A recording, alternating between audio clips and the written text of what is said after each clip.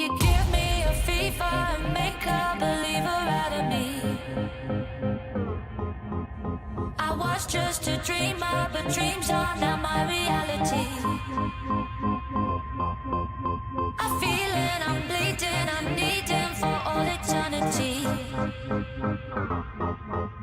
My soul is on fire, this burning desire's heavenly. Then you're moving closer, breath upon my shoulder. Boy, I wanna hold ya. Heart is beating double time. I can't wait to make you mine. I just wanna know ya. I tremble when you call my name. The feeling driving me insane. I just can't get you off my brain.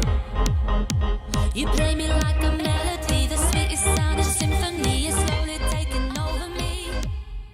I feel the bassline drifting down my spine. I feel it get. It's the spookiest season of all, of course, but the spookiest thing that I think some of these players are thinking about is the idea of not qualifying for the World Championship. That's right. With Mammoth Cup singles, this is going to be the last opportunity for a lot of these players to earn that invitation into the World Championship. Of course, some will be able to fight it out for the last chance qualifier, but of course, most people want that invitation. Sparky, do you want to go over how that format works for all of the different regions? Yeah, sure. I wasn't ready to go over that, but yeah, we can go over that. So NA, EU, and South America are different than the other regions of Southeast Asia and Australia. Southeast Asia and Australia are the easy ones, so we'll go with those first.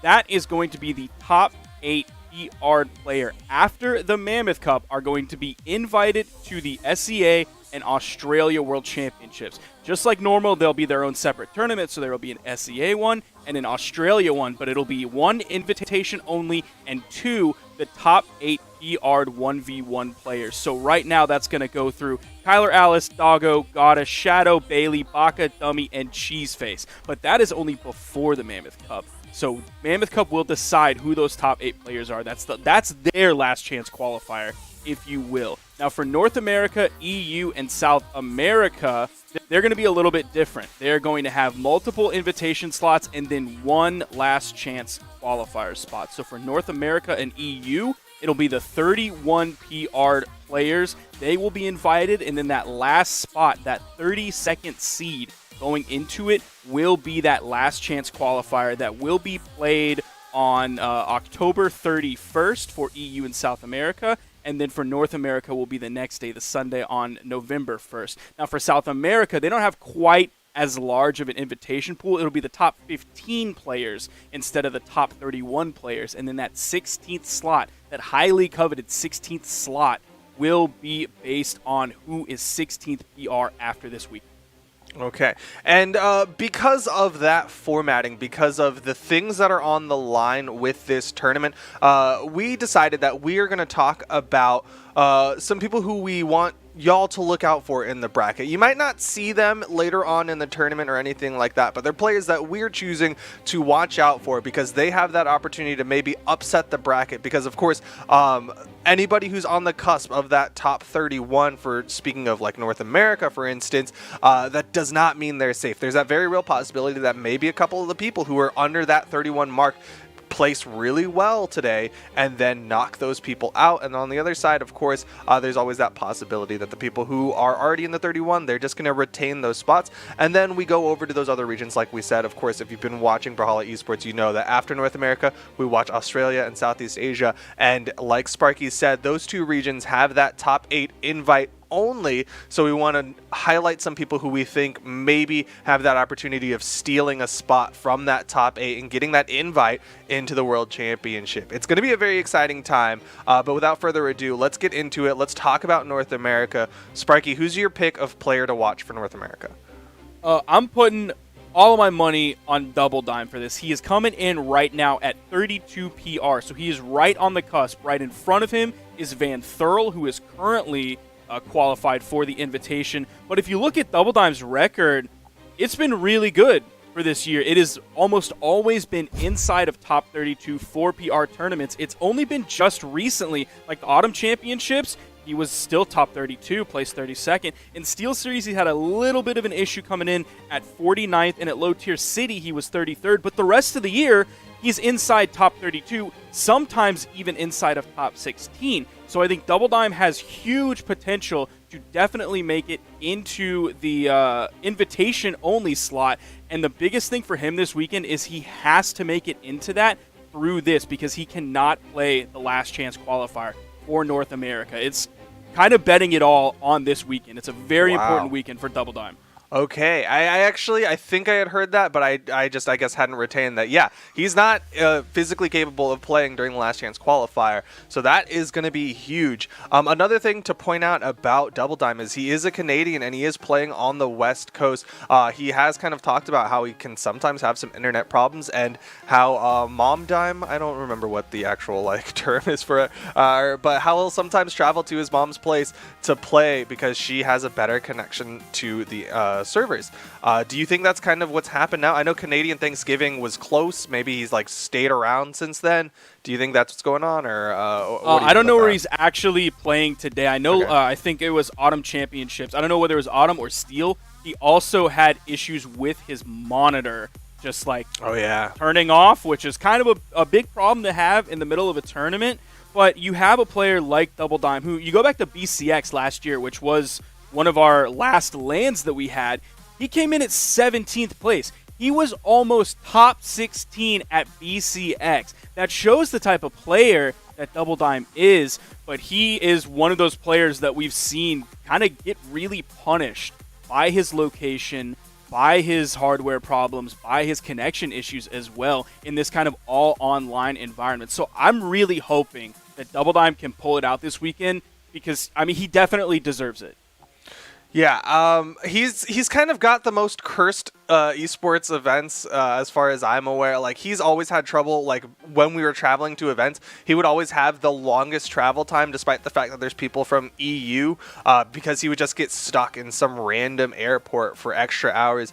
So I know he's usually had the most difficult times, but he still places incredibly well. A very talented player. That's your pick for the North American player to watch out for. Now we're gonna go over to my pick. And there's one singular weapon that is on the lips of many a Brawlhalla player lately, and that is the Great Sword. It is the newest weapon to be added to Brawlhalla. We've had a couple of legends be added since then. So we've got Jae Yun, the only competitive Great Sword legend for this tournament, and I think I'm going to give it to a Great Sword player as far as players to watch out. I want to say Matt is my pick. I think he's got what it takes. I went back into the history books to look around at what Matt's been able to do, and he's been right on the cusp of top 32 many times, right? So going back all the way to Combo Breaker, he's got 17th, then he got 33rd, then 33rd, a rough 65th finish, didn't even compete in Low Tier City, and then 33rd, and then a 25th. So he's very, very close to getting that 31st spot. Again, all you got to do is get right past that finish line, and then you're guaranteed invite to the World Championship. If Matt places well here, he doesn't have to get first place. Granted, first place would be amazing. He doesn't have to get first place. All he has to do is do a little bit better than all the other people that are right in front of him, and I think he can get that 31st slot for the invitation. One of the problems with that is he's going into this, unlike Dime, who is 32 and he just needs to get to 31. This is Matt coming in from 40. Now, we don't actually have raw hard PR numbers and how much if I place 13th, this is how much my PR will jump. If I place second, this is how far my PR will jump. So it's definitely going to be considerably harder for Matt to make it in. Placing inside of top 32, I don't think that's going to cut it. I don't think that's going to be enough for him to jump the rest of those slots up, move up 9 slots into that 31st spot. Yeah, it's definitely going to be difficult for him to earn that 31st slot. I'm not saying that it's just an easy, all he has to do is get top 32. But I have faith in Matt. He was one of the OGs when Great Sword got added, before even Mako got added to the game. When Great Sword first got added, he was one of the originals who was just I'm going to pick this up. I'm going to do incredibly well with it. We saw him placing really high in the ranked competitive scene, but we hadn't really seen it in tournament just yet, and I think this is going to be one of those opportunities to see what he can really do with the Jae-Yun, with that great sword. I'm not sure if I want to say he can make that top 8, but I think if he makes that top 8, then that's a pretty solid confidence boost that he's going to earn that invitation. All right, so then we do have not just North America coming in, but also today we have Southeast Asia and we have Australia tonight. So who are your players to watch for Australia? Yeah, so for Australia, wait, before we get that, did you want to say who you think's going to win today? Because of course, everyone wants that invitation, but some of the people at the top end, they want that glory as well. Before we move on, do you want to say who you think's going to win North America? Yeah, I thought the order was we were going to do winners at the end, but yeah, we can lump them in all in the region. Let me swap in my notes. I have Sandstorm coming in first place. Former world champion, current world champion coming in. I was talking to him. He's confident in his great sword. He is confident in his great sword counter picks if his great sword doesn't work in that matchup. A lot of people are saying good things about Hardy MJ's great sword, but Sandstorm, and I quote, said he trashed him in ranked with his great sword counter pick of Onyx. Now, one of the other players that could be coming in first place that might be on a lot of people's minds is Cody Travis, but I think depending on how many greatsword players Cody Travis goes up against in this tournament, knowing Cody's mental and the things that I've heard about it talking to Isidru when they used to team together, I think Cody is going to get frustrated playing greatsword. Against greatsword. All right.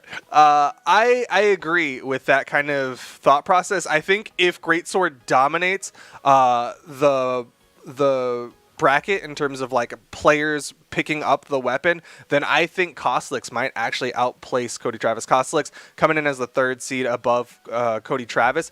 So I agree with you on your predictions. I also think Sandstorm is the pick to win this tournament, predominantly because, again, this is the rise of the Greatsword. This is the tournament where a lot of the people who have been looking at Greatsword have actually been able to put in the time to be like, all right, here's what we can truly bring to the table in competitive. And I think Sandstorm, we saw what he can do in 2v2s with Greatsword. It's going to be interesting to see what he'll do in 1v1s with Greatsword. But like you said, after North America, we move on over to Australia. In Australia, my pick of players to watch is none other than Powar. And the reason why I picked Powar is because I think Powar is horrifically underseeded. Coming in as the ninth seed, which is just outside the invitations, I don't think that tells the full story. If you look at Powar's placements throughout the year, didn't participate, a 65th, and then 9th, 2nd. The recency there shows just how strong Powar is for the Australian region, and I think if Powar can retain this kind of top 3 finishing position, that's a very good opportunity for Powar to earn that spot in the top 8, earn that invitation into the World Championship. Yeah, putting your money on Powar here after he's hot off those 2 second-place finishes, not a bad bet, but I, for the sake of variety, am going to say our top 8s are going to hold here in Australia. It's going to be 1st, Kyler, 2nd, Doggo, 3, Goddess, 4, Shadow, 5, Bailey, 6, Baka, 7, Dummy, and 8, Cheeseface. I think those current PRs are going to be holding on. Those are going to be your invites for the World Championships. Let me tell you why. Now, Powar is hot off those 2 second-place finishes. Recency bias gives him a big boost here, but after Mammoth Cup, those will be slightly less valuable. So he does have to play strongly here to get into that top 8. We're not talking about top 32 like North America. We're talking about our top 8 for Australia. Now, one of the important players to look at for Powar's qualification is Dummy. He's already qualified right now. He's coming in at PR7. And if you look at 2 recent community tournaments that happened in Australia, the Aus SEA Open 2 and the Aus League October 1v1 that was just a few weeks ago, Dummy outplaced Powar 2 times in both of those tournaments, and in one of those he went up against Powar and beat him 3-1 in the losers finals. And that was just a couple weeks ago on October 3rd. That was the last tournament that happened in Australia. Shout out to those community tournaments for giving us more information when we don't have our majors or where they might be a little bit outdated based on current patch cycle. So I think it's going to hold, baby. The dam is going to hold. The waters are not getting through. That's a very bold prediction. So you don't have a single player to watch in Australia besides, hey, you just think top 8, it's going to be exactly the same. Maybe keep your eyes out on Dummy, because if Dummy doesn't place well, then that means there's an opportunity for Powar to move on ahead of Dummy. Is that what you're saying? Yep. I think those 6, 7, and 8 spots, those are sort of my interesting players to watch, but not for any individual particular reason, just that I think they are going to consistently place where they have been placing and in the placements that put them in those 6, 7, and 8 slots. All right, very fair. With that, of course, we go over to our predictions for who's going to win in the Australian region. I saw your pick, so of course I have to go with something different. I'm going to go with Doggo for my pick for the Australian region.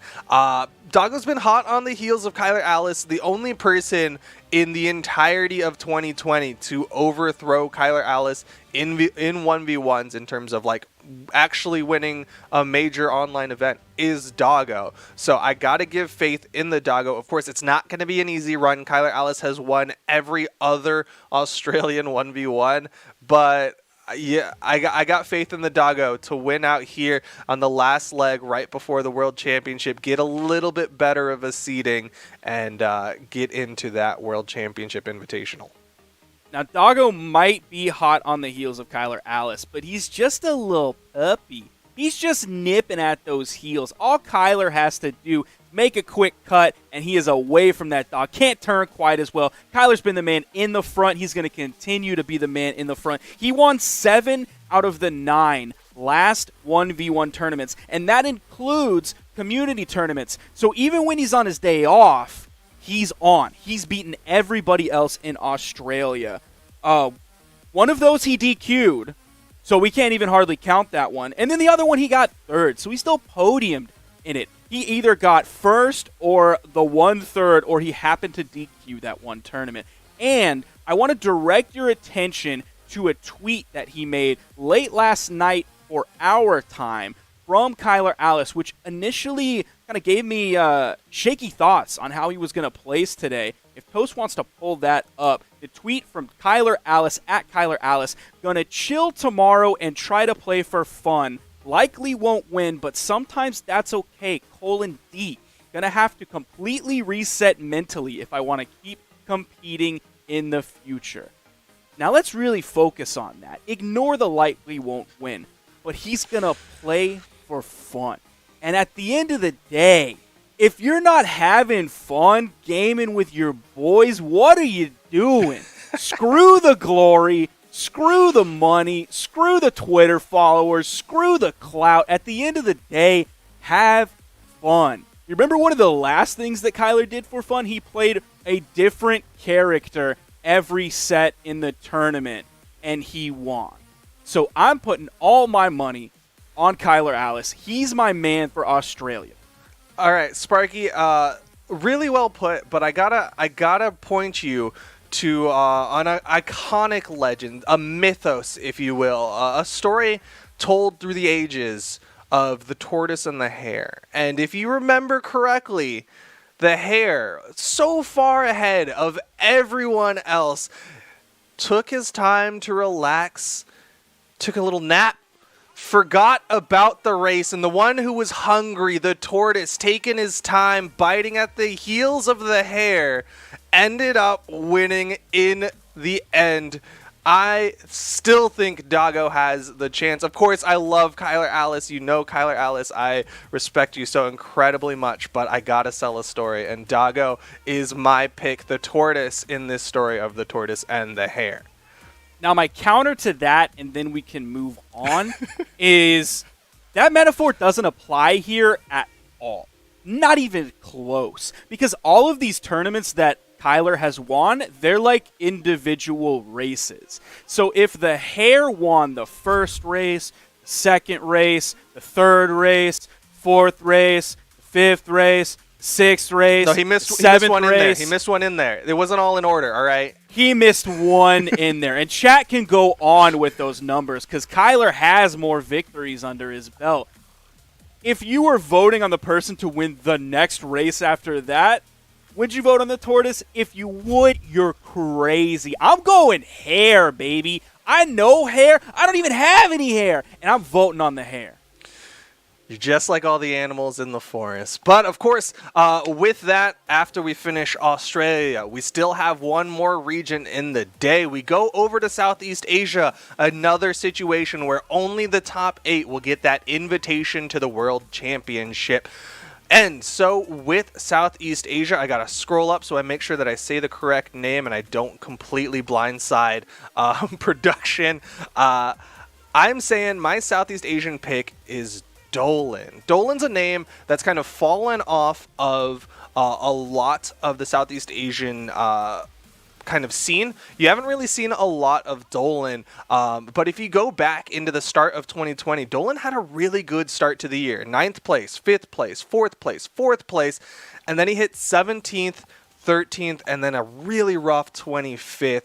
Dolan's having a little bit of a rough time here as of late, and so that recency bias really knocks him down a lot of pegs, but I still have a lot of faith in the Dolan. I think Dolan, if he can do well here, he has the opportunity, again, to get that invitation spot, because you got to be hungry, you got to get that invitation, otherwise you're just going to be sitting on the sideline. Of course, you get to watch the World Championship. It's going to be super exciting, but I know a lot of these people, they want to be competing. They want to be there on the stage, not in the stands.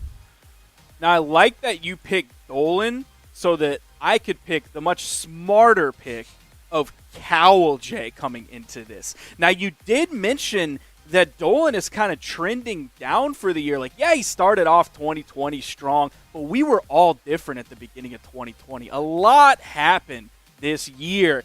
And Dolan's on the downslide, man. You talk about that 25th recent placement. We're not talking about in A where you have to be 31 or better to get the invitation. You got to be 8 or better when we're talking SEA. So I'm looking at Cowl J. He had a rough start to the year. Winter Championships DQ'd out, got like 129th. Spring Championships, 13th. Oh, whoa, that's looking pretty good. Combo Breaker, 5th. Whoa, that's looking great. Summer Championships, 7th. Very solid. Low Tier City, 9th. Still solid. And then Steel Series, 7th. So where Dolan is trending down, Cowl J is trending up. For all my Wall Street guys out there, I'm bullish on Cowl J, and I am bearish on Dolan. Sell your stocks in Dolan. Buy your stocks in Cowl J. That's where it's going. Now, a couple other things I do want to mention about Southeast Asia is I think this is probably the most contentious region at the end there. You have like Sire coming in at 8th, Dolan coming in at 9th, Cowl J coming in at 10th. I think those are 3 very important players that are all fighting for that 8th spot, and any of them really could take it. I think the rest, though, 7th starting at Hollock, 6th is Vortex on up to the front. I think the 7th seeds, the top 7 seeds, they're going to hold through no problem. I think they're definitely all going to qualify for the invitation. But man, that 8th spot, this region is really in contention for it, because like Sire will place 7th and he'll place 9th. Dolan will place 7th and he'll place 9th. Cowl J will place 7th and he'll place 9th. They have regular outliers in there, but it's mostly like inside the line and outside the line, inside the line and outside the line for all 3 of these players. Yeah, I definitely agree. I think there is a lot of solidarity at the top. That's not the right word. I think there's a very solid top 4, maybe top 6 of the Southeast Asian region. I do think those final couple spots, those final 2, are going to be very interesting to see. And it's one of those things where just watching the tournament, you're not going to exactly catch that, oh man, just by getting the top 6 finish here, that Cowl J is going to outplace all these other people for the Invitational. Like, it's going to be really hard to tell, but I just want those of you who are going to be watching the entirety of the tournament to keep an eye on those kinds of things. Keep an eye when we get in the top 8 of the things, who's in the losers round 1. There's just that smallest potential that you'll see, like, Holox get in the winner's bracket, and suddenly Holox is guaranteeing themselves a finish into that invitation. I do want to rewind a little bit. You kind of brought up the stocks, the Wall Street bets, and you know what? You are right that Cowl J is trending upward, But me, I'm a little bit crazy with my stocks. I like to buy low, sell high, and when something's on the downturn, it's just a matter of time before it swings back up and I can get that big payoff. I'm still in it on the Dolan. I'm rooting for Dolan. But that's not it. Of course, we have to get our picks for who is going to win the Southeast Asian region. I was going to ask you who you were going to say, but honestly, I'm more important. Yeah, it's Tiger. It's Tiger. We already know it's going to be Tiger, but like, well, let's pretend for a second that it's not Tiger, but it's Tiger. That's it? You're just going to leave it at that? He's the number one in Southeast Asia for a region. You can make him sweat a little bit. Maybe he'll fall a little bit, but it's Tiger. This dude's got a 97% win rate in ranked. This dude's got a 95% win rate in tournament. This guy is insane. The fact that he tripped up a little bit once is not enough to make me jump off the Tiger bandwagon. It's Tiger. Now, it's interesting that you talk about making Tiger sweat, because I think just recently at Autumn Championships, Vortex did a little bit more than just make the Tiger sweat. At Autumn, they played 13 games. You want to guess the score? I'll tell you the score. It was 7-6. Now, it was in favor of Tiger here, but we did see something very different. Tiger won in winners finals. That's fine. Sending Vortex down into the losers bracket. Went through the losers bracket, came back up into grands against Tiger. Now, normally, or sometimes, there are kind of two sides to this. Sometimes we see Tiger immediately end it there. There's no reset, no worries whatsoever. That didn't happen. Vortex got the reset. So then we have our sort of other scenario where after the reset, Tiger is reinvigorated, he's ready to go, and you see him sweep in the grand finals reset. But we didn't see that here. We saw Vortex win grand finals 3-1, getting the reset, and then in the grand finals reset, it was 3-2. Tiger kind of barely got through by the skin of his teeth. I think the cracks are starting to show. Tiger's on his way out. I think Tiger is slipping. Vortex is right there, right behind him, ready to take over the reins. And I want to go back, because this isn't just stats. This isn't just all business. This is also personal. Going back to 2016, between your and my money match, Tiger was interviewed asking who he thought would win. And then he asked, who is higher ranked? And the interviewer, Troy, said, I was higher ranked, which was true. And Tiger said, really? That surprises me. How could he be so brazen and disrespectful to me when I was clearly the better player? Tiger is out of here. He's out of here. He's done. Player. Better player won in a 2016. Better player lost. Oh my gosh! I'm sorry that he hurt you so much that you decided to keep that hate, that hurt for so long. You just waited for the opportunity to tear down Tiger. But you know what?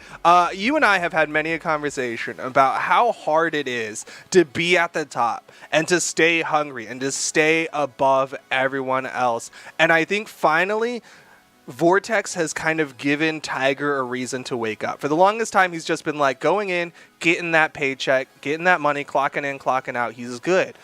But with Vortex making him sweat in the grand finals, making him work a little bit, I think that's enough to make Tiger go, you know what? I've been sleeping on this region. I know I've been dominating, but it's time that I actually started putting in the work in the gym. And he's had time since the last 1v1 to put in that work, really learn up, and make sure that he can dominate his region again.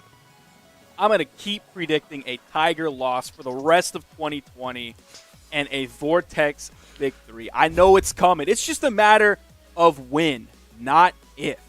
Tiger is going to be losing this tournament. He's losing it to Vortex. Vortex coming out on top. He's going to be the man to beat in Southeast Asia.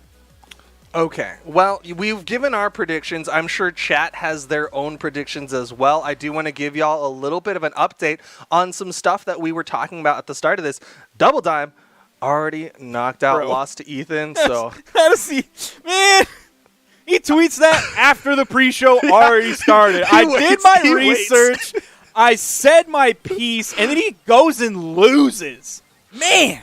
Rough day for Sparky. We'll see if it gets rougher. But we all get to watch and enjoy all of the amazing Mammoth Cup content. Stay in your seats. We're going to be taking a short little break. And when we come back, we will be bringing that North American top 32 for the Mammoth Cup. Stick around.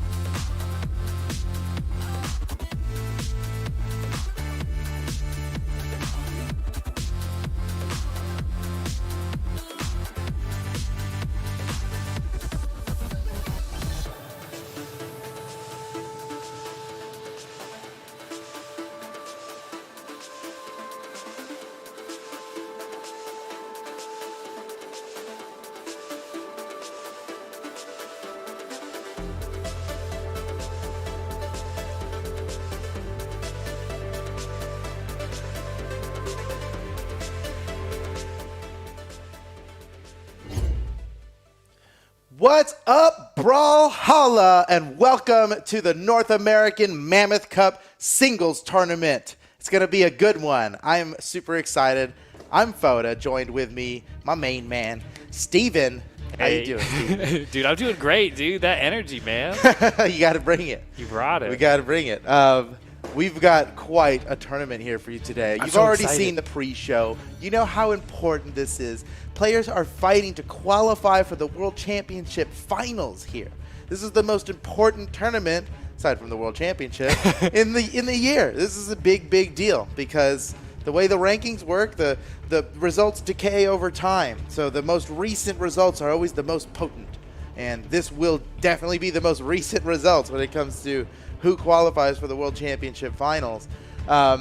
But also why this is going to be a very exciting stream here is because I'm looking at the next matches coming up. Can we bring those up? I'm looking at the next matches coming up here, and they are pretty exciting. Boomy versus Stimpy. That's really cool because Stimpy used to compete in EU ever since 2016. He's been a top competitor in Europe, and he has since moved to North America. It took him a little bit, but now he's back on top in North America, and we're going to see him fight the old school top tier. So can he stack up against Boomy? I don't know. Honestly, I don't know. But we're going to find out together on this stream together. And then Stingray versus Wrench. Dude, yes, okay. I'm excited about that. That's going to be a good one. And then Punksy's going to fight somebody. We don't even know who it is yet because the bracket hasn't filled out Trace enough yet. question marks. That dude is ripping through the bracket. Yeah, and then Lil Cap versus Ethan. That is a old, maybe not a rivalry. They fought each other a lot. And I believe Lil Cap has come on top in previous matches, but that's going to be a good one, too. There's a lot of good matches coming up here. We're going to be coming in right up into top 32 of this bracket. So immediately we're into the best of fives. And what else? Man, this is a good one. This is a good tournament. Let's get right into it, guys. Yeah. Let's just get right into it. Now, Here, look at these stats. Check out these stats. Look at Boomy's earnings. That's 117,000, by the way. There's no decimal point in there. That's a lot. That's too many numbers. That's a lot. Here we go, baby. Top 32 winner's side. It's the start of the North American Mammoth Cup Singles Tournament stream. Boomy versus Stimpy. And Boomy's playing forearms? Yes. Oh. Yeah, really been into core lately. Main pick. Believes in the hammer, believes in the gauntlets. Here about to see it against Stimpy. Now, Stimpy, unfortunately, ran all the way to the U.S. to get away from Acno, right? Obviously, that was the main reason. And then has to run right into Boomy. He can't catch a break. Yeah, can't catch a break. Let's see how he does here. Oh, the big rollout coming through, knocking Stimpy off on the side of the stage. Boomy ghosting him out there, looking for the edge guard, getting back up on top. Okay, now knocked off himself. Oh, my gosh, fire hydrant hits. Oh my gosh! Is this the first time we've seen forearms in a tournament stream? I can't remember ever casting this. Yeah, to my knowledge, it is. How exciting! How exciting! Well, Boomy takes the first stock, and he's got some room to go here. He's in red, but he can survive a few good hits. Wow! So now he's bringing the pain. He's extending his lead. He's got a lot of runway here. Look at he can survive like a few more of those. Forearms. Oh yes, he's dude, so I beefy. love this pick. This is such a good pick for Boomy. I'm a real big believer now. Yeah, why not core sooner? It makes so much sense for Boomy. Oh, the slide kick recovery, still not enough. Okay. I wouldn't have been surprised if he lived through that one. I feel like Boomy is a Gauntlets player who's been looking for a Gauntlets legend to settle down on. Maybe Core is the pick. And Hammer, he relies on Hammer when it comes to the big competition. He often falls back to Hammer no matter what state it's in any patch. And wow, that side signature took him out early. I love that. That was nice. Yeah. He used it perfect timing, got the KO, and then he used it one more time to show him, like, that's what I just did.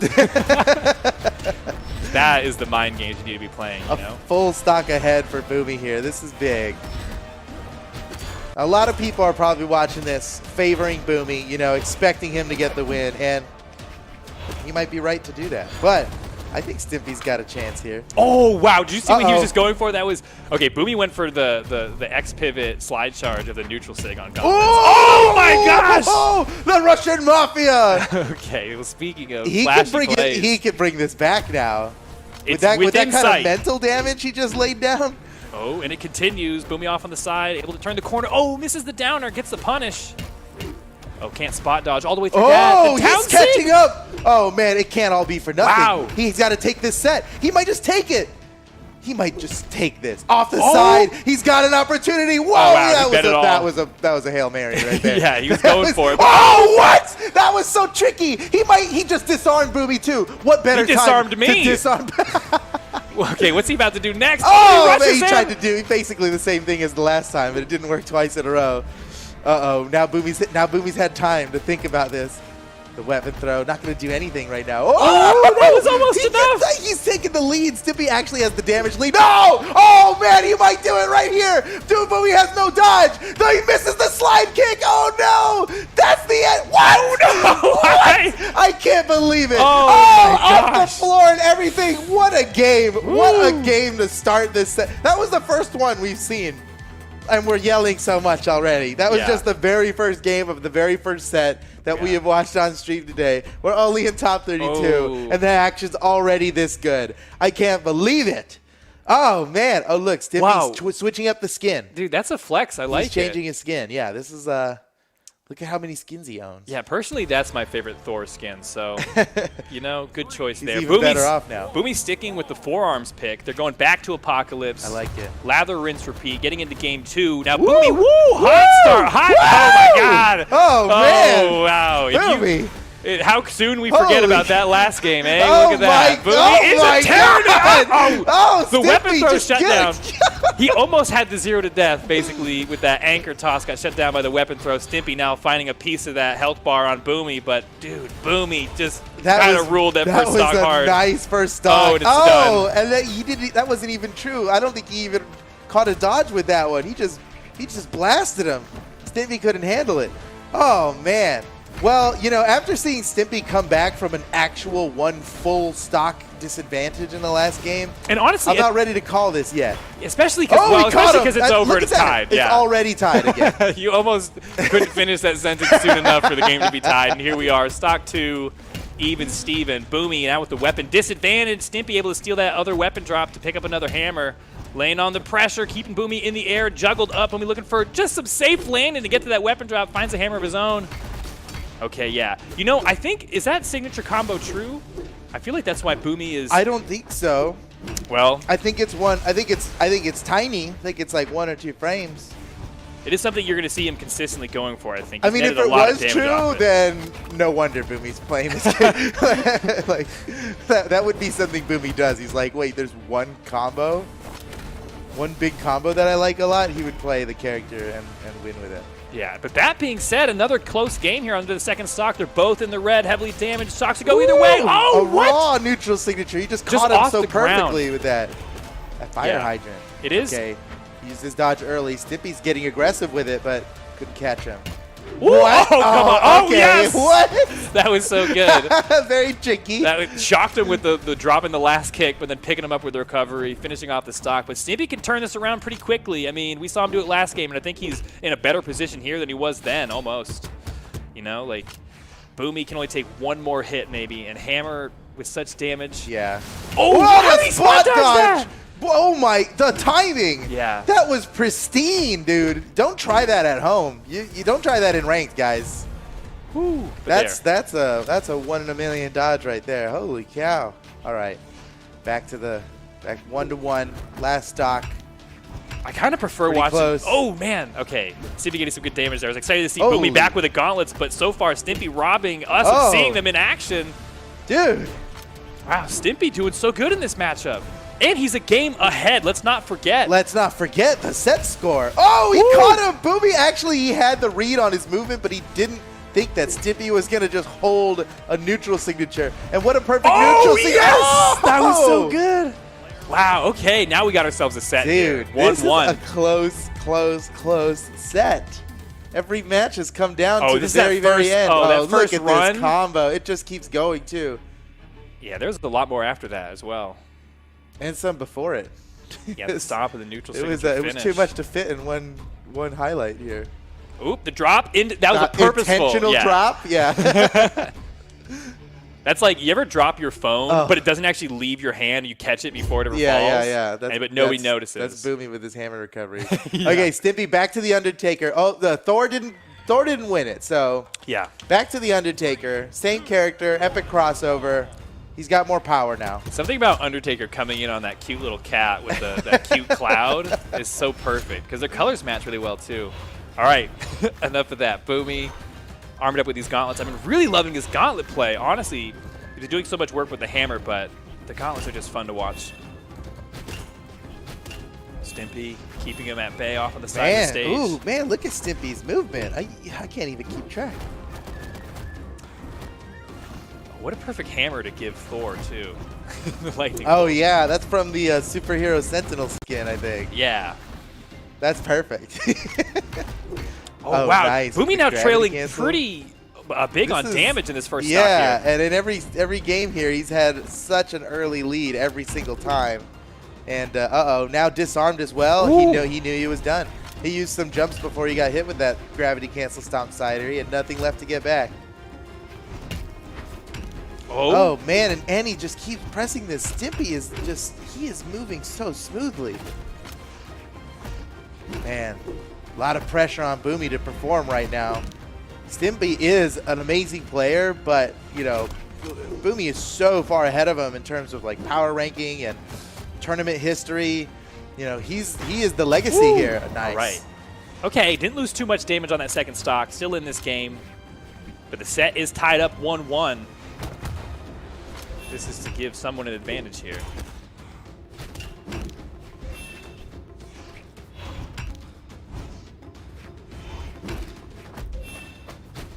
Woo, man.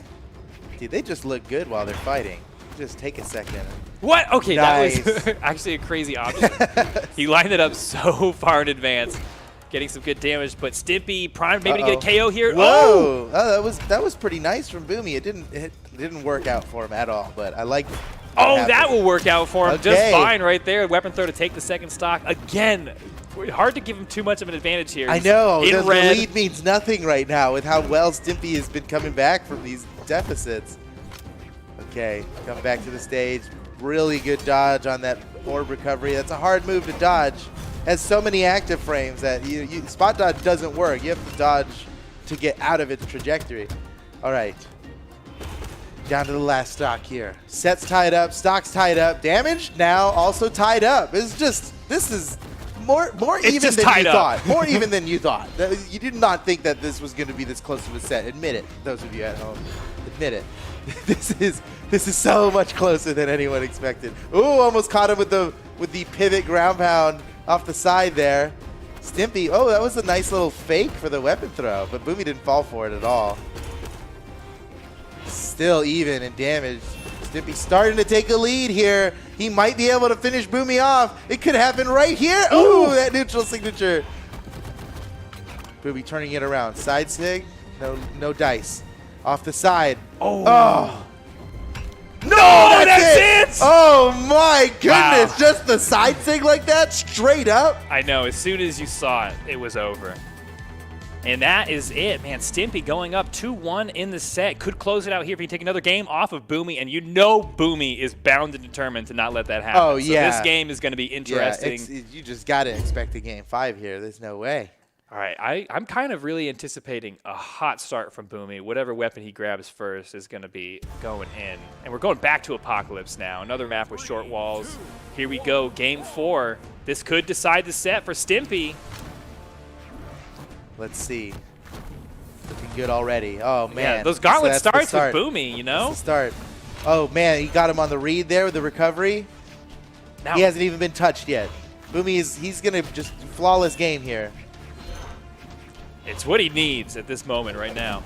Oh, man. if he can just get one of these ground pounds, like, it's tough. Players are just getting really good at anticipating and avoiding what makes gauntlets capable of the early gimps. Players are so hyper aware of it. Of course, Stimpy is. We can tell. Okay, this could be it for Boomy. He might be able to get the early kill. He has his dodge down. Boomy kicks him off the side, but Stimpy got all his jumps Oh, back. yes! Doesn't matter. Caught him with the anchor. Dude, that was awesome. That looked cool. Says the guy who drew the special effects. Hey, wait, no, dude. Man, that looks great. It was the way he used it that really looked cool.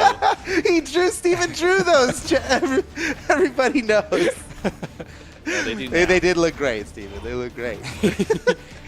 All right, Boomy's looking good here. Still with all 3 stocks, but he's got to get some damage out on Stimpy before losing this to make the early lead worthwhile. That's a little bit. Got him off the side. He's looking for, man, the gauntlet downlight to corner guard is so good. Oh. But Boomy is doing it every time now, and Stimpy seems to be catching on. Oh, he just stays underneath it. Don't jump. Oh, no, he lost the gauntlet. Yeah, that was sad to see that. That was like the ice cream melted in his hands. It was a sad sight to see. Oh, he's got Stimpy off of the edge. He could take another stock here before even losing his first one, but that is not going to happen. Stimpy taking that stock. Not before taking a lot of damage on his second stock also. He got a good lead there with that. So let's see. Oh, wow. He really just thought he could have it all right there, and maybe he can. He might get a full stock here, but even if he does, we've seen Stimpy come back from full stock deficits before in this game. Oh, and he's robbing him. Gosh, yes. Man, he weapon starved him. Gosh, you love to see a player go on a run like that and just hit everything they go for. And even as they get silly with it, they still land. He grabbed a new weapon, killed Stimpy with that new weapon, and swapped out for his old weapon before it disappeared. Yeah, that's a pretty flashy maneuver. Oh, man, here he goes again. Man, that just lines up really well at a very specific amount of damage. And Boomy knows it. He knows exactly when to go for that. Sidelight, recovery, down air, jump down there. It's not going to be that true, only at that specific amount of damage. And Boomy going for it early. Wow, I can't believe that he went for that ground pound. I like it. Here we go. Yes. What? Stimpy? Oh, man. That was good. Oh, that was good. The turnaround there, the down air to finish it. Man, it's going to be a miracle, though, for Stimpy to hold on to this stock. And it's looking like we're going to Game 5. I'm looking at the scoreboard now. It is looking like we're going to Game 5. Take us there, Boomy. Let's see it. Boom. One more. That's it. Yeah, dude. Everyone's going to think this is scripted. It's actually a recording. We've seen all this beforehand. Oh, look at that again. Game 5, can we slow-mo the anchor? Oh, I don't know.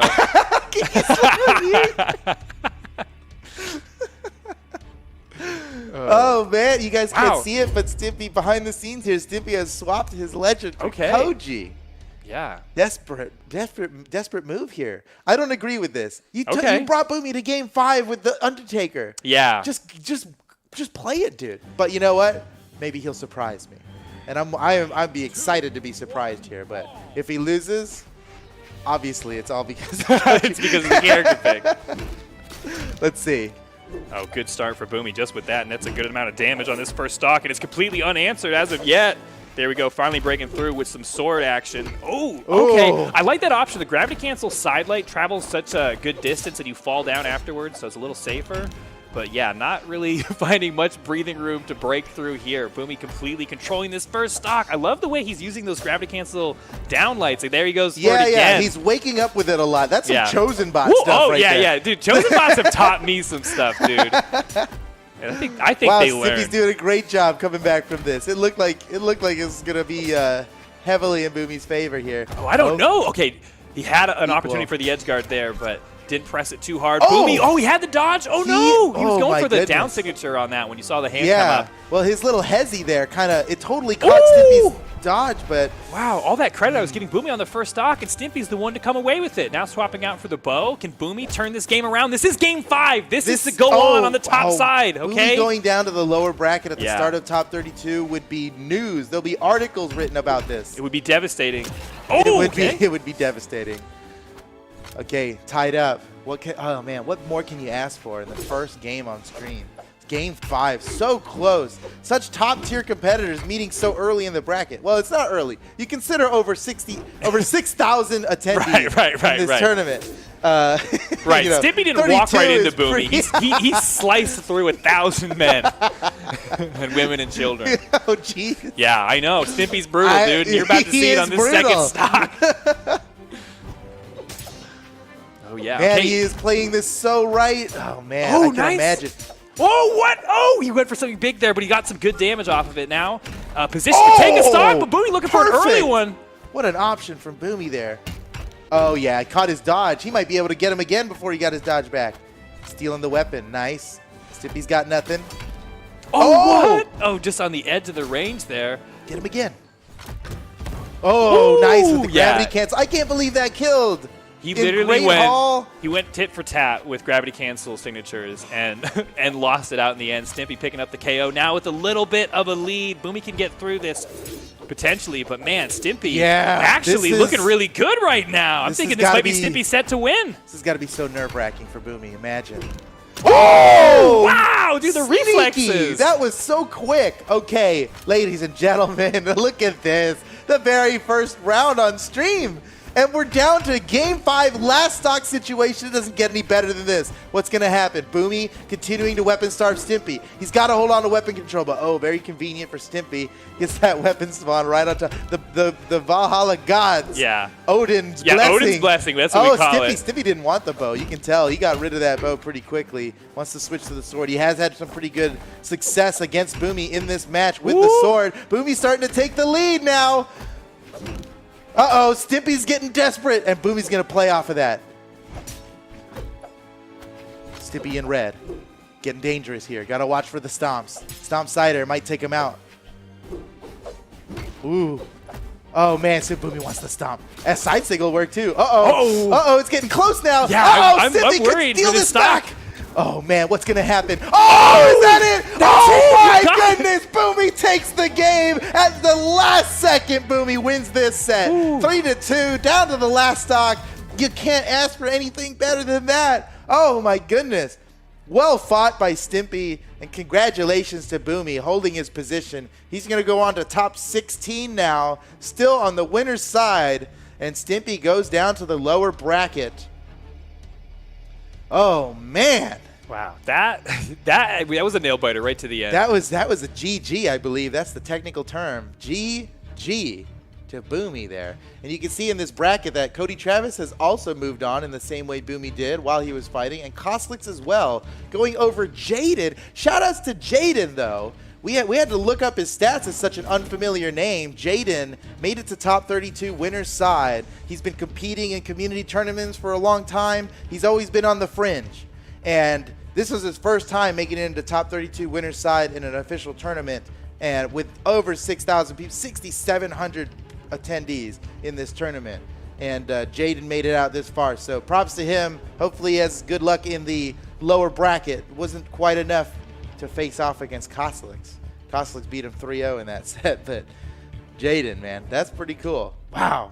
Man, I'm still just so hyped off of that Boomy Stimpy set. Yeah, dude, I thought that was excellent. I really thought Stimpy had it at the end there. I was like, oh boy, Stimpy actually just has this game. Okay, but coming up next, you can see here that we've got a big one. I know Steven's super excited about this one, so let's roll into it. We've got Stingray versus Wrenched, and oh my, Wrenched is back on Asuri. Yeah. Everything's right in the world. This is right. This is so good. And Stingray, as much as I'm a fan of his Orion, his Taros also has won my heart. Something, okay, we're getting into game one here, and something to look out for from Stingray. One of the reasons why he's a player I really like is the way he plays is so different. And the way he plays wouldn't even work against a Chosen bot because it's like cerebral, and so he'll do a lot of down throws. Yeah, it's based off of like tripping you up. Yeah. So you'll see him throw his weapon down and re-grab it a bunch, trying to force somebody to dodge. Just like to force options out of them. It's a really interesting way to play. And then Wrench, just classic Katars. Wrench has been my pick for a long time. Last year, I told him at BCX he was going to win, and I jinxed him. Dude, Wrench is using my favorite skin and my favorite Katar skin right now. I'm like all about Wrenched. #1 Wrench fan right here. No bias, but I'm pretty sure he's going to win this. Yeah, how great to see him back on this character, too. He's been messing around with so many other characters, but yeah, I remember back in 2019 when he won 4 lands in a row, or 4 majors in a row, using the Asuri. It's like, we're finally back. Oh, yeah. See, he wanted to get rid of the Katars, and the game wouldn't even let him. It's like, this is your destiny, Wrenched. All right, Wrench cannot run from your destiny. Oh! I was about to say, he's looking like, I like dancing, that. And he's dancing. Love it. Yeah, he took that first KO, danced it off, and now onto the second stock here. Stingray needs to take this right here. Okay, weapon throw what a comes read through. on the weapon throw. There's no way Wrench comes back from that. Wow. Woo! Well done. Oh, it's Dude, European style, too. Dude. He was on the right side of the card. You see that?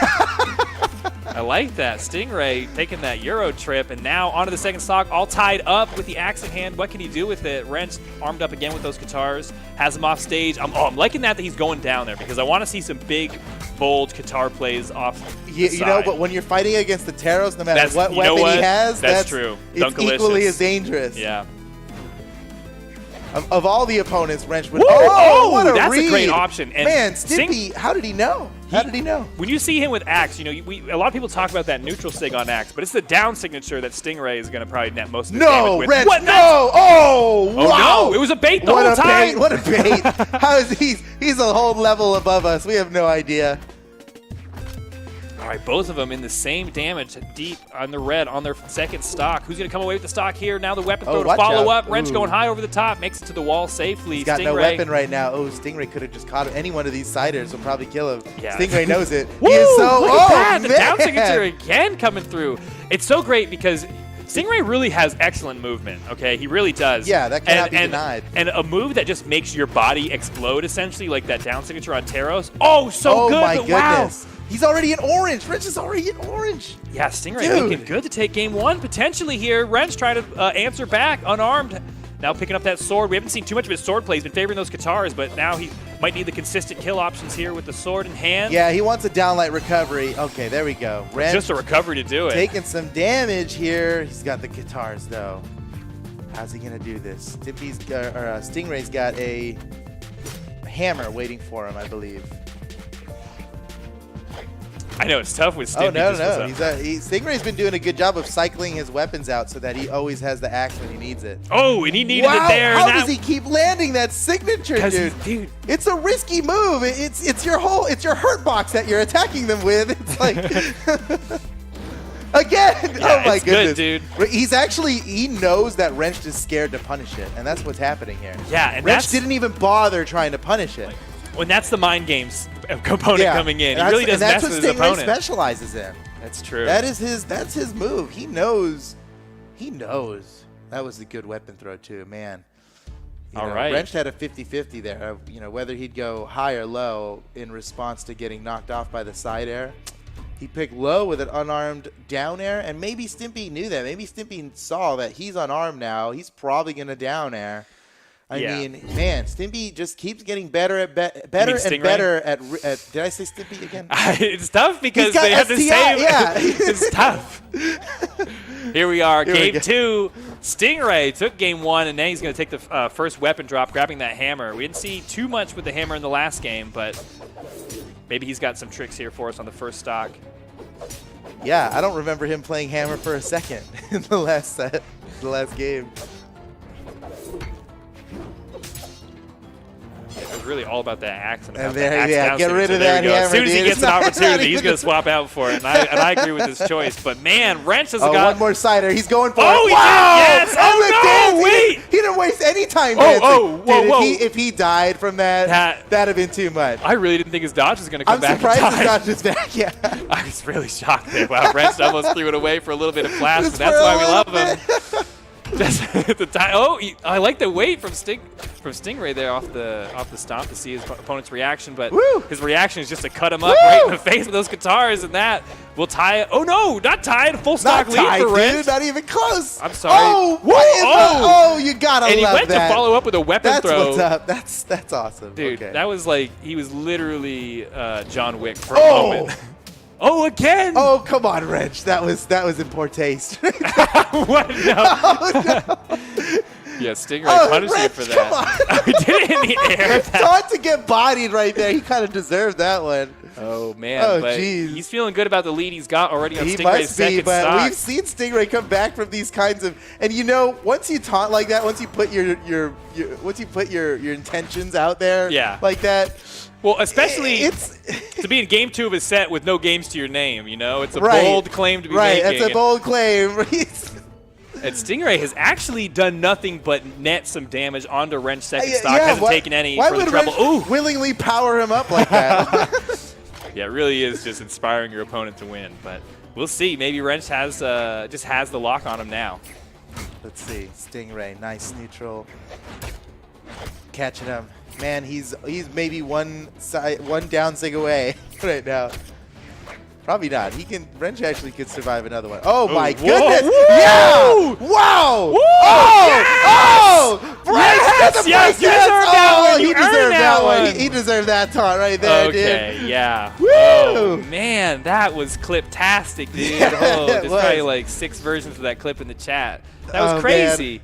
Okay, well, Wrenched really clapping back on game 2. Now we're going to get into game 3, and it's Hold an on, hold even on, hold set. on, hold on. Look at Oh. this. Look at this replay. This is it right here. This is it. Look at this guitar play. Oh no, we're not gonna have enough time. We're not gonna, yes. Boom. Wait. Here it comes. There. And then. Wait. Now. And then. Oh. And it's still not over. How about one more little oop? Bam. Okay, let's go back to the match. All right, here we are, game 3. Now it's all tied up, 1 game apiece for this set. All right, this is going to be a close one. Now on to Crystal Temple. Now both characters have some pretty dunk-tastic moves, right? Yeah, And that can make this and yet map we've broken. seen no dunk. We've seen no dunks. Not a single dunk. A lot of trickery, a lot of finesse, but no dunks. We need to see just that one big slam. The higher up you go in the bracket, the harder it is to land dunks, you know? You know, that's a very good When point. you play ranked and you're dunking on like golds and stuff, you're like, this move is so good, but then you fight Stingray and it never works. All right, and damage is pretty even across the board. Oh! Until that happened, and that will take the first stock of the Whoa! game going to Stingray there. Wow. Straight up counterplay from Stingray. He knew Wrench wanted to come down there and land a downer. Because he landed the nair first, right? Then he fast fell Yeah. into snapping to the ground with that down signature. He knew Wrench was on the chase. Oh! Oh! And Wrench still on the chase, honestly, for this stock. And hasn't been touched. Oh, just there gets a little dusting from the axe. He's got to be Clean this up careful quickly. because when Stingray knows that you're going for the kill Woo! option, Oh, nice. wow. Caught the dodge.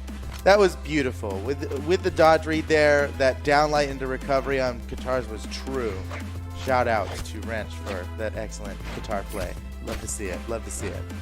Oh! What? Oh, no. Oh, no.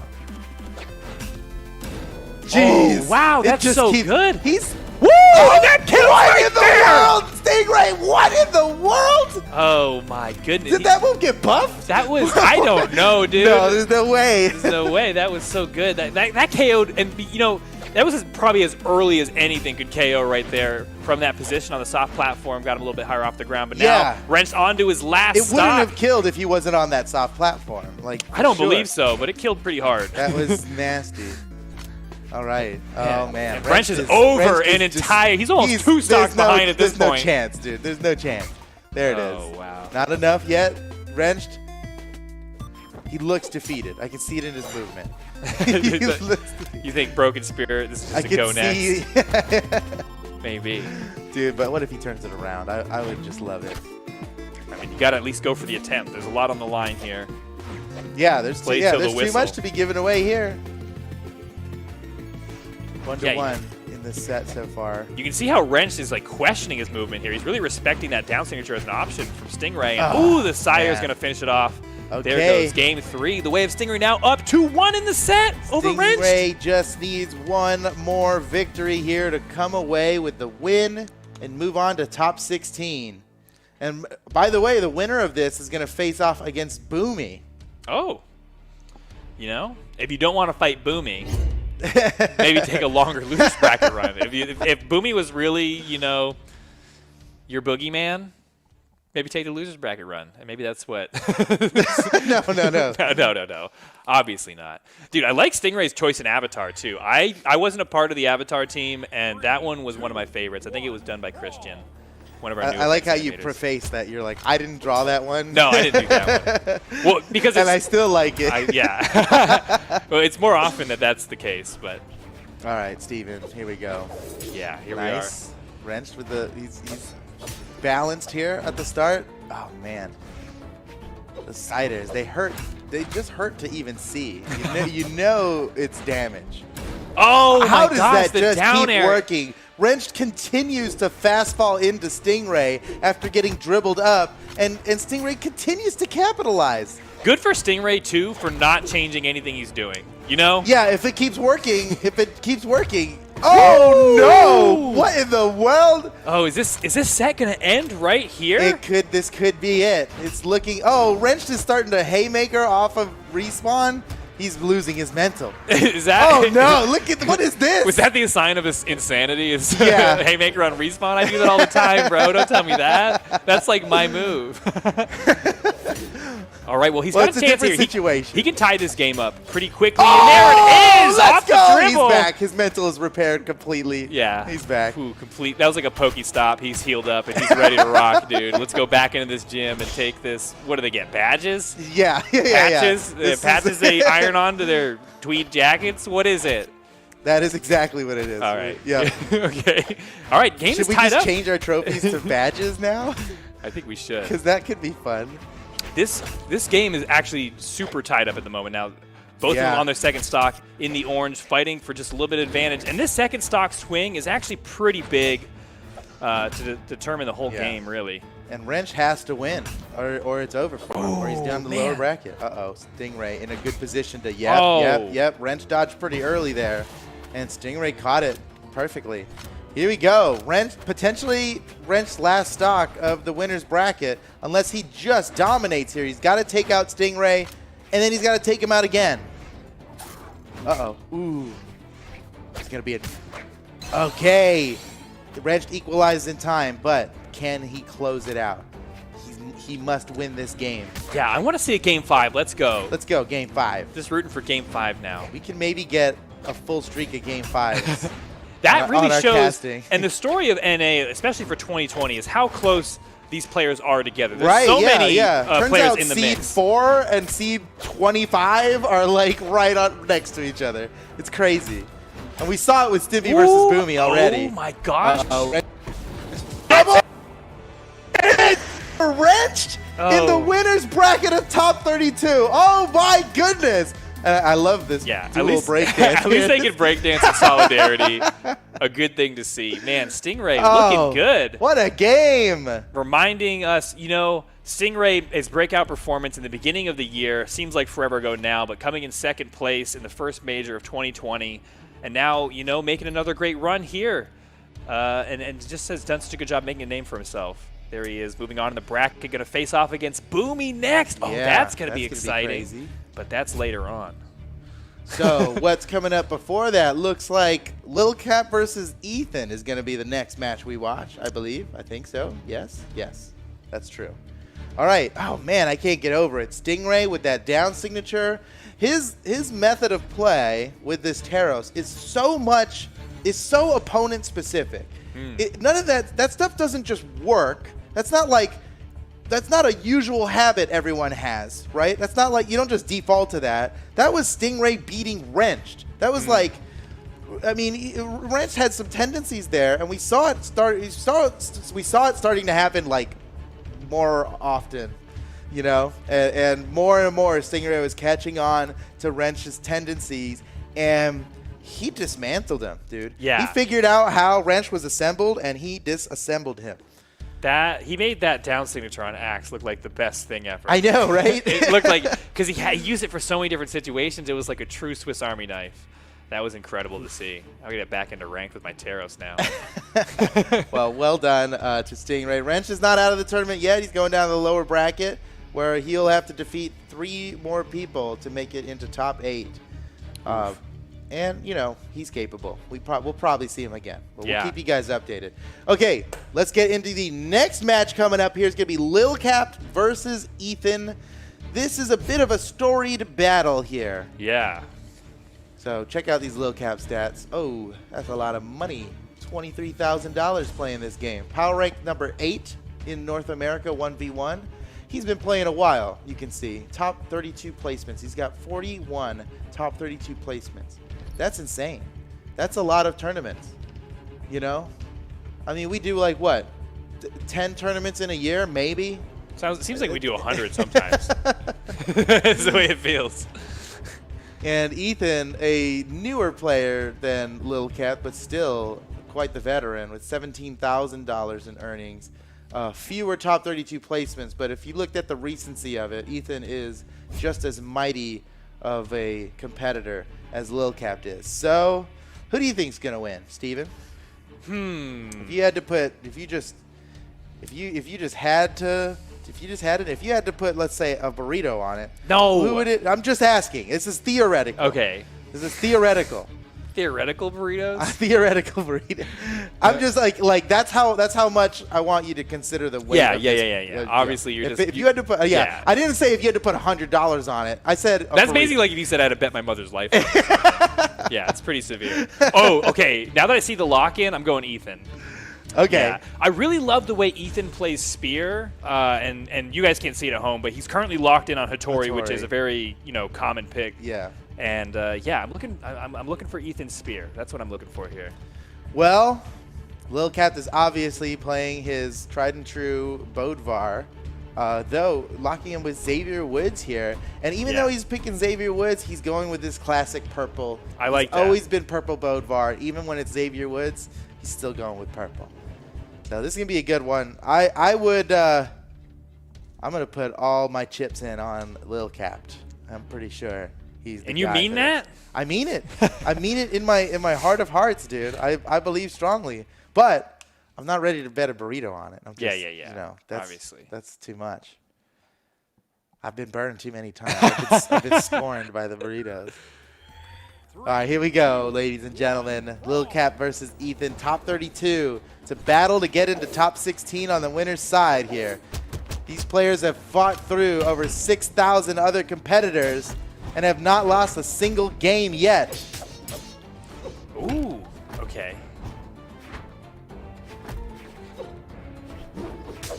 All right, they've scrapped back and forth, landing some damage either way, but now Ethan coming away with a bit of advantage. Oh, no, you know what? They're basically just tied up. Yeah. They're feeling each other out here. Oh. It is funny how the beginning of like, especially game one of a set does feel like the beginning of a boxing match where like they're learning their range and see what the other person's trying to get away with, and now they're breaking through some more damage here. And more the meta of top tier Brawlhalla play is becoming mental. All these players are masters of execution, and it starts to become like just beating the other opponent, knowing what they're gonna do, and being prepared for it. Anticipation. Looking good so far here. It's anybody's stock. Ooh, there it is. Ethan's stock to take. There he goes. Comes away with it now with the lead. Decisive. Actually switching off to the sword. Okay, not going to favor the spear, at least in this matchup. Little Cap, even though it does look like he's holding a trombone, that is a sword as well. When we were designing Xavier Woods, we were like, what are we going to make his sword? I was like, dude, let's make it his trombone Francesca. They're like, can we make a sword of trombone? I'm like, I guarantee it. And there he goes, showing off those musical talents of Xavier Wood on display. All right, and with a little bit of a lead, Ethan trying to hold on to it here, pressuring Little Cap off the side of the stage, trying to keep him out there. Oh, nice, the gravity cancel off of that into the dunk. Let's go. No, is he done? No, he gets now the he's touch. in trouble. Yeah, wow. Okay.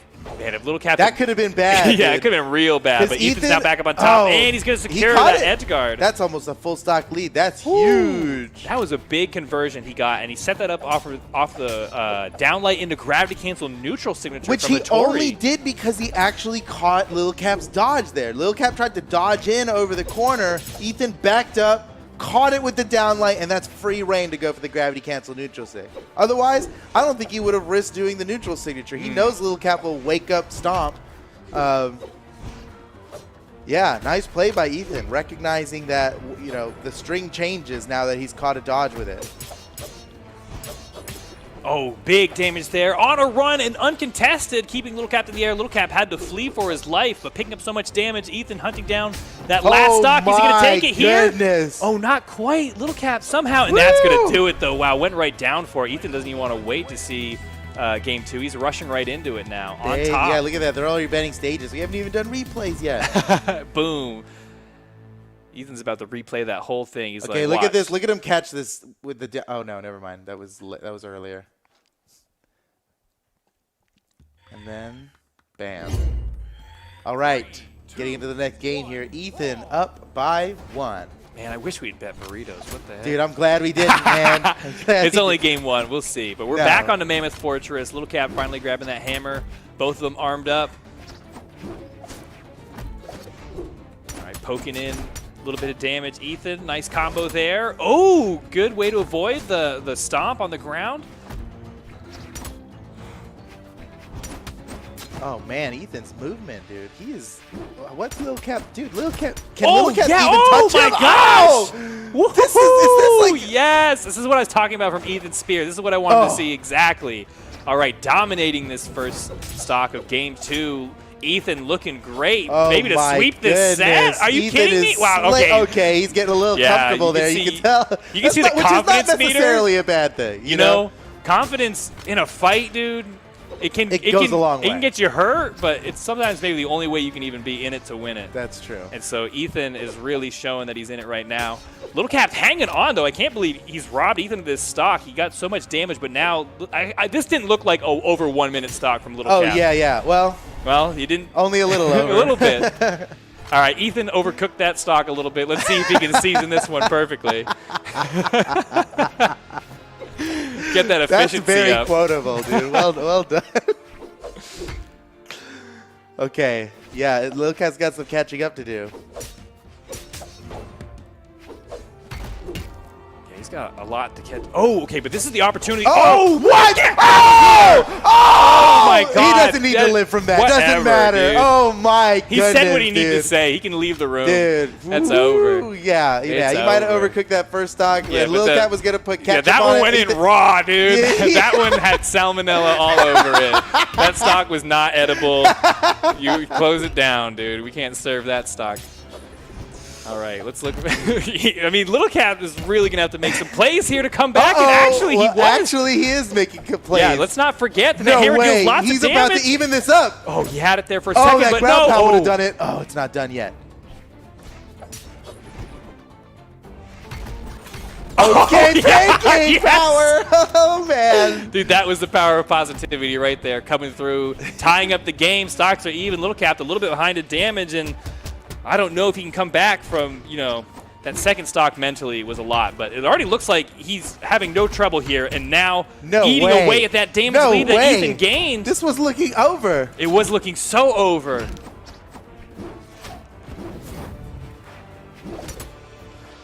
Lil Cap's doesn't like the overdone stocks, so he Ooh. puts ketchup on it. Oh, man. Oh!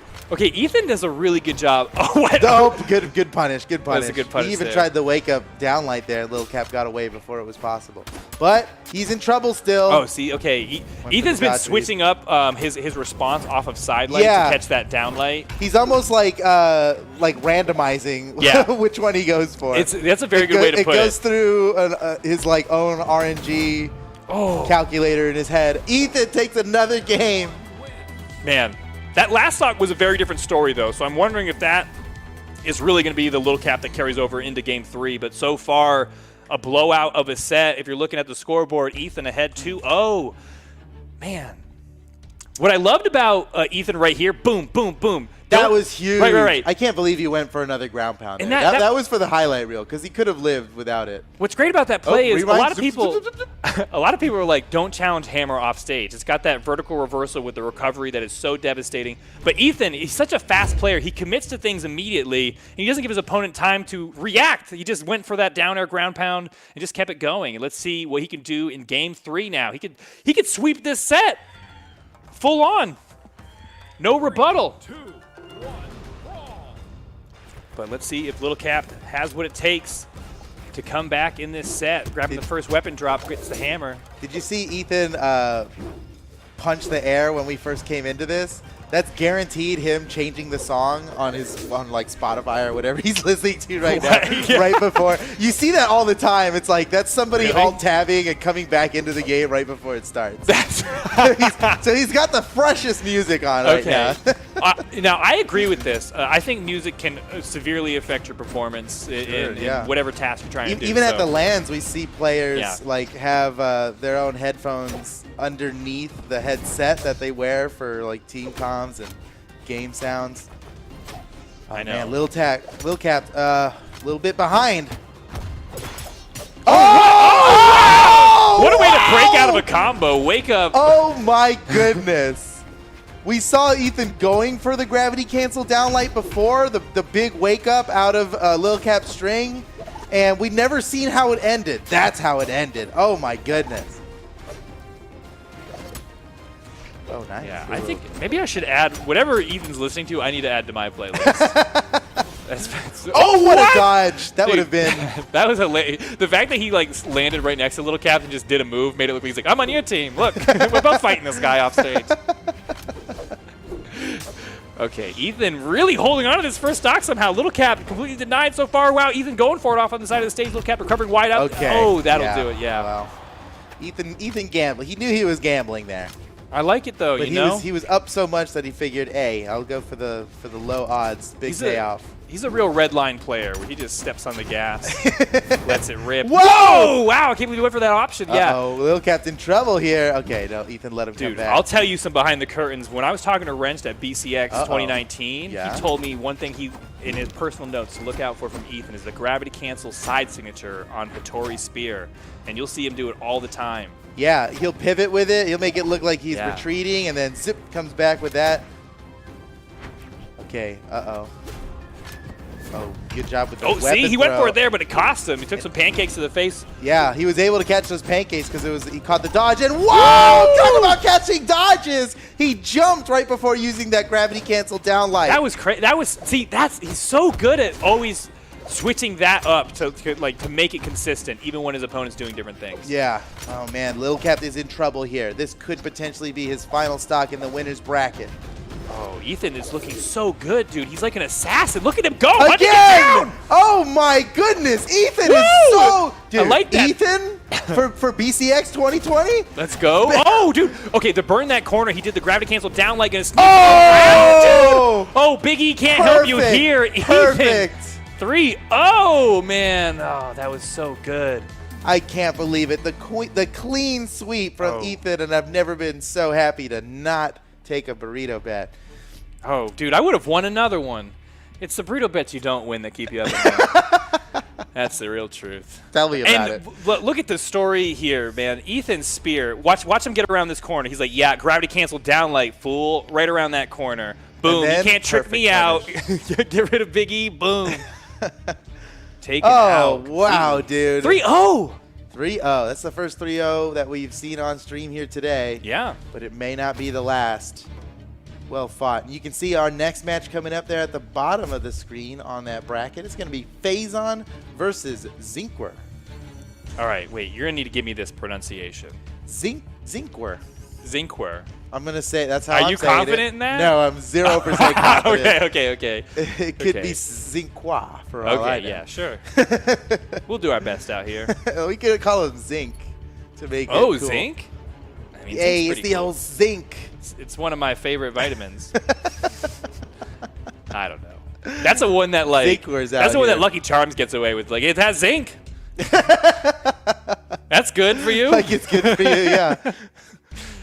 man. But Phazon, you guys can't see this at home, but I'm getting a sneak preview. It looks like he's teasing us with the Jaeon pick. We haven't seen Greatsword on screen yet. Yeah.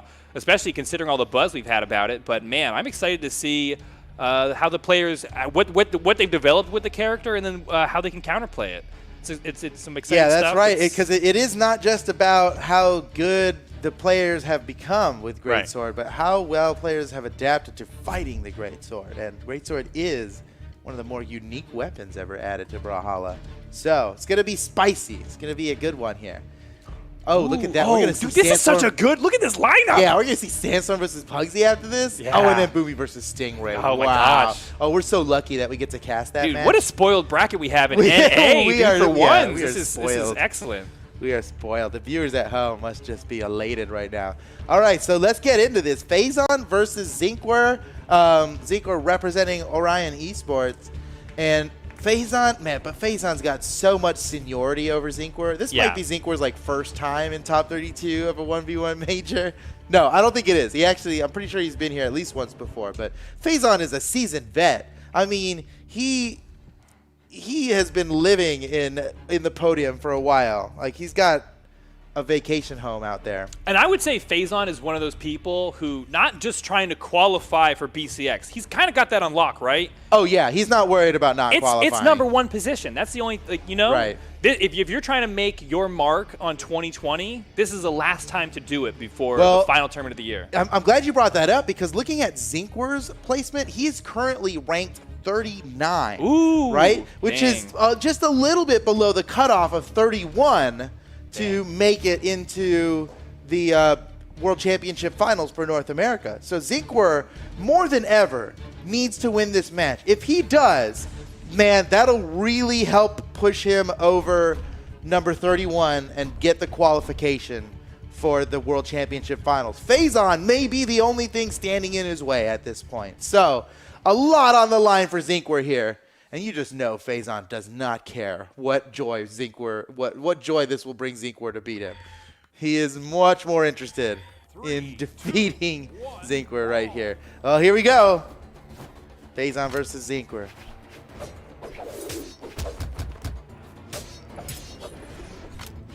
All right, Zinkwer coming away with some good damage there with the sword, but now Faison with the great sword. Okay, I have received word that it is pronounced Zinker, Yeah. which honestly I kind of suspected to be the thing. No, you didn't. I did. Liar. I wanted it to be Zinkwer. It would just be more fun to say. Yeah. Just trying to show off your vocal range. Oh, I definitely knew, you know. Oh, man, but close game on the first stock here so far. Zinker, he lands that tatami mat. Wasn't enough to KO quite yet, but Faison, woo! Gonna fall for the downlight into dash to slide right under with that neutral signature from Holy Koji, the cow! upshot. Let's go, Zinker. How long is this That's not Jayan long. pick gonna? Oh my goodness. I think, how long is this stock lead gonna last? Well, Not long that at was all. answered quickly enough. Yeah. Okay, now dead even onto the second stock. Oh, The already with turnaround the for dodge Faison read. carrying. Oh, he kept it going there for. Oh, he keeps it going now. He's still going. Faison. Woo! Oh, and the down air. Oh man, Oh. he's making this look so good. That was That beautiful. was so good from Faison. Holy cow. Let's see if Zinker can bring this back. Zinker hailed as one of the nastiest Koji on the ranked ladder.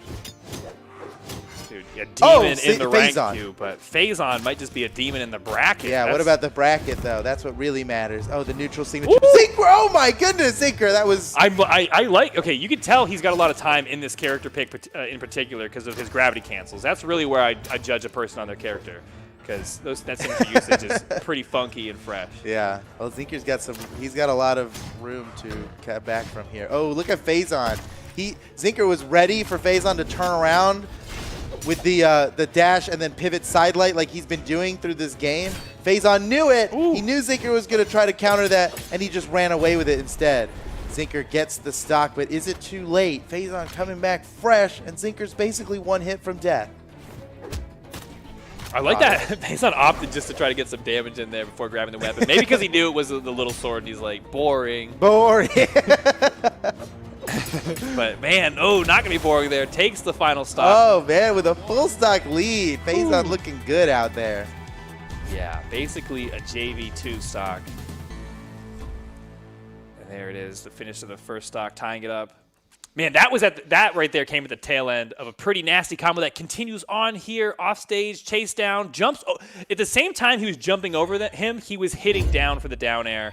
What a cool play to finish off that edge guard. Now getting into game 2, Faison versus Zinker here back on Mammoth Fortress. Woo, oh my Wow, gosh, Faison yeah, with baby. Did you see that read from Faison? That was so sick. That was cool. Holy cow. That's something. Oh man. Okay. Good job, Faison. I'm gonna think about that for a long time. It was a cool lead, but Zinker is almost, Yeah, it's come like back from it. it like didn't make the biggest difference in the world, but man, that was just goes to show the level that Faison is operating at here. Zinker keeping up though. Oh, Down there, he's in trouble. One more is gonna do it. Oh, Faison returns back to the stage. Zinker makes it back up. Zinker looking for the early KO. Oh, he's got no weapon. There we go. The bow. Is it gonna work? Off the side, he can still come back. Whoa! Oh man! Whoa! Oh! Man, wow. He charged in, and Faison had the perfect answer. Just kick sand right in his eyes. Pocket sand. The amount of times we just shouted pocket sand while playtesting that move. I know. It was too much fun. And Phazon obviously having fun with this character here. Completely kind of just running this set so far.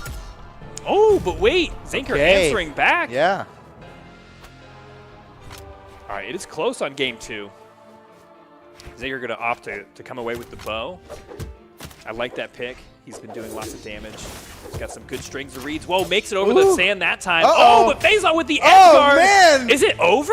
No, what? Oh. Wow, Zinker had all his options. I'm surprised Phazon let up after all of that. You know, it was almost like Phazon hit him too fast in succession, and Zinker didn't burn any options, so he came back with Yeah, everything. he was like, actually Phazon, come to think about it, he was right to disengage there because he had spent a lot of options for all that damage. Yeah. Zinker hadn't used any at that point, so chasing off stage could have potentially put him in a bad spot. And here he is, a full stock ahead on Zinker here, and he's a game in the lead in the set. Phazon's kind of sitting pretty here. Oh, here he goes. Ooh. Yeah, I mean, I feel like with Greatsword, sometimes when you get it started, you're just literally saying nothing personal, kid. Just trying to get behind him and then do it over again. Oh, nice. But Zinker. It's not enough for the kill. Oh, Ooh, it is. I was wrong. Yeah, perfectly enough. Just enough. And there it is. Now tied again, one stock to one. Stock. Now, when this happened last time, Phazon had a bit more of a lead. Can Zinker actually take a game now? He's in a bit better position than he was previously. Yeah, this would be big for Zinker. I mean, he's placed well in a lot of tournaments, but to defeat Phazon in top 32 now would be monumental for him.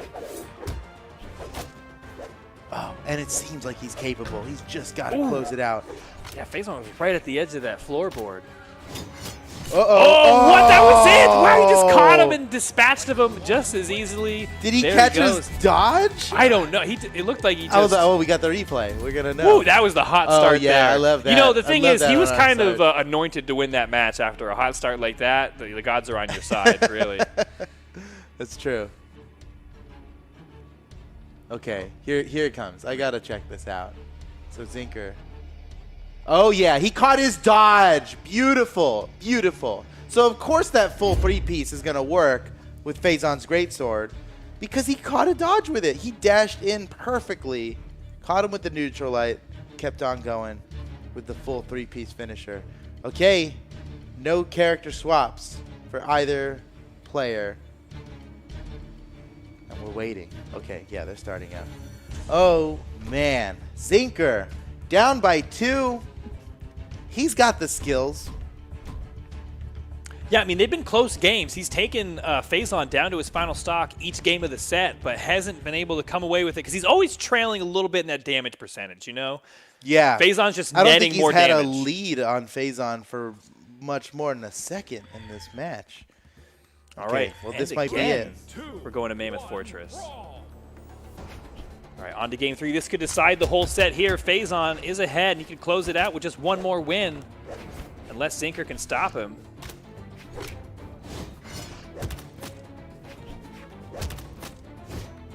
Good so far. Oh, what a juggle from Zinker. He's These not even going to both- let Phazon touch the floor. Okay.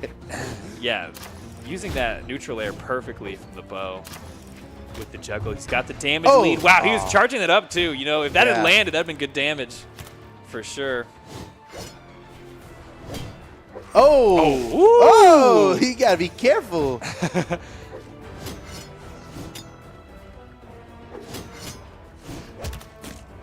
No, he went for like the same exact engagement, and then Zinker went low instead of high. I like that. I like that switch up from Zinker. And Phazon, you know, might as well. Hey, listen, you got to test him. You know? Well, yeah. How much? see How much if are he they going to even- change? Yeah, see if he even changes his strat, you know? Okay, oh, Phazon's big sword gets removed. Oh, but he catches his... Woo! Okay. Still alive. Barely, though. Look how damaged Phazon is. Oh, that's what I was Oh. expecting. Oh! Oh, I wasn't expecting that, though. I was really waiting for Talking Zinker about to do the that- jump down air. Yeah, Yeah, just the to- dash jump down and Yeah. a quick the surprise snipe. Yeah, that's such a good move for someone who's just trying to peek over that corner, but able to close it off with a ground pound and starting it off the Ooh, second big stock. combo. Ooh, this is nice. Okay. Zinker. Zinker looking good. This is the lead. Oh! That's the lead you're looking for right there. I told you this. His signature usage, so pro with Oh, Koji. Faison going around the other side. Zinker not going to let it happen. Oh, he's fighting for this Faison edge still guard. trying to get back over. Oh, he did. Not only that, but he disarmed Zinker. Zinker rearms with the bow.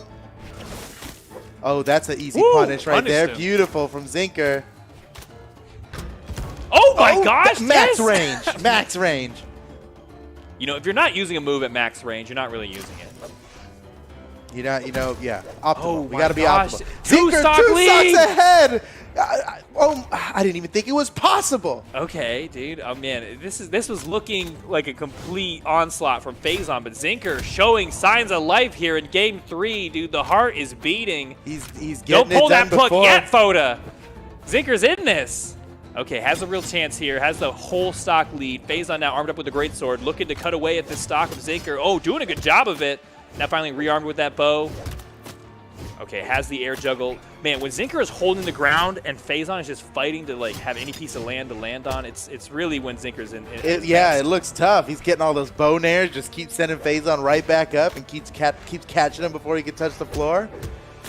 Okay, Zinker looking like he could take this game. Oh, but a beautiful read from Faison, dashing in for the neutral signature there.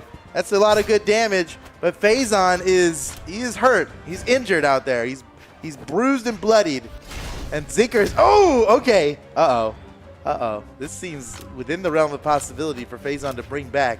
Zinker absolutely needs to take Faison out here. He's going down to the lower bracket. With such a big lead, you just hate to let it, oh no! At this point, I'm just cheering for Zinker. I'm just waiting. This is the underdog story. Oh, nice. Uh-oh. Oh, he thought he was going to land on the floor. Yes! That's it! Zinker staying alive. Man. Brings the set count to 2-1. Zinker still trailing behind. He's got to win 2 games in a row to pull away with a victory.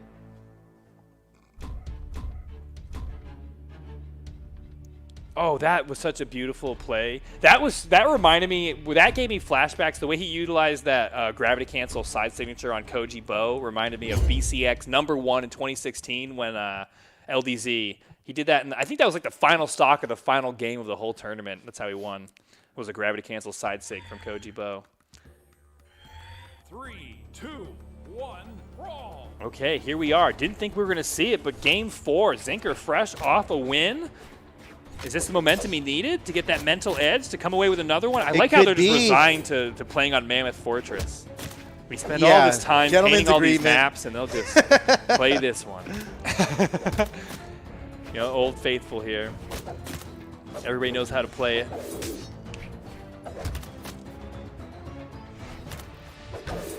Zinker, man, Zinker's been doing such a good job control. I haven't seen Zinker's sword in like 8 minutes, so it's been Bow City. I guess, yeah. And you don't really see a lot of bow, and I think bow counters a lot of other weapons that are very good. Uh-oh, oh, no. Oh, man, that sig in the wrong direction. Gosh. Holy cow, one mistake, and Faison just obliterates. That was brutal, dude. That was like seeing an antelope stumble like while drinking from a babbling brook, and like a crocodile just leaps out, grabs onto the neck, and oh, it's but over. Zinker equalizes. Oh, the Well gazelle done. kicks back, dude. Though. The gazelle kicks back. What did I say? Antelope before? Yeah. Oh, okay. I mean, gazelle. A gazelle came by. I antelope. thought it was an antelope. Got confused. It was like, I don't mean to be in this fight. And here we are. Stock 2. Faison with edging out just a little bit of a lead, but Zinker can come back pretty quickly. Ooh, not if he takes any more of these hits. Uncontested. Wow, what a read there. Oh, Keeping my it God. going. Ooh, he Again, goes for that. Zinker just keeps him up. Uh-oh. Oh, another wrong way signature. Yeah. Punished by Faison. Oh, man. Zinker's going for these big signatures that are like... Woo! That are working. Hey, it works. That are working. Sometimes it works. All right, now armed with the sword. Like I said, I haven't seen much from his sword. Woo, and we're not going to see any yet. Okay, put that sword away. He's coming back fresh on his final stock. Okay. Going to be able to grab a bow from that next weapon spawn. Faison going to grab that I almost called it the Faison sword. Phase sword. The face sword. Woo, okay. Oh, nice. Zinker equalizing before it got hairy. Excellent. This is a good spot for Zinker to be in. Zinker He's needs got to this. win this. He's got to win this to stay alive. Imagine a game 5 with Zinker versus Phazon. Dude, if Zinker wins this, Yeah. imagine. I'll Chat's going to believe in pop anything, off dude. so I'm hard. ready. Oh, and it's looking good. He's actually already come back on the damage. It's tied up. Okay, pulling away just a little bit. Phazon was, he's trying to pressure him off the side. Zinker able to weave his way through. Oh, nice weapon throw. But couldn't pick up the confirm off of it. Oh, good shutdown from Phazon. And Zinker's kind of in trouble here. Oh, loses his he sword, can, too. Not one more of that. He's on his last life now. Looking for a weapon. He's got the sword. I bet he wants a bow instead. You know, I mean, you'll take what you can get. Oh, Phazon steals the game from Zinker there. Wins the set 3-1, moves on to top 16 winner's side, where he's got Koslix waiting for him. Oh, that was such a we'll cool- watch that a Ooh. long time later. Oh, man. Shout-outs to Zinker. Well fought. He clearly can hang with the best of them. You know, one thing I was really excited to see today was the high-level greatsword gameplay, because we saw it last weekend, obviously, in the 2v2, but 1v1 is just such a different game mode, especially for that weapon, especially for these dodge read, heavy string weapons. But, speaking of dodge reads, if dude. you want to see some high-level greatsword play, then let me tell you about the next match we've got coming up here. You can see it at the top left of that bracket you're looking at right now. Sandstorm versus Pugsy. Now, we saw Sandstorm playing greatsword in doubles. And I would argue that greatsword is not a great weapon for doubles. I wasn't thinking so, but he made it look good. He made it look good. But I imagine he's going to do even better today than he did in the doubles tournament here. Check out these power ranks.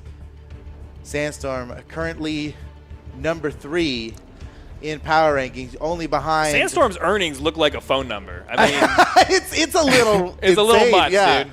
$133,000 this man has earned from playing Brawlhalla competitively. That's literally my mom's phone number. That's just exciting. I'm just happy about that. Okay. Ooh, are you guys ready? Sandstorm versus Pugsy. This is big. This is big. This is kind of like, I mean, Pugsy's a tournament champion as well. He won the Winter Championship at the beginning of 2020. He's won a tournament in 2020.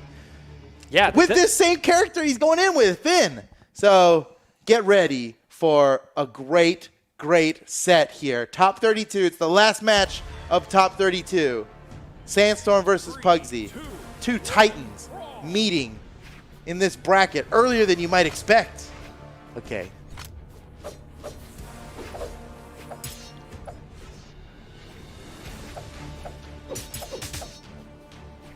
Sword v sword.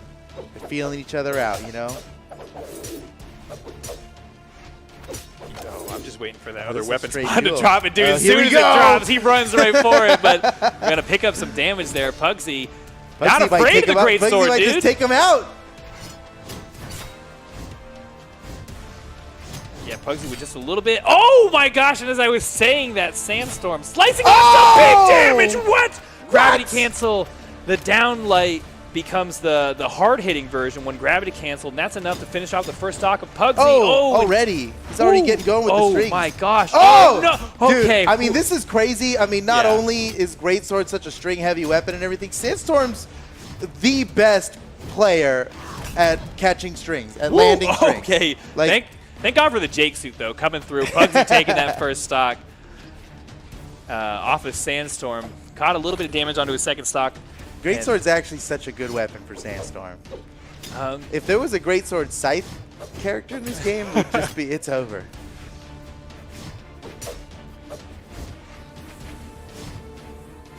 I mean, Pugsy struggling to try and get in on this Greatsword from Sandstorm now. Sandstorm able to kind of just control the ground. Actually going to throw away that weapon. Maybe it's because it's taking too much damage, but man, Pugsy. Uh-oh. All right, in trouble Pugsy off of with the no edge. dodge. Wow, surprised Sandstorm let him come back to the stage there. Pugsy gets another chance to win neutral. Oh, that's a good one. Uh-oh, in trouble. Oh! Wow! Oh, what? Just deleted. Deleted.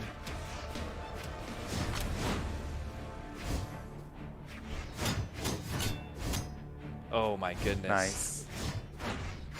Now this must be a real treat for you, Foda. I know you're a big fan of Greatsword and hype combos of all kinds. Well, hype combos. Yeah. All right, Pugsy hunting down the second stock of Sandstorm. Sandstorm unarmed on the side of the stage, able to punch his way back up on top, looking for that weapon drop. Pugsy going to starve him out and take that axe there to the face. He does to close out the second stock. Now Pugsy, okay, he does that super high jump to the top of the screen to keep the weapon on the field for as long as possible. Try to deny Sandstorm a weapon. He doesn't want to see Sandstorm pick up that greatsword, but oh, his nightmares are coming true. He's got it back in his hand. He's looking for that last stock. He's got so much damage, and the recovery's not enough to do it. Maybe one more will, though. Oh, Pugsy able to sneak down through somehow. It's going to be a miracle for Pugsy to pull this off. Oh, and that's it. He got his dodge off that gravity cancel. He knew it was over. Sandstorm sees it's like an alarm goes off every time someone dodges in front of Sandstorm. Yeah, and it's that true. right there. Yeah, what you were saying earlier, there may oh my gosh, that's such a good option. There may be no player in Brawlhalla history who's better at capitalizing on a blown dodge than Sandstorm. Exactly. And so that's what makes this weapon so especially dangerous in his hands. You know, and that's why Cannon, that's why Scythe, that's why Gauntlets, all those weapons, string heavy weapons. It's always been his MO. It's always his MO. Been his way. He'll or flirt, he just passed right. You know, he'll flirt with an axe if he has to. Yeah, he'll flirt with an axe. Yeah. You know, he'll tolerate the orb. Yeah. But you know, when it comes to the string weapons, it's Sandstorm's jam.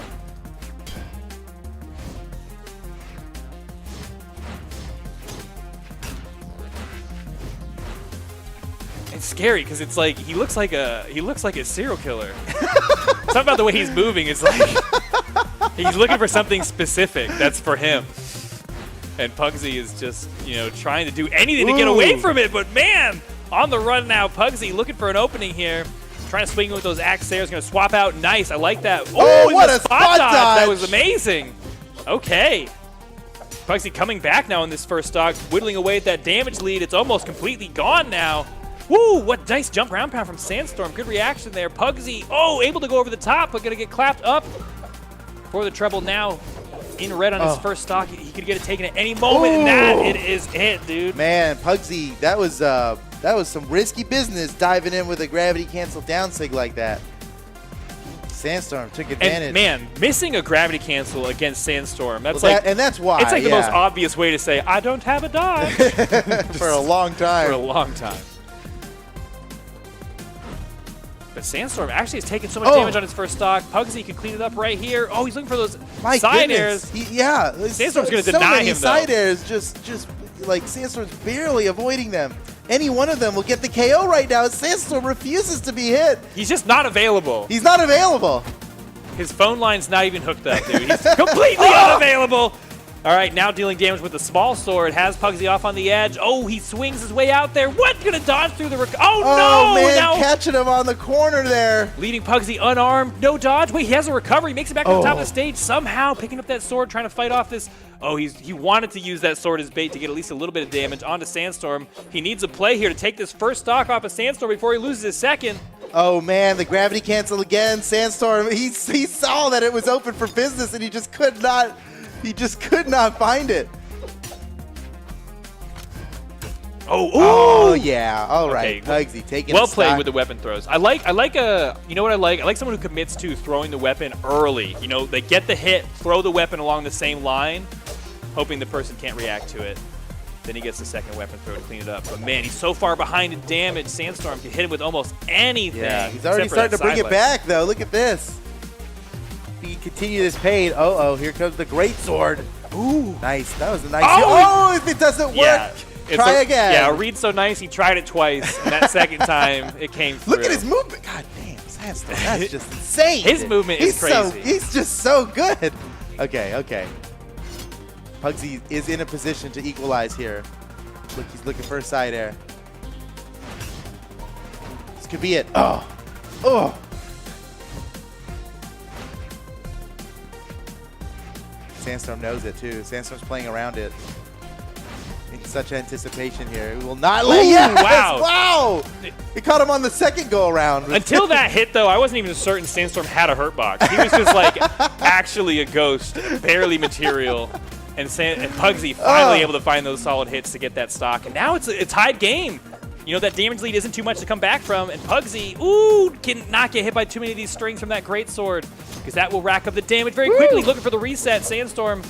Oh my gosh. He's getting craftier with these string reads now. Well, he's like the, you know what? He's like the guy from Scream. You know? Oh, how so? I'd like to hear this. Well, because I think in that movie, the guy from Scream just wanted to cut people. I don't think he had much ambition other than, like, I just like when I cut people. And that's what it seems like with Sandstorm. Oh, my gosh, gets the final cut in there. And that'll do it. Two games to none. Sandstorm.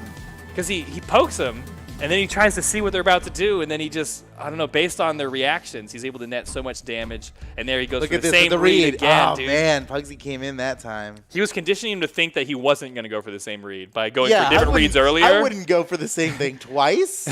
You're clearly safe to dodge in now. Boom. Okay, game 3 here. Pugsy trying to put one on the board against Sandstorm, who just seems so mighty. Oh, and here he goes. Okay, Pugsy gets out of that string. Oh. Man, Sandstorm is catching very often. He's catching the axe recoveries that mantle right over the ledge. And that could be dangerous for Pugsy.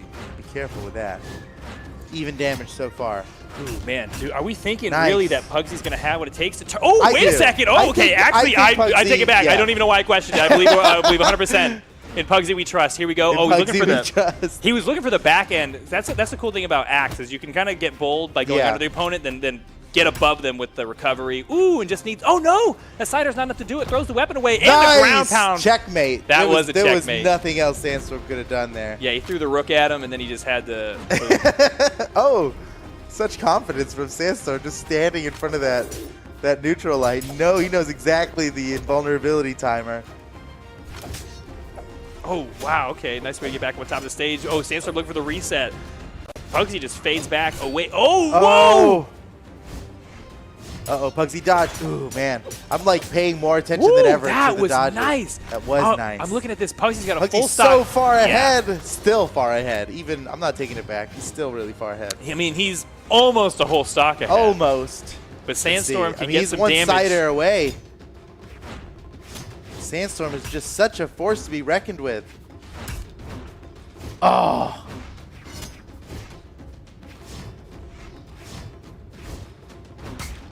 Ooh, okay, there it is. Nice. All right. Oh, man. Slips his way through. Man, Sandstorm is so slippery. He's so hard to hit. To get that final hit on him was a chore in and of itself. But Sandstorm coming back hot on his final stock. Sandstorm is bringing it back quickly here. Oh, what? No. Dude, the disrespect. He doesn't even look at him for that hit. Oh, and is this going to he's be in it? trouble. No, okay. Ooh. Just a small wall to recover back to, but Pugsy able to make use of it. Back up on top, but oh, he was having a hard time getting through Sandstorm there, but man, Sandstorm Wow. completely uncontested, 0 to Picked death up on this off stock. the floor. He didn't lose anything. Yeah. That lead that Pugsy worked so hard for now gone, and this is game 3, and Sandstorm can close the door right here on Pugsy. Oh, this might be a clean sweep for Sandstorm, but I believe in Pugsy to bring this back. Oh, it's looking like, oh, he might need a miracle, dude. Sandstorm is on one right now. Okay, Pugsy looking for those down airs to come through. Okay, some big damage. With the axe, that's at least your advantage. Every hit you get does some good damage. That's big. Yeah, it's big time damage. Don't. Okay. Okay, now Pugsy, Yes. he's eating the lead. Now it's just completely tied up. It could go either way. That could have been it there. That could be Oh, it. Sandstorm able to jump he over the wants top. it. Oh, no. Oh, he doesn't have a dodge. No dodge. No. He He has no dodge. Oh, man. That's it. 3. That Oh! one missed gravity cancel was all it took for Sandstorm to completely bring it back. Crazy. Good game. Wow. Sandstorm, man. That He's was on a tear. He's top seed in this tournament, and That's it scary. makes sense. Yeah. It's- Yeah, that is really scary to see Sandstorm now emboldened and empowered with his new character pick, Jayon. Look at him dance it out at the end there over that final stock. Man, a powerful 3-0 for wait. Sandstorm. who's Luna? Oh, what? Oh, were you confused by the I bracket? was looking at the bracket. I'm like, wait a second. I'm like, oh, Sandstorm moves on to fight Luna. Oh. Luna taking out Santi in the. I'm gonna need some more information on Luna. Yeah, Stat this is production awesome. team. We're gonna need some. Let's Okay, Luna number 60 currently, power ranked. Okay. Number 60. 0 top 8 and 0 top 32 placements. Luna's basically just been on the cusp of competition for a long time. In order to be in 60th place in power rankings, it must have been several tournaments just barely outside of top 32. So we don't see him much on the results spreadsheets. We don't talk about him on the dev streams. So I didn't even know who Luna was. But look at this, Luna in the bracket. Going to be going up against Sandstorm after this. Okay, that's enough of that. We got to move on to the next game. We got a really exciting match We got to actually go right to here. the next game here. Boomy versus Stingray in top 12 What? And is look at these about to character go picks. down. And I'm just, whoa, look at all this. Forget everything you thought Hold you on. knew. There's a lot to parse here Yeah. going on here. First off, Boomy is playing Volkov out of nowhere. Out of nowhere. He was forearms in the last game we watched, and it was a good game. And then Stingray playing Asuri, not only, okay, now maybe this is... So he's playing my favorite Asuri skin, right? And using my favorite color to pair with this skin. Dare I say, I'm a Stingray fan now. Wow, dude, it's so easy to win photo yeah. over. Yeah, friendship ended with Boomy. Oh, man, yeah, I wasn't expecting this pick from Boomy, but I am excited to see his Scythe in This tournament is- here, but Stingray is yeah. not. He's going to knock him right off stage. Not This gonna is give him too much unusual for opportunity. Boomy. I don't know. I think if he loses this first game, he'll switch off of Volkov. I mean, I potentially. think this is his anti-Stingray. I was about to say, measure. we've talked earlier about how Ooh. people will have a counter punish. just for a specific matchup Yeah. as far as the person they're playing, and maybe this is a Stingray matchup. I Stingray. can't imagine that Boomy expected Stingray to play Asuri, though. Yeah, You that's know? kind of he just completely reversed what he thought was gonna be effective. Oh Yeah. my gosh! Wow, Oh, Stingray man, has done he's so just solid. well. He is just solid. Okay. Oh wow, Ooh.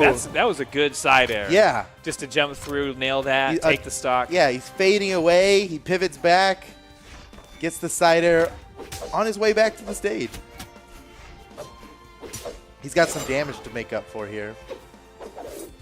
Yeah, that is for sure. And off on the side there, Stingray, could take advantage. He worked his way back up on top, but Stingray knocking him off yet again. That's the thing when you're at high damage, every time you get hit, you get thrown way out there. Oh. Okay. Oh. Boomy with the scythe plays. Oh, man. Okay, the reversal. Uh-oh. That's a good punish for Stingray. Stingray does not Oh, miss those wow. punishes. He never misses those punishes. Wow, that was a hopeful, I don't know, jump read or something from that neutral signature. But yeah, Stingray in charge, game one, has a stock lead. And honestly, can take a few hits, and that's a good place to be. Wow, you know what? But that health not bar that might be many not hits. that many hits. And maybe, very specifically, some could kill right away. Oh, nice, that close range weapon throw. He's just Oh, not, what? oh, no, wrong way. Was that a bait or? I'm not sure. All right, both of them were trying to figure out that engagement there. Throwing off the side of the stage. Oh, Boomy, unarmed, rolls the sleeves up, takes out that stock. All right, but he's still got some work to do here. Oh, he's got it started, though. All right, Stingray able to fight his way in, grabs those guitars. Oh, and the dunk! What? No, Off that's of it? neutral light? Wait, was Boomy's dodge down? What Oh, happened? wow, dude. Neutral light to neutral sig does not work. It doesn't even work in plat, dude. What? How did he manage? It had to have been a caught dodge. We're about to find out. Oh no, the next match is starting too quickly. We might not find out. Okay, let's see. Okay. And then? 3, 2, And no dodge. Boomy was not. Oh, he caught the dodge with it. Beautiful. Oh. Beautiful. And this isn't a replay, okay? Even though it's the same character, same stage, It's this not is a game replay. 2.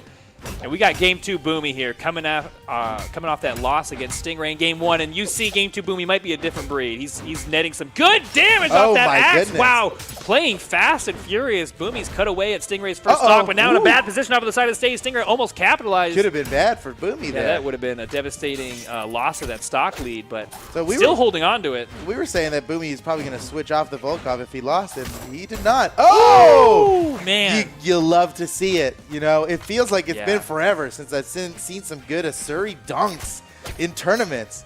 But Asuri's back. Yeah, you know, Stingray, maybe he was listening and he felt bad about what he did to Wrench. And he was like, I'll assert for Dude, photo. Steven, what skin are Stingray's guitars from? Those are from. Whoa. Okay.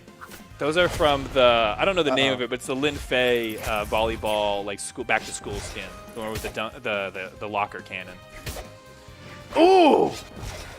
Oh, that's the That's headmaster. Yeah. Okay. You know, I have like an encyclopedic knowledge. That's why I asked. Oh, but man, Stingray, dude. Oh wow, he still keeps He's going. looking good. Boomy looks so good in the beginning of this game. All that damage that Stingray has in his stock happened in almost basically the first 30 seconds. And the last 30 seconds Oh my goodness. might not last 30 seconds, you know? I can't even fathom 3 stock from Stingray. Holy cow! Obviously, Asuri was the answer. Oh, wow. So now I must say I get the feeling here, and I don't want to. I'm not making up excuses for anybody, but I get the feeling here that Boomy might have had some connection trouble there, as we saw him fall off to the right of the stage, like he just walked off to the right, nearly fell, came back up and taunted. And we've seen people use taunt in that fashion to be like, "Yo, I'm lagging." Now, a player never has an obligation to stop fighting because somebody taunted, right? I mean, obviously, but. That 3 stock, it was just looking like Boomy lost control. And maybe that was just a testament to how well Stingray played, that I'm thinking Boomy lagged out or something. Yeah, well, Boomy is making a big switch here, going to Onyx. Yeah. And I love this loadout. Holy crap, this is a good look. this kid It is a good look. This color. All right. all we Already ever feeling hoped better, for. though. But Boomy did have a pretty hot start of Game 2. We saw how that went, so let's see if Game 3 is a different story. He Looking needs like this a different story here. just to stay in the set. Oh, nice what dodge a spot from Stingray. dodge. A double Neutralite? Is that good? Is that good stuff? I mean, you've got to have the hardest read on somebody to land 2 Qatar Neutralites in a row. That's like, you absolutely knew how they were going to react out of the Neutralite. What I love that weapon that's throw. like 1 out of 9 options that they're going to come right back down to you, standing there to do the same move again. I'm sorry, what are you going to say? Oh, I just thought Stingray had a weapon spawn drop on him, and then he threw his weapon, baited the dodge, and grabbed the new weapon. Oh, Whoa, what? he's making such good use of these weapon throws, my, dude. what? Stingray's a weapon throw master, okay? Oh, that was He's a weapon beautiful. throw master. Oh, man. Oh, Boomy. Man, the cannon. I wish cannon should main Boomy because it's the only weapon that really goes boom. That would just make sense.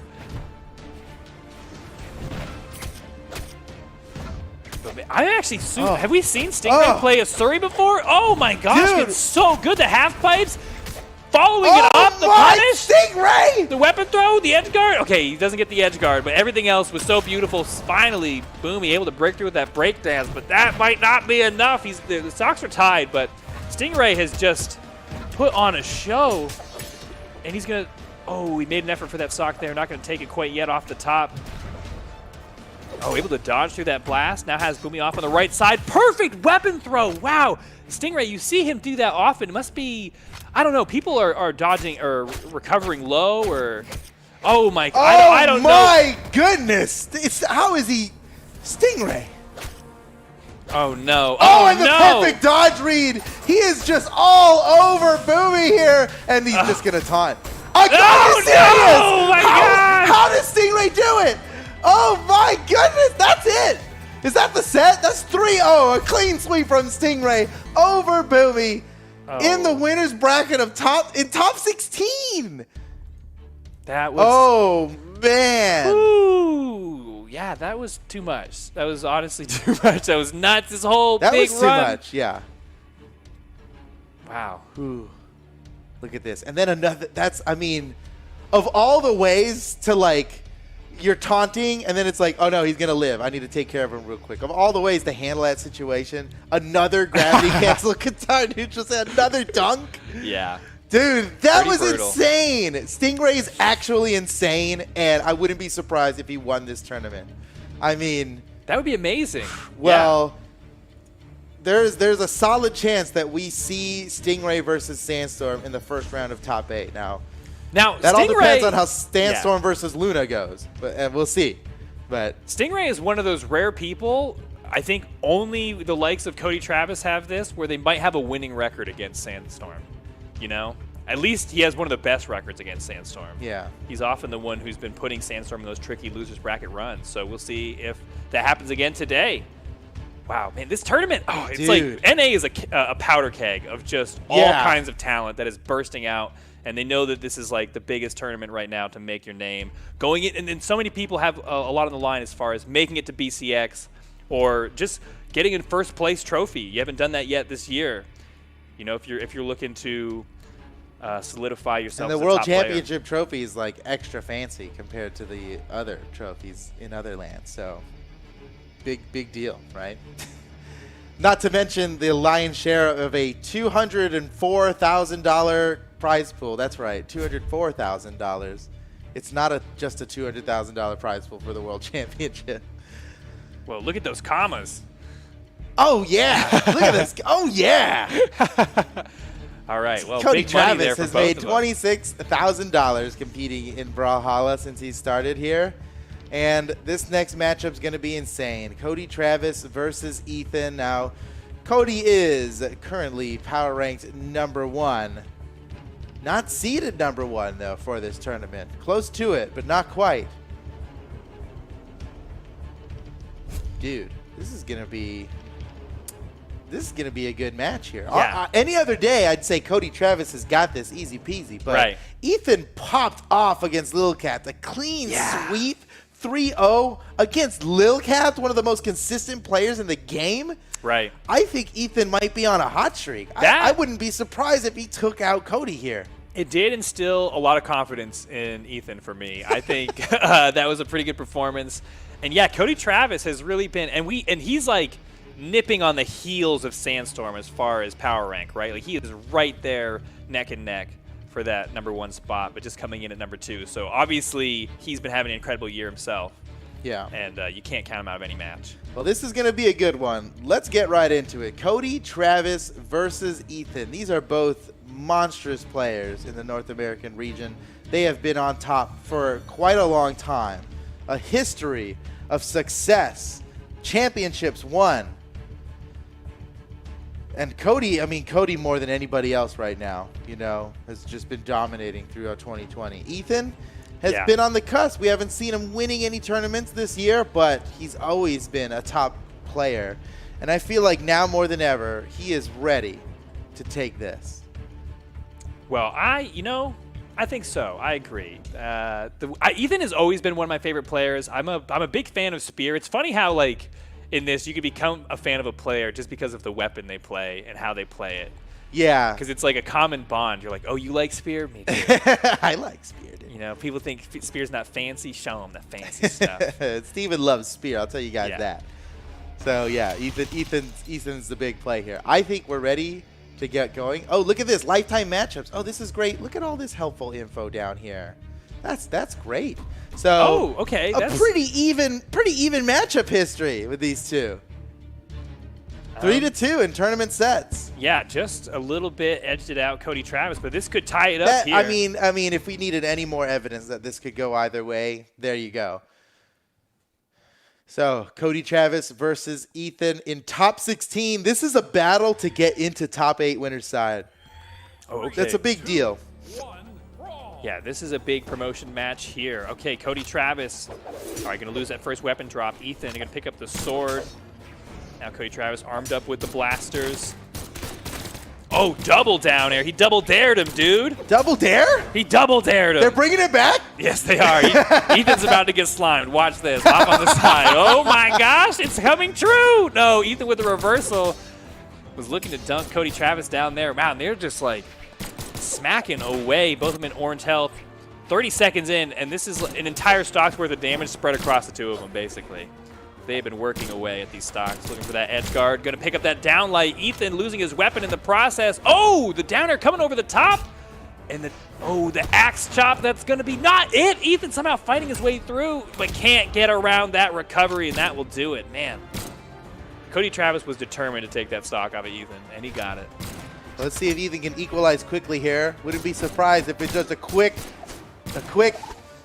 Just Oh, a quick. It might fall out of the It's gonna range of be quick. It's like, there it is. Oh, wait. Oh, what? Not quite. How is Robbed Cody off the Travis top. still alive? Oh, Oh, again? Come on. So good. No, so good. Nobody is better at picking up that down light. Yeah. You know?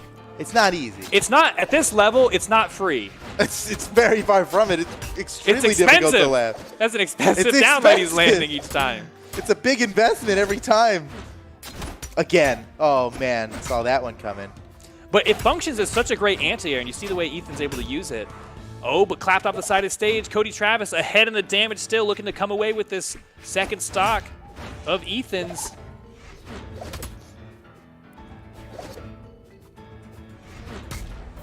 Ooh. What? Okay, that just Blasted barely. away. Oh, Ethan's in. Oh, my goodness. That was the most insane way to go back and grab that weapon right as Cody Travis is guarding it. But he got it. And Wow, how is he can he even still still make it back? He alive? doesn't have his recovery. Oh, he got it. He's got Okay. all his jumps now. He's got to get tricky, though, because Cody's looking for him.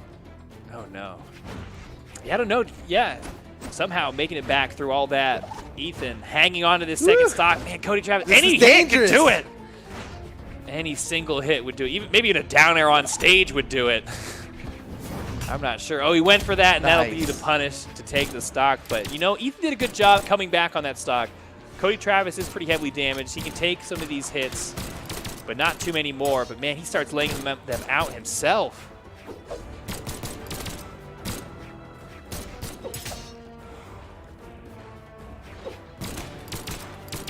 Oh, my goodness. Side light? He comboed the Nair off of side light? Woo! My gosh. Again, Ethan's picking a up that full down stock light. behind. It's not looking good for our spear bro. What? He's got this, dude. It's not looking good, Bam, bro. takes this stock. It's Zero still to not death looking right good. here, dude. 0 to death. Honestly, Ethan's got it. imagine. I would be so All excited. right. Let's see it. Yeah, Cody Travis just needs a weapon, looking for any hit to take this last stock off of Ethan to take the first game in the set. Here we go with the 0 to death. Oh, this Ooh. is how it gets started. Yeah. Oh! No! I knew as soon as that axe swing came through, that would be it. And that's the end of it. Game one going the way of Cody Travis. Okay. Early lead in the set, but nothing too bad to come back from. Ethan's got it here. You saw him go for that side signature there. That's how he's finishing off a lot of stocks, but Cody Travis was able to work his way around, and boom, the final side air to finish the game. All right. We're Looks waiting like on there's still stage bans here. Ethan is deciding what 2 more stages to ban out. It's Great Hall of Miami Dome. So what's Cody going to pick? Mammoth Fortress. My goodness. And no one's surprised. I am. What? Again? All right, well, it's decided. We're going back to Mammoth Fortress for game 2. Let's get into it. Here we go. Ethan with a renewed sense of invigoration here.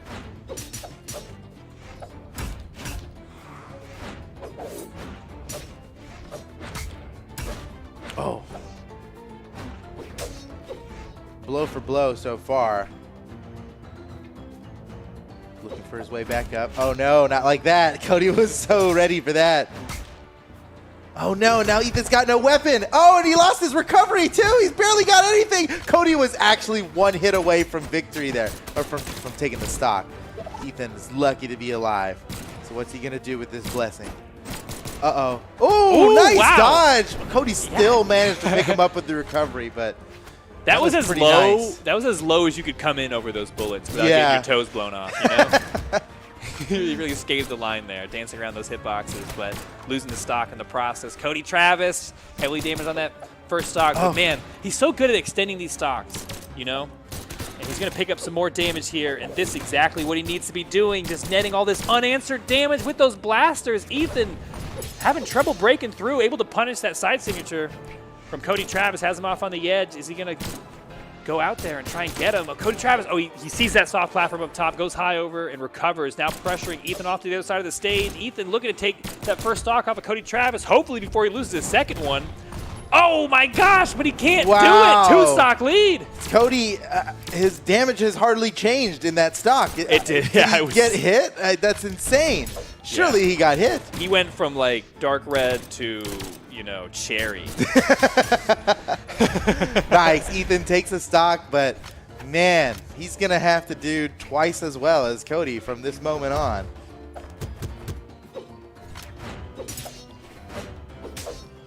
All right. He's doing pretty good Wow. so far. That's how you started off right there. But Cody Travis answering back a bit. Oh! Nice wake up. That was a beautiful wake up.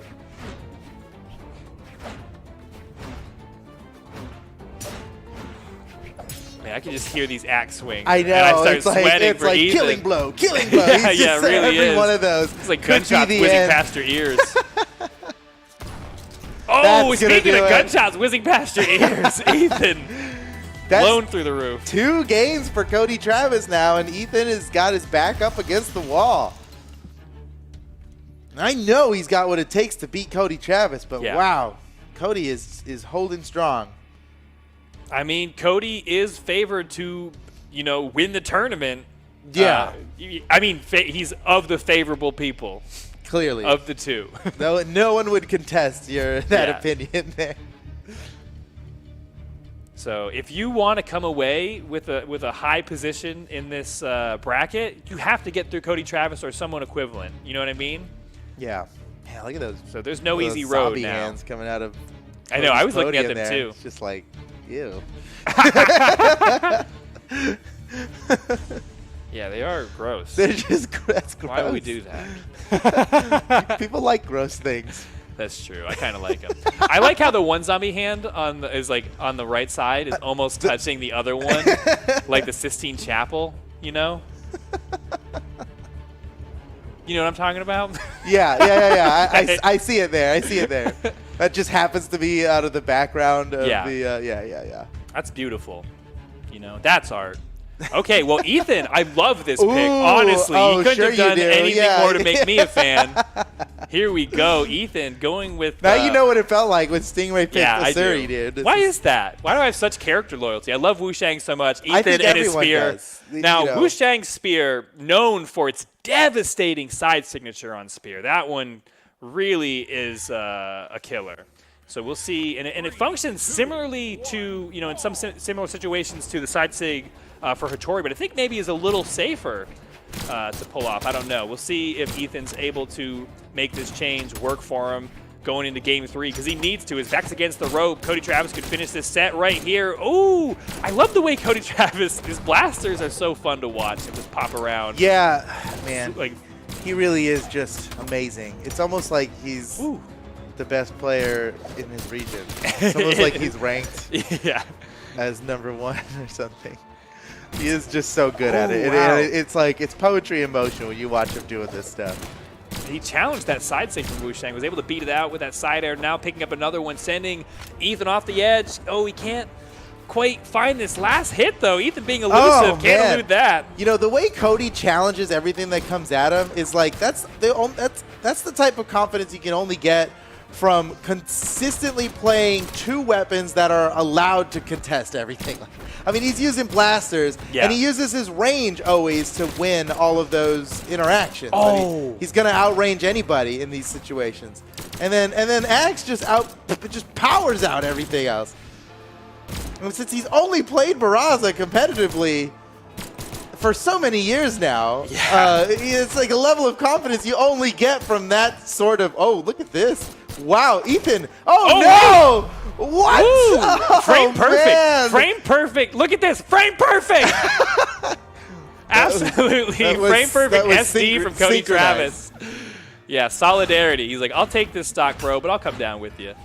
And now, man, Ethan on his last stock, and could be the last stock he ever gets to play in this set against Cody Travis, looking to clean it up with a clean. Dude, that interaction Oh, was actually crazy. Like, Ethan went really deep for the KO, and you got to respect him for that. But then when he missed it, it was like, uh-oh, I'm actually in trouble here. And Cody was in a position to take him out, so Ethan had to fastball to avoid it, but he fastballed so far Oh, that, that's it! He's already, I didn't get to finish my point. Yeah. Cody Travis wins. It's over. A doesn't clean matter. 3-0 sweep. It doesn't matter. Whatever I was going to say just doesn't matter. all right. But maybe- let's take a look at the replay here. You see what I was talking about here. So Ethan's like, got to take him out. I'm going for it, But he used his he slipped off. Yeah. That was, he slipped off the side when he meant to jump off. You know, he had to use his recovery early, and nothing he can do. Cody Travis comes away with the victory as predicted, as most people watching probably predicted. What it said in the script right here. Cody Travis 3-0. Cody Travis moves on to top 8 winner's side. The next match we're going to watch, going right back down there, is Koslix versus Phazon. And, oh, I love this bracket. Whoa. This is a good, we're seeing the lower bracket right now. Oh, yeah. Don't look at often that. get to see. Yeah, Hardy MJ. People have been talking, like, Yeah, smoking people have been him up. talking about Hardy MJ with his greatsword play. Gonna have to fight the winner of Zinker versus Snowy. Ooh, that's an Dude, epic match. Stevenator, a blast from the past. Oh, look at him! Oh no, wait! He's out. Oh wow! I'm you sad I just- even you brought had that to up. call it out. I didn't mean to. I read way too slow, and I wasn't at that part of the story yet. You where just it had to gets call sad him at the out end, for it. dude. Well, still, props Yeah. to Stevenator for making it this far. It is a blast from the past. We haven't seen him that far in a bracket in a bit. Right. He hasn't really been competing very much this year, but he's back for the big one, and it's good to see him back. Yeah. So our next match coming up is going to be a spectacle here. Phazon versus Koslix. And we're going to be seeing Phazon's brand new greatsword going up against Koslix's tried and true, mastered over 5 years of gameplay, Lance. Yeah, you're right. That is an interesting way to put it. The person who's put all their money and their chips on this one weapon that Through thick and thin, no Yeah. matter the balance, no matter Right. what's happened, yeah, whether he's other people always been the greatest Lance player in the world. And now he's going up against, the new school, right? It's Phazon's greatsword that he's been practicing for like a month, maybe, tops, but probably not even.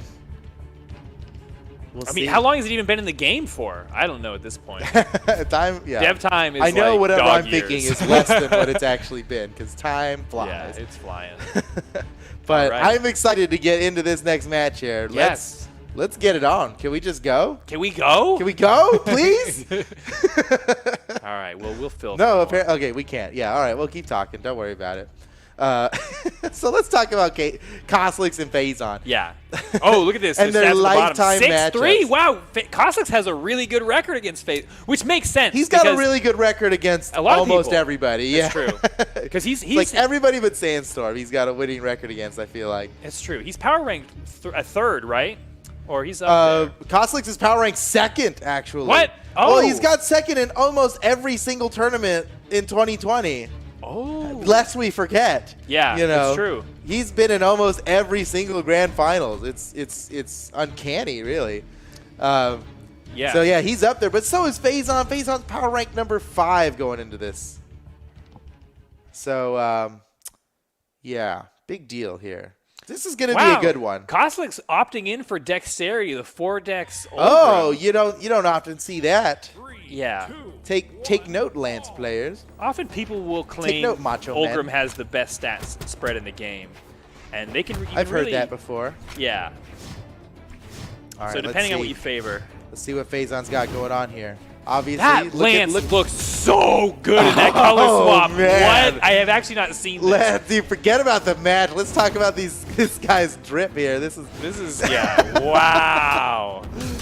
This is genuinely the first time I've seen this loadout. What the heck? That's so good. and honestly, I have never seen Ulgrim's beard in this color either. It's just this is a good look. it's glorious.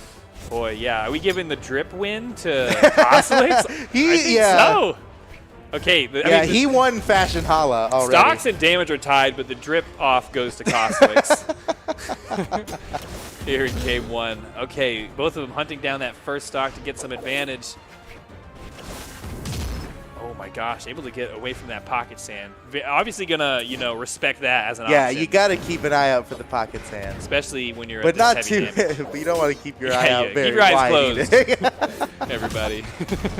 Oh! All right. Love seeing that. Yeah, The reverse backflip. nair caught it into the pivot. Recovery. Beautiful play. Koslix. Okay, disarmed now. Who's going to grab the weapon? It's Phazon's greatsword versus Koslix. Nothing. He doesn't care. Oh yeah, he's going for it unarmed. He's Oh, what? going for it. He can- He's completely he can- leaving the weapon behind. He's seriously going unarmed. Why is you he know doing why? this? I bet there's a lance waiting for him. He knows he's about to go down. Oh. He doesn't want to waste the lance pickup. You honestly are 100% right. I've Well, heard him talk I do the about same thing with Qatar, Yeah, so yeah, I'm yeah. like, Sure. I'm aware of. Oh, but see, There it is. Yeah, he's got the lance ready. He didn't want to waste it. I don't know though. That can cost you sometimes. You saw he took a little bit of damage while waiting for that Yeah. weapon to spawn, but he dealt a clearly little bit of positioned damage well with though. unarmed, Yeah. Too. Okay, how's he going to finish the stock here? Will he finish the stock? Yeah, that's a question Faison's looking to answer as well. Oh! With a double down Oh! air, is he going to go for the... Oh, he went for the recovery as Wow. well? Oh, he's like slicing them from all sides now, trying to eat away at this damage lead that Kosliks has built for himself, but that sider not going to be enough to do it. Faison, can he make it back to the stage? Kosliks hanging out here. Okay, He's just going to let him to the wall, Yeah, but let him come back. you're going to try and corner guard him here. What's he going to go for? Oh, he doesn't have a dodge. What? Kosliks? Kosliks is very confident in his Yeah. neutral. That's a good And, point. and that's why he's like, I'd rather just fight him on the stage than go for the edge guard here. Doesn't know what kind of tricks Faison's got going on. It's the first time probably he's ever seen Faison's J in. I don't know. I have a feeling that all these players were super grinding ranked. Oh, my gosh. Well, To make it yeah, leading up to that's- this tournament. But yeah. Oh, look at that. Kosliks got another lance ready to go too. So we've seen Kosliks check Faison on his on the sidelight recovery with his lance. Faison dodged out of it twice now, and I think next time we might see Kosliks go for the dodge read here. All right, you said he already primed up another lance. Yeah, he's got another lance. Pretty ready pro to maneuver go. for the single weapon user. Shout out to all the single weapon users out there. I'm a single weapons. You should do a whole parody, dude. Put your lance up. Okay, we'll stop. No, keep going. No, we got a whole match to cast here, bro. Oh, dude, it's almost it's so even right now. It is even. It could go either way. And Kosliks, he's been in the lead this whole time, so I would be impressed if Faison comes away with the win on this final his stock. lead at this point is like the tiniest. In fact, Yeah, but he is no longer in the lead. I'm talking about mathematically damage output. Kosliks, I think, has been yes. his DPS. Oh, Oh, but it doesn't matter! Doesn't matter! Right, the side air was so perfectly positioned that was to nice. catch Kosliks. Oh my goodness, Kosliks probably thought he was safe. From that angle, Yeah. nobody takes him out from that angle with the recovery. I don't look know- Look at this. We're about to Yeah. see it. Nobody. I mean, Kosliks is usually safe in this situation. What? Ooh, man. And he put That's Faison puts his back to the wall, gets his the jumps back. replay. I love like the that. way he did that. He played it so perfectly. I honestly, as much as the Great Sword's ground game is where it's really unique and breaks away from other weapons in Yeah. Brawlhalla, I love its air kit too. And the side air for me, even though I think it's maybe because it is slow, it's so satisfying to hit, You just wind it up and wallop him. So Kosliks switching up his character now. Yeah.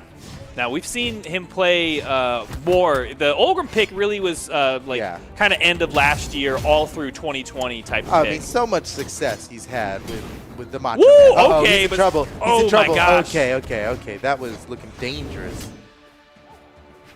Faison is also one of those JFF players just for fun. Sometimes he'll go for something that just to entertain himself, and that's what I like. Yeah, So if for you see him sure. start to break away in this matchup, you might see that confidence come up and these crazy plays just start stacking. And Or that for could his be- fans, man. In Yeah. fact, he's probably right now on streaming himself, twitch.tv/Kosliks, streaming his perspective of this.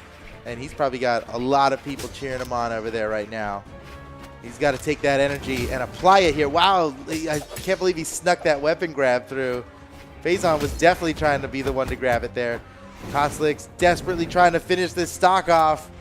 And wow, he thought it was so important to weapon star Faison that he took a hammer when he could have had a lance.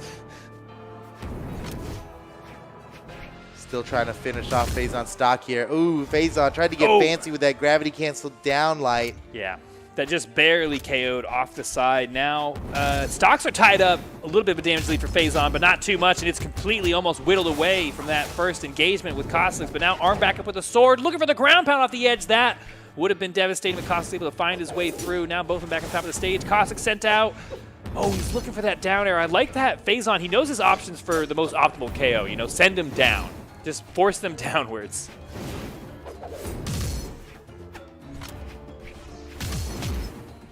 Oh, okay. Damage now all even on this Oh. second stock. Both of them are red. Anything could happen here off on the side. Oh, able to go right through that puff. Brave and bold. What? Kostlix avoids the pocket sand. Whoa! Oh man, Kostlix is thinking that Phazon might go around and get hit by that.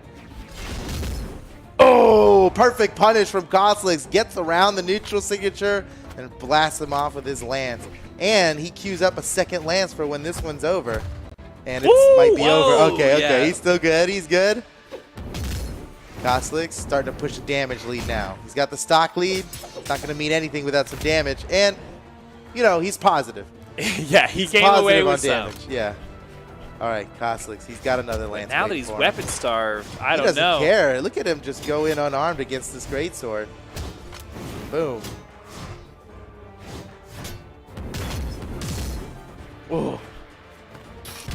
One good hit away. Kostlix is looking like he might steal this game.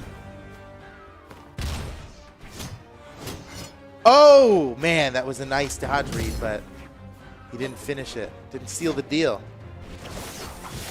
Oh, off the side. Kostlix could be in trouble here. Oh, another pocket sand, but Kostlix did not get hit by that one. Pushed off the side now. Kostlix looking for the finisher. This could be it.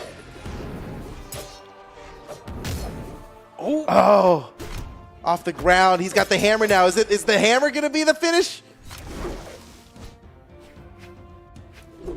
Yeah, this is pretty volatile. Both of them so heavily damaged it could end with any one of these hits. Oh! And there it is. That was Kostlix. That was really down to the last hit there. Yeah, he was finally able to get that last one, come away with it. Sets tied up 1-1.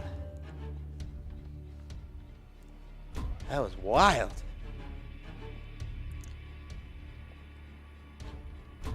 All right, who are you thinking now? It's 1-1. Dude, I'm thinking Kostlix, man. Wow, really? Yeah. Interesting. Don't you dare.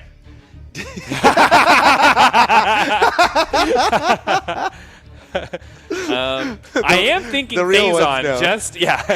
know. I am thinking Phazon for some reason. But we'll find out together here. We'll find out. All right, going into game 3. Kostlix versus Phazon. Sets all tied up. Looks like Kostlix, I mean, the switch worked for him. He got the win with the Scarlet.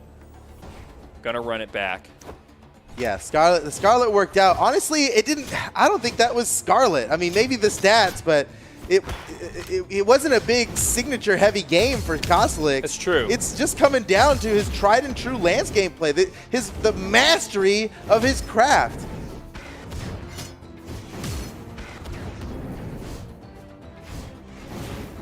Yeah, and he comes away with a damage lead here early in this first stock. Now disarms Phazon. He's done so much damage. Oh, he he's going actually- hammer.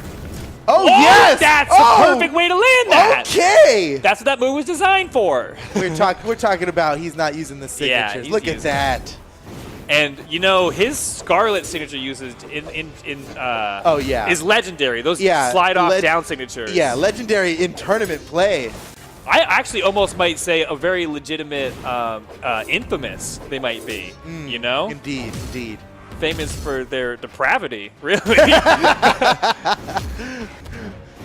Famous for how nasty they are. Yeah, I just have nightmares about one match where he against Noel. Ooh! Okay, but that will do it, tying up the stocks, but behind in damage. And it is true in all these games, even the one that Phazon won, he's trailing in damage for most of the game. So perhaps over time that will just equate to Kostlix coming away with more games. But Phazon looking to change it on this final stock. Wow, that was bold to slip through that move. Yeah, you know he wants to get a signature KO here. That's like the only reason he's using Scarlet's hammer. Okay, lance time. Oh, good punish from Phazon. Doesn't net too much damage off of it, but at least avoids that big Oh, hit. that's But gonna can't- do it. Oh, what? no! He's still alive? How could this be? Oh, wow. Oh, wow. Oh, That's he's in trouble. Again. Kostlix is in trouble. Oh, wow. no, Oh, that might the be it. turnaround. Oh, what? Oh, no. Oh, what is this? Is crazy. I can't believe that dude. was wild. That wasn't dude. the. Oh, I thought that was the final stock. That was a roller coaster. No, if that was the final stock, I'd have fainted. Yeah, dude. okay. Whew, I'd man. be on the floor right now. That was a lot, dude. That had a lot of plot twists. I couldn't quite follow that. Yeah, we're gonna need to slow-mo that later. Oh, and that's how it's going to be. Just a couple of down airs to finish him off. Well placed. Well executed. And Faison takes the stock, evens up the set, or evens up the stock count here. The set is even, though. Everything's even about this. It's a little crazy. So the suspense. Yeah, this win would give them momentum in the set that they could carry over into the set win. Oh! Faison is starting to catch Kostelix a lot here. Okay. Oh! How did he dodge through that? Yeah, Faison following up a lot with his side signature off of the... Oh! Never mind what I was saying. That'll do it at the top of the screen. He takes it through the roof, and that will take game 3. All right, giving Faison the advantage in the set. Oh. I am so surprised. Oh, I wish we had done that thing that we were... neutral air land. I don't know what you're talking about. Oh, BB. dude, look at this. Look at this. And it's like, oh, you mean Kostelix actually reset his jumps on the end there? Yeah. That was crazy. That was like when you're playing Uno and you realize both of you just have a handful of reverse cards. It's like, no traction is gained. It's just, no you. That's a really good analogy. Okay, Kostelix already locked into Scarlet, even though he had the option to wait for Faison to lock in first since Faison won the last game. Kostelix doesn't care. He's going to show him his deck of cards. Yeah. Or not his deck, his hand. That's the correct Hey, leave terminology. the card metaphors to the professionals, okay? Oh, man. Okay. You know, the thing is about that Tier 2 podium is you don't know if he has Tier 3 unlocked, and that's just his personal preference. That's true. So I can't even give an advantage on podium XP. Both of these guys would be the type to get level 3 and then unequip it because, like, they'd rather use what they like. Yeah, well. They got nothing to prove. Hard to beat Lava Land. You know, once you've gotten over $20,000 in earnings, you lose that, like, you got nothing to prove here. All right, well, they got something to prove in the game, and that is happening right now. Ooh, Faison is ahead in damage, but Kostelix can break away. These, you know, he all of a sudden will just, like, do tons of damage. He catch something big. It could be over. Wow, Faison, the Hail Mary on that side signature. Kostelix punishes accordingly. Could have been big. Faison very damaged. Kostelix looking for the finisher. Oh! One more time.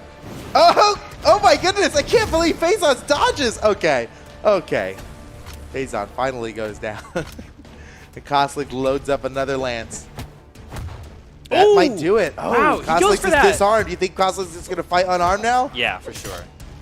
No. Oh, He's no. got a lance now. I don't know if he even meant to grab that. Yeah, he may regret that flyby grab, but he's going to just toss that lance away now. He's looking for the edge guard there. Faison, that will clean up the second or first stock from Kostelix, tying up the game. He lost his loaded up lance, so now he's going to get a hammer when he comes back, and he usually only uses the hammer he's using it for finishing saves. I like the way he's using it now, that's though, why honestly. I said usually, because, yeah. he is just now, is it going to be...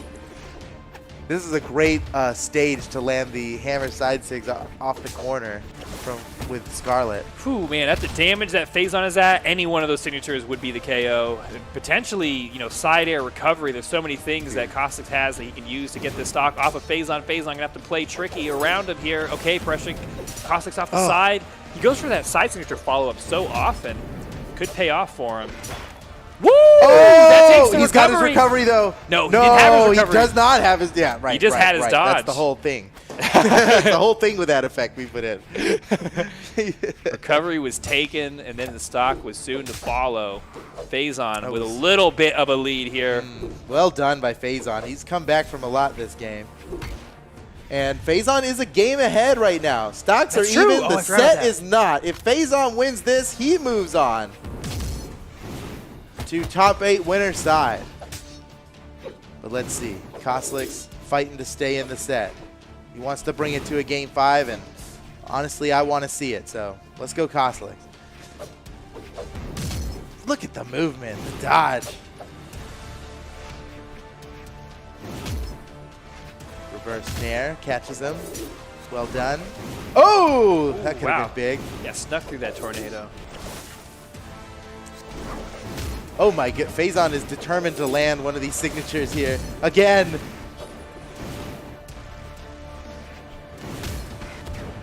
Okay, we are getting into the final moments here. This could be the end for Koslix, or he might take us to a game 5. What's it going to be? Off the side, Koslix might be in trouble here. Oh! Ooh, man. No! Now disarm Faison. Oh, that's good for Koslix. He's getting rid. It's important to weapon starve. It's so important to weapon starve here that he's going to go with the hammer instead of his lance. There's another one on the floor. See, yeah, he's got time to grab it. Oh, man. Faison just hoping that a weapon spawns before wall slip engages. Oh, the weapon's on the other side. Koslix wants him to go for it. Oh, man. Faison's so tricky with his movement. Is he? Oh, he played himself. Oh, no. He played himself. He played himself. He ran out of options. He was whipping around the map being so elusive, and then he had nothing left to show for it and just fell to his own demise. That Bringing was us to crazy. Game 5, though. Game 5. And this has been an intense set all the way through, so I expect a banger here on Game 5. We're going into Mammoth I want to see Fortress. this one more time here. What happened? Oh, yeah. You see, it's because yeah. Whoops. Ooh. Not enough. Yeah, that was sad Just, to you see. know, just a little too spicy. A little too spicy. A little too spicy. Everybody loves to think about Lost you know, in the getting the sauce, hot you know? sauce, but yeah. Okay. Ooh. All right. Koslix, he's got a lance on the way. There it is.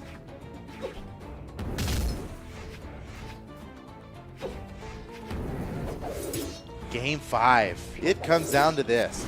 Top 8 winners side. I mean, that's where you want to be. You know. And this game, this is a real important game for both of these guys.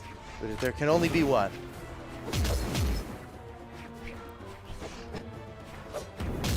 All right, so far pretty dead even on the first stock of Game 5. What? Oh, yes. Okay, that's exactly what he used needed. the neutral thing to get back. He's got his jumps. He might be able to make it again. Again? Wow. Faison's ready for it. One more time. Woo. Oh, my God. That was crazy. Man, Koslix did about as good as you could do trying to recover in that Yeah. situation, but Faison Yeah. was there to meet him at every engagement. It was a checkmate every time. It was like Koslix did everything he could, and Faison only had to do just time the one thing correctly every time, and he did. He never messed it up. That is the place where we've seen Faison really break away all through this match has been those edge guards. Able to steal Yeah, stock. that's keeping him in the game for Oh, sure. boy, we see another Oh, not opportunity again! here. Oh, not weapons- again! Oh, no! Oh, it's my happening again! Oh, no! Yeah. You that, see- oh, my. That might be it. Yeah. Where you see That where might be it. Faison's really been breaking through here is in his edge guard.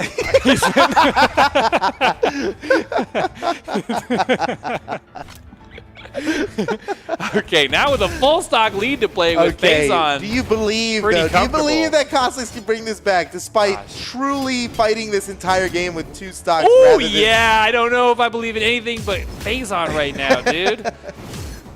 That's reasonable. But Oh, look wait a at second. Koslix. My belief actually is changing. I'm so finicky. You're so fickle.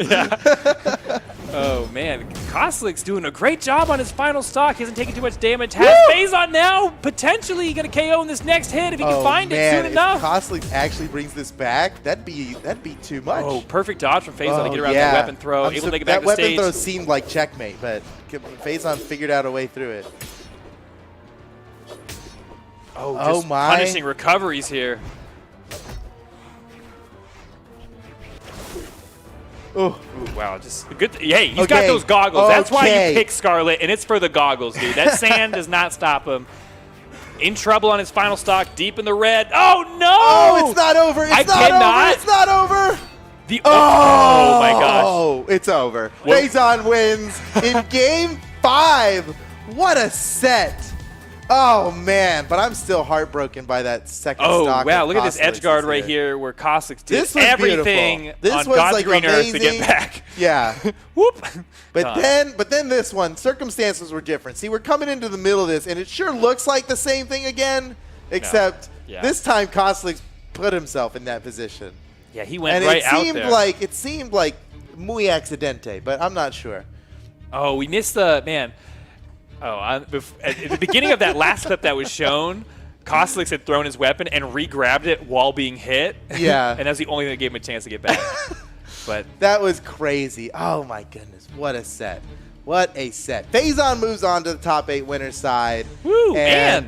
I can't believe you scared me away from betting a burrito, dude. I had my gut. No, that's I wouldn't have taken it, dude. I wasn't ready. My heart wasn't all the way in. And can't blame you. Dude, I would have died. I mean, with that, There've been too the many. second stock of Costlix there, I'm still recovering. My heart, I'm still recovering. That was brutal.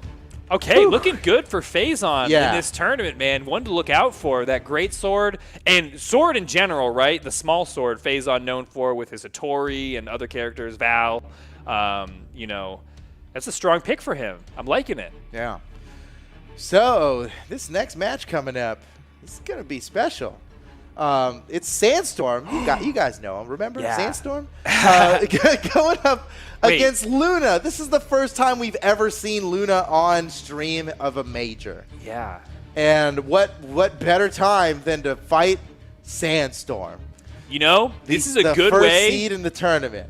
This is a good way to at least get your YouTube clip views. Ooh. And Whoa, the he's mirror! and he's mirroring Sandstorm's skin as well. Okay, I remember when it was Metagame Mike who was like, "Hey, shouldn't we put sparks on the ground version of the chainsaw greatsword?" Dude, look at Luna's stats. We got no stats for Luna. Whoa! Wow. That's how I know. That's how much of a dark horse Luna is in this match right now. Luna has no stats. Oh, they can't see what I'm saying. This is such a come up story here, a breakout performance for Luna.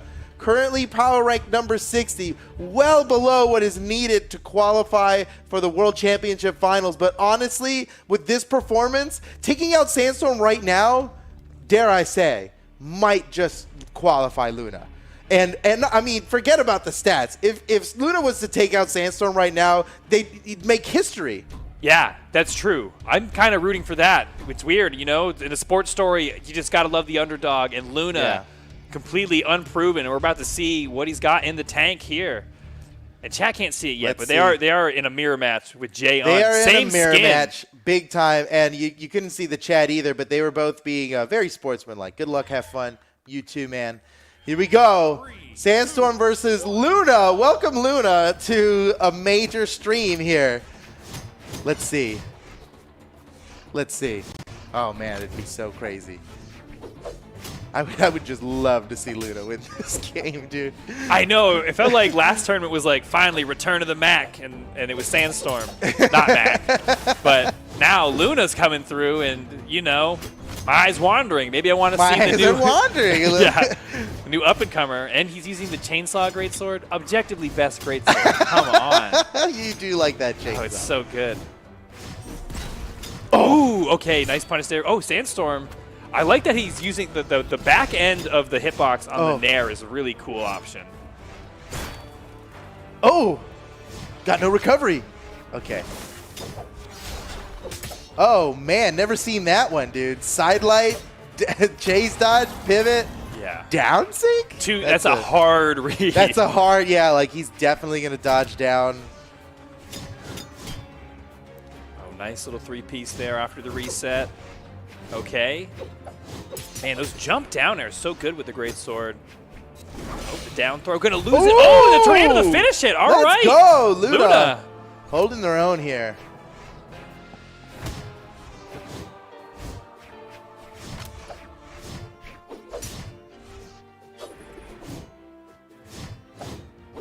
Man, Luna's looking to start a string, and Sandstorm is just not available.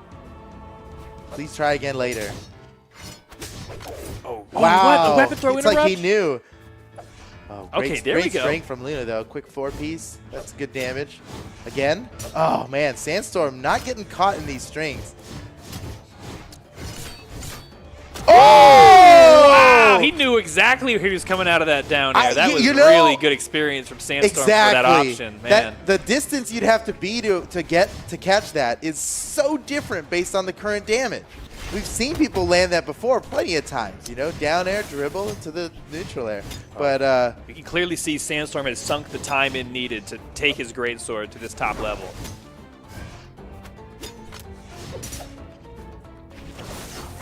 oh, with the pocket sand, Luna might take Sandstorm down to the final stock, which is a sort of win in itself already. Oh, and the pivot got him again. Yeah, Sandstorm good coming read. back to the stage. Luna's looking for it. Can it be? Oh, tricky from Sandstorm. I like that. The jump down air when he knew he ran out of runway. Jump down air is a great one to use. I remember TWK talking about that shortly after release. Like, why don't people do this? And well, leave it to Sandstorm to figure it out. Oh, wow. That was big. That's crazy. I didn't think that was going to land, but Sandstorm knew it was going to land. Oh, man. Good game to start. Luna, clearly a formidable opponent here. Right. Don't count him out yet. Yeah, we have a long set to get through, but whoo-wee, Sandstorm edging it out in game 1. Yeah. Look at that. Chainsaw, though. Just love the sparks on that chainsaw. Shout out to Metagame Mike. That was his idea. And as soon as I saw it, I was like, well, duh. Yeah, that's awesome. Look at that's awesome.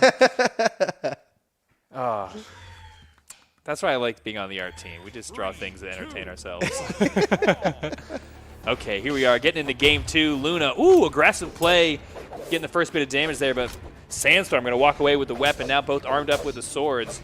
I think Luna, honestly, was probably doing better in the matchup with the small sword. I'm not sure. It was hard to say. It was a tough game all the way through. I don't know what he needs to change to possibly even take a game off Sandstorm. Sandstorm with a little bit of a juggle there, getting some good damage onto Luna's first stock. Now Luna going to trade out for the great sword. Ooh, nice reset there. Oh, man. Yeah, looking good. It's good form from Luna. Oh, uh-oh. Oh, wow. Yeah, speaking of good form, dude. He throws a Follow bullet, through. man. That's right in the numbers. That's a football reference. I was remembering my days in sports. Way back when. All right, what's Luna got left in the tank here against Sandstorm?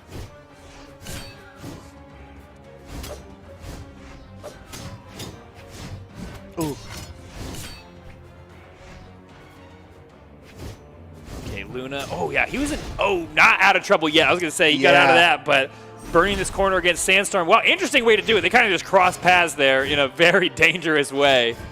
Like two tractor-trailer trucks careening off of the interstate. Man, Luna going to lose the second stock. Man, Sandstorm still holding on to 3. What?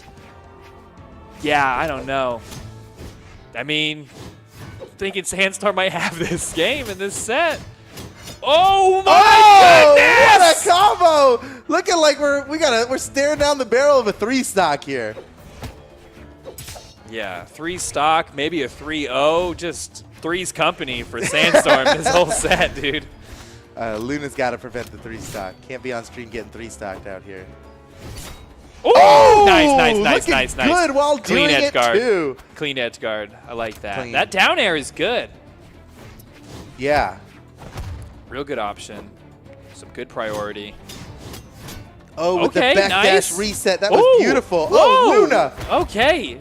You know, against a lesser opponent, man, Luna would probably be breaking necks. I mean, Luna has taken out some big players. Yeah, just to get to this position. Yeah, just to get here. I mean, it had to beat Santi.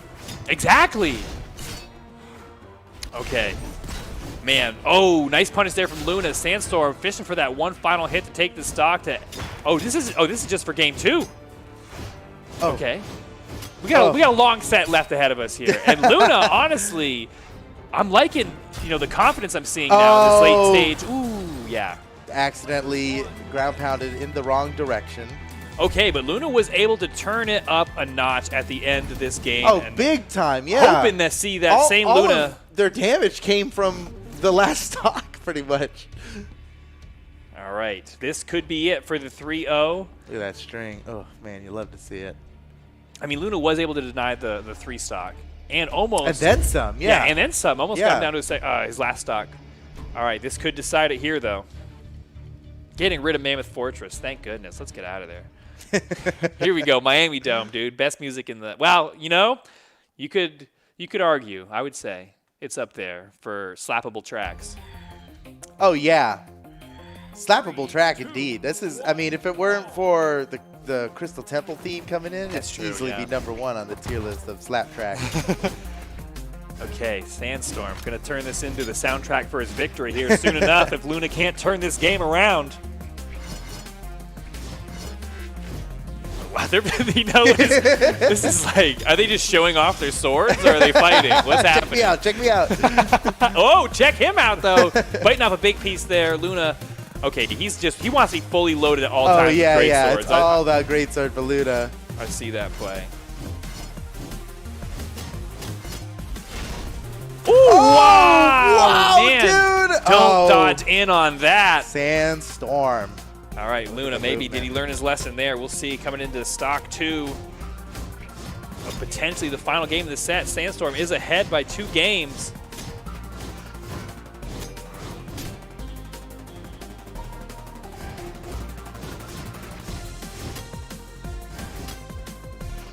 Man. Oh, Whoa, Sandstorm. whoa. That's sick. Woo. That's a Oh, no. my goodness. Yeah, That's a great sword master right there. Oh, with that stutter And then step with the little show off, that's even worse than a taunt. That's way worse than a taunt. Way tauntier than a taunt, dude. Yeah. That's why we changed taunts to emotes. Yeah, dude. right, The only way right. to taunt is a stutter step.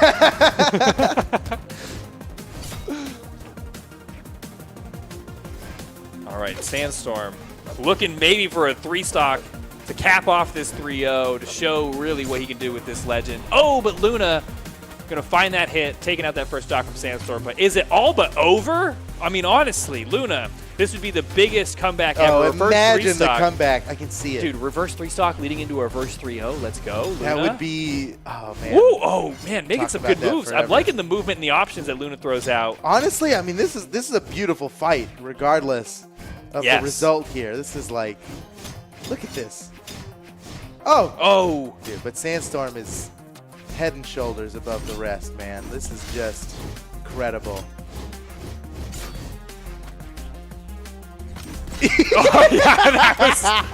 we all waited with bated so breath. Sandstorm. We really were.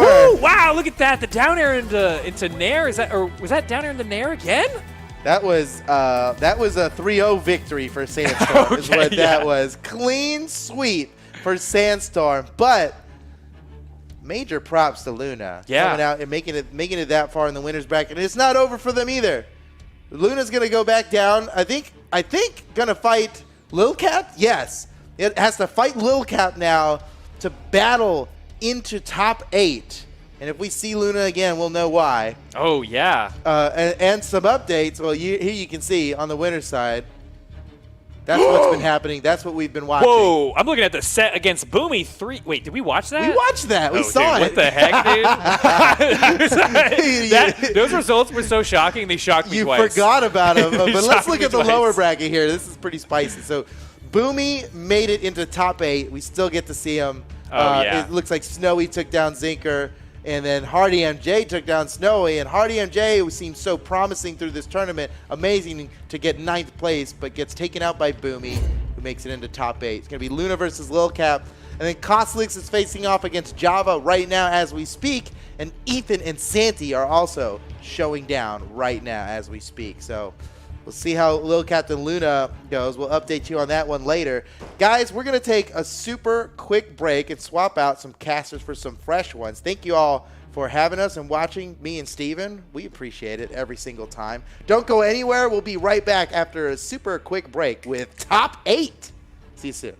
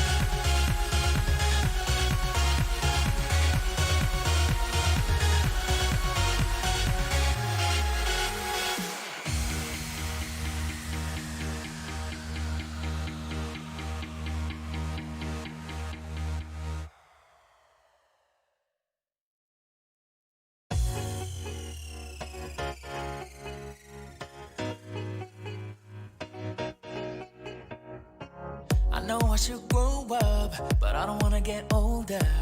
It's underrated to be young and free, yeah. Tomorrow may never come, old days I'm running from. Yeah, I should be saving, but I'm spending it all. Yeah, I want that money, I want that money. So give me that money, I wanna spend that money. Just give me that Friday feeling, like if I like the weekend. I ain't dead and sleeping, I don't wanna grow up.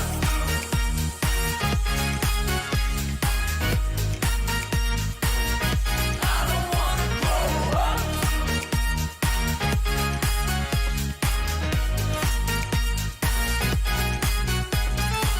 It's taking over me, feel like I could fly away. Oh, I've been waiting to kiss the sky, yeah. One day I'll get serious, but I will have no regrets. And I might start saving, but it ain't right now. I want that money, I want that money. So give me that money, I wanna spend that money. Just give me that Friday feeling, like if I'm living like the weekend. I ain't dead and sleeping, I don't wanna grow up.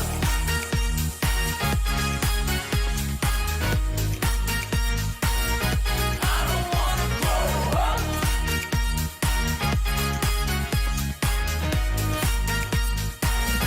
I don't wanna grow up.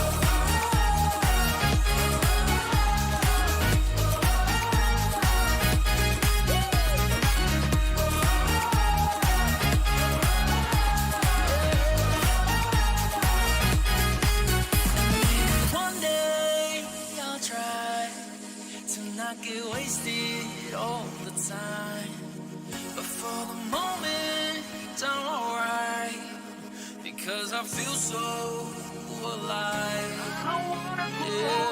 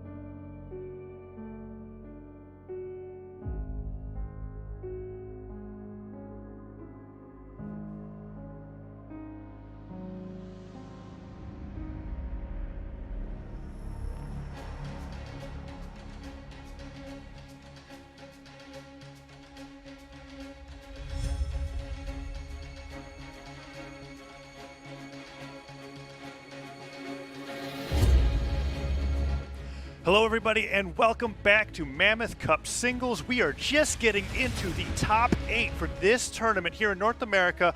I'm Tazza. Joining me is TWK, and we're going to be getting into these matches where we see a lot of familiar names, but some exciting new legend picks. How are you doing today, TWK? Oh, man, I am so ready for this. The action has just been heating up. I mean, this is the last 1v1 major tournament leading up into the World Championship. Everybody's vying for, qualifying for those final power ranking points, setting up their seed for the World Championship. This is a big event. It is a huge event, not to mention that it is one of the first major tournaments where a lot of players have prepared Greatsword properly, and we're seeing that in half of the cast today in the winner's side of top 8. We've got Sandstorm and Phazon in particular playing these characters. I'm wondering if we'll be able to see them match up in the winner's finals, but before that, we've got the first match of top 8, which is going to be Cody Travis versus Phazon. All right, so this one's pretty interesting because, there was a time where, these would be called the best of friends, even as recent as previous weekends. But, now they're turned to bitter rivals here. Top side of winners top 8. They've got to go up against each other. It's going to be a best 3 out of 5 set. So I'm really expecting players that have known each other as long as these two have, they've got to have some crazy reads on each other, right? You figure they've got to spar. They've got to have like, hey, I'm going to do this because I know he has this tendency, and then they'll fire right back with opposite reads. I think what's interesting to that point that you just made is the fact that Cody Travis is still playing Barasa, but Phazon primary on the J in this tournament. Yeah. That might make a huge difference in that comfortability field that you were just talking about. Let's see, is it going to be a matter of Phazon's on a different legend, but it's still the same player, so he's used to these tendencies, or is Cody Travis going to have to deal a little bit with the Greatsword matchup? I'm really excited to see how this match is going to be playing out. Yeah, I guess it'll really just boil down to how much practice has everybody gotten against something like Phazon's Jae-yun, or has he kind of been, STSFN, save that stuff for nationals, where you're Right. just like, this is going to be my secret weapon. I'm going to break it out right at the last minute so that way people have as little time to adapt as possible. So it's going to be very telling this game number 1.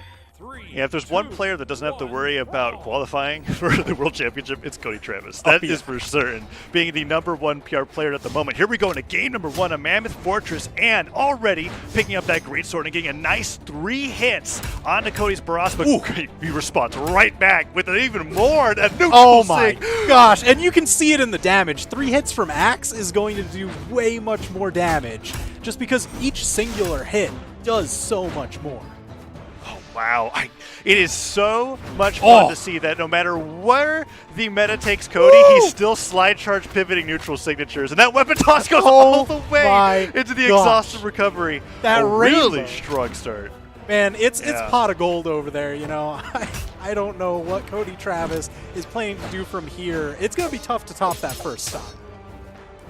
Yeah, I'm interested to see how Phazon's going to adapt to this first stock and whether he's going to hold on to the sword, which he's already very accustomed to. The Greatsword, he got 3 hits in, and then Cody just kind of didn't care that he had that weapon in hands.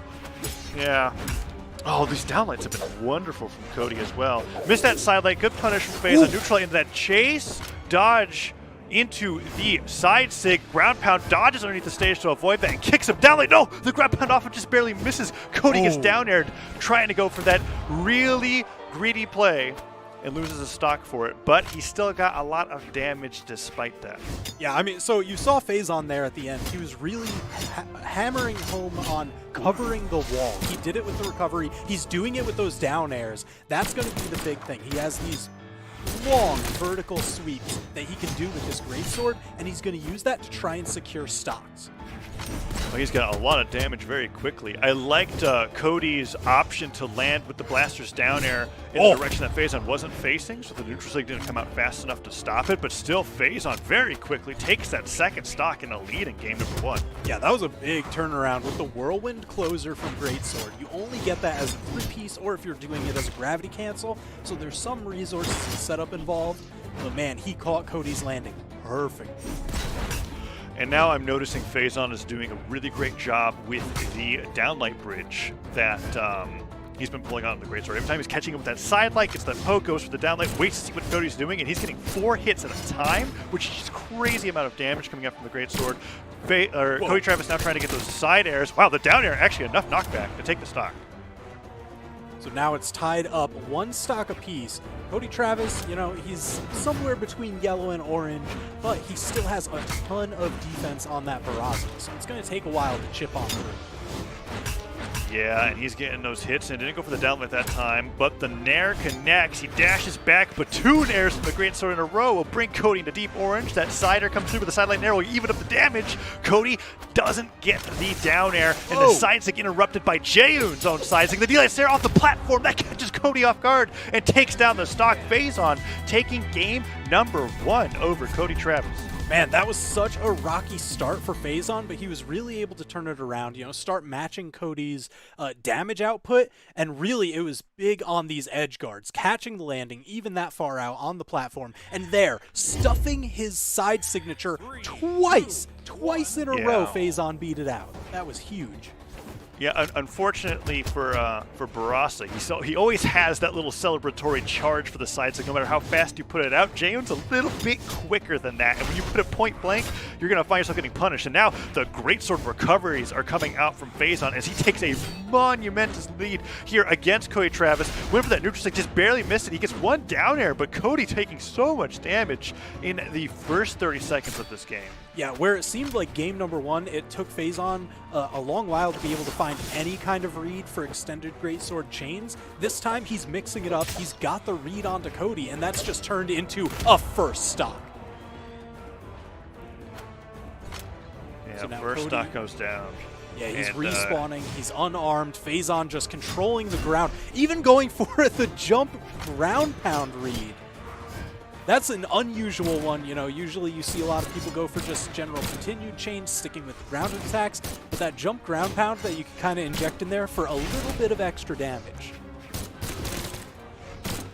Let's see what Cody's able to do with the blasters against the greatsword. It's been primarily the axe that's been getting him the most of his damage and knockouts. The blasters seem to be almost, in some cases, feels like getting outranged by the greatsword in some spots. But Cody's usage of the down airs, I think, was going to be the most important here. Let's see if he can continue to get those down air landings, read the right direction that he's planning on Phazon to attack and get more stocks. Another side stick miss, but the down air follow-up afterwards could lead to the stock, and Yes! ground pound secures the knockout. Yeah, that was a great change up from Cody. You know, the blasters, he was starting to outrange the greatsword just because that side air reaches so long from the blasters. You've just got to kind of start accounting for the greatsword's movement in its kit to be able to beat out Right. the range. But then when he swapped over the axe, I mean, that was just classic edge guard, the ground pound hold covering the wall. Oh, I like that weapon throw coming up from Cody. Nice neutral light. Just waited to see what he was going to do. That the great recovery that catches him, and then it does. What a powerful knockout option coming up from Phazon. Yeah, that thing's a beast. Tossed. Yeah. Interesting about the greatsword. I haven't seen it from Phazon just yet, but if you use the recovery into the side of the stage, it changes a little bit, just because of the collision with the wall. We'll see if Phazon's able to use that. Nice neutral sig, but he misses it out. The nair hit, side sig misses as well, and Cody's getting those axe side airs in, just a few more, and Phazon's jam might go down to one more stock, but it has been a great game for Phazon so far, and those neutral lights are just getting so much extra credit for him. Let's see if he can get a dash up nair really, here. a lot of the damage is coming from just catching Cody's landings and trying to get, if not maximum return off of each one, at least something. Because, you know, it'll add up over time.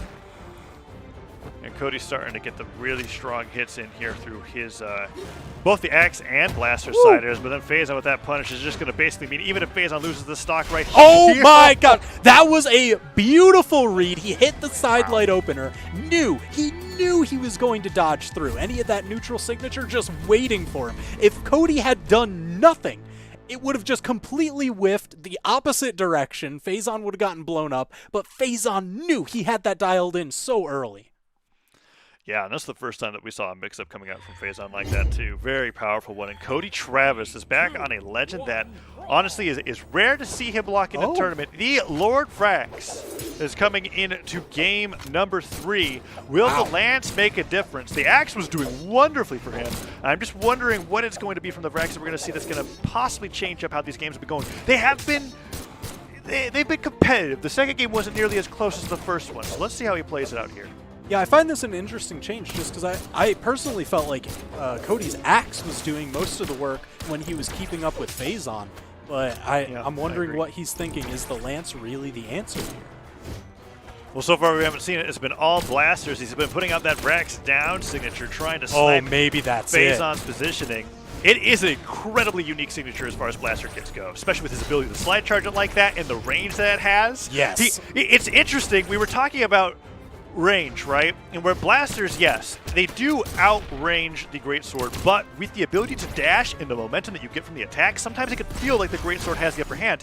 But nothing outranges that down signature from Brax when it just comes to the positioning from the legend and where the attack is going. And it seems like he's using it a lot to keep Phazon in an uncomfortable position. Yeah, that's such a smart change, such a smart answer. He's like, all right, well, if I'm getting beat out on some of these extreme ranges, or I'm not able to dial in onto the movement that Phazon's putting onto those attacks first, well, let me just go as far as I possibly can. Ooh, but that down air hits as Cody collides with the wall. He lands side air, and Phazon takes the first stock once again. But there's a lot of moves that Cody can put out here. Well, okay, I thought that was one of them, but he's gonna need one more. I mean, Vrax doesn't have a ton of strength, you know. He's a little lacking in that regard. So it's going to take him a couple more hits to score the knockout. And let's just hope that he gets those in before he takes a couple more hits himself. So far, only one sideline hits. The down connects perfect. Yeah, Very that nice. looked so cool. The dash jump fast fall over the corner. It's always just kind of like a meteor streaking across. Yeah, and then getting the down air timing right as well to make sure that it actually connects to your opponent is huge too. Now on to the lance versus the sword. A little bit more of a familiar matchup for a lot of viewers at home. Sider hits and he gets the neutral stick slightly charged too. Yeah, that's gonna hurt. You see Cody really just starting to run away with this lead here. Phazon going into the orange, almost the red. Cody just seems to have all the answers. I'm loving the lance coming out from Cody so far. Nice little two-hit coming out from Phazon. Let's see if Cody's able to get that neutral stick once again. No, dodges straight up at the sideline. A side stick, wrong signature read, but he's still keeping Phazon on the back foot. Phazon is dodging away. He's not punishing. Side air sends him flying. I think he's going to go back to the blasters for this last stock, get a ton of damage, and keep him away with that down signature. Yeah, I really like this Vrax pick from Cody. I mean, it is just looking phenomenal. Side air, miss space, but a down to keep Phazon away. Side air comes all the way through. Oh, but Phazon trying to babysit his recovery there, ends up getting hit. Oh, gravity cancels down like at the last second, but he gets punished, and Phazon's going to get him for that down air, and that's the stock. It is anybody's game for game number 3.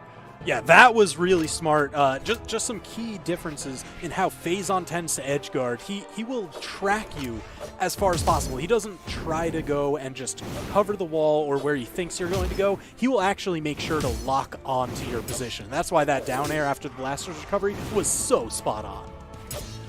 I'm very curious about the weapon choice coming up from Phazon. Okay, again, he was thinking the same thing. Last time they were in the sword versus lance matchup, it worked out really well for Cody, and actually he had a sword primed, so he has to throw that away and wait for another weapon spawn. Because Cody's continuing to take the lead here. That sider came really close. He's gonna go for a neutral stick here, I think, on the edge. Just waiting. Oh no, switching over to the blasters. Look at this. The blaster's corner guard is so good. Cody able to rotate through these attacks. Catches him with the down signature.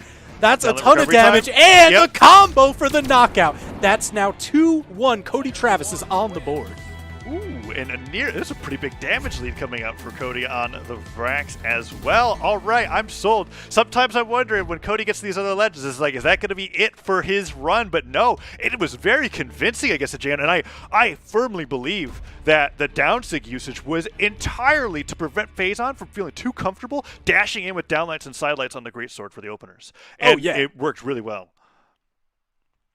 So I wonder what the change is going to be, Phazon now, to try and, reclaim some of that ground, some of that comfortability. Let's find out. Lance picked up. Oh, he gets a few hits in. Cody knows his dodge is gone, but there he goes in, and once again, another neutral light connects. Cody yet to touch him. There's that side air. Down just gets the dodge in, but the down air does. And Cody's starting to put on the hurt. And that was a neutral stick. I think that would have worked, but the side stick catches him instead. Oh, no dodge! Oh, Cody! Man, they are just scrapping back and forth, but it seems like Phazon has been able to dribble Cody a couple more times. Yeah. Cody's getting really impressive punishes, but Phazon's just winning in neutral way too much for it to matter. Ooh, another gravity cancel down light. He's been doing these jumping, no fast fall, gravity cancel down lights right before he touches the stage, and Phazon has punished him 100% of the time for that, and I think that's a little bit of what you were talking about earlier when it comes to their familiarity with their playstyles. That's just Phazon going, I know you like to do for down lights at this range, I'm always going to dash jump cider you for it. Yeah. And kicking him away here, really strong start. Now again, the corner guard, Phazon, trying to find his way in, gets the hit, not able to get any more purchase beyond that. Now Cody answering back with the lance. Phazon is unarmed. He's out of options!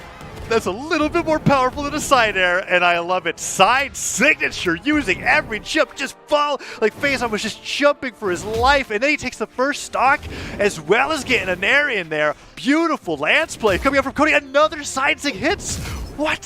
Side air, down air, side air. Ground pound. I thought that was going to be the stock for sure. Cody is on fire. Yeah, I mean, he has just been lighting Phazon up. We've got the orange, into the red, all the warm colors coming out right now, and Cody just looking unstoppable on this Vrax pick. Okay, that side air doesn't do it. He bounced off the stage enough to survive, and Cody somehow still looking like he's on Barasa levels of defense with my Vrax gosh. as he Sairs, chain dodges, Sairs, chain dodges. He's just doing so much damage to Phazon. Is the Neutralite going to do it? It almost not does yet. it. Man, Cody is just chilling on this Lance. Finally! Okay. Finally, Phazon able to take him down, but look how much damage Cody was able to do. He just needs a light tap onto Phazon. I really want to highlight that Cody was in deep red while Phazon was in light orange on their first stocks each, and now look at where we are. He is a Sair away from being in a lot of hurt. Let's see what Cody's able to do. It is a very interesting Lance playstyle coming out from Cody. I would reckon that he is honestly making the Lance look more like Axe than Lance. I'm so used to watching Kostelix, and now I'm watching Cody, and it is a very much of like a get a Sair here and a Sair there. No side lights coming out from Cody when it comes to playing that Lance. And the down sync just snipes him off the ground, sits right off the top.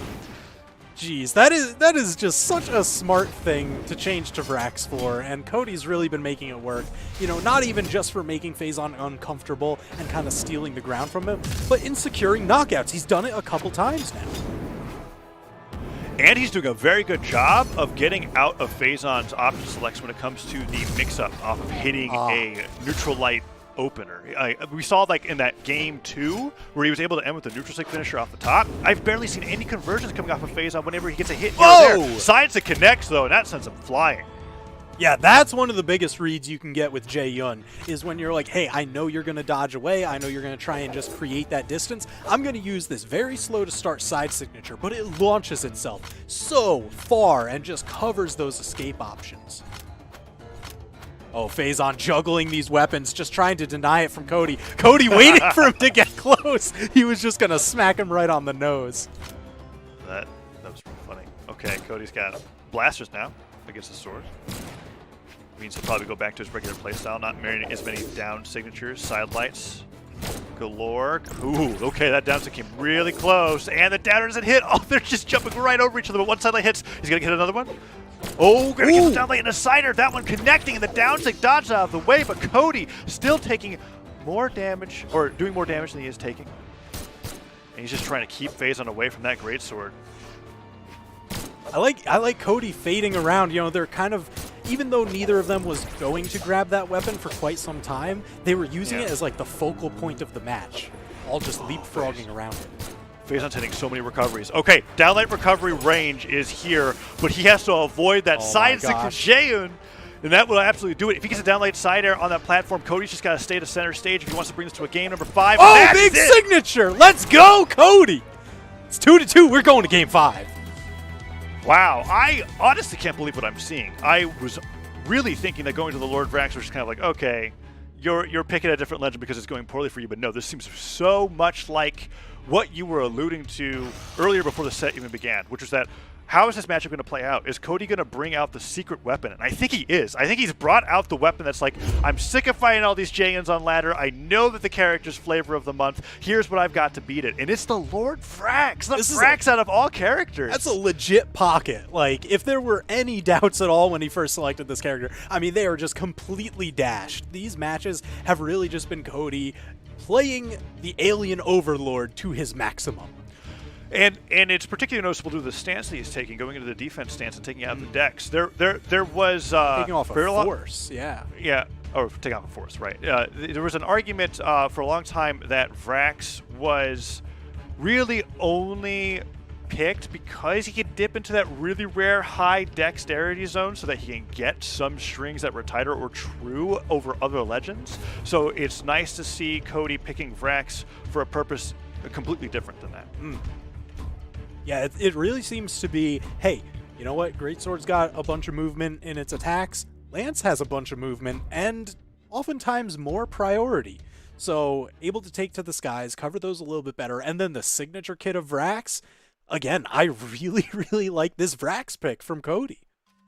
Oh. Yeah. All right, we're going to small Brawlhaven. This one's going to be dicey. Scary. Yeah, I want to highlight that the last game worked for Cody as well as it did because it was on Mammoth Fortress. He was surviving to ridiculous amounts of HP. That is not going to be possible in the same way as it is on Small Brawlhaven. I could stand corrected, but okay, this is a bad start. Oh, but he gets back. No down airs, no side airs. Cody didn't want to risk it. He just wants to get back up the stage. He's just been going with like the classic sword edge guards and just executing them so expertly well that he's got Cody, you know, into the red basically just off of that.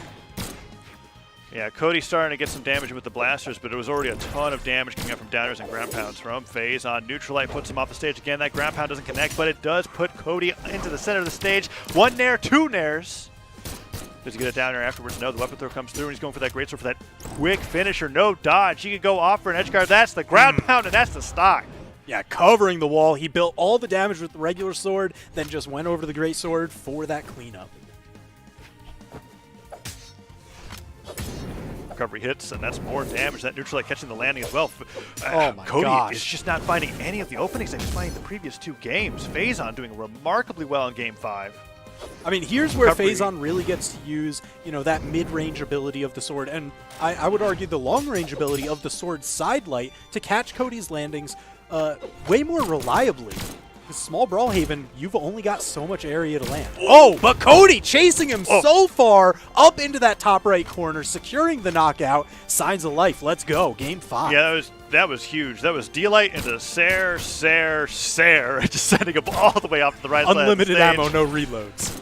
Yeah, and now, okay, he's going for these jumping down airs, trying to catch FaZe on the ground. One down stick hits, down air hits as well. We're seeing more of that strategy that we saw earlier against that greatsword, and I honestly think that Cody has forced FaZe into favoring the sword on the Jaeon pick over the greatsword just because how well he's playing against it. I mean, hey, if you're going to get forced onto sword, Small Brawlhaven kind of Yeah. takes care of a lot of your late knockout worries just because you don't really need that much. And you've got a solid knockout confirm in the downlight recovery, downlight side air if you're that far over. Oh, man. Cody got pretty unlucky there with that downlight timing. He went for a gravity cancel downlight, and Phazon dashed forward and neutralized him before the first shot went off, and it led to that edge guard where now Phazon is one stock away from getting into the winner's finals for the Mammoth Cup. And that is a lot of damage coming out on that greatsword, keeping Cody without weapons. Nair comes through, picks up the sword. He just wants to make sure Cody's on nothing. Yeah, I mean, really pressing that weapon advantage as much as he can. He built himself a decent lead, so even if Phazon gets knocked out here, but that's so far from being the case. Phazon dominant even on this second stock. I mean, Cody hasn't really been able to land or stabilize. Here's the chance. I thought he was going to go for a recovery there, but he went for a double nair instead. Recovery misses. He has to get the stock here and now. One more hit is going to be too much, but Phazon survives, avoids the side air from the edge, and Cody throws up in the wrong direction, and that is it. A side light finisher from Phazon takes down Cody's last stock, and he takes the set 3-2 to go into winners finals.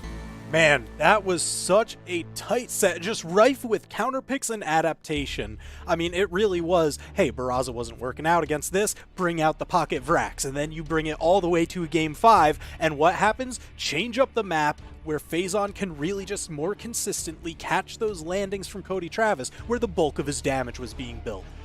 Yeah, I like that you highlighted the map there. It was definitely like, what was my problem last game? Oh yeah, I couldn't take any single one of Cody Travis's stocks. Let's fix that. Go to Small Brawlhaven. All of a sudden, Cody just couldn't live long enough to get anything started. Amazing adaptation between those two players, and those are the sets that I like to see. Cody Travis is out in that set, but not out of the tournament, going into the lower bracket to fight against the winner of Little Capped and Boomy, which we'll be seeing later today. But the next set that we got coming up is going to be very exciting. It is Tempo Storm's Sandstorm going up against Stingray. All right, so this is going to be kind of wild because I know a lot of you folks out there in chat that are watching Sandstorm. You're like, oh man, he's my favorite player, and now he's on the Greatsword. He's showing off the new stuff. Oh, I see him locking in Onyx. I mean, he just has such a deep weapon and legend pool to pick from.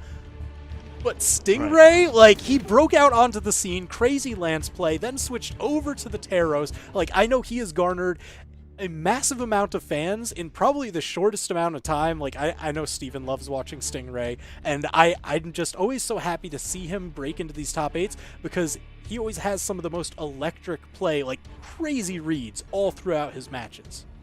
He's also, I feel like, the sole player of picking Crystal Temple as a primary map pick. That is something that I've noticed about Stingray, is that his map picks compared to the rest of the North American scene are so completely crazy. Going for Crystal Temple and Apocalypse and a Great Hall more so over any other maps. We're now going into this winners semifinals match, and we've got Sandstorm of the JM going against the Wushang of Stingray, with Mammoth Fortress being game number 1. I'm as surprised as you are, but Stingray has been showing a deeper legend pool as of late. I know he was playing that Asuri a little bit earlier. I mean, he's got a lot of different legends. His Katars were looking really good. So I'm just happy to see him bouncing around, because, you know, a lot of people when he first broke in were like, all right, you know, maybe he's just winning because of this weapon or whatever weapon or anything. And he has just proved them wrong every step of the way. Just a master through and through. Yeah, this pick, very interesting on the Spear and the Gauntlets in particular to go up against Sandstorm. This matchup is the best of 5 to fight in the winners finals. Winner of this goes against Phazon.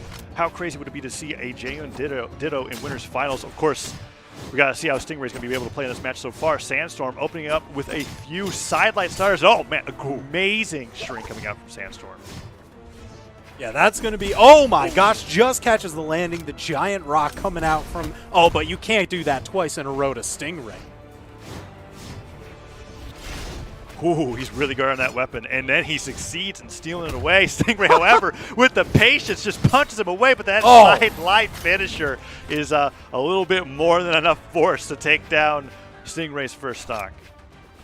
Yeah, this is going to be the main question, is where does Stingray choose to use his dodges? You know, a lot of these early stocks, you can see them kind of as a little bit of conditioning going on, because, oh my gosh, big dodge read for Stingray, and that's going to be tying it up not too far behind.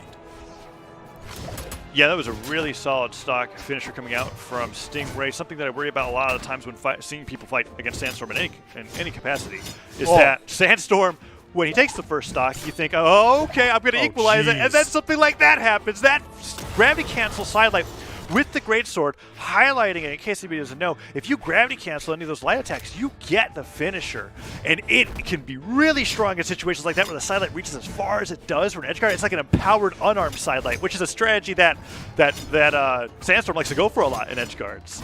So. Really great Stingray actually getting a spot dodge punish onto the greatsword, going for those extended chains. This is where it's going to be, you know, kind of like when, hey, you're first playing against Gauntlets or something, where it just becomes, all right, how many dodge reads can I get? Sandstorm is doing that same exact thing on greatsword. He's like, yo, all right, this time, you punished me last time with that spot dodge. You're going to spot dodge again? I'm covering it with this signature. Get out of here. Man, that was huge. It was pretty big. And, I mean, he, like, slightly charged the signature, too. That was how hard that read was. I think, well, I don't know. Maybe it didn't matter. But whenever I see a slightly charged signature attack in any capacity, that just makes it feel like the read is that much harder. Oh, yeah. Because you're like, I'm covering this space. You know, I'm going to spend that little bit of extra time, not only to time out your dodge, but to make this hurt that much more. So here's the Crystal Temple pick that I would expect from any Stingray set, but he's on Daryl now. Going into game number 2.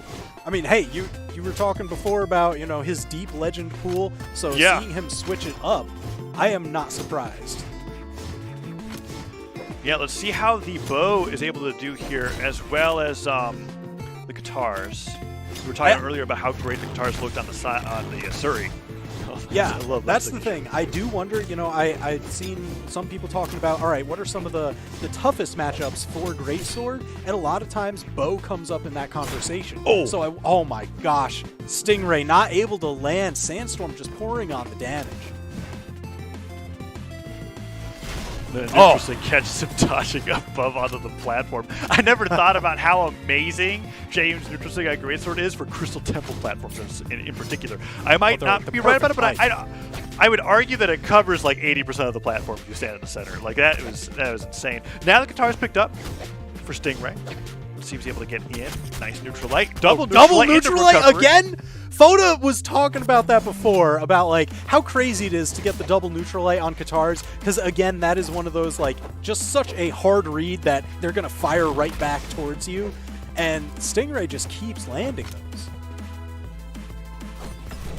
went in for the down zig. Just hit on either way. Recovery coming in from Sandstorm, getting a little bit more extra credit, but it's not as huge as last game, where Sandstorm would just get started with the Greatsword and the stock would disappear at the end of his attack string. Let's see what he can do. Oh, nice! Oh, yeah.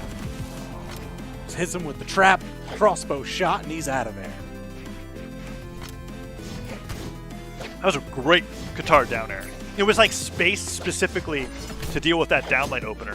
But Sandstorm's getting in with those sidelights. Oh, the double neutral light again, man! But then but Sandstorm, happened. that same coverage, we see it coming up again. Yeah. Hey, you're going to try and spot dodge these strings to punish me? I've got the answer that I'm going to mix in there. Yeah, the down stick is doing amazing for Sandstorm in those strings, and it's catching those stocks as soon as possible. Side stick does connect. He threw out a few of those earlier on, but that time the bike does actually hit. Hits him with the crossbow as well. Neutral light dodged in place, but he spot dodges again, and that time Sandstorm did not punish. I So mean, he's that's managed to get kind it of the mix-up, right? It's a little bit of RPS thrown in there, where it's like, all right, you can spot dodge and punish me, or I can punish your spot dodge, or you just escape. It's all these but different that mix-up time- options, and Sandstorm, man, he just pulls scissors 8 times in a row, and they're going to cut you eventually. Yeah. Yeah, Stingray is spot dodging a lot in these Greatsword strings. And Sandstorm, what he did there was pretty cool. I'm actually interested to see that in the replay. He did the side light and then like turned around to side light in place again for that finisher. We're going to see the down stick finisher right here, and then this stock in particular is really nice because we're going to see Stingray's going to spot dodge. Yep, he Look dashed at that. forward. Dash forward, Yeah. dash back. Just to bait it out and get himself some extra runway to do the full chain. Man, Sandstorm's ridiculous. Yeah, Sandstorm is incredible on this weapon, and now we're seeing Stingray back on what he made his name on, the Black Knight, the Orion crossover. Now on the Lance, as we're going in against Sandstorm on the Jane once more. Oh, he started off strong. Nice sidelight finisher. Oh, caught the dodge again. Oh, look at Sandstorm now. He's just doing those single pokes, really trying to bait out the escape options. But Stingray, the past couple times, he hasn't been biting. Oh, big ground pound. Danger! Double ground pound! Just steals that stock right out from under Sandstorm. Stingray, what a play. Yeah, Sandstorm getting a little too greedy with that ground pound there. Stingray able to answer really, really quickly. Putting out that side stick, gets side aired away, but he has a good start, and that side air comes through, doesn't get the downer afterwards. The side stick will be more than enough force to take down Stingray's first stock. Just kicking dirt in his eyes. Yeah, it is an incredibly powerful signature in terms of the trajectory. If you catch them at the edge, it's like a super powered sword neutral light. It's just insane.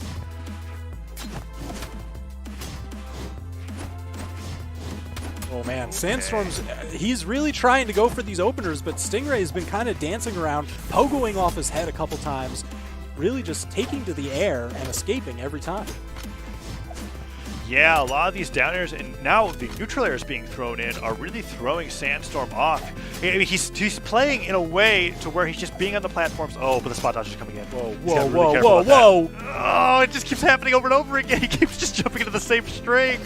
Nice neutral air to somewhat even up the damage, but Sandstorm made such a great comeback in that exchange, and is that going to be it? The neutral light finisher almost takes him out the top, and the recovery will do it. Yeah, that was like the classic Tybo dodge, right? Like somebody just dodging straight in above you, and you just wait for it, turn around, recovery. Ooh, and once again, spot dodging out of those attacks, throws a Greatsword straight up, primes a new one, so if he loses this one, he has another one waiting for him, and Stingray's just hoping that a weapon spawns in his favor. There is the spear. Yeah, so this is what Stingray used to gain a lot of ground against Sandstorm's Jaeyun. It was a lot of those down airs, a lot of the neutral airs, just playing around at that one jump height. And it seems like he's mainly keeping to the skies, just not trying to give Sandstorm any grounded starters. Because look at what happens when he does! Maximum punish on those dodge reads. Neutral State went for the spike, but a quick sider will punish him for that, and I think Stingray is starting to figure out that this might be it for this winner's run. Recovery hits. Never give up. Oh. Never surrender. Down light into recovery. Okay. He's back in this final stock, baby. I saw what he did with the last ground pound before. It's just going to be a matter of he's getting Sandstorm off stage. My gosh. Don't say this. Oh, Okay. Sandstorm confirming for the knockout. That's going to be 3-0. Sandstorm moving on into winner's final. Stingray not out yet. This is a double elimination tournament, so he's got another shot. Look at Sandstorm just cleaning up. Yeah, that was pretty great. Sandstorm is in winners finals now, and he's on the jam the entire way, as well as Phazon. Meaning that Sandstorm and Phazon are going to be meeting in winners finals in that Jay and Ditto potentially. Again, I'm not going to call their picks for them. They could have something different for the other opponent, but I'm excited to see that. And now our lower bracket is starting to be rounded out, as we just saw that. Little Captain Boomy going to be the first lower round one bracket match, and then Sandstorm or Santi versus Koslix will be the other matchup as we're going on throughout this bracket. Oh, wow. Santi, man. All right, so I know Santi got sent down into the lower bracket a little bit earlier than we usually see from him. But, man, what was his route through the lower bracket like? He just burned through all those opponents, and there was, like, crazy competition down there. Yeah, look at this. He took out Pugsy. He took out Santi. He took out Ethan. Like, he just went on a tear. Yeah, and that was after losing to Luna, who I imagine did really well in that matchup with the Jayon in particular. But seeing Santa being able to outplace him, Luna got knocked out by Little Cap, so he doesn't have to worry about getting the rematch again, whether he wanted it or not. And now he's in the lower bracket top 8, and that's exciting to see for sure. I see Boomy in the lobby right now, and I am excited for this matchup that Boomy is going to be having up against Little Capped. Yeah, so here's the real question, right? All right, Little Capped, I would be very surprised if he played anything other than Bodvar, right? Like, that's just going to be maybe Taros. Maybe Taros? All right, so maybe. It's really going to be, what is Boomy going to bring out? Because he's been bouncing around a ton of different legends all day.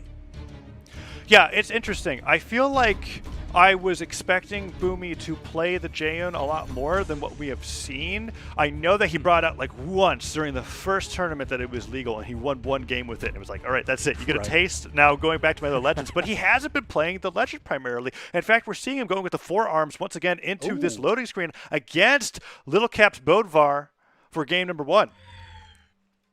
All right, and all right, yeah, this is a great map for playing the forearms, just because massive signatures, some of them even have a ton of carry built into them, and, I mean, small Brawlhaven, you're going to score knockouts very early. Yeah, it's actually remarkable how similar Bodvar and forearms of Sidesig on Hammer is in terms of what it does on the ledge, which is delete your stock. Yeah, delete your stock at yellow. So we'll see who's able to land more side six this game as he picks up the gauntlets against Little Cap's sword. Little Cap doing a great job on this first stock, just staring Boomy over and over again. Can he get the last sider? No. Nice recovery from Boomy, riding up the edge, hits Little Cap away, but Little Cap still has stage control. D-Light recovery, one more of those will take him off the top, most likely. That sider catches Boomy without a dodge. Yeah, that was big. I mean, Boomy went for that gravity cancel downlight on gauntlets, and Little Cap able to get just over it for that punish. Oh, and just outranges that hammer neutral light. Yeah, a sword is longer than your leg. See you later, forearms. Yeah, Little Cap's just playing really solid standard play there on the sword, just hitting Boomy and winning a neutral every single time. A bunch of siders, and that was it. Now Little Cap onto the hammer, looking for those stomps that he's so well known for, as Boomy's still playing primarily on the gauntlets. And wait, he has no dodge. Okay, he played so dangerously on the ledge there, and I think it was because he was baiting Little Cap to get into that neutral sig. But he doesn't fall for it, and Little Cap continues to get more damage. One sider comes through. Can Boomy get the stock? Really threatening that corner. Oh, and just threatens it even harder. He's like, I punched the ground twice. Now I'm really gonna punch the ground. Down Sig will do it.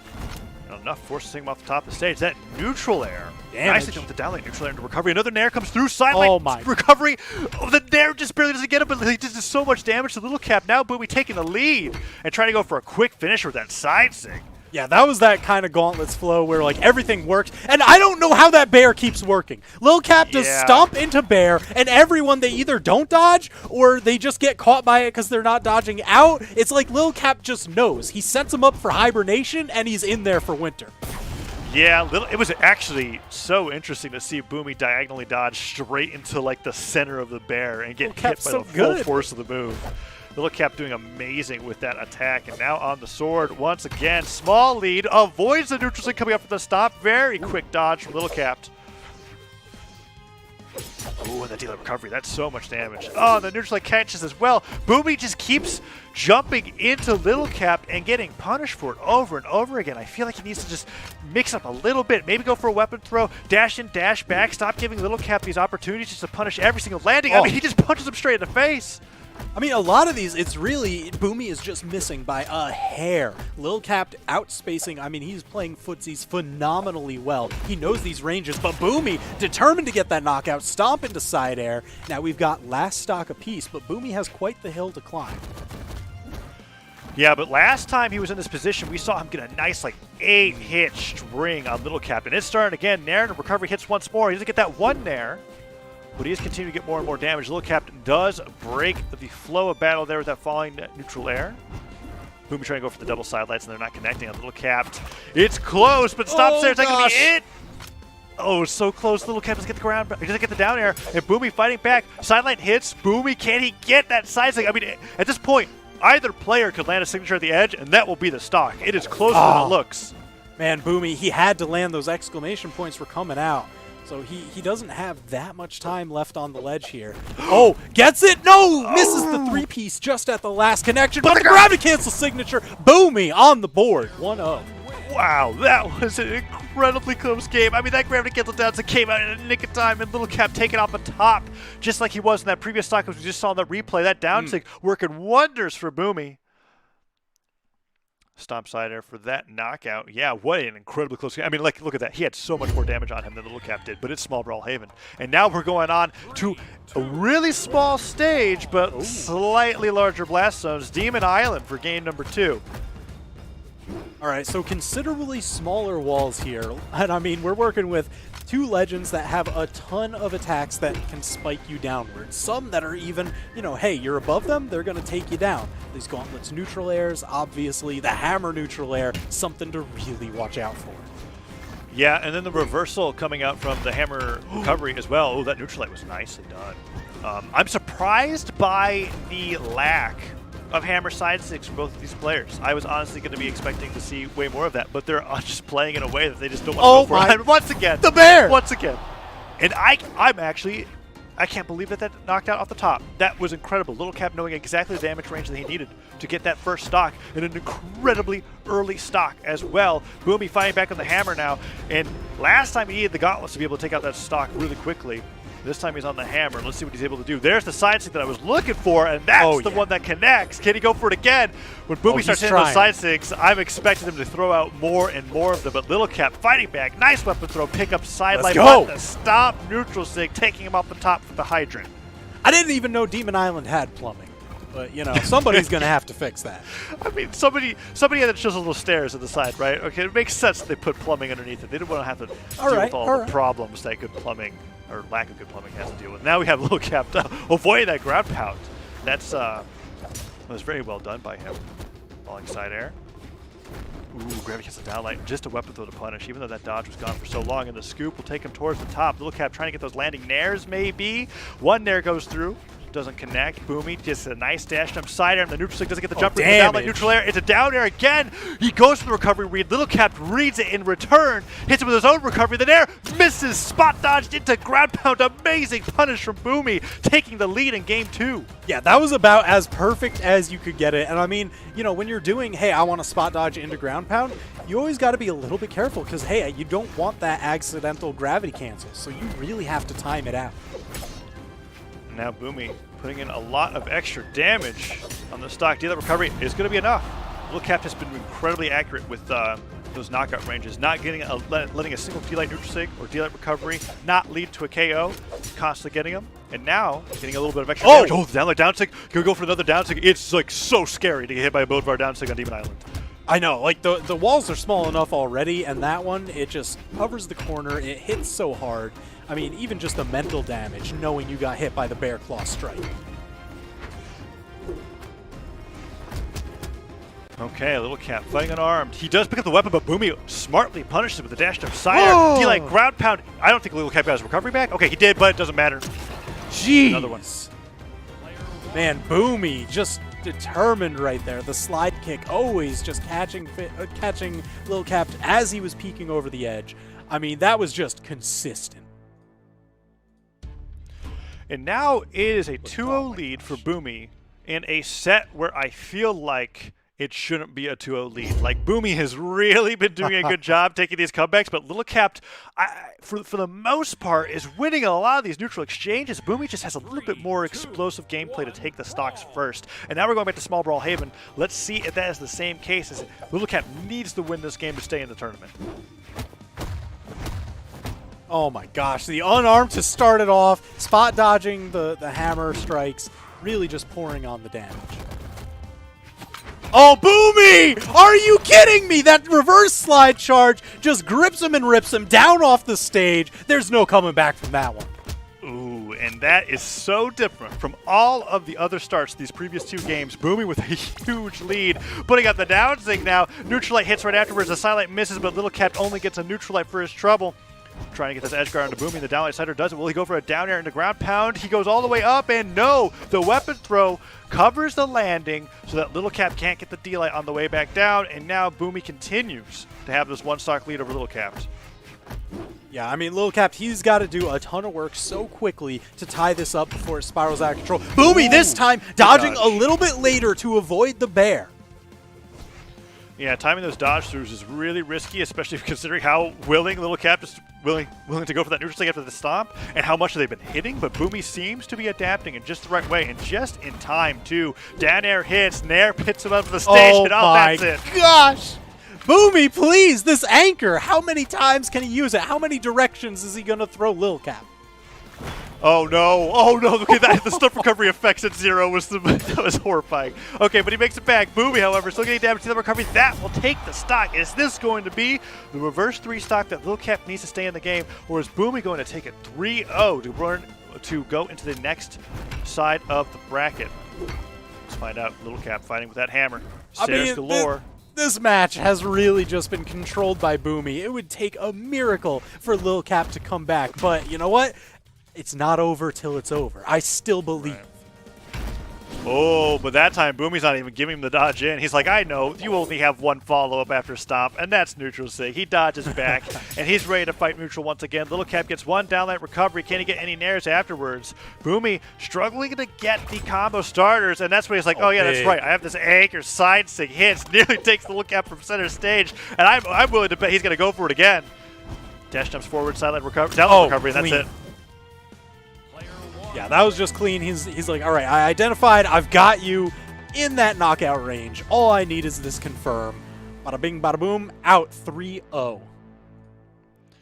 And that means Boomy is moving up in the lower bracket to the lower quarterfinals to fight against Cody Travis, and that is a matchup to fight for 5th against Cody Travis. And on the other side is Santi and Koslix, and the winner of that has to go up against Stingray. So we're seeing on this bracket here, the next matchup we got is going to be exciting indeed. I know that Koslix isn't that used to riding into the lower bracket this early on. I mean, I remember talking about this in the last singles tournament that we casted, which was that Koslix has probably got the highest rate of top 3 placements in any player. He's always struggled to really get that win against titans such as Cody Travis and Sandstorm and Boomy, but Koslix is so used to being in the top 3 spot, and I don't expect to see him drop down this early on. So this is going to be a very challenging matchup for Santi for sure. Well, I mean, you know, you say that, but here we just saw Santi. He burned through Hugsy, who's won a tournament this year, and Ethan, who's like consistently just an absolute monster. So I don't know if I'd like give this as solidly to Koslix. I know, yes, he has been consistently on those podiums, but I don't know how many times he's actually had to go up against Santi. Yeah, I'm actually not sure myself, and seeing Santi on the Petra going to Demon Island, although this kind of already feels like it's been conceded. Koslix on Demon Island. If I associate Crystal Temple with Stingray, I associate Demon Island with Koslix. When he gets this stage, it almost always results in a win for him. Let's see how Santi's able to play it out here on the Petra, opening up the gauntlets in game number 1.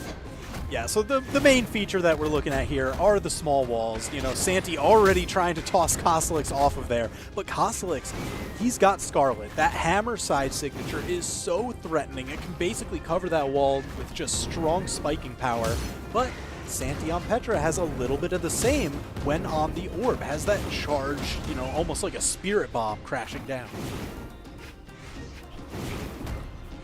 Ooh, went for the little Wow. sidelight there. Kosalix missed out on getting hit by that amount of damage, but the neutral light connects, and oh, that side stick would have been it. If he just jumped a little bit and gravity canceled it, I feel like it would have been the stock, but the neutral light disarms Kosalix, and Kosalix gets nared to the weapon throw. That's it. Excellent stock from Santi. Yeah, that was great. I mean, the neutral air knocking down at that angle, and Santi just had it laser guided with the weapon toss to seal the deal. Let's see. Whoa! Okay. Using the quicker attacks on the gauntlets to interrupt Kosalix's hammer strike, even clashing it out there. I gotta tell you, like, two signatures in a row, that's a lot of damage. Yeah, I think Kosalix has started to recognize the playstyle change that he's going to need for this.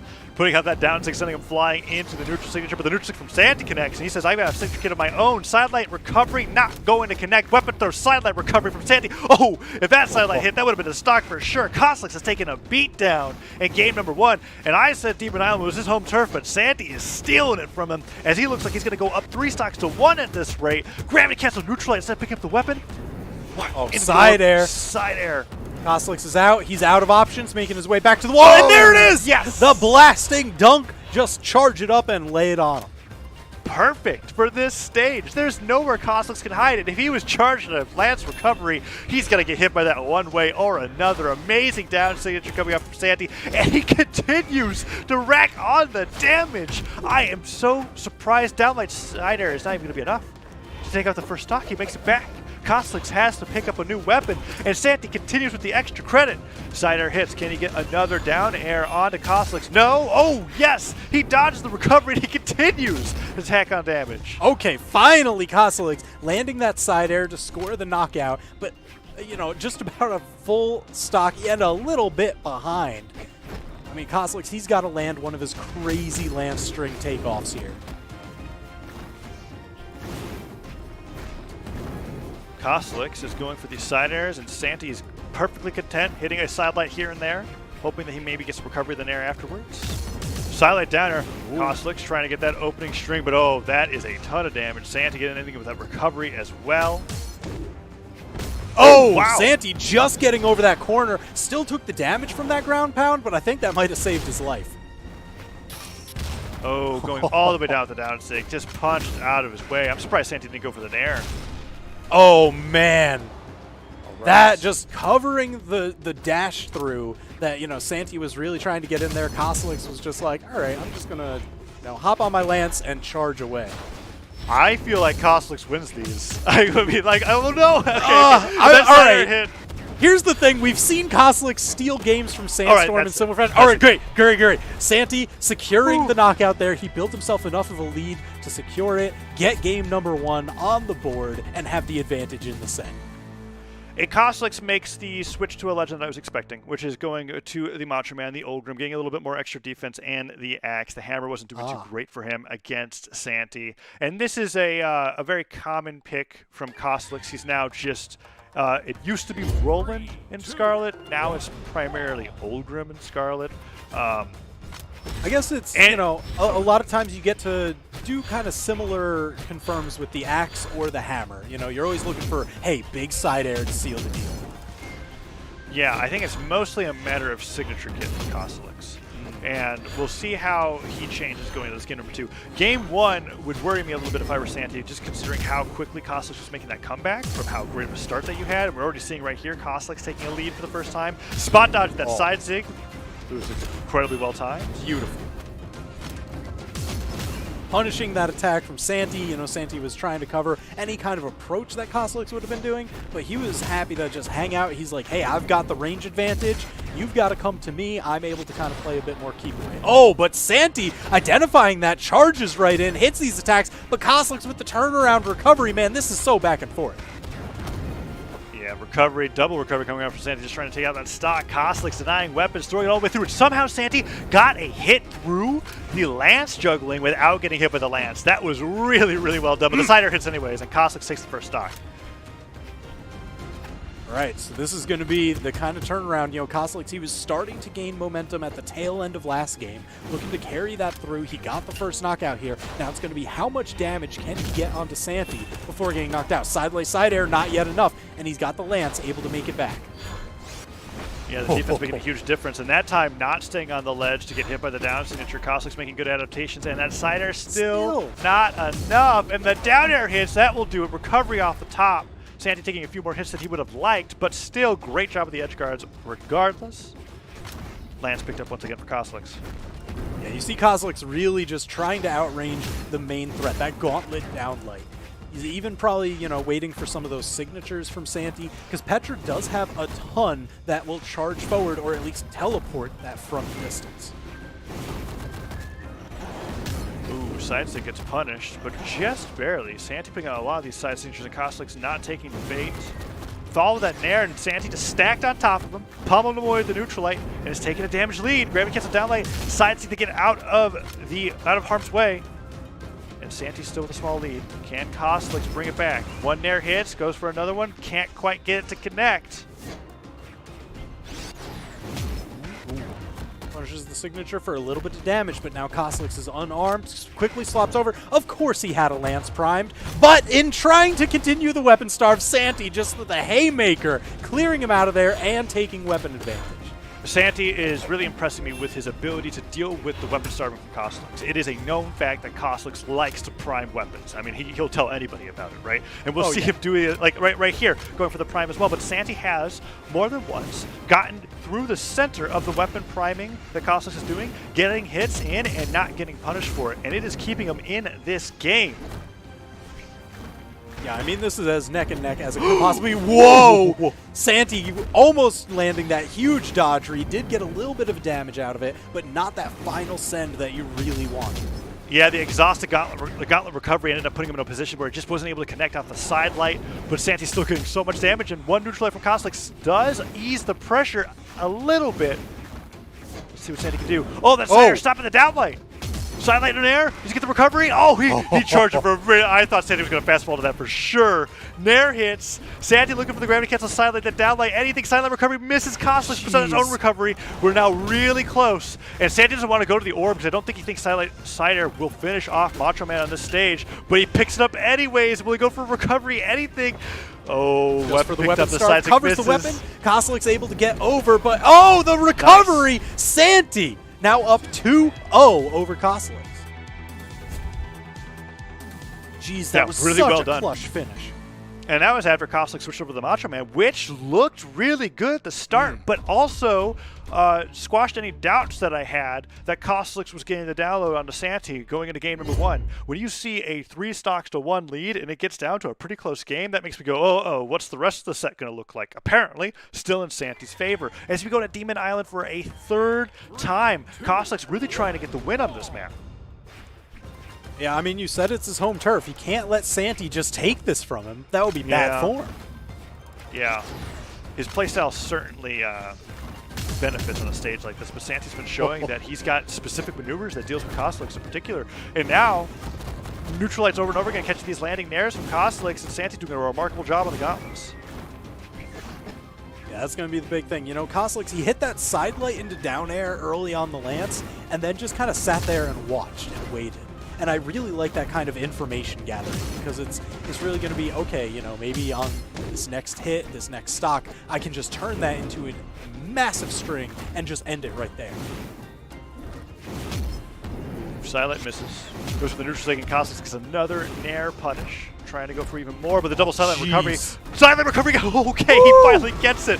That gravity cancel silent that we saw in the previous game that didn't get the recovery to connect afterwards, and this time he does, and he continues with the string into the next stock. Side stick, active input up to stop him from getting to the weapon. That is genius. Yeah, I love to see just like those little nuances that, you know, Santi puts into his play. It's always just, you know, everything's got a purpose beyond just doing damage. One of my favorite things is when reviewing a VOD of a match with a Petra, when an active input up on side 6 actually used, is seeing Twitch chat go, wait a second, that's a thing? You can do that? Yes, you can actually do that. There is reasons for it, it's just so rarely seen. Oh, that neutral sig. I respect it, but Costelix punishes in the best way possible by completely taking the stock, even up now 2-2. I mean, that's the thing. Hey, you know, Santi, if he's going to keep doing that to Costelix, eventually Costelix is going to dodge to the outside, turn around recovery, and make you think twice about it.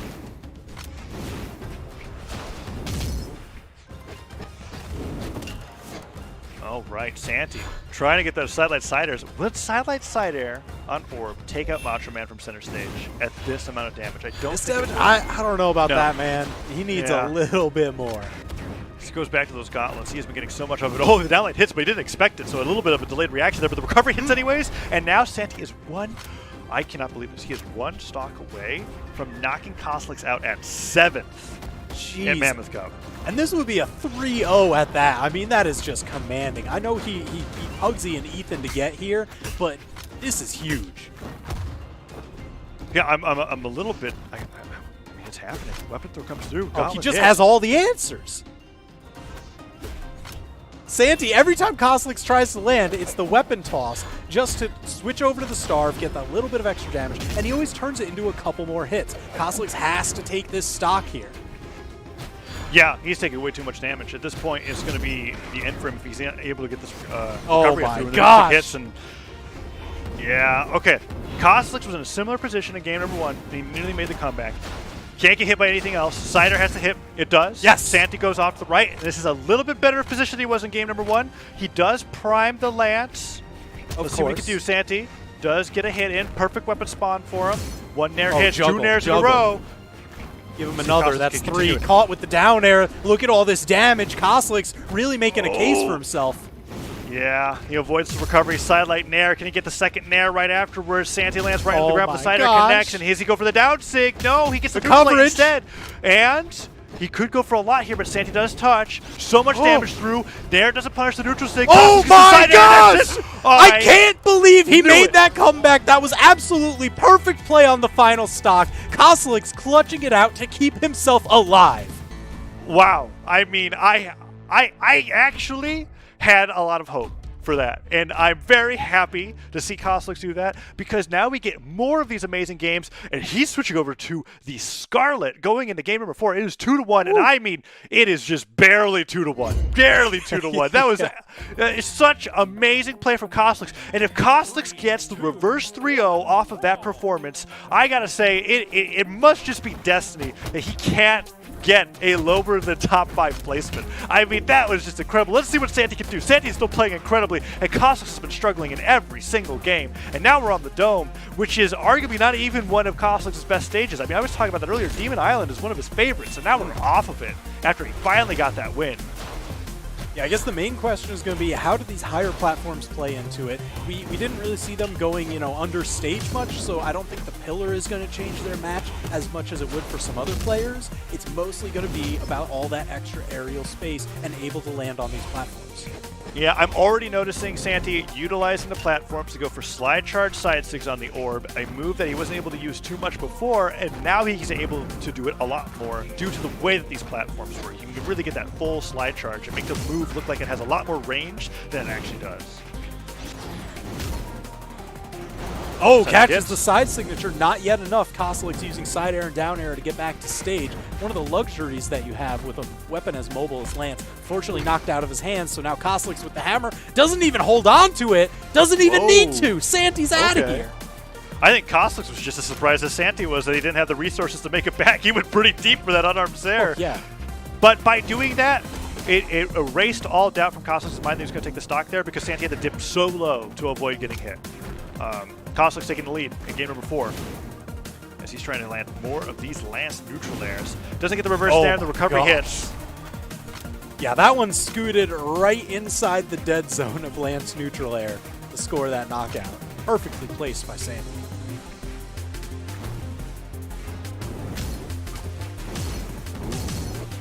Nicely done by Costelix, trying to get those nairs in as well. But Santi's been getting so many of these, like, whenever he stacks his hurt box with Costelix, he's been getting so many neutral lights to punish that. Yeah, those definitely add up. And enough ground pounds, they add up to a lot. I thought Koslick was going to reverse that for sure, but Santi did a great job getting out of that situation. Koslick and Santi both exchanging edge guards here. Those nairs, I mean, Santi is just staying perfectly inside the Lance Nair as it happens, and then punishing Koslick at the very end of it. And now we're seeing him take the 2-stock lead once again, and with that damage lead, oh, this is looking rough for Koslick in game number 4. I mean, I'm still just flabbergasted at that knockout. Like, you were talking about Santi using the platforms to slide charge dash the side signature on Orb. He used it there for the neutral signature to cover that center space that can usually be a little bit too high. Scoop hits. Oh, that's enough. Okay, we've seen Koslick come back from worse. We literally just saw it. Oh, yeah, this is way better position than he was in last game. And last game, he just trounced Santi in the final stock. I don't think anyone has a last stock X Factor quite like Koslick's. Let's see. So far, so good for Santi. Nair hits, doesn't get the recovery. One Nair from Koslick, and that's all he's going to get. The second one is dodged out of the way to the right, and the recovery hits. Santi looking for the silent recovery on the platform, and that could possibly just take Koslick out here and now. One Nair hits. Can't Koslick get any more. Neutral light connects, and when he gets those neutral lights, that's when it starts to get rough for Santi. Side air goes through. Is he going to get another one on the way back to the stage? He dodges back, but Santi gets to the platform for refuge. Koslick's avoiding getting hit, and all of these nairs are keeping Santi in the air. That catches the jump, the down stick doesn't come through, the steam does not connect, but this is looking like Koslick's game again. I know, it's how many hits unanswered. Santi finally scoring a recovery, but your lead is entirely gone. Okay, one more recovery, that's it. The weapon throw just barely saves the silent recovery. Takes not the top. Koslick's. Oh my gosh! All right, that weapon toss to interrupt interrupt the recovery and save his life was crazy enough, but then to immediately pivot into the side light recovery, man, Koslick's is unreal. I cannot stress enough how amazing and how clutch Koslick is in last stock situations. I feel like he is more powerful as a player being down a stock and in the red than any other player I have ever witnessed, where in most cases that's when you feel the most nervous. And I think a lot of this also contributes to the fact that when Santi gets in those situations, he's playing way more nervously. He's not going for the crazy gravity cancel sidelights. He's just trying to get those pickup recoveries, and Koslick, on the other hand, is playing out of his mind. And now we're on Demon Island for game number 5, and Koslick on the Scarlet is starting to take Santi apart. Man, I would have given you the side eye if you told me 2 games ago that we were going to be game number 5, but like, this is crazy, man. I'm telling you, Koslick has to get top 3 in every event that he gets into. It's just a written rule. No matter how good it looks, his opponent is going to lose. That is just his mentality. Koslick only loses to a very few share of players, and now going into game number 5 against Santi, can Santi do it? I would love to see a Santi win, but Koslick is just making the impossible happen. Yeah, I mean, he was getting through that weapon throw now to stabilize back on stage. He's going for those hammer scoops. I mean, it is neck and neck. Whoa, just dipping under that, but the sideways one, horizontally, that'll get you. All right, an okay lead for Santi. It's one Lance side air away from being a dead even game, and that's the dead even game. Yup. There it is. Man. I love it. Measuring stocks and shares is my favorite thing to do as a commentator, but here we are. Game 5, 2 stocks to 2. Koslick successfully weapon starving and delaying the weapon throw that time to mix up Santi's punish. That time Santi actually getting bonked on the head by the Lance, and Koslick's getting a favorable matchup here. Trying to go for those nairs. Let's see if we can do. Down air does hit into neutral light. Yo, let's go Santi, this damage. That was amazing. And the recovery once again tries to go for the nair right afterwards, but Koslick dodges straight up, but Santi is just destroying Koslick on stock number 2, and that neutral stick I feel like would have just been the stock. So let's see, Santi not able to close this out. He gets the side light setups, but Koslick's finding the dodge out every time before the recovery can land. Switching over the hammer, no, primes the Lance, and he gets a nice nair to side air. The down stick does not hit, and the recovery takes him off the top. All right, Santi once again 1 stock away from knocking Koslick out. But wait a minute, that means Koslick is on his last stock. He doubles in power. Yeah, it's looking. Yeah, it's like, wow, Koslick is an entire stock behind. It's looking pretty rough for Santi. I know that's what we're saying, but that's like how it's been. Sidelight sider hits. Santi makes it back with the recovery. Nair hits as well. Doesn't get that side air. Okay, Santi getting good damage in. Koslick's on the hammer, looking for 1 neutral sig. We'll take him off the top. Oh, stomp side air. That'll work too. That's it. All right, this is the best Cossax has looked as well Jeez. from these situations.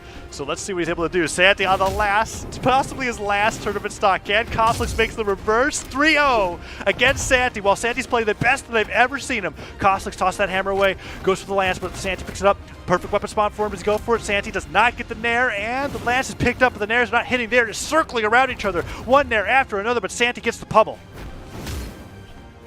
Man, Koslik's jockeying for position, catches the landing. Nice ground pound. Oh, but Santi Ooh, really some putting on the recovery. hurt. Sidelight recoveries. He just needs some strong hit. Gets it with the neutral signature. Santi denying Koslik. Gets the 3-2 victory.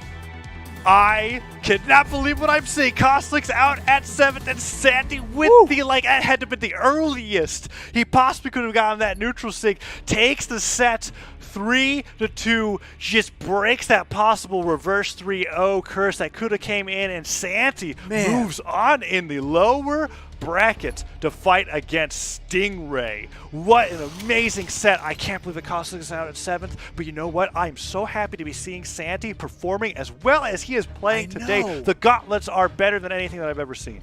Man, I absolutely love it. You know, he was on my my burrito match team, obviously performing well. You know, couldn't be happier. So really happy to see him doing so well. I honestly thought Koslik was going to do it there just because of how the past couple games had been going. Koslik's in red on last stock, wins it. Orange last stock, wins it. Yellow last stock, surely.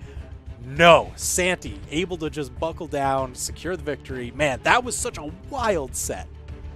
Yeah, really close. And I'm glad that Santi ended up he ended up taking more risks in that last stock situation than he was in the previous 2 games, which I'm glad that he did. I don't think we would have seen a neutral sig like that out of games 3 and 4. So by doing that, catching Koslik off guard and also just taking him off the top, amazing play, moves on to the lower bracket, and now our next matchup that's coming up, I'm very excited for. It is Boomy versus Cody Travis. And any other tournament, you might be seeing these people in the winners finals or grand finals, but no, they're here battling for 5th in the lower bracket. Wow. All right. So Boomy, again, locking in that forearms. You know, he's been putting the gauntlets, the hammer to use. Cody Travis, you know it's Barraza, obviously. Even though he has this crazy pocket Vrax, I think he's most comfortable opening up, and most matchups he's going to play with that Barraza. 3, 2, 1, brawl. Yeah, the outcome of this set is going to be so heartbreaking for me because I want to see Cody against Phazon and Sandstorm, but I also want to see Boomy against Phazon and Sandstorm. So the fact that somebody has to go down here is just the worst. But you know what? I'll have to live with it. We're ever going to have a great best of 5, and we're on Small Brawlhalla for game number 1, so you know that means things are going to be crazy. Oh, yeah. Ooh, that intercepted real quick. Trying to catch Cody off guard. And I love that Boomy slide charge pivots it so that the neutral stick would spike him into the side of the wall instead of into the stage. Very interesting. Boomy getting hit by that neutral, however, and Cody not falling for any of that. I mean, Cody kind of the master of slide charge neutral sticks. Slide charge pivot neutral stick, as I say it. So he's pretty ready for Boomy to do for anything similarly on the forearms. Boomy keeping him armed. Ooh. Expected him to go to the outside there. Boomy really expecting Cody to take to the air in a lot of these cases where he's staying grounded. Some of those early reads. Cider comes through. Will Cody get another cider or down air? Dash jump down air is possible there. Ooh. Oh, yeah. That was beautiful. Except Perfect for the punch. fact that he pivoted it. It's just was the problem there. It was a really hard read. He was going for the dodge through. Didn't get it. Boomy was stayed in place. Amazing punish afterwards as well. Now Boomy up a stock. I mean, that was just like such a hey deep red moment where it's like, I'm gonna throw my attack, you're gonna throw your read, like we're just gonna RPS it right here. Somebody's getting knocked out. And now Cody Travis tying it up 2 stocks apiece, not behind at all. Yeah, just took a gravity cancel side stick to the face. That was it, which sounds painful, but by itself isn't that much damage. But But these the gauntlet gauntlet string that we just strings. saw there. Oh yeah. gosh, it's so much damage. And there we saw, the awful time that blasters can have with gauntlets, which is that Boomy was right in the dead zone over where Cody Travis was trying to space that sidelight and got a ton of damage in for it. And it's pretty common opinion that blasters don't have the greatest time against gauntlets, and we're seeing that here in game number 1 with Cody. Cody probably wanted to opt for the axe a little bit more now as Boomy's up an entire stock. Yeah, I mean, this is going to be real rough for Cody to make it back, especially Boomy back on these gauntlets. He just has seemed so comfortable this game, getting those reads for the extended strings. Oh, and there it is. You're talking about, hey, maybe the axe is the play against these gauntlets. Able to challenge them stacked way better than the blasters can. Recovery hits. Doesn't get the side air, but that one does hit. And Cody takes the stock down to 1, evening up the game. And that could be done. I mean, it's just going to be a matter of whether or not I think he gets in that Blasters versus Gauntlet matchup again, which he just did. Is he willing to stay into it? Boomy has been doing so well in this matchup. Oh, I mean, But hey, 2 silence in a row. yeah, if you got the read on his movement, you can do a ton of damage.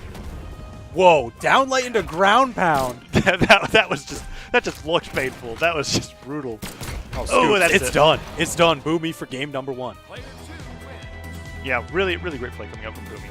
And it was looking like a really rough matchup, both stage and character-wise for Cody. We'll see what we're going to be doing for game number 2. Cody's still sticking on the Barasa, and he bans out Brawlhalla as the last stage, so leaving up Demon Island, Apocalypse, and Mammoth Fortress, all pretty wide blast zones. So Boomy opting to go to going to Apocalypse, and at first I thought the character changed, but I mean it did. It is Jake the dog, but It is Jake the still dog, core. but he's got the same signature kit available. So yeah. here we are over onto Apocalypse. You know, so game number 1 was definitely loadout in favor of Boomy. You know, between gauntlets versus blasters time and again, and the stage. Like he set himself up so incredibly well for that. But now over onto Apocalypse, Cody's got a little bit more room to work with.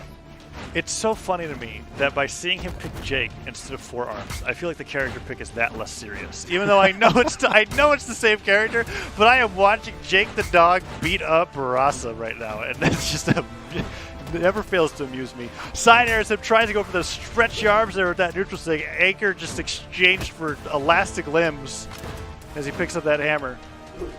Now this hammer's got bacon on it too. Boomy looking Yeah, to bring home he's the gonna bacon. be He doesn't slapping want to the get knocked bacon. out this early. Oh, side light and air. Cody taking on a good amount of damage. I do want to highlight how much I think a wider stage, or just a bigger stage in general for the blast zones, favors Cody. Oh, yeah. We saw in the previous best of 5 how big of a deal it was that he was just able to survive that much longer. And when Cody's at very high amounts of damage, that's when it feels like it's actually the hardest to knock him out. Oh, and we see right especially there. because he can just turn around like that. You know, hey, you're going to go for that big signature that you really want to just get rid of him for. And he just turns it around. He's like, no, that stock was mine. You must have misheard. Scoop will do it, but Boomy is still technically down to momentum as Cody comes in. Can Boomy starve the next weapon through? No, Cody kicks him away, picks up the blasters, but it's that matchup once again. Let's see what he's able to do with it. Cody getting hit by the gauntlet side air over and over again. And Boomy as a primarily blasters main, is what we know him for, even though he's great at everything Brawlhalla. I feel like he's very comfortable with how to abuse this matchup in particular. Oh, and yeah. we are just seeing him constantly sitting inside that dead zone. Cody Travis, at least in my opinion, one of the best blaster sidelight users that I think ever, and Gauntlets just destroyed that. So mean- now we see Boomy under the hammer. Oh, go ahead. Oh, but there's that side signature. I know you're always looking for that one because it is so Yeah. devastating. And Boomy Yeah. finally landing here. Babysits him all the way. Ground pound, even going a little bit further. And Boomy now up 2 stocks to 1 against Cody. I wanted to say before, you know, Boomy definitely comfortable in that matchup versus Blasters because he's such a good Blasters player himself. Yeah. It shows, for sure. Oh! Cody gets recovery. Okay, that's just... That is the hardest read I think Yeah, I I've don't- seen all day. I don't know if Boomy plays much axe that way, you know? So Cody's Yeah. swapping over to that. You know, he can clean up well. Great axe recovery, and now Cody starting to get in the hits, but Boomy nair down like nair. Oh, okay, pummels him away. Is Cody's recovery gone? Okay, it is. He has a dodge. He makes it back to the stage. He touches. No longer in an edge guard, but Boomy has just been doing unlimited amounts of damage. Sider disarms him, picks up another axe, but I mean, at this point, Boomy could go for the downlight and recovery, and is that going to be it? Nair comes through, we go for a ground pound once again. He's been hitting so many of these ground pounds, both on stage and off, and Cody is just nairing over and over again, and Boomy was like, what are you doing? What are you doing? Just he waits for the nairs to finish, side air hits him, sends him flying off the stage, and that's 2 successful core crossovers in a row. One more game, and Boomy will knock Cody Travis out at 5th. Man, so he's really just set himself up so incredibly well to try burning through this lower bracket. All right. So what is the answer? Cody, you know, we saw his Vrax earlier today. I know this isn't quite the normal. Oh, but maybe it is the matchup where the Vrax maybe it is the matchup. Yeah. So I talked about this earlier, which is that I was suspecting that Boomy was going to be bringing out the Jayon for the Mammoth Cup, although we've been seeing a remarkably different legend pool coming out from Boomy in this tournament in particular. But now, coming to game number 3 when he's up 2-0, it looks like we're going to get another taste test for Boomy's Jayon. And Cody Travis was bringing out the pick that did so well against Phazon's Jayon in the winner bracket. Is Cody going to take this game and bring it to a game 4, or is Boomy just going to show how remarkable he is on this character? I'm very excited for this as we go on to Mammoth Fortress for game number 3. You know, part of me just kind of wonders, maybe Boomy was listening to you when you said, I want to see Cody's Vrax versus a Greatsword again. And Boomy's like, well, I'm up 2-0. I've beaten him soundly these first 2 games, so I'm going to take him out here, but I'll deliver on that for you. Yeah, this is going to be really interesting to see. It is the same matchup that we saw with Cody earlier on in the bracket, but completely different player in terms of that matchup. And now Cody playing on Mammoth Fortress, trying to get more of those downlight follow-ups. Down to comes through, Boomy dodging out of the way of it, and playing a little bit more of an aerial greatsword than we've seen from both Sandstorm and Phazon. Oh, but he falls right into the down sig. Yeah, Cody's Vrax just makes this work so incredibly well. I mean, he's showing it here. You know, they've been firing back and forth. Unfortunately, now he's unarmed, and Boomy continuing the weapons arm. Whoa, went for a big haymaker read on the approach. Yeah, but nonetheless, picked up sides and comes through, gets the downlight on the right side, but Boomy with the pickup on that neutral stick catches Cody jumping and sends him flying sides and catches through the side air. Such high priority on that move. Kicks him with the dust, sends him flying away. First stock goes over to Boomy. Oh, haymaker stops. Oh, he dashes right into the down sig. Boomy just not playing right on that edge, but the recovery gets him. Cody does even up the stocks. Let's see, what's he going to opt for here? The blasters. Sticking with it.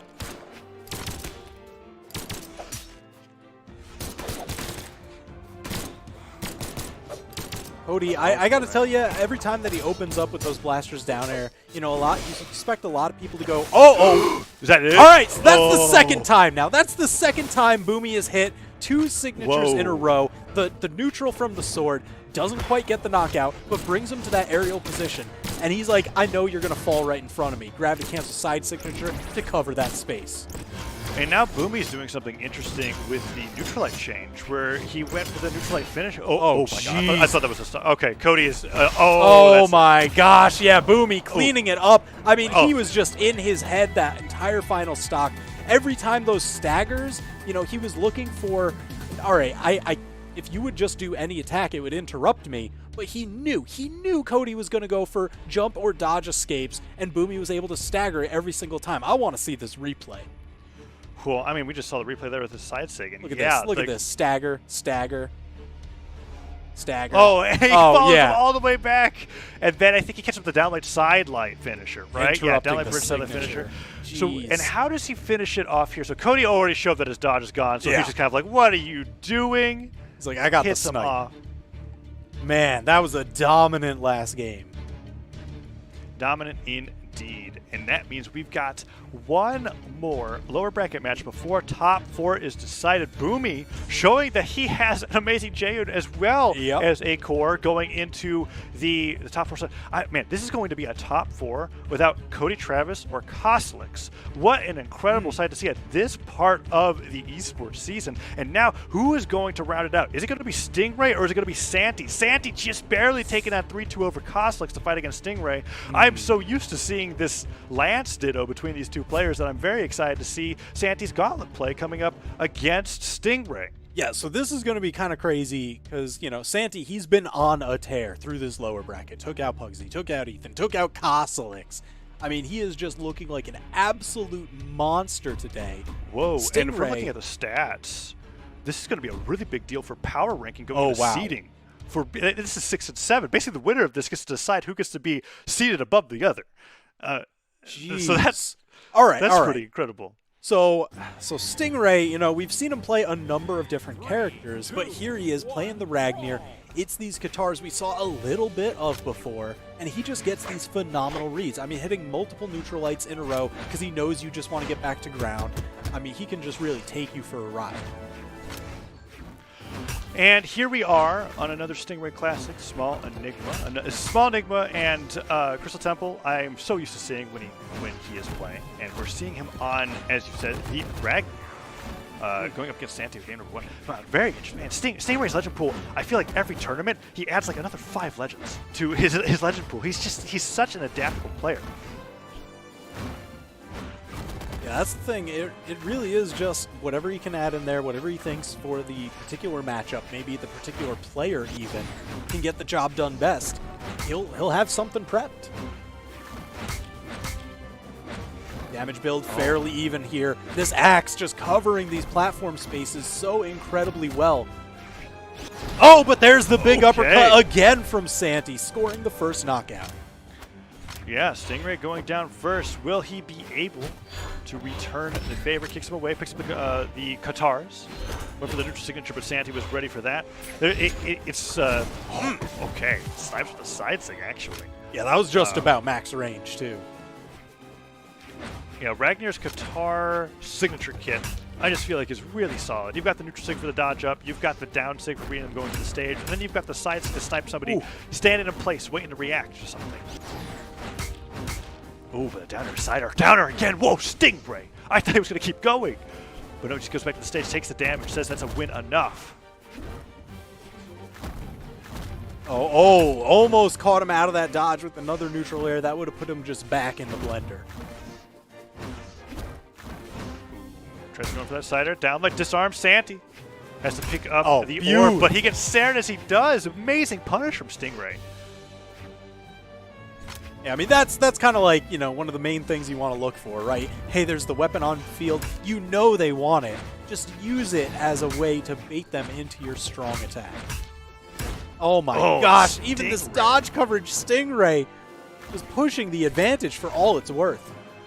Yeah, Stingray has been doing a remarkable job on this stage with the axe. Oh, nice interesting from Santi, and he can still bring it back. But I want to highlight that when Stingray is getting these down airs off the platforms, he's doing it in a way where he's not doing a jumping down air, he's doing a falling down air, and usually following it up with a side air or a ground pound or something else afterwards. We're seeing so many three-piece strings coming out from Stingray, really maximizing the damage that he's getting when he's playing around these platforms. Yeah, I guess that's a big part of, you know, why he picks some unorthodox stages that a lot of players usually don't have maybe that much experience on or isn't as favorable for their play styles. He seems to have tailored his specifically for those instances. Yeah. I'm surprised I haven't seen too many side charge signatures from him as well, because that's what would happen all the time when he was on the Orion. Hey man, don't give him the idea, you know. He's got Santi in the red. That would be really crazy. Santi trying to go for himself, but it was so close to hitting grounded, but he avoided the neutral sig. It was in the perfect position to get that jumping side air. Amazing play. Man. Stingray with a very close game 1. Jeez, yeah, that side signature max range. Catching him on the weapon as a bait here, and then closing it out. Santi just overshooting. Yeah, if he didn't dash forward on that, I feel like it would have hit. That was close. All right, but it looks like now able to bring Stingray to a more traditional map over onto Mammoth Fortress for game number 2. Yes, it's about as traditional as it gets in terms of tournament map picks. I know Left Stick Down will talk about the statistics of maps picked in tournament play, and I'm pretty sure Mammoth Fortress beats every other map by a long shot. Stingray fighting with the guitars opening up here. Nice weapon throw forward, but Santi was unfazed. Hits him with the neutralite and neutralizes him once again. Trying to get that side, but Stingray just barely dodged what would have been a horrible stock loss. Oh, jeez. Didn't even have to use the neutral sig. Yeah, I love how he didn't even use the gravity cancel for the side lights to bring him up. He was like, hey, this platform's in just the perfect spot. I'm going to use that. Save the gravity cancel for the KO attempt up at the top. right. Sidelight in there. Went for the recovery. Oh, and the recovery from Santi hits. Who's going to take the first stock here? This is Oh, really they're close, just but that's it. swinging. Yeah. I wonder if Stingray wanted to slide charge that a little bit with the dash before he went up that side. Because it was spaced so far off to the left that I felt like it was never going to hit, and it gave a perfect punch for Santi. Either way, great job for Santi to react there. Let's see if he can get any extra credit with the orb. One nair hits, just jabs him in the air, but he can't get that sidelight on the ground, and that weapon throw just barely misses. As Santi gets kicked away at such a high amount of damage that neutral is going to do it on its own. Yeah, that axe neutral light, man, it just has like such good and long coverage that it's a surprisingly good corner guard, and Stingray using it to perfection. Ooh, nicely done from Santi. Trying to get some more damage in here, but one-sider hits from Stingray. We're seeing a lot less of those down air, side air follow-ups from Stingray now that we're on Mammoth Fortress. That platform's only in the air for so long. Most of the time we're in a very flat stage, and that seems to be benefiting Santi out immensely. Neutral light misses, though, and Stingray gets a three-piece, and I just was completely wrong. That was so much it was like, man, it went from a lead to a dead-even game in an instant. Yeah, let me tell you, that three-piece, I mean, that wasn't even like a typical, hey, I'm just going to cover a bunch of options with the axe ground pound. He moved so far forward with it. He knew. And now he's got Santi dead to rights. Oh! Santi fighting his way back onto stage. Can he do it again? No! The flying axe bringing Santi down to his final stock. The first recovery was clever. Santi went for the orb nair to punish Stingray for going for a dash jump axe ground pound. Caught him off guard there, but Stingray was just like, okay, I'll just do it again. But the weapon throw was able to finish the job that time. But the neutral skill Santi hits right back, and we're to a dead-even game once again. Can Santi even up the set, or is this going to be a 2-0 lead for Stingray? It's all going to be telling on who gets the first massive string. I mean, we've seen those pile back and forth. Ooh, Oh, there's the Stingray. damage. Oh, he even went for the read, read the dodge in, just a little bit, not enough on the fade for the side air. Stingray is actually playing so conservatively with his signature kits that I'm having trouble. Oh my gosh! I'm honestly very impressed by how well Stingray is able to adapt his playstyle with the legend switches as well, because this Ragnar is looking a lot less like what I would expect from a player like Stingray. He's been doing almost all neutral game wins with the axe, hardly any signature usage. I haven't seen a single axe signature. I think I've seen like a few Qatar ones, but like no axe neutral sig to catch landings. It's a very specific playstyle that I feel like is working really well against Santi, and Santi, for the first time that at least I've seen while casting, is switched off of the Petra back to the Asuri, which he's a little bit more well known for. Okay, so Santi unleashed. Now is the time. He is down 2-0. This is lower bracket, so if Santi loses this match, he is out of the tournament. Stingray would move on. Santi, fighting for his tournament life, needs to reverse 3-0 to keep the dream alive. Yeah, he had put Koslix in a similar position not too long ago, but let's see if he is able to do what Koslix could not as he goes against Stingray with the Asuri. So far in the Qatar Ditto, it is Stingray's favor. See how long that will last. Sidelight hits, Stingray fades back. One sidelight, downlight, dodges all the way up, and Santi gets the nair to downlight himself. Good damage, but still a deficit. Stingray is looking for that recovery finisher, I'm sure. Picks up the axe, that side air disarms Santi. Uh-oh, Qatar's off the field. Santi off the field. Stingray stands alone. Stingray did such a good job faking out that he was going to fast fall towards the ledge. It forced Santi into a position where he tried to recover high, and Stingray faded back and got that side air right away. Amazing play from him. Gravity Cancel downlight doesn't hit, and Stingray just gets a quick Qatar down air, a little bit of extra damage. Let's see if Santi's able to even up quickly as he did in the previous game. So far, this is looking really great for Stingray. Yeah, so Stingray, he does this thing that I want to talk about where, you know, even he hits these Qatar, you know, the side light into down light, and he's like, all right, you've got the sword, you outrange me, I'm actually going to back way up outside your range to bait the retaliation attack. And but you can't get away from that one. Claw swipes too big. Santi tying it up for stocks. Not quite so much for damage just yet. Very surprised that hit as high as it did. Stingray must have been fast falling into that signature at the very end. Great for Santi, who was honestly getting torn up in that stock. And now Stingray's at a point where it just takes a good, I think, maybe 2 sares from the axe. One Sarah if it gets him off the edge. Yeah. Now it might actually just be one Sarah in general after that nair hits. And he's looking for it, but the down line stops it, and he gets a dodge read. Good job from Santi, but it was a spot So dodge, not smart. an aerial dodge, so he doesn't get too much off of it. I mean, still, even just the way that Santi, like, actually just stood there and waited for the dodge to time out. Santi was ready for it. That was so smart. If there's one thing that we've noticed about Stingray throughout this tournament in particular, is that he likes to spot dodge out of strings a lot, and it was his downfall against slaps. Sandstorm. Ooh, but the air hits on the way back. I thought Santi was going to go for a ground pound for sure. It would not have mattered. Down like neutral stake, a little too late. Can Santi take the stock? It would be amazing if he did. Neutral light hits, one down air, one side air. No, he doesn't want to risk it. Prep for to the do recovery. it. I think an unarmed recovery would take Santi out at this point. Oh! Yeah.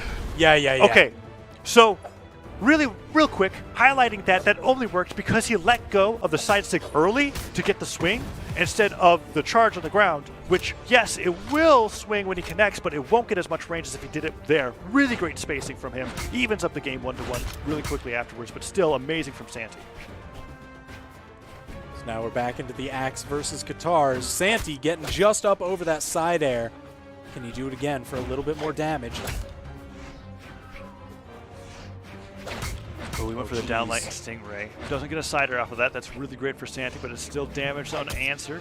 One there comes through, and that Sarah is a great punish off the recovery. Stingray immediately ready for that. One there comes through.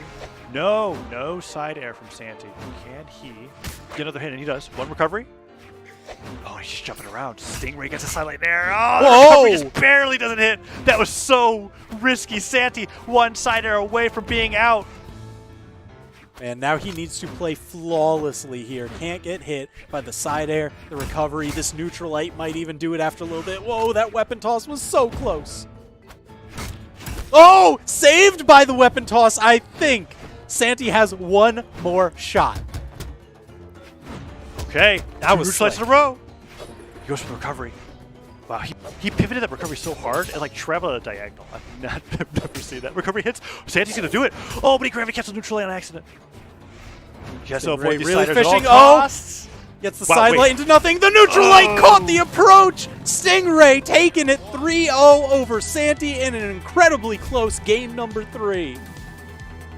A very close game number 3, but the Asuri wasn't enough. Stingray secures that higher seed spot over Santi and fights for an even higher one as he gets into the top 4 of the Mammoth Cup singles. Sandstorm and Phazon in the winner's side, the winner's finals, and Boomy and Stingray in the lower semifinals. No Cody Travis or Kostelix to be seen. What a tournament this is turning out to be. Wow, yeah, I mean, absolutely wild. I'm really curious to see, what Boomy's got for the matchup because we've seen him bounce around again between a few different legends, mostly favoring the shared kits of Forearms, Core, Jake the Dog. He likes the gauntlets and hammers today.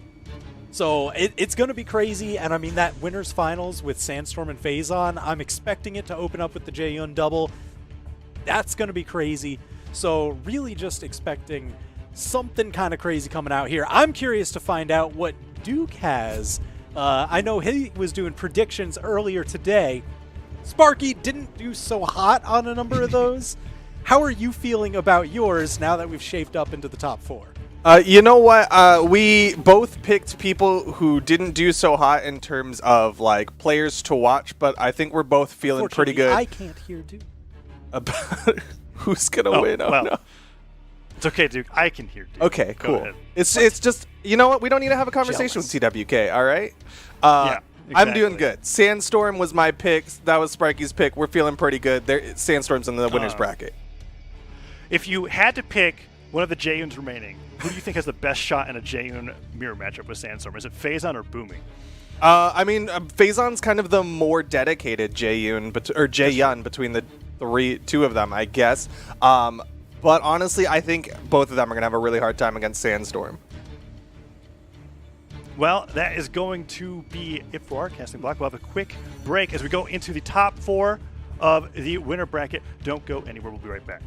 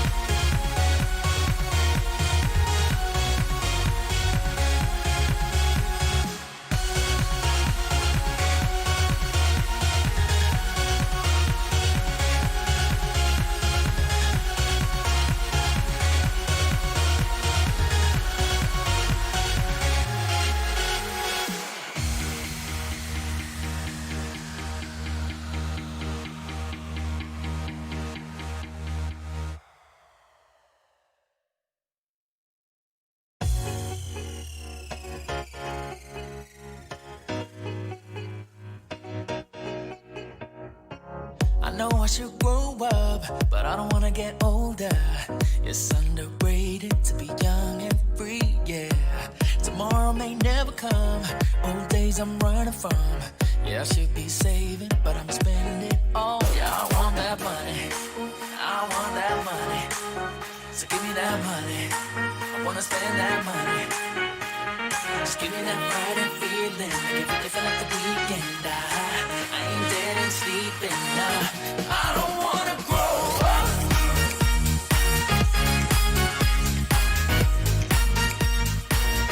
I don't wanna grow up.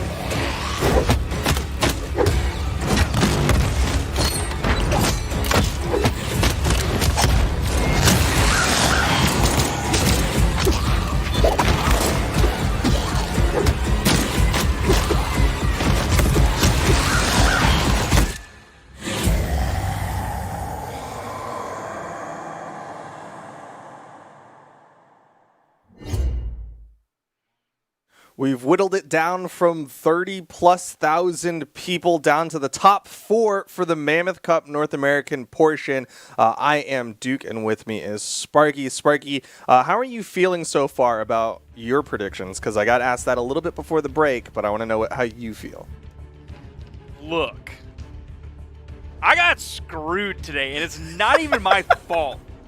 But I do want to commend specifically Double Dime, because he said he was going to be done after going down into the loser's bracket. He had some real life stuff he needed to take care of. He had to go buy his car, but he was like, you know what, screw that. I'm going to play the game. And that's the mentality of a true gamer. Results be darned. I don't care if he came in last place. Today, he was a gamer. In fact, by playing in the tournament, he couldn't even get his car. Tomorrow, he has work, so he can't get his car. He can't go get his car until the beginning of next week. Wow. That's Gamer move, gamer respect. That is, a lot of respect to Double Dime for that one. But, of course, he did not make it here into the top 4 of things. Instead, we're currently sitting in the winner's final with Sandstorm and Phazon. Very real possibility of J-Yuns throughout the rest of the tournament. Everyone except for Stingray in the top 4 has played J-Yun at one point in this tournament. Is this kind of what you were expecting? Absolutely. Phazon said he was going to go in initially with the J-Yun, and if it didn't work, he was going to swap over to the Hattori or the Wushang. I honestly didn't expect his J-Yun to make it this far. Sandstorm, on the other hand, definitely said he was going in with the J-Yun as well. On the other side of the bracket, Boomy, that one, I'm surprised that he's pulling out the J-Yun. He really said he was going in with that core, and that's what he did start with and played with for an extended period of time. But I'm not surprised to see him pull that out because it's doing so well right now. It's a very strong weapon. J-Yun's a very strong character. So yeah, really no surprises. Stingray also said that it's really not his kind of weapon. Even if he sees it doing really well this tournament, he probably won't pick it up. All right. Well, at the very least, basically guaranteed to have a J-Yun in the grand finals. Right now, we've got Phazon versus Sandstorm in the winners final. We've got the Hanbok J-Yun on Phazon, and then I think that's Death Jester on Sandstorm. Now, it's interesting seeing Phazon this far because Phazon has only placed top 3 twice. Ever? In over a year. Okay. And now he's guaranteed top 3. So this is huge to see him come out with this new weapon when other players who have a better pedigree than him are also playing with this new weapon. And look at the health right now. 45 seconds into the game, has Sandstorm in the red. The sword, a very familiar weapon to Phazon, coming out. Pocket Sand gets the KO, and a massive lead here in game 1 for Phazon of all players. Yeah, I know Daikyu actually tweeted out about this, that Sandstorm, he's done a lot of practicing of the offensive of the Greatsword, but hasn't done too much practice of the defense of it. And he's confident in his mirror match ability, but right now Phazon, able to do a little bit of both, is one of the reasons why he is out-surviving Sandstorm, putting out that offensive damage. But there comes Sandstorm with a fantastic reset in the middle of that one. Got him with the opener and then reset for the big 3-piece to finish off the stock. Now, I did mention Phazon's possible other picks coming out with the Hattori and the Wu Shang. Sandstorm also has another pick, and it's specifically a counter pick for Greatsword, and it's coming out with the familiar Onyx that we've seen from him several times in the past. He feels like he can float above and fly over a lot of what Greatsword has with the cannon very easily. So even if his Greatsword doesn't work out, which, I mean, it's doing really well right now, he's already tied it up, brought back from that huge lead that Phazon has, he still has that Onyx as the other pick that he's also very confident in.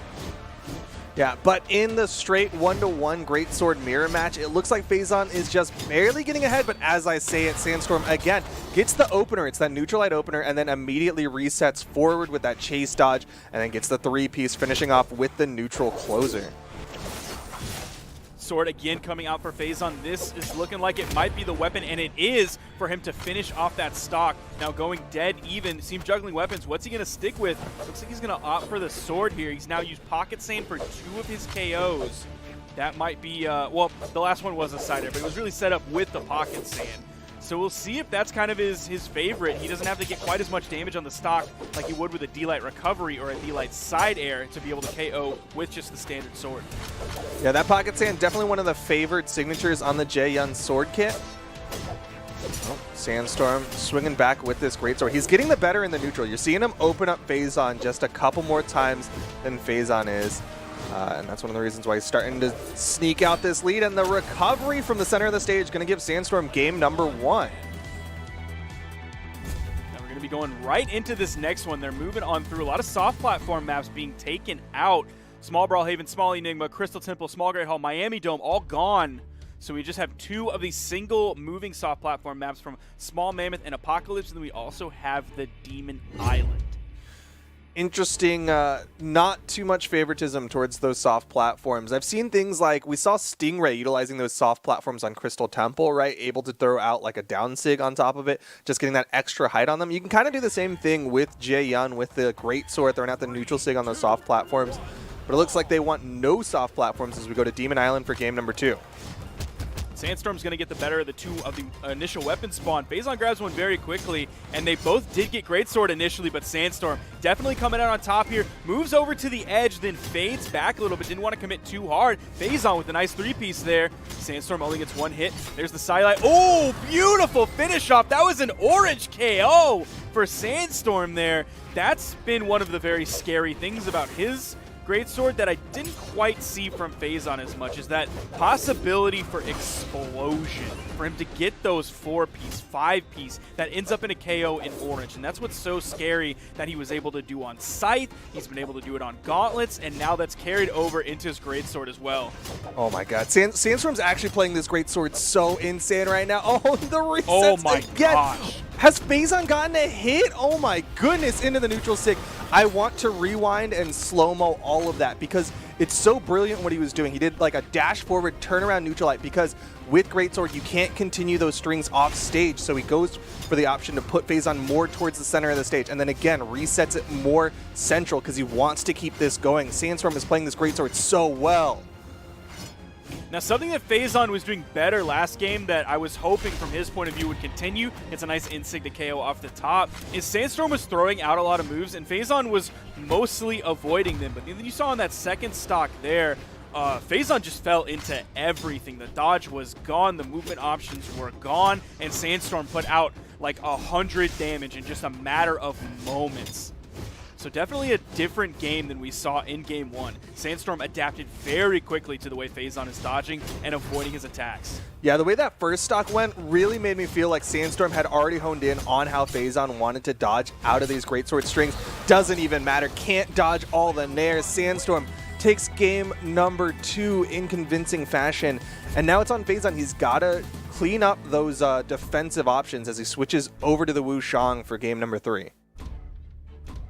Now he is coming in with this Wushang pick. Now I was thinking, because we saw that Sandstorm has a counter pick on a character with gauntlets. Boomy going into this picked a character with gauntlets. And I was wondering if it was like specifically a gauntlet matchup thing. And I was talking to Boomy about it. And he was saying, really, gauntlets are just kind of like one of your second best weapons in the game in general. So it's just a really strong weapon that you can play regardless of what you're playing up against. Yeah, I can definitely feel that. I don't feel like a lot of people think Gauntlets is specifically favored in the matchup against Greatsword, but like you're saying, Gauntlets just very good overall in the game right now.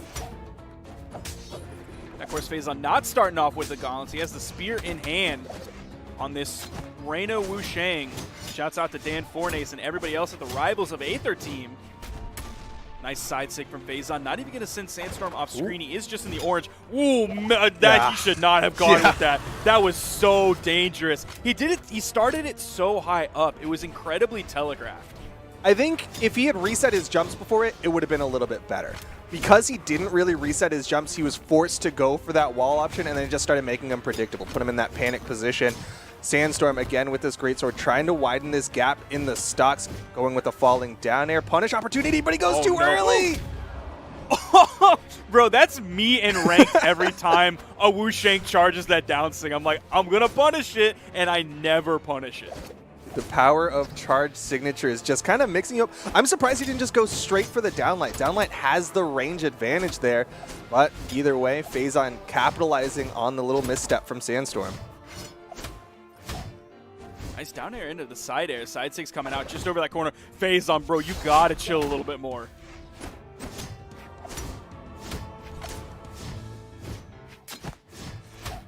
Does a good job staying out of the way of so many of those moves. Nice little down air out of Hitsun. Also did a weapon toss to follow it up. Oh, why? Brother. What are these ground pounds from Faison? They're so incredibly risky. They make me sweat just a little bit every single time. Like, he's on pace with Sandstorm so far, but I just think the risk to reward there is just not favorable for Faison. But either way, he has gotten Sandstorm into the red here. Faison just needs a sidelight into the recovery. Could be the stock if he can find that hit. Meanwhile, Sandstorm taking full advantage of the huge hitboxes of this greatsword. Resets backwards towards the stage to continue the string. Weapon toss also connects onto Faison, and Faison is gone. 3-0 in favor of Sandstorm, and he is going to the grand finals. Very easy set, or at least it looked easy for Sandstorm. Really kind of, aside from that first game, Faison didn't really have much there to answer. He'd be on pace for a little while, but then Sandstorm would just kind of take it and run. You saw that in the last game that we just watched. They were even, both of them were on their second stock in the red, and then all of a sudden, Sandstorm got the KO. Faison was trying to answer back. You saw that Gauntlet side sig come out, and then there was a massive, monstrous punish that put out basically 100, maybe more than 100 damage that almost sent Faison off screen just like that. So man, you look at the pure string power, damage power that Greatsword has in its kit.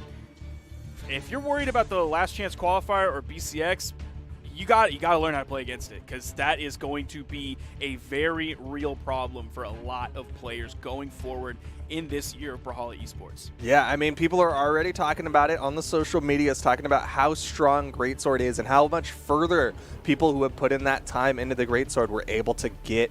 Of course, it's the new meta, it's the new weapon on the block, so you got to make sure that you know your matchups. But with that, Sandstorm goes on into the grand finals. That is going to put Faison into the losers final to await the winner of our next match. And guaranteed at least one of these players will not be using that Greatsword and will not be playing that Jaehyun, but we've got Boomy currently waiting for his opponent Stingray. And I was watching earlier, and has Stingray played the same character at all? I know he played he played Ragnar twice, but other than that, like, he's been mixing up his characters a lot throughout this tournament. Yeah, he's been changing it up a lot. Now, he's one of the few like Qatar players who we see picking multiple Qatar characters, or at least as many as he does. Like in the past, he's even played Queen Nai.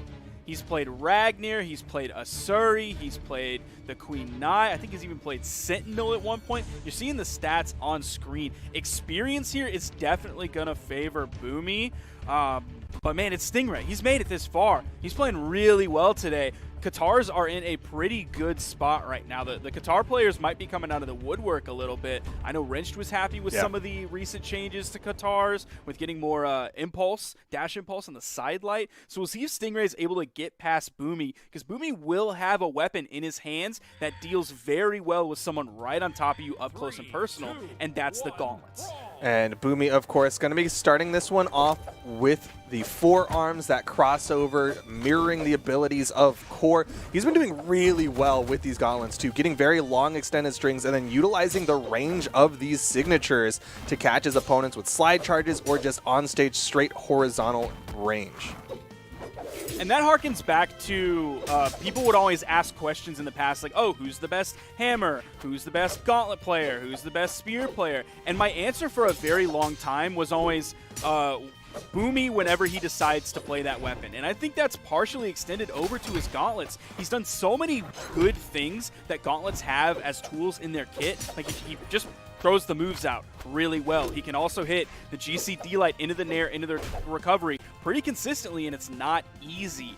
He gets reads really well. He gets reactions really well. He uses the signatures really well. He's having a tough time this game, though, against Stingray, and this is on small Brawlhaven. This is where, like, Boomy was flourishing earlier. He was playing really well on the small stages and not as well on the big stages. But here's Stingray's eating his lunch! I mean, I didn't want to say it, but pre-top 8, Stingray 3-0'd Boomy quite handedly, and there was the hope for the salty run back here in the losers semifinal, but Boomy is just getting got again. Stingray looking like he could start off game 1 with a 3-stock if he can get the next 2 stocks off of Boomy. Good dodges, but Boomy with a nice neutral light. Down air will interrupt, but the wake-up side air looking like a chosen bot. Stingray gonna get another stock off of Boomy.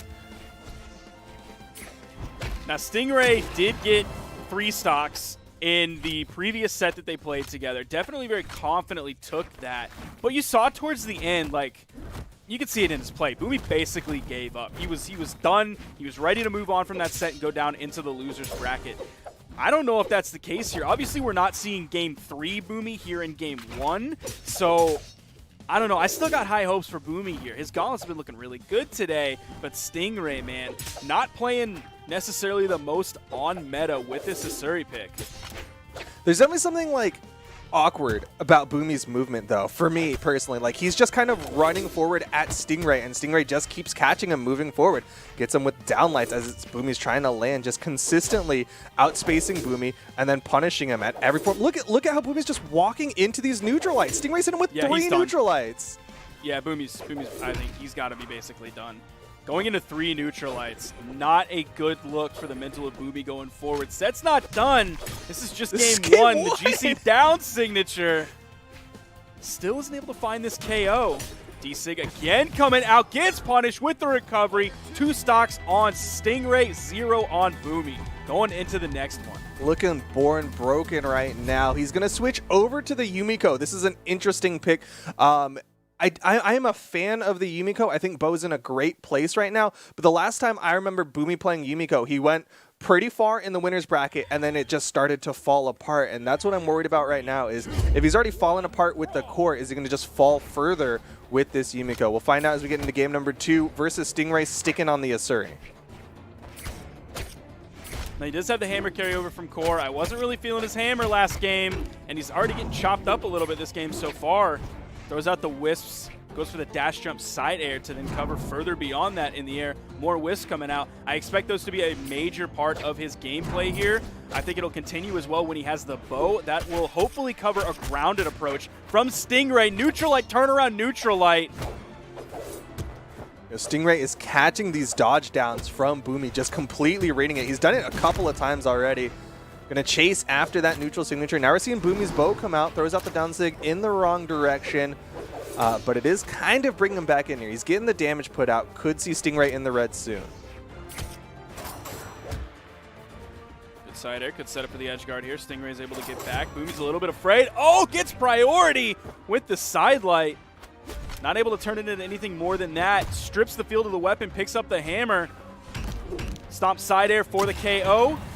He's going to be able to get his pick of the litter here in terms of weapons.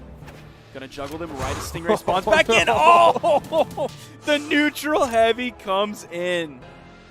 And Stingray just taking a quick drive around the block before picking up the sword, going to be sticking with this sword, switches over to the Katars, and Boomy's got no weapon spawns.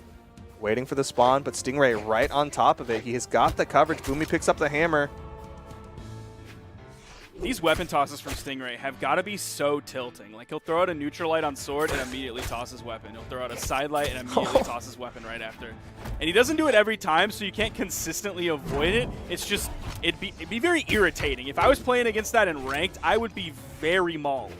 Yeah, like, Boomy looks pretty irritated right now with the way that he's playing, but again, back to the bow, suddenly all the confidence comes in. He seems like his hammer is just not the answer to Stingray's Katars. And we did see him throw out the wisps a couple times on the bow.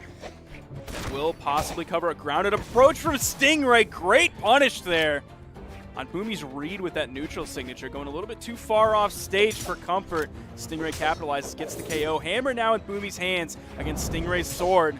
There's the side light. He backs up just a little bit. They're just kind of going back and forth. Stingray's on the left, now Boomy's on the left. Stingray's on the left, now Boomy's on the left. Now Stingray went far enough to the left that he was able to get the KO. Boomy coming back in with the bow. Definitely the weapon I would want to see him more on. D-light into the neutral light. Doesn't get the recovery follow-up. He's over on the right side of the stage on that soft platform. He's playing very safe right now. Wants to utilize the range advantage, but the second he starts moving forward, Stingray gets the punish. Went for the bow down air into the ground pound. Stingray able to dodge out. Now Boomy starting to show some trouble here as Stingray drops the downlight side air. One more downlight side air, and Boomy is basically going to be knockout. That neutral light sent him really far. Stingray going back over to the sword. The second swipe of the side air is going to put Boomy in not a great spot here. D-light recovery is going to do it.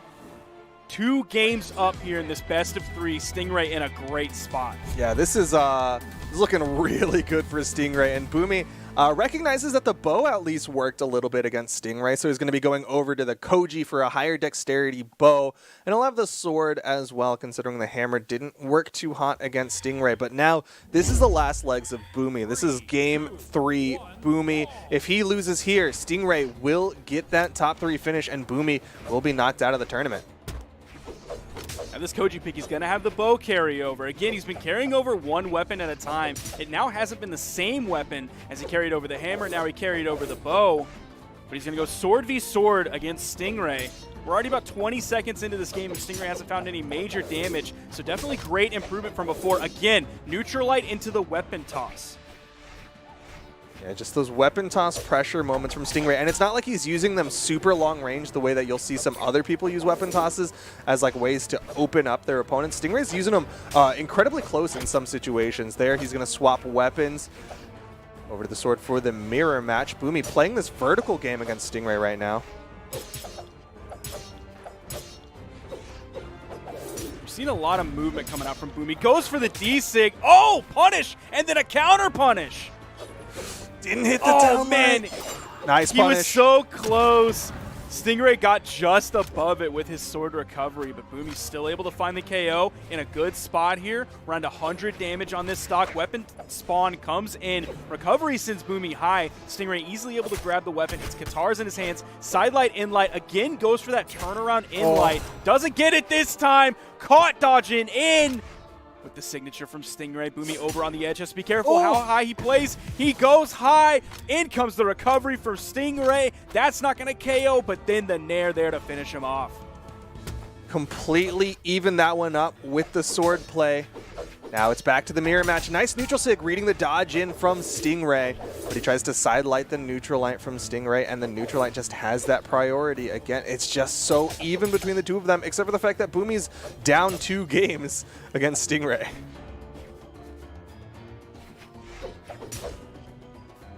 Boomy definitely has the movement, and he's got the groovement. You're seeing him go left and right really fast before he actually commits to anything, whether he wants to fade forward, fade away, fast fall down, throw out a move.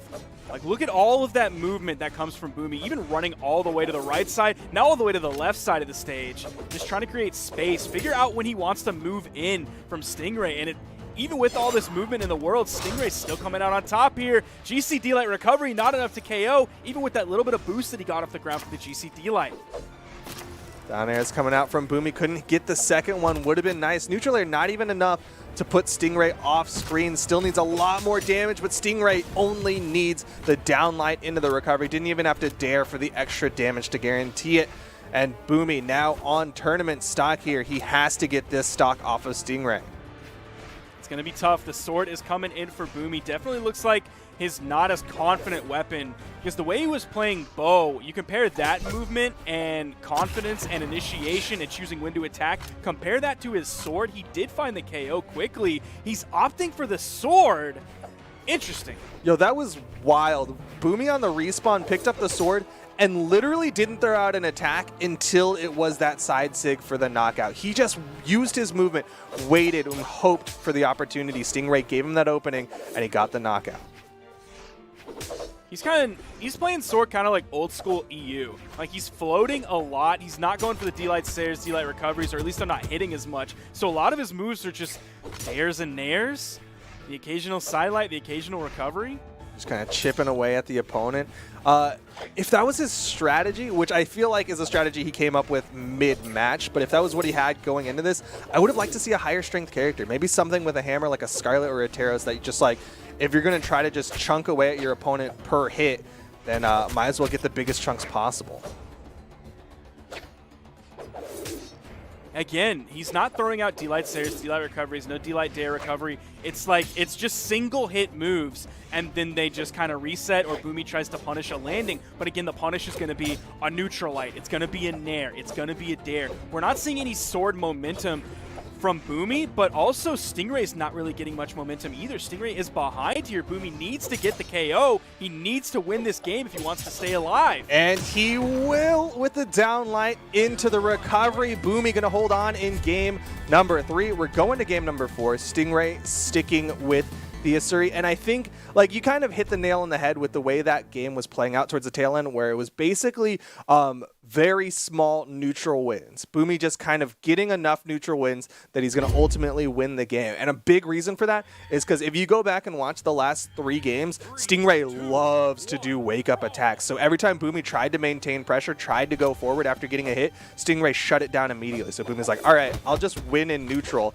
and I don't have to worry about this pressure as long as I can ultimately hit you more than you hit me.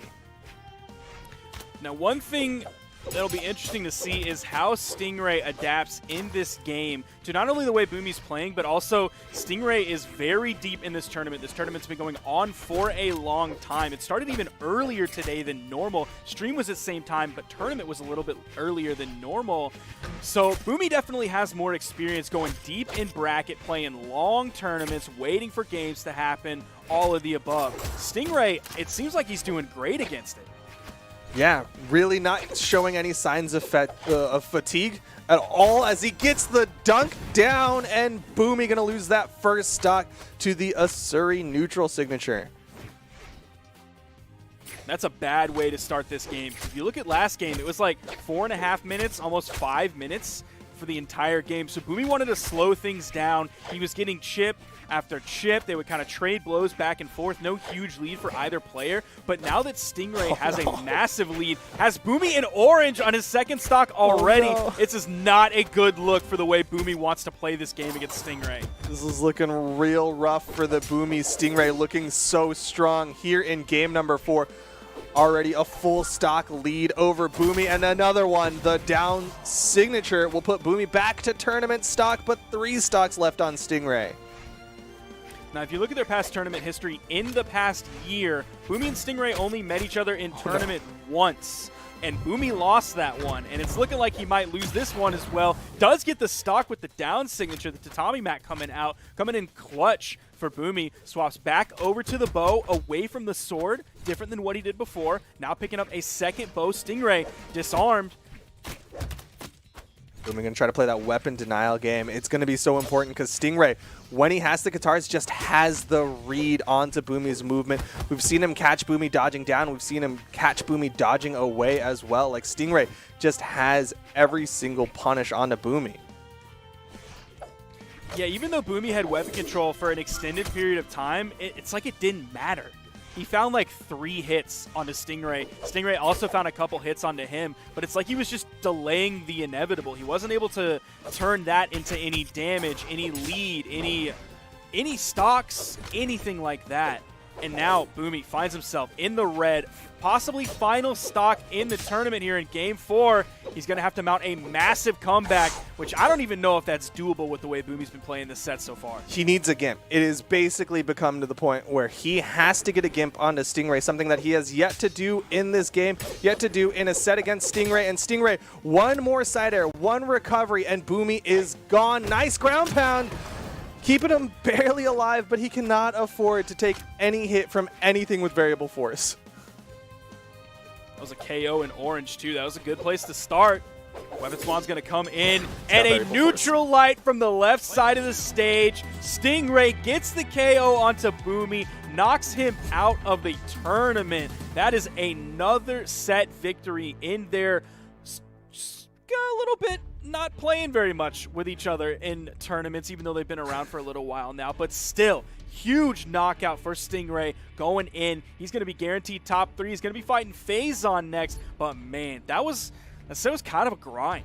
Yeah, that was definitely tough. Boomy was fighting for his dear life, just trying to do everything in his power to slow down Stingray. But when Stingray got the momentum, just completely started running over. Boomy had the neutral game, had the movement in that last game, and Stingray was able to close it out. And of course, that means Stingray's in the hot seat. He's now got to win every single set if he wants to win this tournament, which is a weird phrase. Of course, everyone has to win every set, but he's not going to get a break. He's going to go from Phazon immediately into Grand Finals against Sandstorm if he can get through Phazon, which he is going up against right now.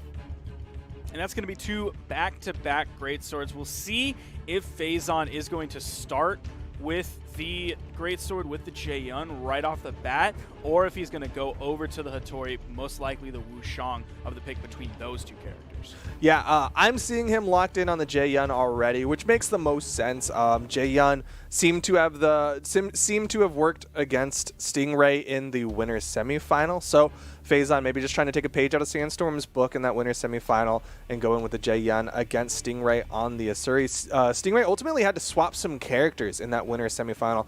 We'll see what ends up happening as the set progresses. Again, another best of 5, lots of opportunities to change around characters as we get into game number 1 of the losers final. Now, I haven't really noticed what stance that players are playing Jaeyun with. Here, Phazon is going into the strength stance, going to give him a little bit more juice in those moves. Stingray, on the other hand, I think he was in movement speed. I didn't quite see it. I think they're both in the anti-dex stance, whichever one takes out a dex. There we go. Phazon gets a sidelight opener. Nice reset. Going to continue it. Gets the extra string, the unjumpable. Goes straight into the side. A little bit less variable force. Just wants to get Stingray off stage, and the dares will give Phazon the first stock. That is a tough way to start this game after a very confident victory against one of the best players in the game. Gets the start of that string, but isn't able to turn it into too much. Phazon already controlling a lot of this game, finding more hits as he's not even orange yet on his first stock. That sidelight finally turned him orange. 2 more hits, 3! Almost gets the double recovery there. Stingray ends up getting below and behind him, comes in with his own recovery on the Katars. But man, Stingray went up against Sandstorm's greatsword, got 3-0'd. Based off of the evidence that we have so far in game 1, it's looking like he might get 3-0'd again, this time by Phazon. Oh, wow. Interesting option from Phazon. Didn't go for the obvious, like, just straight punish from below recovery or nair. Instead, waited for Stingray to kind of have gravity start affecting him before going for a side air to finish off that second stock. Final stock here for Stingray in game number 1. I kind of dig that side air, too. Yeah.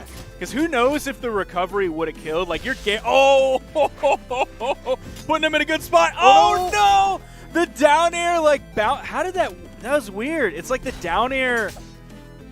I think he didn't expect it to land. I think he was looking for the aerial down air, which would have just kind of spiked, but because he got that landing one, ended up being more of the setup tool. Yeah, that's super weird that happened. But man, Phazon, really good spot. would have had the easy KO there, possibly, or it would have been a 3-stock if he got it. Recovery coming out, juggling Stingray. Definitely having a much better time against Stingray than Boomy did. Downlight side air, and that's the stock. Phazon takes game number 1 in convincing fashion. Stingray's going to have to make a swap, but I don't know what he's got that'll work. I mean, Sandstorm 3-0'd him, and it looks like he's going to go to the Taros. He's swapping over, taking away like the nice, nimble, cat-like reflexes that come from having the Katars, that come from playing a Surrey, and he's just going to go all power, all the time. What do we need? We need more power. He even went in with the strength stance on that one. Thank you, Tim. But Stingray going to be going over to this Taros, like we said. And this is Crystal Temple. This is where we saw him start off the tournament with this Taros. And now you're seeing why! Oh my God! 100 to 0s. Phazon, no damage taken. Hops in the car, drives away with game number 2. Like, I know you're not supposed to rely on one thing. To be a good Brawlhalla player, you need to rely on more than one thing. You need to have a mastery of your character. But, like, brother, you need a greatsword, and you need it bad. I mean, you need a weapon, and you need it bad. Phazon has yet to get anything. Stingray denying all the weapons, denying stage control. Finally, Phazon picks up a greatsword, and he's starting to put out some hurt, but he's a stock behind. It was 40 seconds into the game before he got a weapon. He's found like one hit since he picked up the weapon. That's the second one. Stomp side air in the red. Stomp had him in orange. The side air turned him red, and that was enough to KO. Stingray going to be sticking with this axe. Phazon's got the sword in hand. But this is looking rough. Phazon likely waiting for a greatsword spawn, waiting for that weapon spawn so he can swap out, because the greatsword is what did the work in game 1. Sidelight in air. Stingray waits a little bit, then jumps. Doesn't immediately go for the recovery or the ground pound read or any type of signature read off of that. Neutral light coming out from Phazon. Still unable to get this KO. Side airs the direction that is away from the nearest blast zone. Nice bait. Gets the KO. Trying to fight his way back in this. Out comes a weapon spawn. Gonna have that greatsword in hand.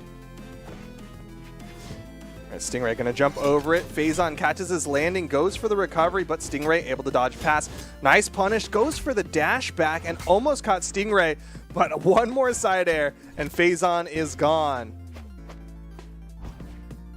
Scoop! Ooh, the down air. Gonna grab him from the stage, send him up, get the KO off the top. We're seeing massive damage differences between the two. Like the first game, it was like 562 to 283. Literally, basically double damage. Just a few damage ticks away from double. This time, it was like 252 to 506. So again, basically double damage, but in the other direction.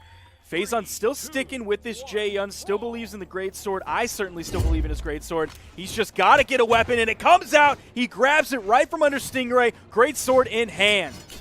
Yeah, what it really feels like, going back to your point about the damage numbers, is whoever gets that initial control, whoever gets that initial stock, just maintains it for the rest of the game. That's what happened in game 1. Phazon got the greatsword, got the stock, kept it going. Same thing happened in game number 2, except in Stingray's favor. Now we're in game 3, and it's looking a little bit more even.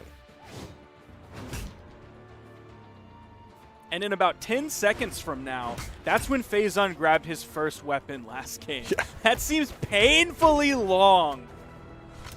So this game, even though he grabbed the greatsword first, not going much better have for the movement. Oh, he does! Just barely. I thought he was out. I saw him grayed out. I thought he was done for. He's going to get the corner touch, but he needs to get more damage here. Oh, goes for the weapon toss into the side signature. Gonna miss that one as Stingray was just too far away from it. Again, coming with the down air, but Stingray was floating in the air, gets down below him, picks up the neutral air for the KO off the top.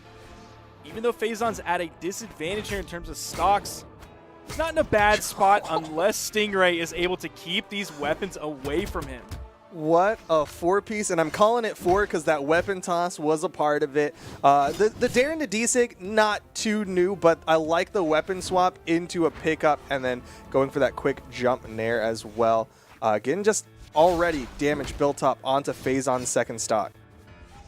counting the weapon toss as a 4-piece, that's like when you get wings from like a sus place. Like if you get wings at the movie theater, right? No. He They'll be ordered like, a 3-piece, but he got a little bit extra. There's just like a piece of Okay, fried dough alright.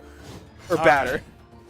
I was going for you order the 4-piece, and you pick up that last one, and you're like, what the hell is this? Where's the rest of it? This is like a third of an onion ring here, guy. That's not even what I ordered. Faison fighting his way back in this, though. Looks like he Nice. spoke to the manager. Might have gotten his money back here. Maybe even a gift card for the future. Oh, but the weapon toss to the head. Faison's in trouble. Stingray gonna try to guarantee it. Doesn't even need to get the hit with that weapon toss. And Faison down to his final stock here in game number 3. Looks like that manager's number might have been a fake number. The manager saying, well, I mean, you ate 3/4 of the meal. Like, we can't just give you your money back because you didn't like it. You kept eating it, brother. We can't take this back. You got to pay for it. Oh, but a nice string from Faison, getting the reset into the 3-piece, the same reset that Sandstorm was getting onto Faison to close out, or to get that second stock taken off of Stingray.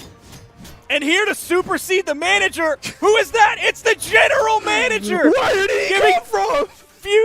future food vouchers. Coming in saying Faison is a loyal customer. We treat our guests the absolute best. Faison might be able to take this game back. He's getting close. It's looking close. Who's it going to be? Even damage between the two of them. Stingray goes for the greedy option with that side sig, but the side air much safer. Big down air, and Faison did get the wall touch.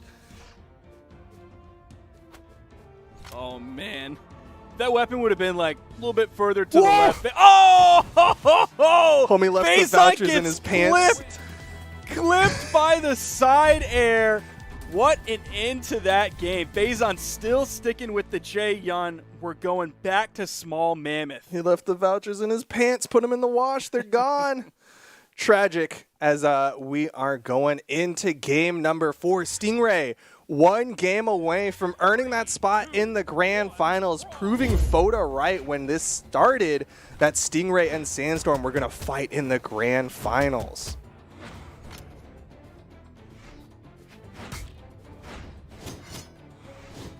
Ooh, didn't get the hits on that one. He went for the reset. You saw the chase dodge forward, but he didn't get the neutral light and still opted for that down bridge.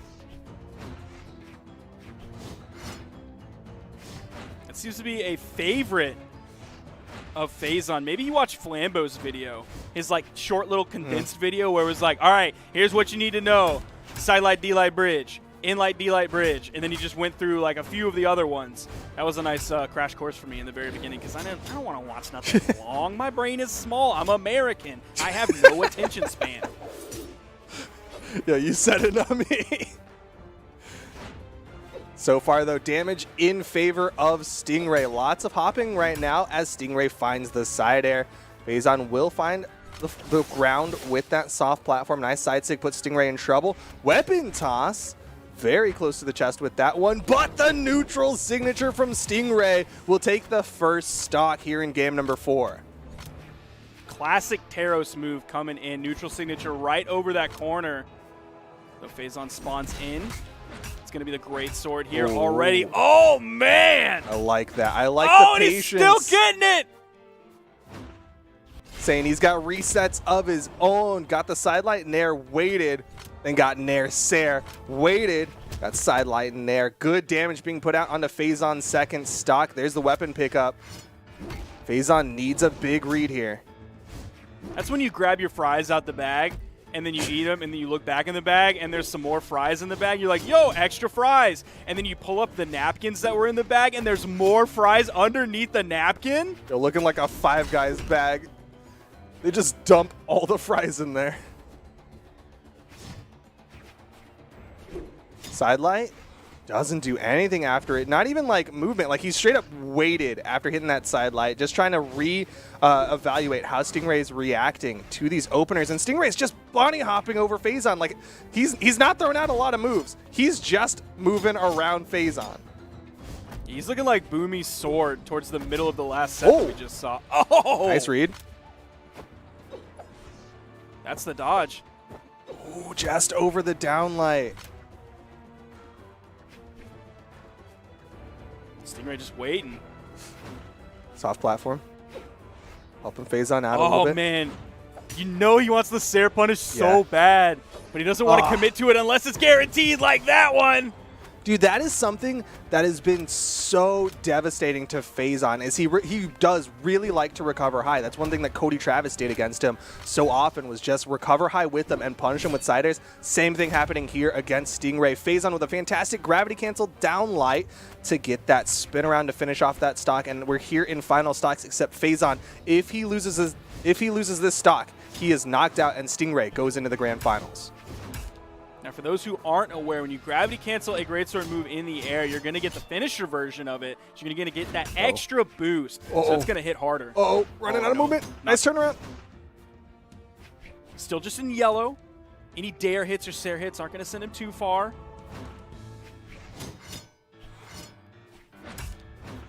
Jumps over the side air punish. Misses the nair, though. And Stingray still maintaining that stage control. You can see the way Stingray's trying to shove Phazon to this outside, shove him to the wall. And Phazon doesn't even want to go for the soft platform. Oh, no. Phazon possibly on tournament stock here. It's not looking good. He's disarmed. Neutral air comes out. Stingray going to strip the field. The weapon toss into the side air. Stingray is going to move through Phazon after moving through Boomy, going up into the grand finals against Phazon. The hot seat gets hotter as Stingray now has to do a best of 5 in the grand finals. And if he can beat Sandstorm, something that is almost unheard of, if he can beat Sandstorm, then he has to go for another best of 5 and do it all over again. So much opportunity for Sandstorm to adapt to what Stingray's doing. But Stingray is proving a very important point here, and that's that Greatsword isn't the end-all be-all. Stingray is beating Greatswords. He is beating Greatswords, but we'll see if he's going to beat the greatest Greatsword in North America, which is Sandstorm right now. He has taken weapons that people didn't believe were strong. He's taken weapons that people do believe are strong, and he's come out on the top in so many different tournaments. Again, now doing it with Greatsword, I want to give him so much credit for having a vast array of weapons that he's mastered. He's mastered Gauntlets from the Mordex. He's mastered Scythe from the Mordex. He's mastered Cannon from the Zal. Axe as well from the Zal. Now he's coming in with the Jae-Yun pick. He's mastering Greatsword. He's mastering Sword as well. He even played Nyx and placed extremely well, showing he had a set of blasters too. I mean, he is. If there was ever a rule about Brawlhalla and how it should be played, Sandstorm has been the exception. He's proven time and time again he is the exception to any rule in Brawlhalla. And there you're seeing the head-to-head coming in power rank 3 versus power ranked 6. Sandstorm versus Stingray. We're going to get right on into the grand finals. Of course, Stingray going to start it off with the Taros and Sandstorm on the Jae-Yun. That's crazy, though, that Stingray is PR6. He doesn't have quite the career that Sandstorm had in the beginning, but give him some more time, and I think it's possible. Even though Sandstorm's kind of like a once-in-a-lifetime player for Brawlhalla, Stingray coming in PR6 in very early on in his career, I think that's huge. Yeah, I mean, this is the first year we've seen Stingray, and he burst onto the scene. Didn't have as amazing of showings after that first tournament, but still, he's been doing incredibly well for himself. Coming here, guaranteed at least top 2 finish in the Mammoth Cup, the final PR tournament before the World Championship, but he's got to run into Sandstorm on the Death Jester. Jae-Yun already has Stingray in the red. So, like, going into this tournament, PR is not the end-all, be-all for your seed. The seed is going to base more on what you recently placed, whereas PR is going to reward consistency. So even though he's not winning tournaments every other week, the fact that he is PR6 in North America shows he is consistent. You look at some of the other players that are around him. Sandstorm, long-time player. Boomy, long-time player. Oh, but Sandstorm gets the KO right like that. Just over a minute 10 into the game. But you look at like Phazon, longtime player, Santi, longtime player, Lil Cap, Wrench, Remy, long-time players here. Stingray's kind of like the new kid on the block. Even though he's been around a year, he's kind of the new kid on the block. Okay, definitely not as much tournament experience as Sandstorm. Hitting the side airs. Stingray is gone. One stock left for Stingray here in game number 1, but Stingray already shown his potential to be a household name. I feel like that's the point that we're trying to make. Nice big down sig, though, put Sandstorm off stage, but Sandstorm still able to retain this greatsword. You look at recent placements of Stingray coming in 3rd at Autumn Championships, 5th at Low Tier, 3rd Summer 2020, and you go back into the beginning of the year. He's playing really well then, too. Winter Championship 2020, second place. He just but got it's like 3 he stocks. can't handle. Yeah, he just can't handle it. It's Sandstorm, man. Like, Stingray, again, has had an amazing year, but he's running into the biggest brick wall of all. Sandstorm looking absolutely monstrous. A fantastic gravity-canceled down sig read. Like, that's what everyone who has ever just even touched Jaehyun wants to do, is hit that offstage gravity canceled down signature, and Sandstorm did it in the grand finals of the Mammoth Cup. That's already game 1 down. Stingray not in a great spot now, having to go into game 2, swapping over to the Ragnir, going into the deck stance, taking out a movement speed. Man, 4 movement speed is not a lot. Yeah, that it's like just under what most players consider the okay amount, right? Like, most people are like, all right, 5, that's the minimum that is required for me to play a legend. But Stingray's showing that he's kind of okay with it. You talked a little bit earlier about some of the character picks Stingray's had. He's had the Queen Nai, so I guess he's kind of used to having less than stellar movement speed.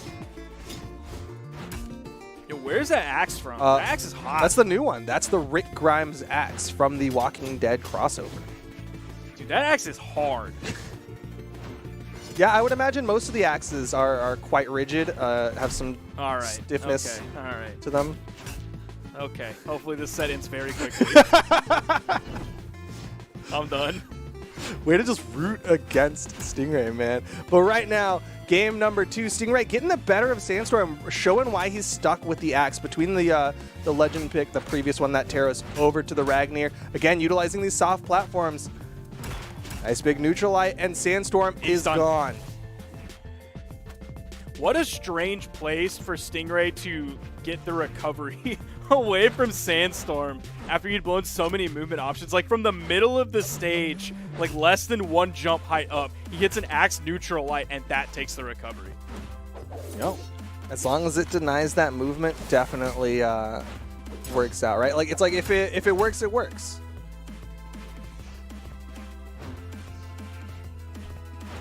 Nice side signature from Sandstorm, though. Will even up the stock count. Able to pick up the greatsword.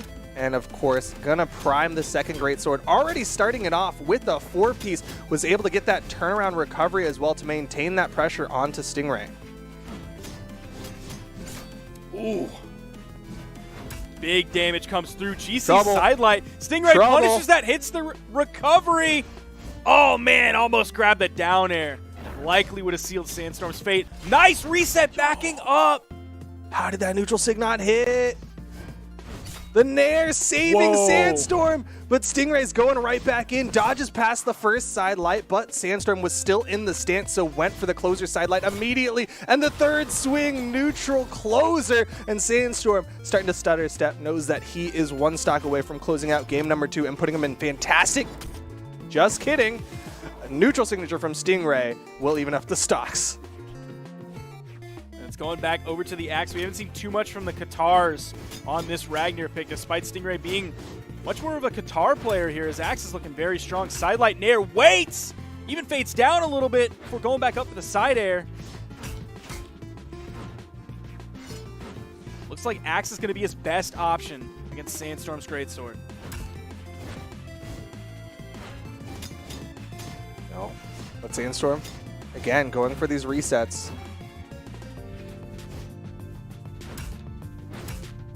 Juggles.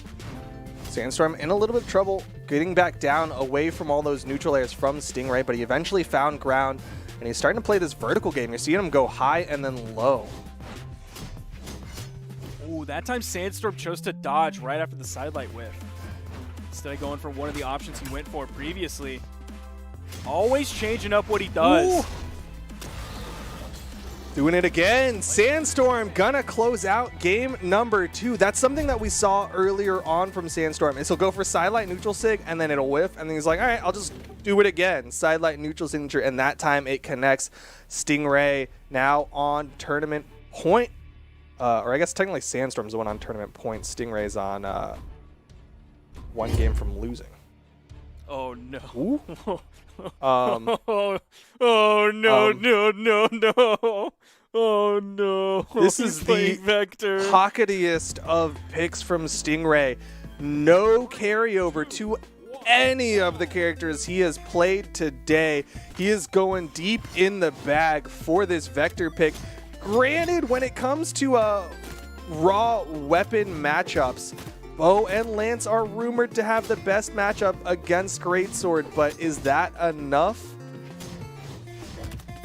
So far he's going even, but 20 seconds into a game is not very long unless you're being Oh, no. weapon starved like Oh, Faison! And it was long enough for a few more seconds to pass, and Sandstorm gets the KO. Sandstorm running away here in the grand finals. Stingray got the big missile in hand, playing with this Vector, could go airplane mode, but is yet to really get any hits with this Lance so far. Granted, he does have the Orion, so I guess I rescind my statement earlier. He does have a little bit of a Lance. Yeah, bro, then just play Orion. I would appreciate it if you just played Oh, Orion. no. Oh, man. The bottom side Oh, of that no. hitting him. Stingray going down again. He is on tournament stock. Very close to being knocked out here. That is one of the coolest skins in the game. Yo, I'm liking the sunset colors. I like the skin. Stingray's got the look, but right now Sandstorm's got the damage. Oh my goodness, Stingray is like, how do you even come back from this? You don't. You throw out a couple light moves. You're going to take an in-sig, maybe No. a D-sig. No, that's what. Don't play Vector, my guy, unless you're just looking to have some fun here. Sidelights coming out from Sandstorm. Hasn't found the one to hit yet. Sidelight goes for the neutral light. Goes for the neutral light opener. Weapon toss coming out. Don't get 3-stocked. Game 3 here. Sandstorm was looking for the Nair. Trying to reset here again. He gravity cancels a down signature on the stage. Oh! He got him with the bridge, but he didn't go for the closer. Sandstorm's got... What? This is what he did in 2s. When he didn't get his combo with Boomy, he's running up. Sandstorm. What? Is this What? the... If he's just going down to his final stock here, yeah, this is the Sandstorm BF. This is the... I don't even need the first 2 stocks to finish this one. Stingray, he's 1 hit away. A downlight recovery, and it's over, and Sandstorm is going to be the Mammoth Cup champion, and he's going to do it in style by throwing away 2 stocks against Stingray. This is grand finals. Look how far that weapon toss hit him. Oh my gosh, how is that not KO? Playing He's with going his to KO with a food. weapon toss. He's going to KO with a weapon toss like on stage too. Yo, 1 recovery. That's all Sandstorm needs. You see him looking for these unarmed recoveries. There it is! Sandstorm is going to be crowned the Mammoth Cup champion, showing his dominance in the region, proving Sparky and I correct that he is the champion of this one. But huge congratulations to Stingray going home with the 2nd place finish. Unfortunately, did get 3-stocked-ish in game number 3 of the grand finals. Do you call that a 3-stock? Yeah, definitely call it a 3-stock. Absolutely call it a 3-stock. I don't know, like free-for-all rules. What? Because like if you throw away your stock, you lose 3 points in free-for-all. So like you're denying them the ability to stop the 3-stock. So I feel like there's some cheating. If you hit the Kung football into the goal in Kung Foot, you get a goal. But this isn't free for all, and it's not Kung Yeah, Foot. but okay, but he also didn't have all 3 of his stocks. Is my point. Yeah, it's a 3-stock. All right. Well, anyways, It's a 3-stock. you had a point that you were trying to make before I derailed it with game mode talk. Huge weekend for Stingray. Very important weekend for Stingray as well, coming in at 2nd place. One of his best placements, actually tied with his best placement at Winter Championship 2020, also coming in at 2nd place. So Stingray further solidifying himself as a consistent top 3 player. You'll see that reflected in his seed, in his PR, everything going into BCX. He is guaranteed qualified to get an invitation for BCX. We'll see what he has cooked up between now and BCX. He won't have to play the last chance qualifiers, so that will give him more time to figure out what he's going to do against Greatsword. I'm going to go ahead and just kind of put my card up and say it's not Vector. Maybe, but probably.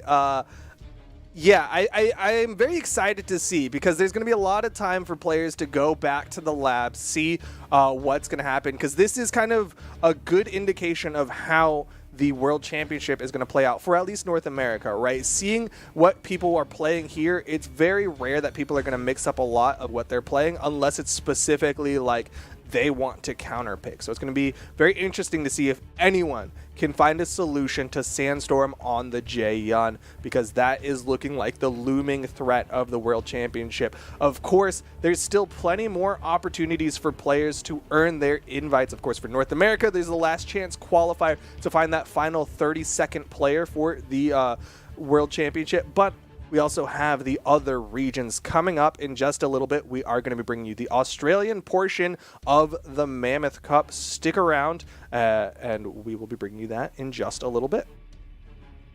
For the X pivot slide charge of the neutral sig on Gauntlet. Oh my gosh! Like it. Lather, rinse, repeat. Getting into game 2. Now, Boomy, hot start. Hot. Oh my god. Oh, man. And I agree with this choice, but man, Wrench has got one more cider. He's going for it. Oh, he did. Yes. Oh no. One down sig away right now. Probably not. Wrench actually can survive another one. Oh my goodness! Yeah! Wow! Woo! Oh! Yes! Oh! Yes! Yes! You deserve that one. Jeez! Wow, that's so good. He's Woo! Oh, that kills right me! All right, well, he's got it's a a chance here. different situation. He can tie this game up pretty quickly, Oh, and there it is! let's go! And we saw it with Stibby versus Boomy already. Oh my gosh! What's Lil Cap? Dude, Lil Cap. Can Oh, Lil Cap yeah. even Oh, touch my him? gosh. Oh! He's got a lot. Oh, okay, but this is the opportunity. Oh, what? Oh! Oh! my God. He doesn't like the overdone stocks. Ooh, puts Cat. Oh, man. Oh! A little bit behind. Oh! What do we face? Yeah, he was able to catch those pancakes because he caught the dodge. And whoa! Talk about catching dodge! Zinker, you're back on Mammoth Fortress. Woo, oh my Wow, gosh, face yeah, on with this. baby. Did you see that? Right at the edge of that floorboard. Uh-oh. What? That was it? Wow, he just caught Combo. it. Woo, this is nice. Okay. Zinker. Zinker looking good. This is the lead. As Oh! Yeah, poking you just a little bit. Oh my gosh, and as I was saying that, Sandstorm slicing Oh! dodging or recovering low or oh my Oh god, I don't know. my goodness! Him out. So Ethan had to fastball to avoid it, but he fastball so far. Oh, that's no! it! He's already. Now disarms Phazon. He's done so much damage. Oh, he's going Actually- hammer. Oh, Oh, yes! that's a oh, perfect way in to- trouble. Oh, Wow! no, Oh, that might the be it. turnaround.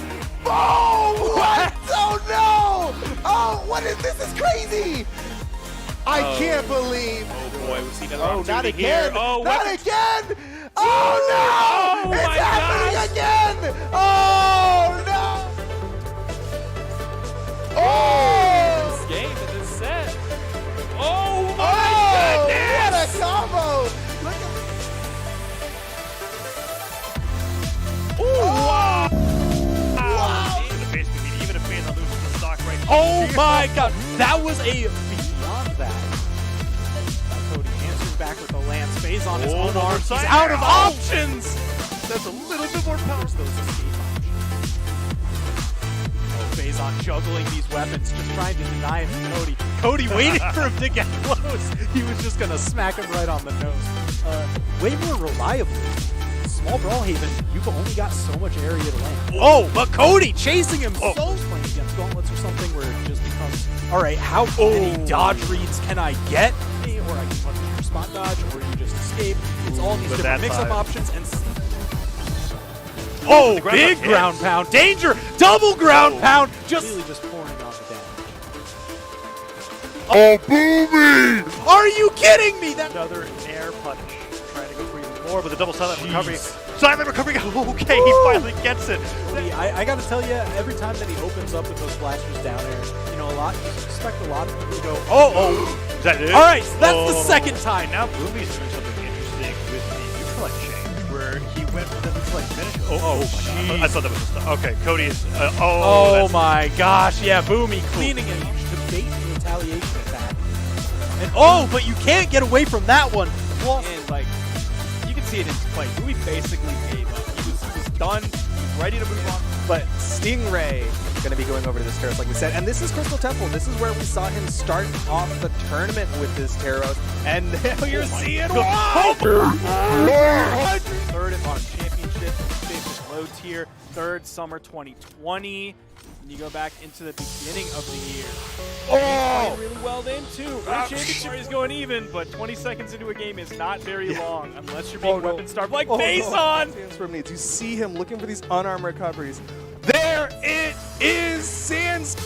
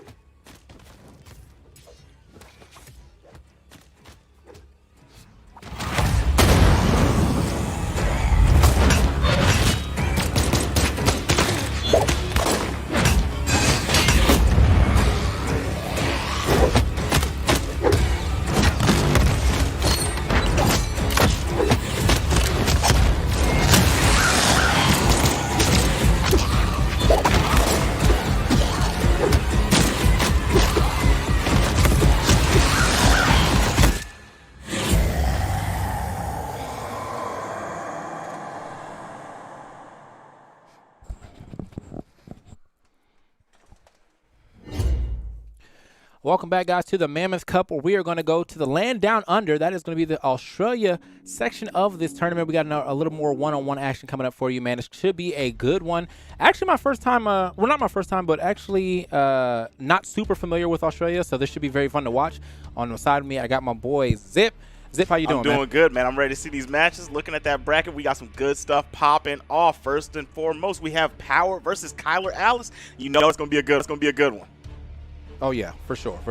So like I know Kyler Alice. I mean, I definitely know that name because I remember the few times I have watched this. My boy's Mordex has been going crazy. On the other side of the thing with Power, though, not really a name I'm super familiar with. So he is playing the Nyx. So we do have the Scythe. We have the Scythe Ditto potentially happening. But as of right now, definitely ready to see what happens between our two competitors, man. Like the fact that the Nyx has decided to go for a little more speed here, too, to try to match Mordex on the speed. And then Mordex decided I'm going to go a little more defense. Honestly, try to match Nyx on the defense. So, yeah. Yeah, be able to take those hits. And like I said, we got Kyler Alice versus Power. We have Goddess versus Bailey. That is going to be a really, really good match right there. And then Shock versus Doggo. Now, when you speak of a name that you're not familiar with, I'm not familiar with Shock. Can you give me some insight?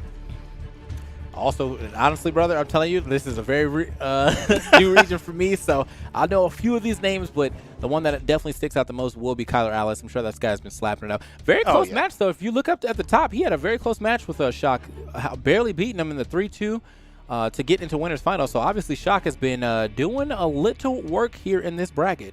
Yeah, been doing a good job here. And Power took Goddess out 3-2. Okay. Dummy versus Bailey 3-1. We had Doggo. Shadow got 3-0'd by Doggo. I mean, last week I did the 2v2s top 4, and I highly praised Doggo, showing that I'm a fan of that player. And it looks like we're in the character select. Where do you think we're going, man? We're almost here. With this, I mean, I'm going to say Small Mammoth Fortress, but it might be a little different down. Oh, nope. Small Mammoth. Actually going to go with Apocalypse. So it would have been my second guess for sure, though. Would have been my second guess for sure. I know that NA loves some Small Mammoth, but I'm not really completely sure what the Australians like down here. Could be Apocalypse. Very good stage, though. So let's see how this one plays out as we get to our first match. So these guys scrapping for that first weapon, which is going to go the way of Kyler. Oh, my goodness. And that is such a terrible start. Are you kidding me? Kyler Alice snatches the life a couple smackdowns. Going to take the first stock. I mean, that was just so. He was like, I don't know what you think you're doing, but you're definitely not making it past me, man. Double ground pound there. All that he needed to go ahead and put that stock away. And now a very solid lead coming in from Kyler. We both got the sights out right now. Let's see who's going to be able to get the sights play working a little faster. I know this Nyx definitely needs to get something going for herself, seeing that she definitely needs to get back into this game. I mean, when you're down like this, wouldn't you want to see the blasters come out, rack up some damage a little bit quicker? The scythe is a little more calculated. You have to fight these gauntlets off. I don't know if that's the move. Already chucked off the scythe. Pop by the weapon throw. Are you kidding? We have 3-1. Kyler Alice's way. Okay, Kyler Alice he said, I am only here. I mean, he's playing, but he's not here to play. You know what I'm saying? Like, he's really doing what he came to do. He wants that first place, and he is making it look like no one is going to be able to touch him right now, as he is already, I mean, not even in the orange yet on his first stock, and he's got this man down to his last. This is crazy. Yeah, we've only seen him get hit maybe, 3-4 times. I mean, this is looking really, really bad for Power at this time. Got to see something get started. At this point, I don't really even think it's doable. We might want to just get to the next game. Already off the side right now. Good side air to get back onto the map. What are we going to do with it? That's my idea, too. When the game's this far away, it's kind of like, yeah, I don't even really feel like trying to mount this comeback. Let me just go. Let me go next. Let me just go next. Yeah, don't waste your energy on that one, you know. Don't let it mentally defeat you. Get back into the next game. Look at this. That start right there. Side, right off the side, just kick the bad boy off, chucks him down there, weapon throw. Oh, my goodness. Mordex is a dangerous character, man. I mean, I'm not a high-ranked player myself, but I have a lot of problems with that character. Yeah, man. I mean, I just something about the way that he plays. I just feel like he embodies what you think a werewolf would do, man. He's gonna run at you. He's getting feral, real feral on you real quick. So either way, though, we do get a swap over to the Wushang. Maybe this could help out. He does get a new set of weapons here with the gauntlets and also the spear. See how this one pays out for him. Maybe I'm feeling like he was seeing how well that gauntlet was going for Kyler, and he's like, you know what, let me try. Like, yeah. Let me try. You can't beat him, join him. Yeah, I feel you on that.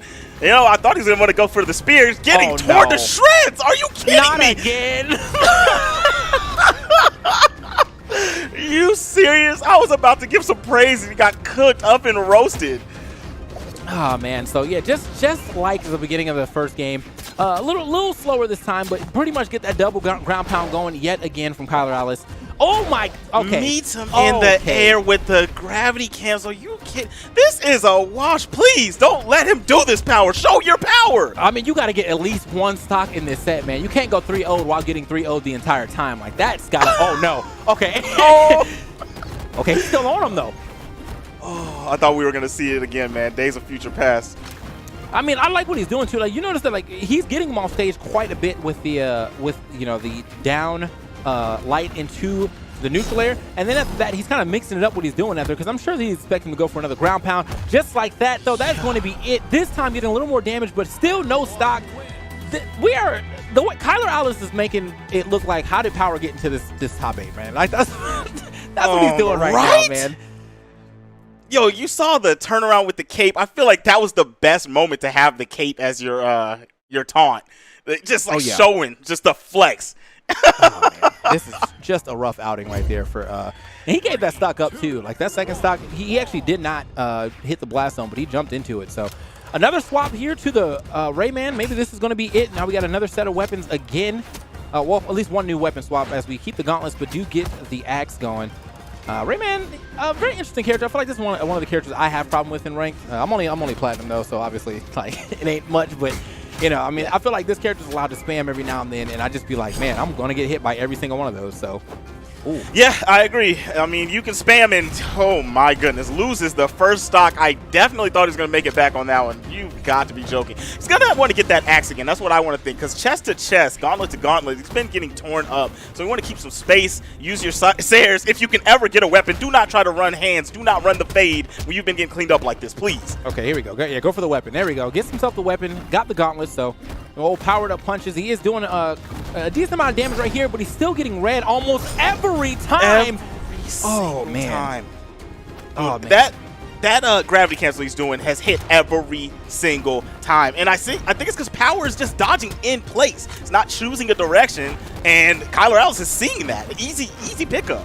Yeah, this is definitely a wash, man. This might be the highest recorded wash I've ever seen in my time of watching Brawlhalla right now.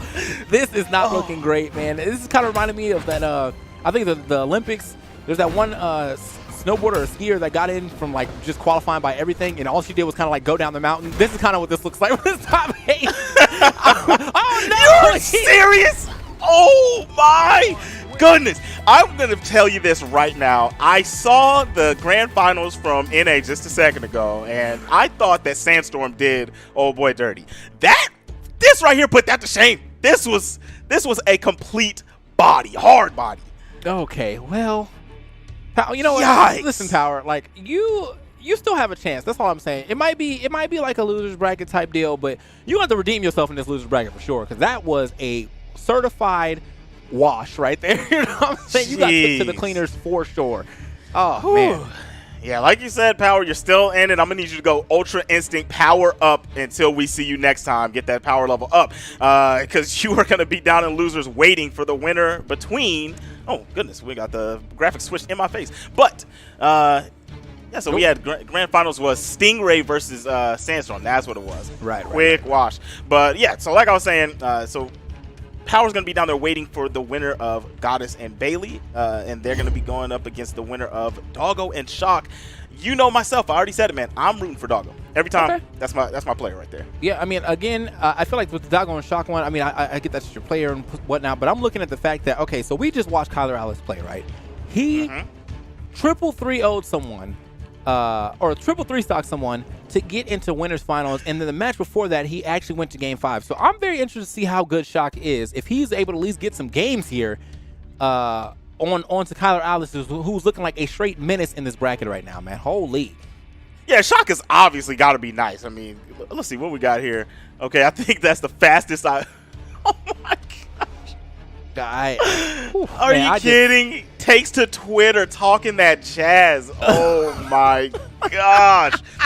I'm not even trying to make you feel bad, Power, but yeah, I need you to stretch your stuff on your next match. I need you to do it. That would have been me too, I know you're better than that. That would have been me too. I might have to let me tweet back at him just LMAO, bro, because that was that's how that match felt, bro. Oh no, they're showing it again. Don't do it. No, don't do it. Good. Chuck him off the side, popped him in the face with the gauntlets. You saw back in the old days when you used to watch Looney Tunes and they slap him with the white glove. That's what that gauntlet throw was. Challenged him to a duel right there, man. That was, man. Yeah, he had no answers, man. And it's unfortunate too, because obviously he was trying to find the answers by swapping characters, but like none of the characters that he brought out were doing any better. I think the Rayman may have done the best But even so, like the fact that you still can get a stock. I mean, I think he threatened a stock on that Rayman for sure, but that's just not what you want to do when you get into winter semis, man. That's not the performance you want to put up. You beat all these people only to come up here and get triple 3-0'd. I can't. Agreed. Yeah. I mean, and all that aside, I mean, I know we're talking about how that was a body, but I think we want to shine some light on how good Kyler Ellis was playing. Kyler definitely was just really, really aggressive, and I think that's what got Power off guard, right? Like, Kyler Ellis was doing chases that were unnecessary and just taking those stocks quick and easy, and I don't think Power was looking for that. I mean, even by the last game, you already got chased down by it twice.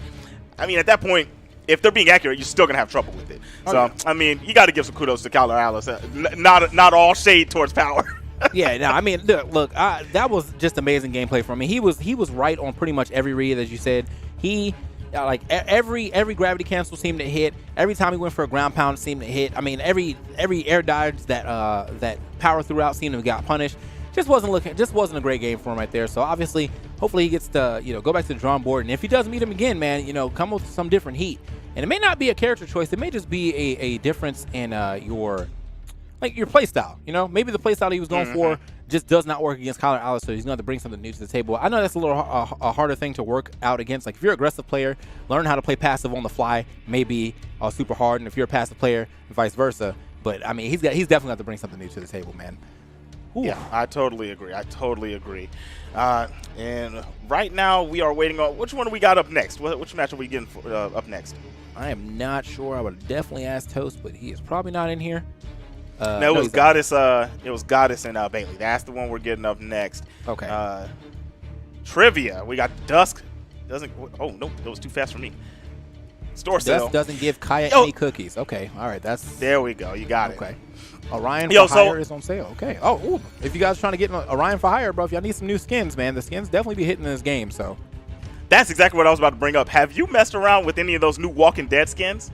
I have not yet, but I think that I will play Michonne because I definitely played the Michonne. Yeah. She plays Koji, and I'm a super huge fan right now of the bow. I actually play Lara Croft, or Diana.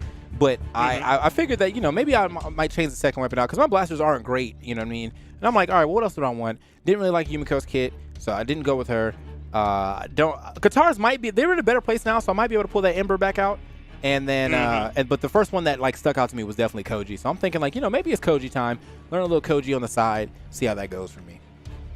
Yeah, I like Barraza in this game, but I'm not a fan of Daryl, man. I know everybody loves Daryl from Walking Dead. You watched Walking Dead, right? Yeah, I watched the first 3 seasons. Yeah, I kind of fell off after that, but I know who the people are at the very least. So you got out of there in time. That show definitely fell off, but oh man! There we go. Too. Let's go. Oh yeah, sauce them up, Michonne. That's what I'm talking about. Yeah, I like to see that, man. Yeah, it's just it looks so good too. I mean, the crossover skins. I like that they don't feel pay to win. They're just newer aesthetics, but the aesthetics that they put into this game always look good. And so I'm like, good job, definitely, Brawlhalla, for all these crossover skins. I mean, if you get every crossover skin in this game, and then look at your character select screen, that joint is massive now. So because there's that many crossovers. So I mean, just great stuff for the way they've been able to bring out so many different crossovers too. You got the Steven Universe crossover. You got the Adventure Time crossover. Now you got the Walking Dead crossover. Just so many crossovers. The WWE crossover. Just so much going on in this game at all times. Ben 10, nice. Can't forget about the Ben 10. Oh yeah. It's like I'm not a Ben 10 guy. My son used to watch it. I'm an old head, so I'm not a Ben 10 guy. But it was just really cool to see them added to the game. It's just the things they're able to acquire. I love Steven Universe though. My family used to watch that together. Wait for the new episodes to drop, and we'd watch it all together. I mean, that's a great show. That is a quality show right there. Yeah. Yeah. So I mean, they definitely picked some really good. I think that's the only 3 crossover skins I actually own. I own Amethyst. I own the Zol crossover. And then I own Diana, Lara Croft, because I just love Lara Croft. So, I was, when I saw who they had, I was big on the Zol play too for a bit because I was definitely a huge axe proponent guy, but also I just love Zol's axe side sig where he slams you. That joint, yeah, it looks so disrespectful. I love it. That mess is brutal. brutal. Ah, man. So I just saw Kyler Ellis jump back into the room, but I know that it's definitely not his time yet. We got to wait a little bit for some matches that kind of developed before. Ooh, all right. But actually, we're going to go ahead and take a small trivia break. So go ahead and get your brains thinking and your knowledge flexing, as we will be right back with some more of this Australian Brawlhalla here at the Mammoth Cup.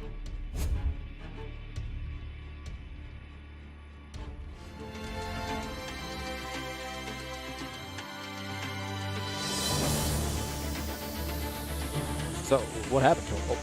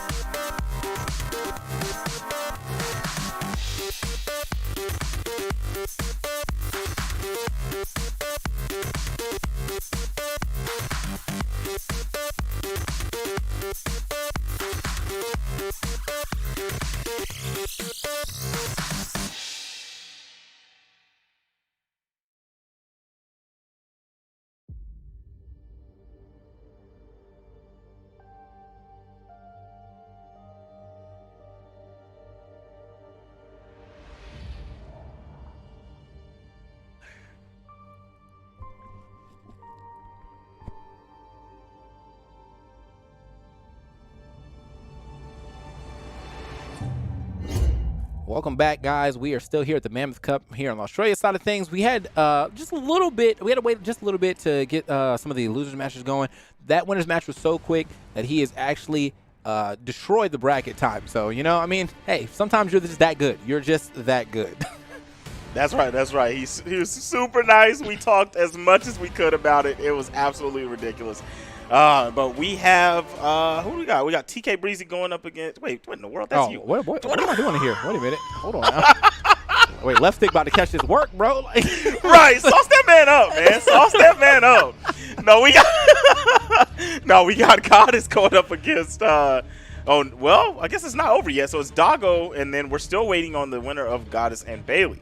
I mean, that's two. That's two So they players. Oh, look at that though. We were talking about. You said you had faith in Doggo.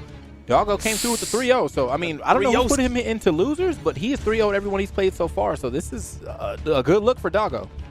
Yeah, that's a really good look. I mean, I ain't gonna lie. You were hyping it up so much that 3-2 versus Kyler. I kind of wanted to see I wanted to see Shock play. I also wanted to see what happened, bro. Like yeah. Okay, Kyler says Doggo's most likely top 3, so okay. Makes sense. That is I mean, with the way that he's playing, I can definitely believe it. I didn't get to see the matches, obviously, but I just that is to watch Kyler 3-0 that man, and then to see that he had lost 2 games to someone else. Yeah, you kind of had to think that guy has some sauce, but then he comes over here and gets 3-0'd by Doggo. So the 3-0s are being delivered very swiftly here in Australia. I give that up for sure. Doggo's just built like that, man. I want to see if we're going to get the Bren. I don't know. We'll see what we're going to get in that match, but I don't know who's going to come out. Goddess and Bailey are 2 beasts. We saw them last week in 2v2. They were both strutting their stuff, going ham. Do you remember who they played? Their characters? Man, I know that Bailey was Bren. Bailey was Bailey was Doggo's teammate. Bailey was Doggo's teammate. Okay. And they were double Bren. Okay, yeah. Well, double Bren. That's definitely a popular comp. I mean, Bren's stats just spread so even, and pretty good weapon spread too. Axe is always nice. Spear. I feel like Spear's never really been a bad weapon. Maybe more of an underused weapon. But I never looked at Spear and thought, man, that weapon's not good. So. Yeah, you know? Yeah. So that's gonna be good. I feel like people act like it's not that good, but I think it's just. I was saying this not too long ago. It's an annoying weapon, man. Yeah. You just keep getting tapped by that thing. You just keep hearing tick tick tick tick tick tick tick. It'll get under your skin. It's a middle ground weapon. That's the thing. It's just like I feel like it's like literally directly in the middle where it doesn't do crazy amazing stuff, but it also isn't like a hindrance to anyone's set. So I mean, if I am doing like a random thing, I guess, and I were to random Spear and I don't know, Gauntlet or something, I'd be fine. You know, like I think the only time I would worry is if I got Scythe and Katars. I'm not really good with the Scythe at all, and Katars are kind of being in an interesting spot. I think as of late they've been trying to kind of bring it back to its glory days, and I would definitely love to see some more Katars play. I mean, especially since you just put the new Katars legend out with the Mako. Want to see the Katars shine out here. So. I think that the Katars are back in a good spot, man. What was it, the Ford Light? Yeah, the side light. Further now. They changed the momentum on it. So like if you dash and side light at the same time, you get to keep some of that momentum. Before it was like you would dash and you would get all that speed, but then you would side light and it was like you would slow down to whatever the side light like initial speed was. And I mean it looked a little janky, but now it looks a lot. It makes a lot more sense and it looks a lot better too. So. That's a really good change. I think the Katars kind of lacks in combos, but I also think that where it lacks in combos, it makes up in just raw pressure. So you're going to force an air dodge almost every time you get a hit anyway. And then if you read that air dodge, then you can get some good stuff going. And they just buffed side air too. So that hits way harder. And that's just nice. Side air already sent at a really good angle. Like, it's nice stuff. Really good stuff, really good stuff. Also good stuff, Bailey 3-2 versus Goddess. So that was one heck of a set that we did not get to catch, but at least we got our next match ready to rock. Bailey versus Doggo. I just spoke about it a second ago. They were teammates in the 2v2, and they're going to be going head up. So obviously they know what each other are capable of. They know the tendencies. Let's see what they got popping, man. Yeah, man. Definitely very interesting to see how this one plays out. The Ragnar from Doggo. Okay. Ragnar. I like it. Definitely a good character. Super. Got some really nice defense on that. But also just Ragnar, I feel like just has really good SIGs. Like all of his SIGs serve a great purpose. So like good stuff for great design on Ragnar in general. But let's see what we get from Bailey as we are talking about a design, man. Look at that skin. That thing is sick. Oh yeah, that's a nice one right there. Got the chest out. You know what I'm saying? Exposed, but he's like, it doesn't even matter because you're not even gonna hit me that much. You know, you know. Yeah, we get to see the guitars like you were speaking of, and Bailey is going to come through with the Caspian. So we got two. Okay, all right. We've got a guitar mirror match rocking here. Caspian, I was not expecting this. I'll tell you that much. I think in this match in particular, I'm okay with Caspian. But usually the issue with Caspian is that like he just gets outranged. Like you have two short range weapons. And then you're basically just getting outranged. Now, he does have some pretty good speed, though, so that's going to be good for Caspian. I'm just like, this character, I don't really see this character at all anymore. So this is going to be a good treat for me. I actually wanted to play Caspian when I first got back into the game again. But I was talking to everybody here, and they were like, no. And I was like, okay. Never mind. Yeah, he's a really good character in my eyes, but also I'm not one of the best players in the world, but these two are going head-to-head right now. The axe is what I wanted to see to go up against these gauntlets, but Caspian hounding with the gauntlets, doing a great job right there. Finally gets a hit. I will say, though, Caspian's his SIGs on his Katara, I like a lot more than his SIGs on his gauntlets. Not to say that they're bad SIGs, I just think the Katara's serves a great purpose of like catching air dodges, and also the down sig going over the edge so you can throw the two kunais down. Super nice. Yeah, that kunai down is a very good move right there. And the Qatar recovery, good choice there from Doggo, but now in the mix, Sway in the morning. What are we going to get? The side air is good to go. Puts it off the map. Doggo's going to have to fight off these gauntlets to make it back. Good job with the recovery. Unarmed. Gets the axe. Oh! The stock is gone. Okay, yeah, had to grab the cancel that 1-2 to get that extra power. I see you. Good stuff. On to this Caspian, a.k.a. Oh, I was about to lose his stock right there, but a.k.a. Bailey. He's actually keeping the Katars ready right now. I think he seems like he's more so favoring the gauntlets, but I'm sure. I don't think his Katars are bad by any means just yet. Got him on a nice little side sig, some decent range on that. Doing a really good job playing neutral here, trying not to get hit. As I say, that gets clipped by the down sig. Yeah. Really good choice there from Doggo to clean up that stock. Had to get it done. Only on yellow, didn't lose too much health. Yeah, man. That's what I'm saying, though. You see how, like, just how quickly that sig came out one, and the fact that he sets back a little bit seems relatively safe. Kind of cover that ground area. And if you throw it off stage, it's a nice little spike, too. I mean, Ragnar's sigs, man, they're just so nice. Yeah, really good. Of course, the Qatar neutral, you know that's the one right there, right? Get tossed off at that dangerous angle. You can't really do much about it. But we're back here in the neutral, and neither one can really land a hit. Nice Sair from Doggo. Going to try to edge guard here, but backs off, lets him have it, misses the sig. Okay. Oh, okay. I see you. You're trying to get a little cheeky up there with the gravity cancel neutral sig, but to the right, because, you know, obviously when you're put in the air, you want to try to get back to that middle stage as quick as possible. Try to get a little calculated read right there on that one. Either way. Okay. Wow. Just all right. Just duffed him. Nice. The bombs exploded on him. That was a very good sig there. Doggo's gonna have to try to get a weapon here. Doesn't want to get weapon starved. Don't take too much damage. All right, good stuff. Got him off the edge.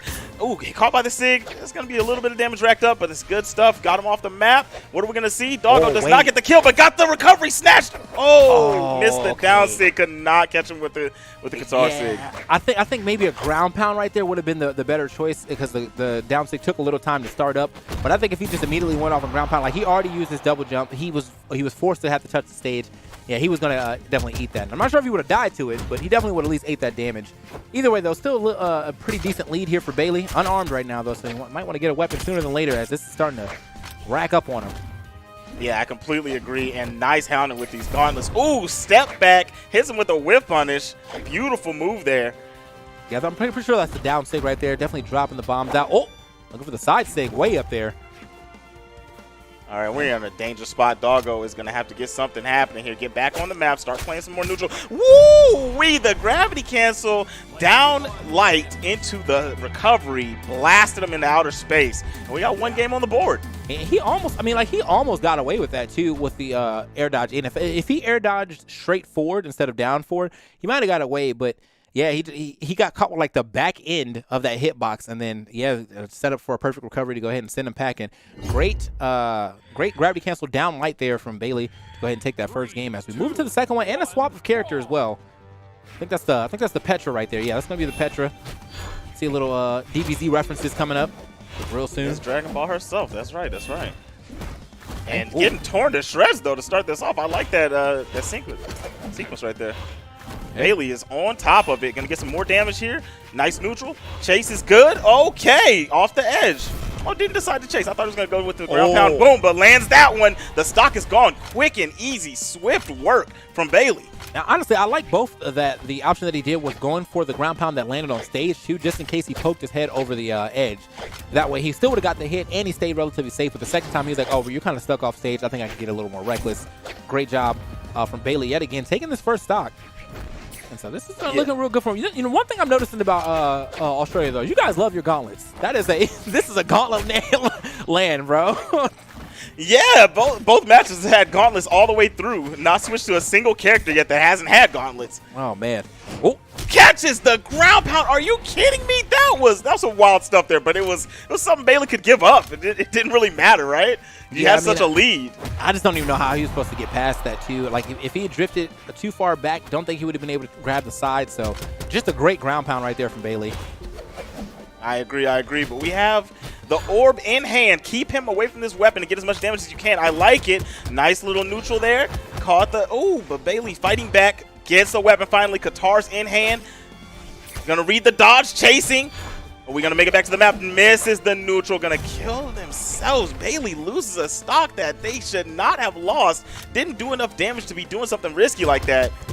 All right. Okay. Managed to pick up a weapon. Right here, kind of slides past that orb. So Orb is actually doing quite some work now. We were talking about, or I was talking about the gauntlets usage right here, but to be completely honest, I feel like Doggo's had this orb in his hand for more time than the gauntlets for sure, but unfortunately... Are you kidding me? Yeah, I kind of wasn't expecting that to KO, but man, there was some power behind that. I 100% was not expecting that stock to be lost in that instance. But yeah, we just saw that ground pound that took the stock of another ground pound. So there was two of those. I mean, what is this? Ground pound top 8? What's going on here? Yeah, we are getting some ground pounds in here for sure. Let's see what we get for this third game, though. Is he going to swap again? Is he going to keep the Petra? The Petra wasn't... goes back to the Ragnar. Wasn't super bad, but just... I feel like he wasn't able... He didn't really have any control in that match was the real issue. You know, a lot of the time I feel like he was playing unarmed, or he was like kind of getting weapon starved a little bit. And a lot of the time I feel like he was just kind of struggling to get back to stage and getting any form type of stage presence. So here we are into our next game onto a very small stage at that. Let's get it. Yeah, I agree when you say it wasn't getting a lot of control there, because I feel like all the damage just came back from fighting for Doggo's life, right? Like just landing things in exchange, and more so as having their own strings. But right now we have both the Qatars on the map trying to fight it off, get some more damage here. Does not get the recovery. Going to come back down on the map. I like what we're doing here, getting some damage. Now this is more control than we've seen yet in this whole set.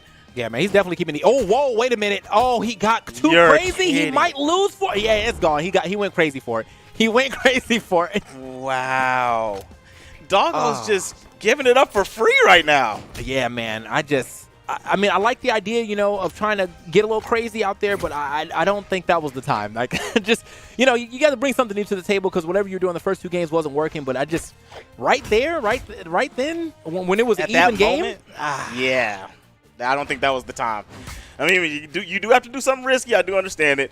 We're going to see an edge guard going to back off and just give a lot of space here. Not really applying any pressure. The dodge was good, but the Sayer's going to get him back off the map. Good weapon throw. What are we going to see? Gets him with the ground pound with the axe. The spin-a-rooney. Going to take the stock. I like that there. Didn't take too much damage. Yeah, really good, too. I mean, like, obviously, with the way that he was going to have to touch that stage, that was a really good, well-timed ground pound. I don't think it really mattered which way he was going to dodge. He probably still would have got hit by some part of that ground pound. So, hey, hold on now. Yeah, He's kind of fighting his way back here. Yeah, not letting him touch the ground. I like the use of the down light there to keep him up in the sky. All right, nice to well-timed dodge, but if we would have saw the right read on that, we could have saw some trouble.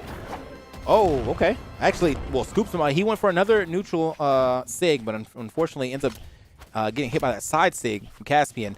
Put the bombs on the back, you know. And we see that they added Doggo added the defense for the Ragnar, and that's still KO'd. I did not see that happening. Yeah, I mean, there's definitely some hidden power force on this man's SIGs. But again, I mean, you're throwing bombs at people. I understand. Like, you know what I mean? There better be some force on them SIGs. So I know that's right. Here we go. All right, nice neutral. Doggo, got to get a stock here. We don't want to see another 3-0. Come on, Doggo. Do your thing. Nice job there from Caspian to get back on the map. Bailey is not having it. Just going to stay in full control. Nice side air. Get him off the map. Chased. Just threw another sig there. Why not? You could do that, right? It's around the same health. You probably would have got the kill. All right, man. So this is looking like this could be a game for Doggo right here. He's definitely cleaned up his gameplay throughout this set. It's a lot closer than we've seen earlier. And, nice. Just a nice amount of damage right there as he gets him into yellow already. I'm glad he didn't dash into that. That probably would have been the stock, to be completely honest. Oh, yeah. That would have been it. That was good patience. But the neutral going to blast him into the heavens above. Oh, Bailey putting in quick work. That's a Rapski, ain't it? We're going into the next set. Another 3-0 on the board to kick off this Australia top 4. My goodness, what are you thinking, man? I thought Doggo was going to do better than that. That's my boy. Yeah, Bailey's, I mean, he really put on, and especially with a character like, again, that I don't see a lot of. So maybe this is a character that's more popular in Australia, but that right there, that last neutral sig, that is the whole reason I even liked Caspian. I was like, the fact that you can like just read jumps like that, you're running at somebody, they think, all right, I got to get out the way, let me jump, and then you just drop that neutral sig on them right after they jump. Man, that's a power play. So good stuff to Bailey as he takes it, and we'll be sitting see what happens here in the losers finals. I think coming up next, Bailey sitting around waiting for his opponent to come through. Man, just great gameplay all around. Yeah, that was really good gameplay. It wasn't such a wash like Winterside, but it was a little bit of fight from Doggo, but Caspian was a pretty good pick. We were both confused by that. I know I was. Haven't seen this character a long time, like you just said, but good work there. I know you were talking about the neutral. That sig is really nice because it's just like Koji's, really quick, right? Comes straight up, but it has more range. It's a broad attack. Yeah, he kind of fans it out, so he gets and now that I'm looking, I see why these things were KOing so quickly.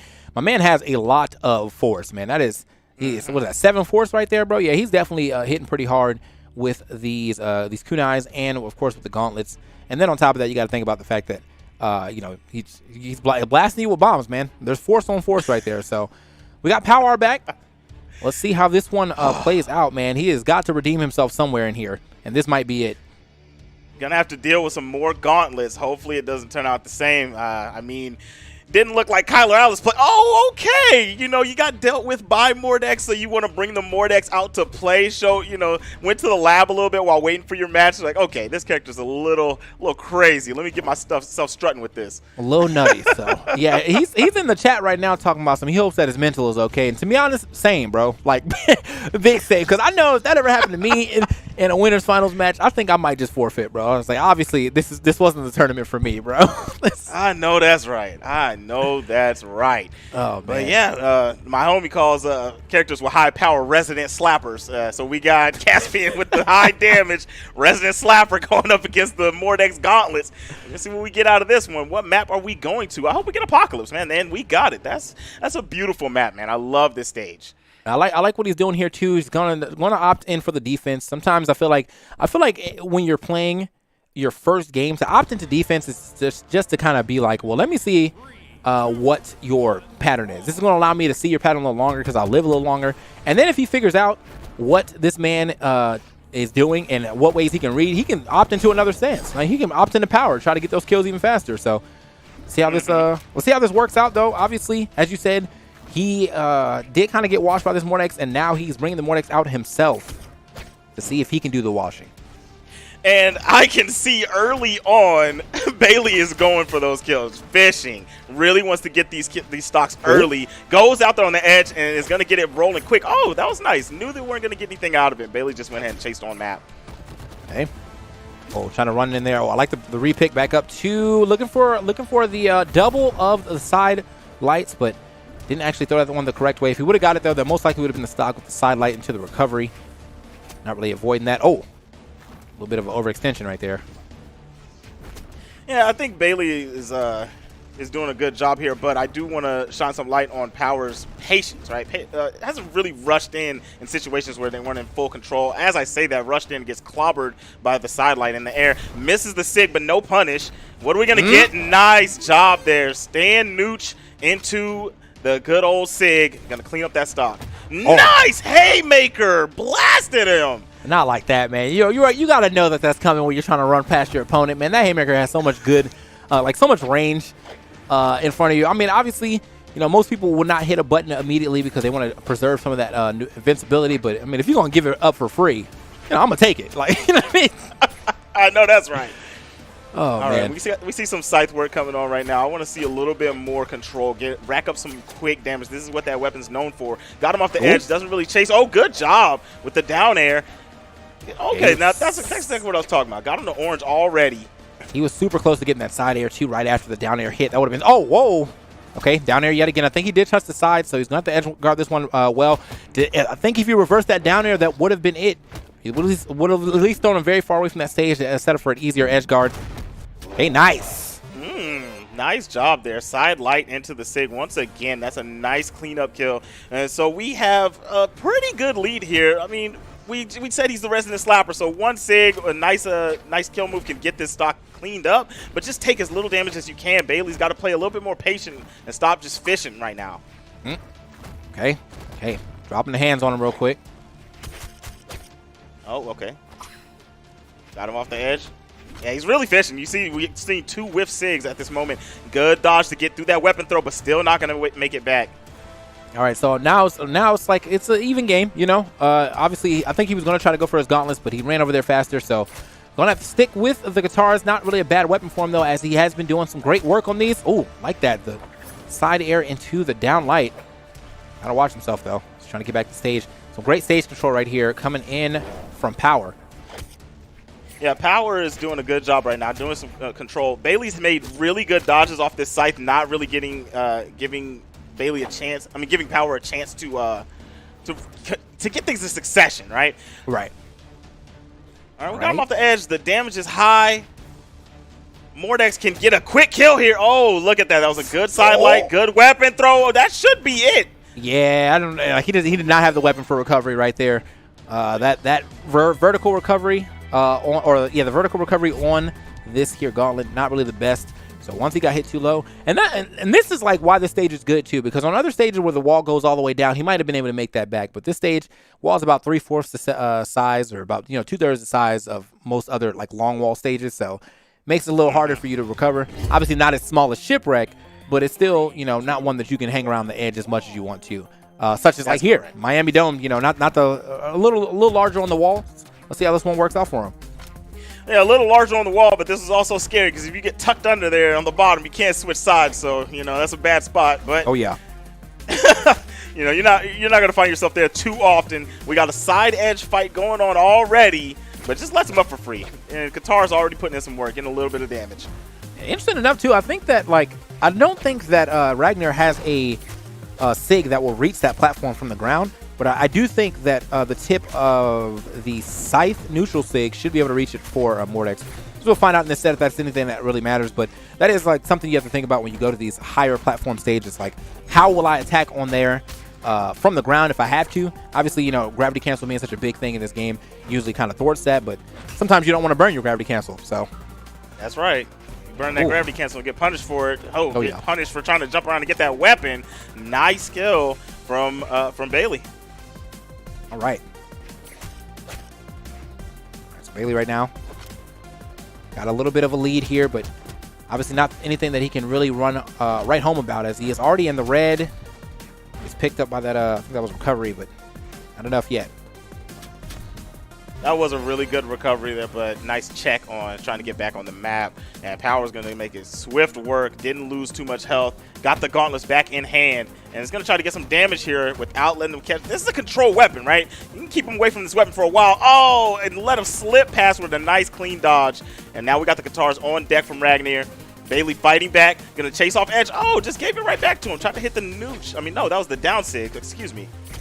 Yeah, I mean, like even with him, like he started him out decently well. He got some decent amount of damage before he got that weapon, but now that he does have the weapon, though, he seems like he's the one with a little bit of the stage control here until he just gave it up right there, trying to go for that dash side light. Which is now all Mordex holding down the stage as they try to get back to center stage. Oh, I like that! Actually crossing the platforms with that side sig. Might have caught him as he was trying to get back to middle stage. Yeah, that punish on that was beautiful too. Beautiful down light. What are we going to get on the chase? Doesn't do much. Oh, nice. Neutral light into jump recovery. Yeah, that was actually, because I was expecting him to go for sig right there, but the angle that he sent off that recovery, even if he didn't touch the blast zone, he was setting up for a really good air dodge or air dodge, edge guard. So here we are though. Okay. Get hold out fire. the sig. I like what he's trying right there, but it just ain't gonna work out. All right, so this isn't looking too bad yet. I mean, he is in the orange, but he has just now hit the orange, so he's not super unhealthy yet. And if he can get the stock off sooner than later, oh, there it is. Wow. Now that's the extra power on that side. You see that man went flying after he got hit by that. Oh, I like the challenge. It was, was getting hounded by the wolf, and had to go in the challenge real quick. Got the stock, and we're gonna want to get some quick damage before Mordex gets to the damage point where they can start throwing out those claws. You don't want to get to the point where you can just get sigged and the game's over, because then you have to play way too careful. All right, how's he gonna get back to stage? Kind of stuck on the side right now. Oh, getting picked right up. He must have been expecting a ground attack right there, one that was going to like sweep the ground. But yeah, so because you saw him trying to go a little high right there, but unfortunately just got scooped up by that neutral sig and sent him out of there. Power, really redeeming himself right now, to be completely honest. Can't beat him, join him. We already talked about it, man. Like this picking the character that beat him, and the good thing here is just familiarizing himself with Mordex again. So if you do have to go back up against Kyler Alice, you've already played a few rounds with this character, and then you can even go for the ditto, as you guys call it the mirror match. You can play it face up, right? That's not a bad thing. All right, man. So we are about to get into it again. Oh, we got to swap over here to Asuri. Okay, so keeping the Katars, but swapping over to the sword. Asuri, very fast character, man. You can see the stats right there. We got fast on the dexterity, relatively fast on the speed as well. She can get a little overwhelming, and I think high dex on Katars too can definitely be more overwhelming than one would expect. I mean, it's already a decently fast weapon, and then you're just making it even faster with all this dex. So here we go. Yeah, this character is just dangerous. This is one of those characters that they get on top of you, especially with the Katars, then you're in trouble. And you already know the neutral sword right there. That thing is really, really quick. And with a character with dexterity like this, they can just keep fishing with it. Man, tearing him up and not going to be able to make it back. Didn't even have a chance. I didn't know he must have stole his jump right there. I think he stole his jump with that neutral sig. That was perfect usage of it. Rolls in with that side light, and then, or I think that was neutral light, and then immediately jumps over there and hits him with that neutral sig, spiking him back down.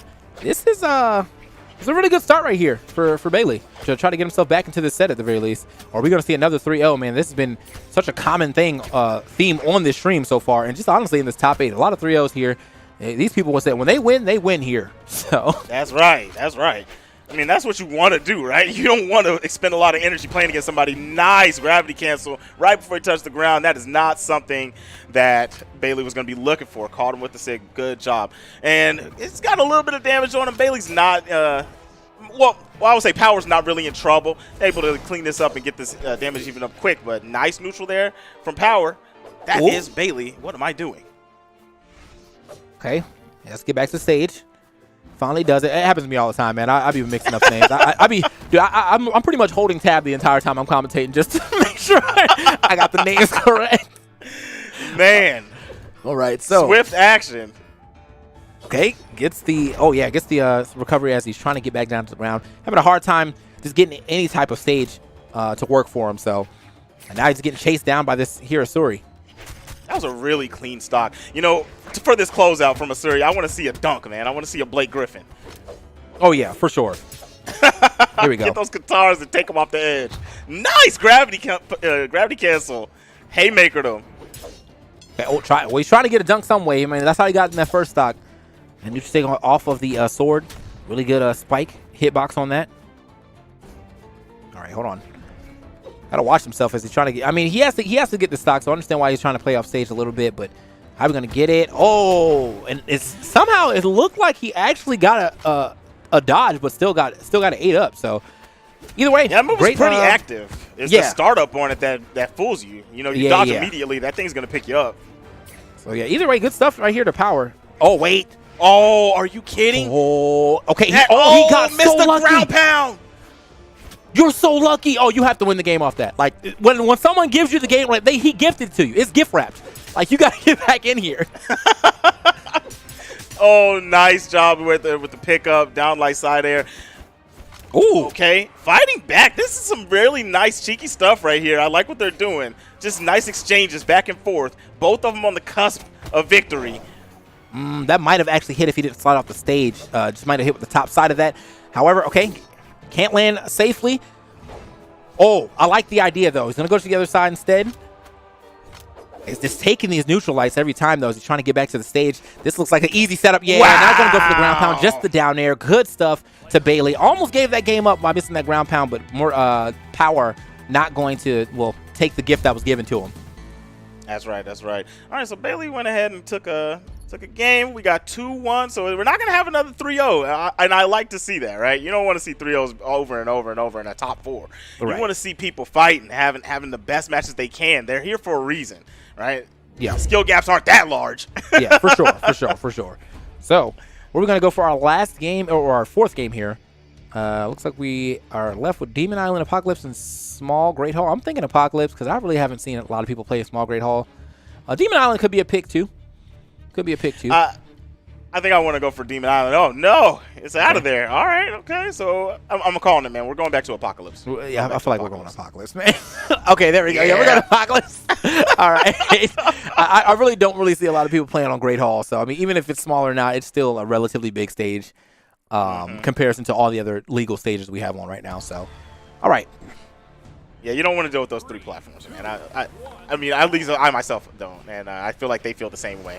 Yeah, it's so interesting how this game plays out in comparison to other platform fighters because, you know, like in Smash, triplats are like a staple. You know what I mean? People you're going to have to learn how to play on triplats, but in this game, it seems like they're not really the sought after stage, and it's usually the one moving plat or the duo plat setup that people are trying to go to, and I mean that's dope, man. I just like to see differences between all the platform fighters I talk about. So here we go. Oh no, gets dunked and the ground pound good to go. We got the Blake Griffin dunk I was looking for. A dunk contest live in full effect. Yeah, that was the easy one right there. Got the dunk. He got the double dunk on that, man. He dunked it, grabbed it with the other hand, and re-dunked it. So good stuff.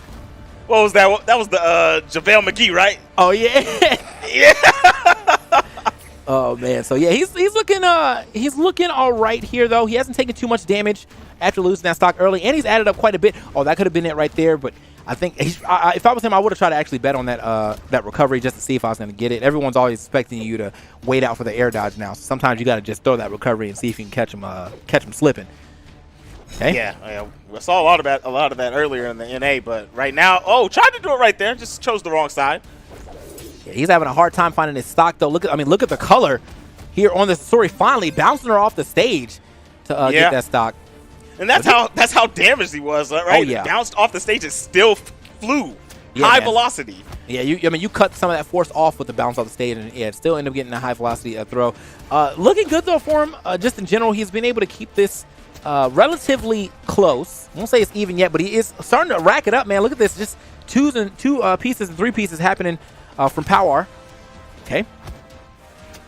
Yeah, Bailey was doing a really good job. It was looking like we were going to get this evened up, but that stock is going to get snatched. Oh, no, didn't pick it up. I thought it was going to pick it up, throw him down, and clean that up. I thought another ground pound was coming at the very least, but no. Okay, it doesn't matter, though. He still picks it up. That's the situation a lot of people are getting caught in right now, where they get hit to the side, and their immediate reaction is to jump up, and then they end up getting hit by any vertical sig happening, and they get blown up for it. So you got to watch it. You got to watch what happens after the hit, and kind of be ready for that. I think a lot of people are definitely looking for the jump that close to the edge. Jesus, just drops down. Side air. Smacks him with the side air, yes. That was very well placed, you know what I'm saying? Just went for it. Went for the gusto, if I will say. Oh, yeah. All right, man. So last stock here, but this is the 4th game, so Bailey does need to win this to at least get this to a game 5, or is Power going to be able to close this out? Unarmed, going crazy for him right now, getting the damage racking up for him. I like it. I like that. Just slid up on him, hit him with a nice side there. Beautiful gravity cancel. Tries to go for the chase, but over the top is where Bailey wants to be. Okay, nice job here. Tries the ground pound. Yeah, you're this hurt. You want to try to get something going really quick, but the ground pound right back at you. Doesn't do the chase, goes to get the gauntlets. What is going to be the option from Bailey to try to stay alive in this match? Whoa, that was sneaky right there. I like what he tried to do. He got the neutral air, and then he jumped on top of him, maybe expecting for him to go for an air dodge out, and then he was going to hit him with the recovery. But either way, hey, hold up. If we see a side light, we know it's coming a sig right afterwards. Well, the scythe is gone, but I think pounded the ground, jumped up and threw him out of here. The heavens above once again. I think a lot of these stocks have been coming over the top, right? Like nobody's been really getting thrown down a lot. Yeah. These are all over the top. Well, until that one, hasn't Power taken all their stocks with the side light or the neutral light with the scythe into the neutral sig? Yeah, he was getting a lot of those sigs. He was getting quite a bit of those sigs like that, or stocks like that. Got to talk about the damage difference here. That was a relatively close game, but Power did 703 damage to the 431 from Bailey. Bailey was efficiently taking stocks in that last game, just unfortunately could not find that last stock to take it efficiently again. So we are in to our grand finals here. Power coming back to see if he can make it happen here against Kyler Alice. Hopefully a longer set than last time. We will find. Let me go ahead and I can't even see what's going on the screen right now. I got like a gray screen. What's going on here, bro? It's all good. Yeah, we'll get it in a second. We'll get it up a second. So, I see a bunch of zombies. I'm a little froze up. What's going on? Yeah, that's what I'm seeing too. So I'm like, all right, man. Maybe I'll just maybe when we get into it. So. Anyway, man, I'm thanking you guys for joining us. Reset. Oh, you think we're gonna reset? I said we may need a reset. No, Never mind. We're good. Thank you guys for joining us here for this for the Australian finals. Got some great action here. Got even more greater action coming to you as we get into grand finals here between Kyler Alice and Power. Now, Power earlier definitely had a hard time dealing with Kyler Alice, but I think with him playing Mordex, we might see a better game here. Like I feel like because he decided to play a little Mordex, see what it was about. Maybe he has a better understanding of the character, and he'll come into the set with a little more knowledge on how to take on Kyler Alice. So. Yeah, and I see you went with Stevani. Is gonna be able to with the SIGs are gonna have a little bit of space control. Those SIGs, the aggression from Kyler Alice to kick that game off, just pick it up where they left off. You see that? Yeah, man. He not messing around, bro. He said, "Look, I did it once, and I'll do it again."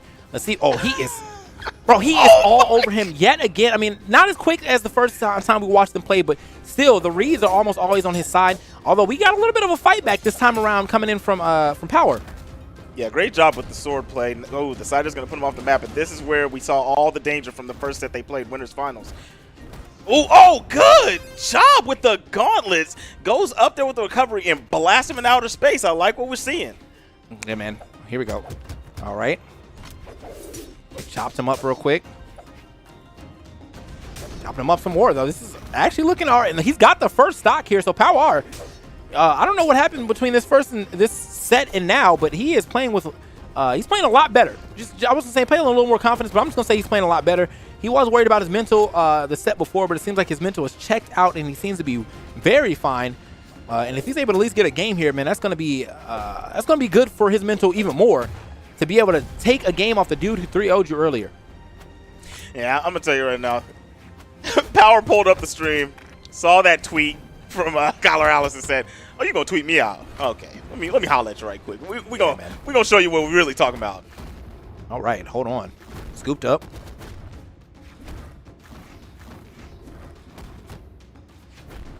Ooh, Nice job there.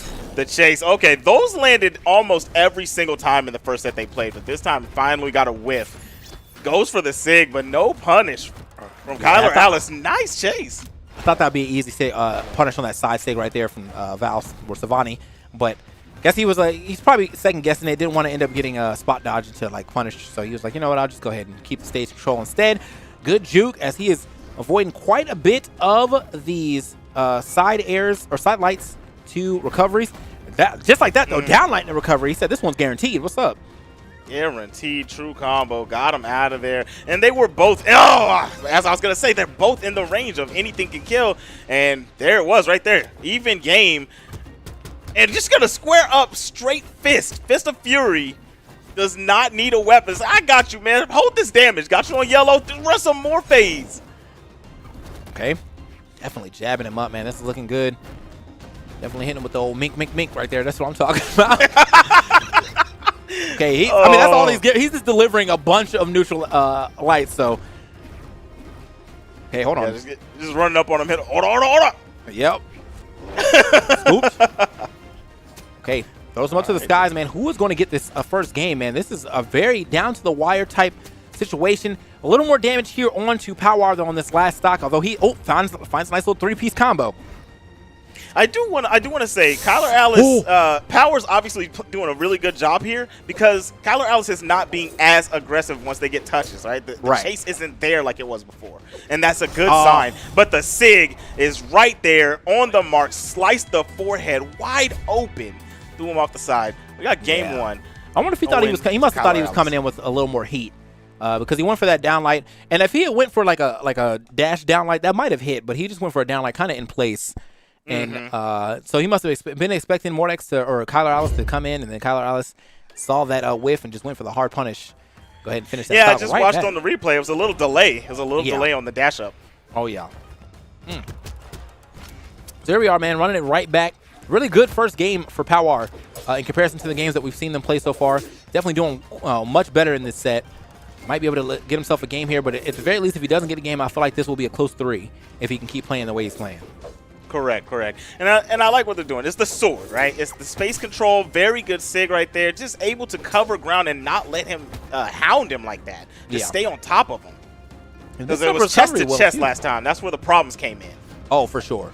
He's definitely mixed up recovery. Oh, okay. Yeah, he got the recovery, but still end up getting hit by that side air. I was going to say he's mixed up his own recovery quite well, too, because it seems like Kyler Alice is continuously looking for him to go low.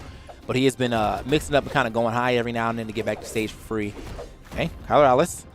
In a little two-piece right there. Oh, yeah. Nice job there. Connects both hits. Fishing. Just trying to chuck him off the map. Another one just fishing. Knows he's in range for the stock to be taken. And just throw out some power blows. Yeah, man, he can do that, too. That SIG is very far-reaching forward. I mean, it's not like there's any sour spot on that hitbox, too, man. If you get hit by any piece of that, you're taking that damage, man. So that's right. And it doesn't extend the hitbox. That's one of the best things about his SIGs with the scythe. It does not extend his hitbox, so you can't really trade with him either. Yeah, because he's throwing that ice instead of like throwing his body at you. So it's, you really got to, like, the only way you're really punishing that if you're air dodging through, you get like the perfect air dodge through, or you already are seeing that you were in the air coming in with like a dash jump. So just like that, though, we get a evening of the stocks as we get that stock super early or super quickly to go ahead and even it back up. Hold on. We're boxing gauntlets versus gauntlets. Gets him again. Nice job there. The chase. Ooh, but that was a good challenge with the Nair. Oh, we got a lot of damage. A lot of damage. And that read on the dodge. Able to get him out of there with the recovery. The gravity cancel side light. Set him up. Got him out of there. And we have a lead, finally, from Power. Yeah. I mean, this is good, too. I mean, because he's been looking for that that side light read quite a bit. And he finally got it with the air dodge back. Kyler Alice maybe thinking he wouldn't come off the stage for it. But he's like, nah, man, you're still here. I can go ahead and get another one. Kyler Alice looking for his own type of read. Just throwing him out right now. Yeah, these whiff punishes are very good right now from Power. It's the space control. Beautiful job with the gravity cancel down light with the sword. Yeah, he is looking. I mean, the sword is definitely bringing him, bringing him to the dance right now, and he's about to take it home too. Here we go. Shoot. Oh yeah, he took it home. There it is, a game for Power, looking good in the second set that he has to play against Kyler Alice. If he's looking so good, he might even get a chance to see a third set here. He is doing quite well. 1-1 right That now. menacing laugh taunt right there at that windscreen. I feel like that's how he's feeling right now. Hey, I can beat you, buddy. You know, this isn't gonna be a free wash. All right, and we're gonna. Oh, we got a character swap from Kyler Alice. We're going to the Yumiko, the setup character in this game. All right, yeah, this is the Yumiko. Should be interesting. Not a lot of power here on this Yumiko, but she is carrying a very strong weapon. So that hammer, even without having a crazy amount of force, like kitted into your character, the hammer always will have some decent force just on downlight side air anyway. And then on top of that, you got this great weapon right now, the bow, and as you were alluding to earlier, the ghost for the setups, little wisp should work out in his favor. There he is, actually setting it up. Look at that. Oh, that was about to be terrible. That was about to be terrible. Yeah, that was a beautiful setup. I see what he was going for there. Still going to pick something up here. Oh, tried to do the same setup. Was going to push him back into the ghost again. Nice recovery to send him up to the heavens. Are you going to let him touch the ground? Nice retaliation. And this stock may be gone, but dodges. That's it. Well, okay. All because you went for the ground pound. Power, why did you go for the ground pound and retaliation right there? You did not get the touch.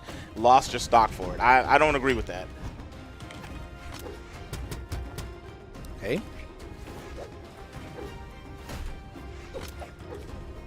There's a lot of neutral right now. Yeah. Yeah. There's a lot of neutral being played as we're trying to figure out who's going to get that hit. Kyler Alice definitely could have got a free neutral air after that, or that neutral light. Honestly, could have got a free neutral air too, depending on how close he was, but after that down light, that's going to be a guaranteed combo. The only part of that combo that's not usually guaranteed is if you get the side light down light. That is not guaranteed, but if you do get a air dodge read, you can go ahead and get the whole three-piece going by doing side light, down light, neutral air, or recovery, depending on what you want. Speaking of, looking for a neutral sig right there. Yeah, that neutral sig, that's one of those stock stealers right there. And oh, yeah. You don't want to get too much damage on yourself and get caught with them fishing off the edge. Nice. The stomp into the old cracker. Yeah, man. So may not be a certified slapper, but definitely still going to be slapping with these hits of the hammer. As I said, man, hammer, even with relative low force, still a really good weapon as far as getting those stocks off without having to drop your sigs. You just drop those down light sayers and you're in there. What I want to say is I like the bow play. Honestly, at this point, I would want to see him go back to the bow because what we were seeing is the sword is this control that we're seeing right now, right? The control. And the bow was able to play a ranged game that didn't allow Power to control the map. Yeah, I would be okay with him going bow for the damage. And then, he can fish for a KO. Oh, wait a minute. What a side air. Wait a minute. That might actually be it. Oh, another one off the side. Goodness, bounced him off the side. Oh, but he doesn't get the completion. Oh, no. Man, I thought he had like such a guaranteed ground pound there. Seeing that he had to do the recovery to the edge, that was a guaranteed ground pound for the victory. But I was going to say, I would like to see him go for, for the bow for the damage. And then you can fish for a couple KOs. And then if it gets to the deeper red, swap over to the hammer. All you need after that, you can fish for just side airs, relatively safe thing to fish for.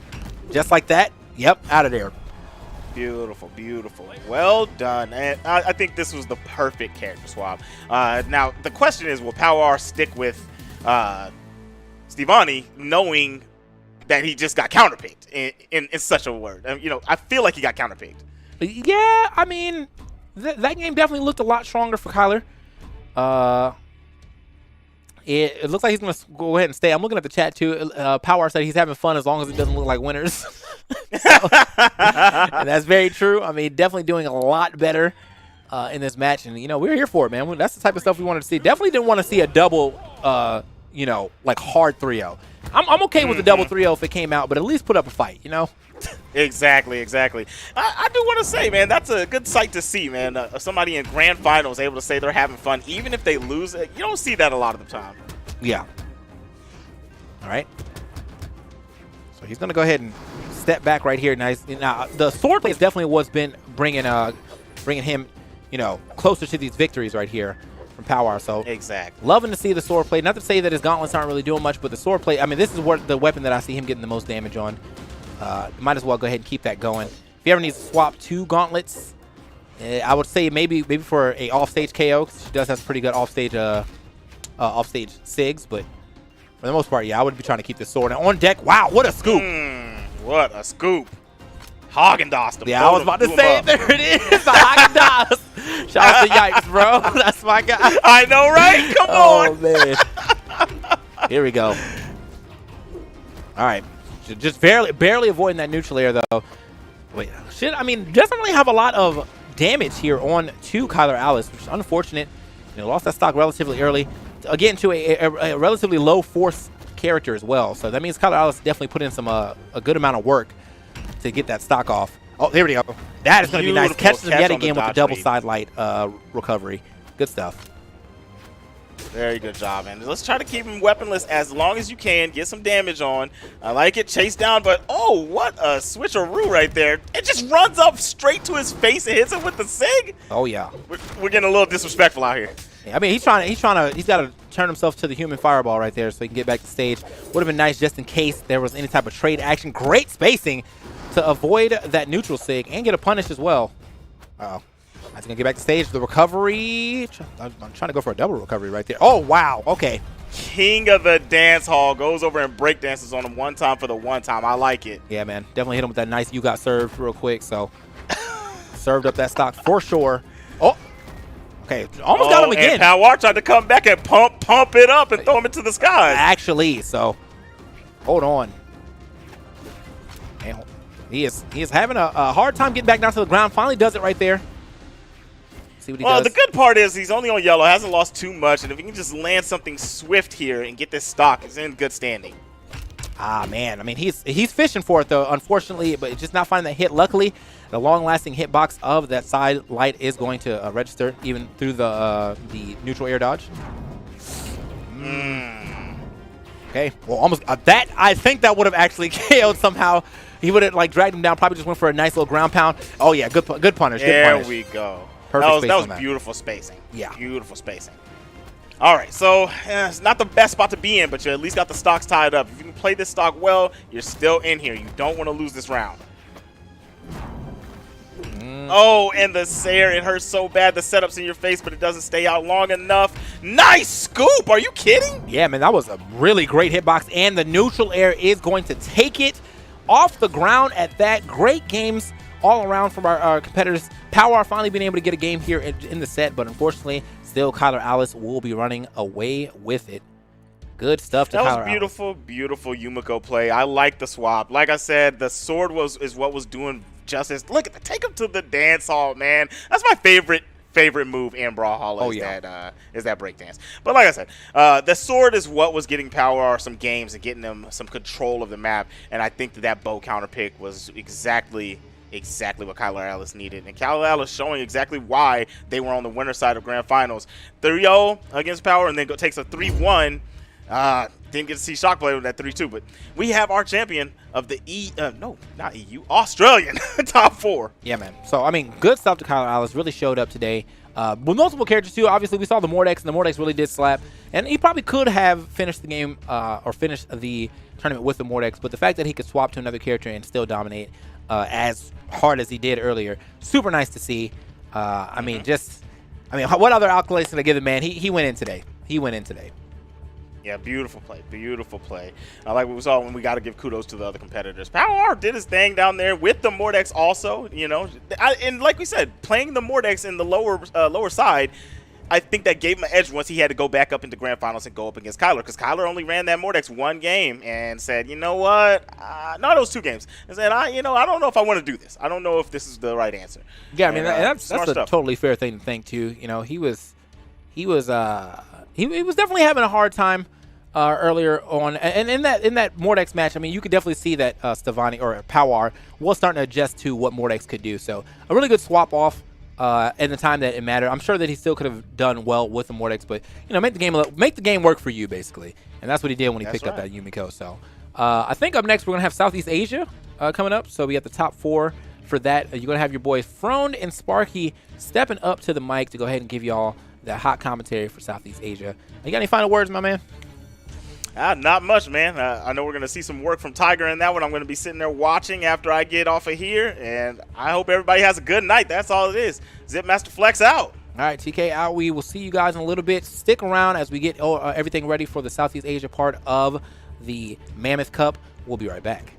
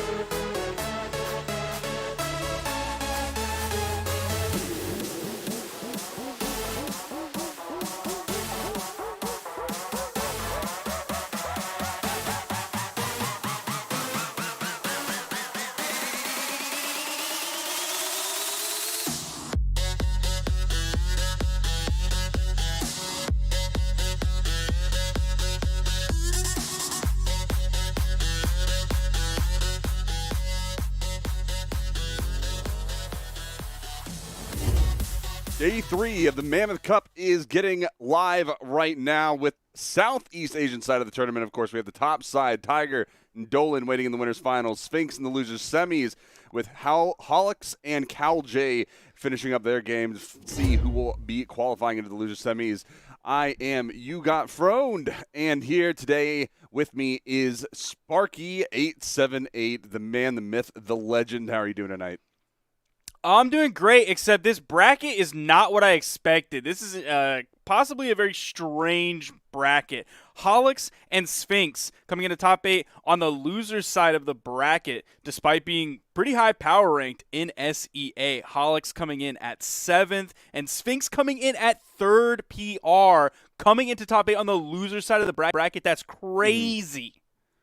Yeah, the lack of Vortex is going to shake things up quite a bit because he has been a real powerhouse in the last 2 or 3 tournaments, especially in the top 3. In the 2v2 side and the 1v1 side, and he has been pretty much the only person to really put the pedal to the metal and put the pressure onto Tiger in the 1v1 side of things. We almost saw him take down Tiger last time in 1v1s in the Autumn Championship, but right at the end, unfortunately for Vortex, of course, he was not able to overthrow the Southeast Asian region king of Tiger. And, of course, he has held on to his title for years now. I don't think he's actually lost in the 1v1 side. Of course, the 2v2 side has been a little different because, of course, this is the first year where 2v2 has really mattered for the non-NAEU regions. So I can understand a little bit of shakiness in that area, but in the 1v1 side, Tiger has remained king. And we were kind of hoping to see if Vortex would be the one to finally dethrone Tiger in the Southeast Asian region this weekend. I remember your picks. This is the one. This was the one. Your picks have been real unfortunate today. I got to feel a little bad. I don't know if you want to talk about that. I just got straight up hoed this weekend.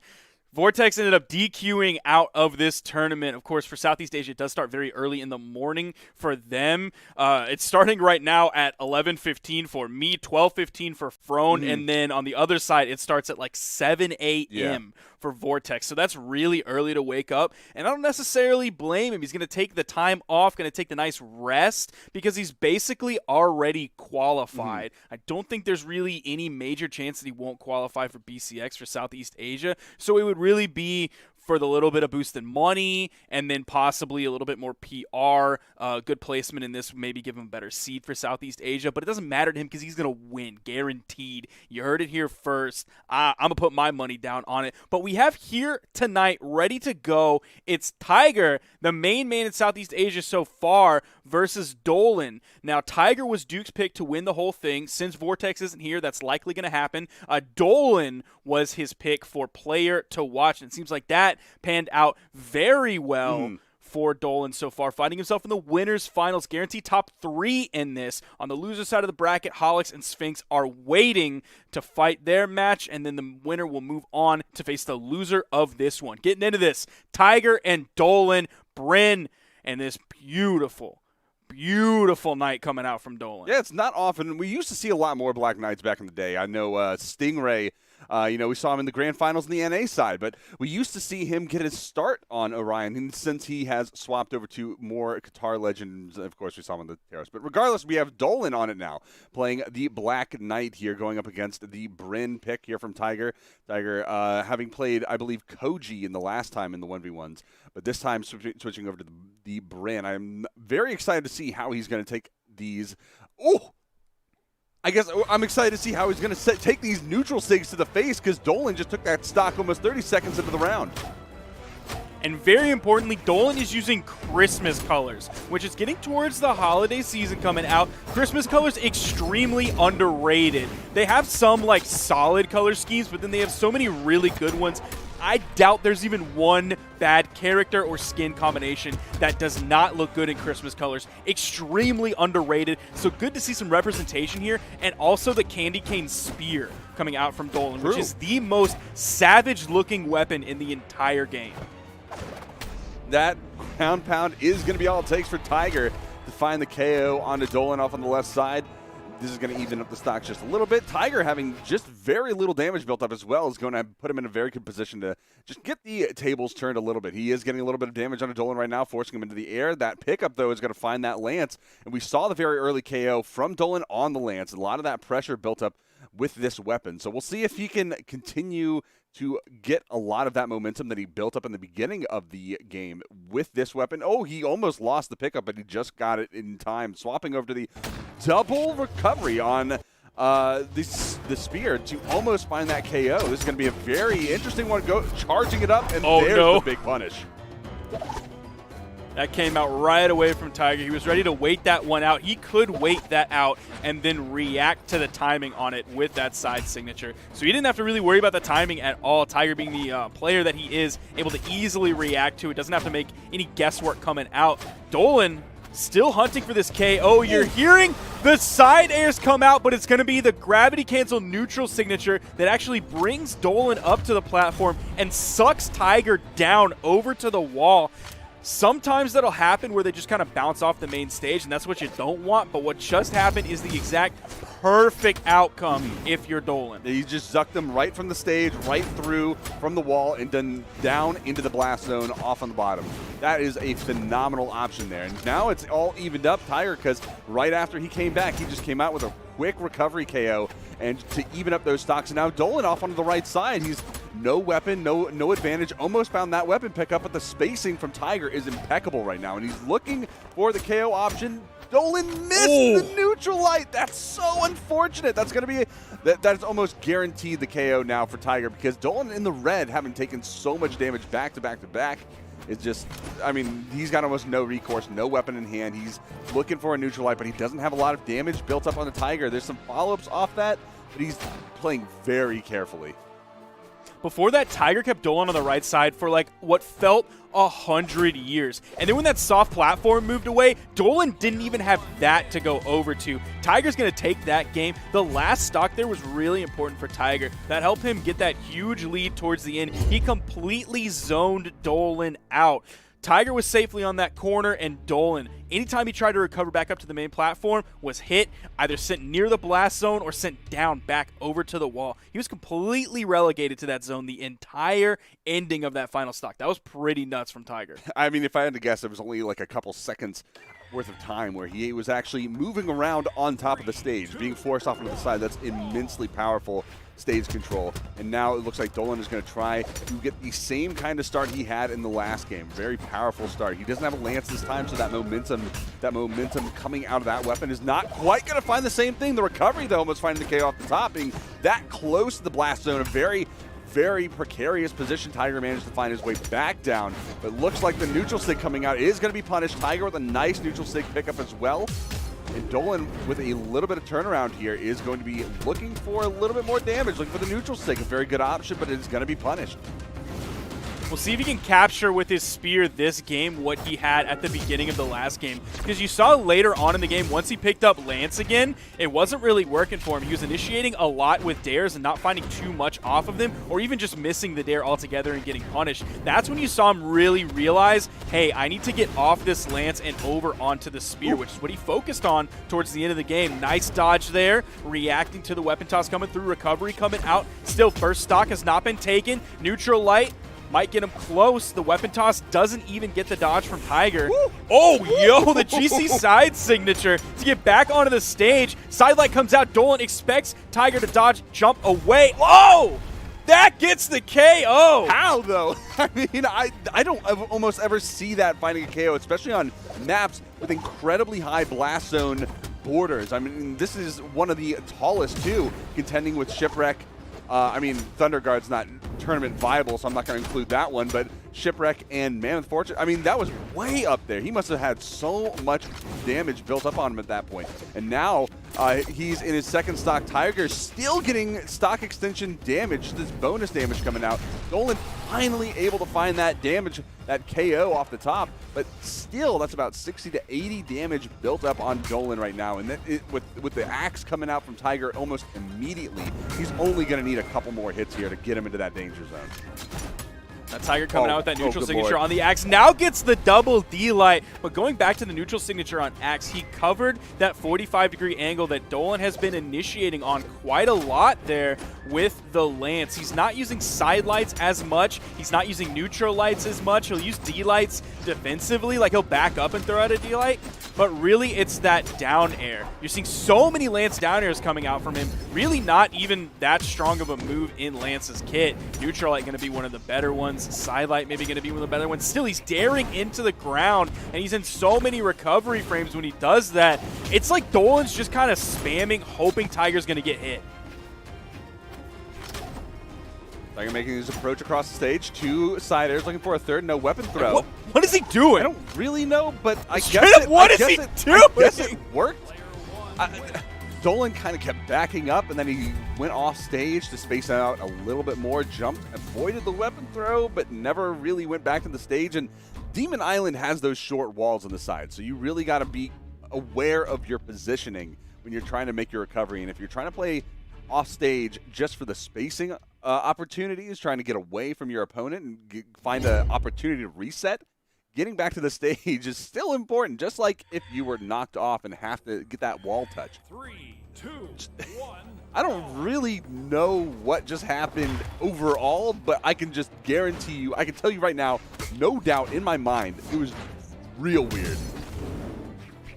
Yeah, Dolan's kind of rhythm just is not working for him, and it's working really well for Tiger. Like, you saw him throwing out at the end all of those spear side airs that came out. With the way that Tiger has been spacing out Dolan in this set so well, just spamming is not going to help you. Tiger is not going to run into those attacks. He's going to space things so well.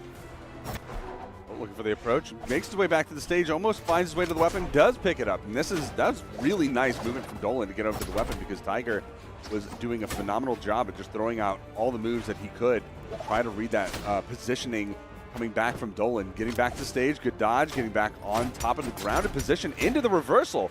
Getting the hits and forcing Tiger off stage, but tries to aggressively chase him down, and that costs him a stock as well. Sometimes you don't want to overextend like that, throwing yourself into the line of fire. Sometimes you just have that map control already, and you can just exacerbate that position advantage. Ooh, that's actually going to find the KO off on the top, though. The neutral state gravity canceled right there, catching Tiger on the jump and avoiding the weapon throw at the same time. Even getting a little bit of a head bonk on Tiger's way back in. Now, with Tiger being up 2 games so far into this, he has the lead on Dolan right now. Nice start off to the second stock from Tiger. We'll see if he's able to continue that. Nice dare coming out over on the corner. More nairs that Tiger's just spacing too well. Tiger's spacing is just too good for Dolan to find these hits. Well, he's going to have to find hit after hit, because he is down in the set 2 games, and Tiger is just continuing the onslaught. It's pretty close right now, and Dolan's been the closest he's ever been. But, ooh, that could have been very bad if he got hit right before that came out. Tiger almost taking the KO off the top, but not quite getting hit. Ooh, that could have been even nastier for Tiger, but getting caught in the downsig. Dolan finally taking advantage. He's not quite in that danger zone yet, unless he gets hit by something like the spear side or neutral sig, which we might see him picking up in just a second, or the axe down sig has a very, very hard horizontal hitbox, or just, you know, a side air as well. He still has the recovery, so he is going to find his way back to the wall. Tiger finding his way to the weapon pickup, though. Side air is all he's going to need. He did get that damage built up, so that is all he is going to require for that KO. Now, this is Dolan possibly looking at going down into the loser's bracket here in Game 3. They are tied on their final stocks. Tiger's just a little bit ahead. Doesn't quite space that neutral air like he has been spacing the other ones really well by staying on top of Dolan. Nice punish there on the neutral light. Now the neutral light comes out, whiffs. There's the side signature from Tiger using all of the range. Another double D-light from Tiger. He's nailed several of those this set against Dolan. Is he going to look for another one? Maybe a D-Light recovery to finish this one off, sending Dolan to the right with a side air. This could be the end of the set here. Dolan might be going down into the loser's bracket here in Game 3 after going 0-3 against Tiger here. Good movement, though. He is not quite out just yet. Tiger and Dolan both having 1 stock left, but that is going to be quickly eliminated. Tiger finding the KO on Dolan with the down sig, catching the dash in, trying to get behind Tiger. Is not going to work out for Dolan this time as he gets thrown out of the map and down into the losers finals to await the winner of the semifinals between Holix and Sphinx, which should be coming up next. It's really funny that towards the end of that, like right at the end, you saw all of those D-lights coming out from them. They each expected the other one to jump. So they threw out a D-light, and then the other one expected Tiger to jump. So he threw out a D-light. And then Tiger expected Dolan to jump after that. So again, more of those anti-air moves. And then Tiger just gets fed up and is like, okay, he's probably not going to go in the air. I'm throwing out a D-sig that's going to cover on top of me and in front of me as well. It's going to give him a gigantic hitbox while he was already behind in terms of location on the stage. So good choice there. Possibly could have even caught a jumping opponent with that. So excellent play from Tiger going into that. A swift 3-0, guaranteeing himself a spot in the grand finals, guaranteed top 2 for this tournament. Now, he would be catching the silver medal if Vortex was in this tournament, but because Vortex DQ'd, I think this one's still in the bag for Tiger. It's going to be the story we've seen so many times where Tiger dominates the winners finals and then dominates grand finals. Well, we will see in a little bit when we get back to the grand finals. He is going to be waiting there in the wing and for a couple sets.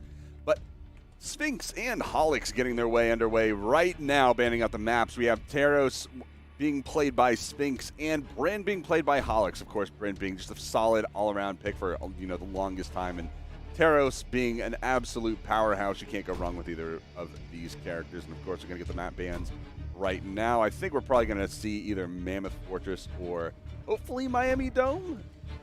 Nope. But it is going to be the other one that I, you know,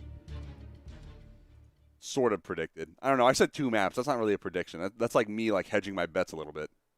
Yeah, that's when there's 3 choices and you pick 2 of them. See, still pretty good. At least I didn't get both of them wrong, though. Yeah, exactly.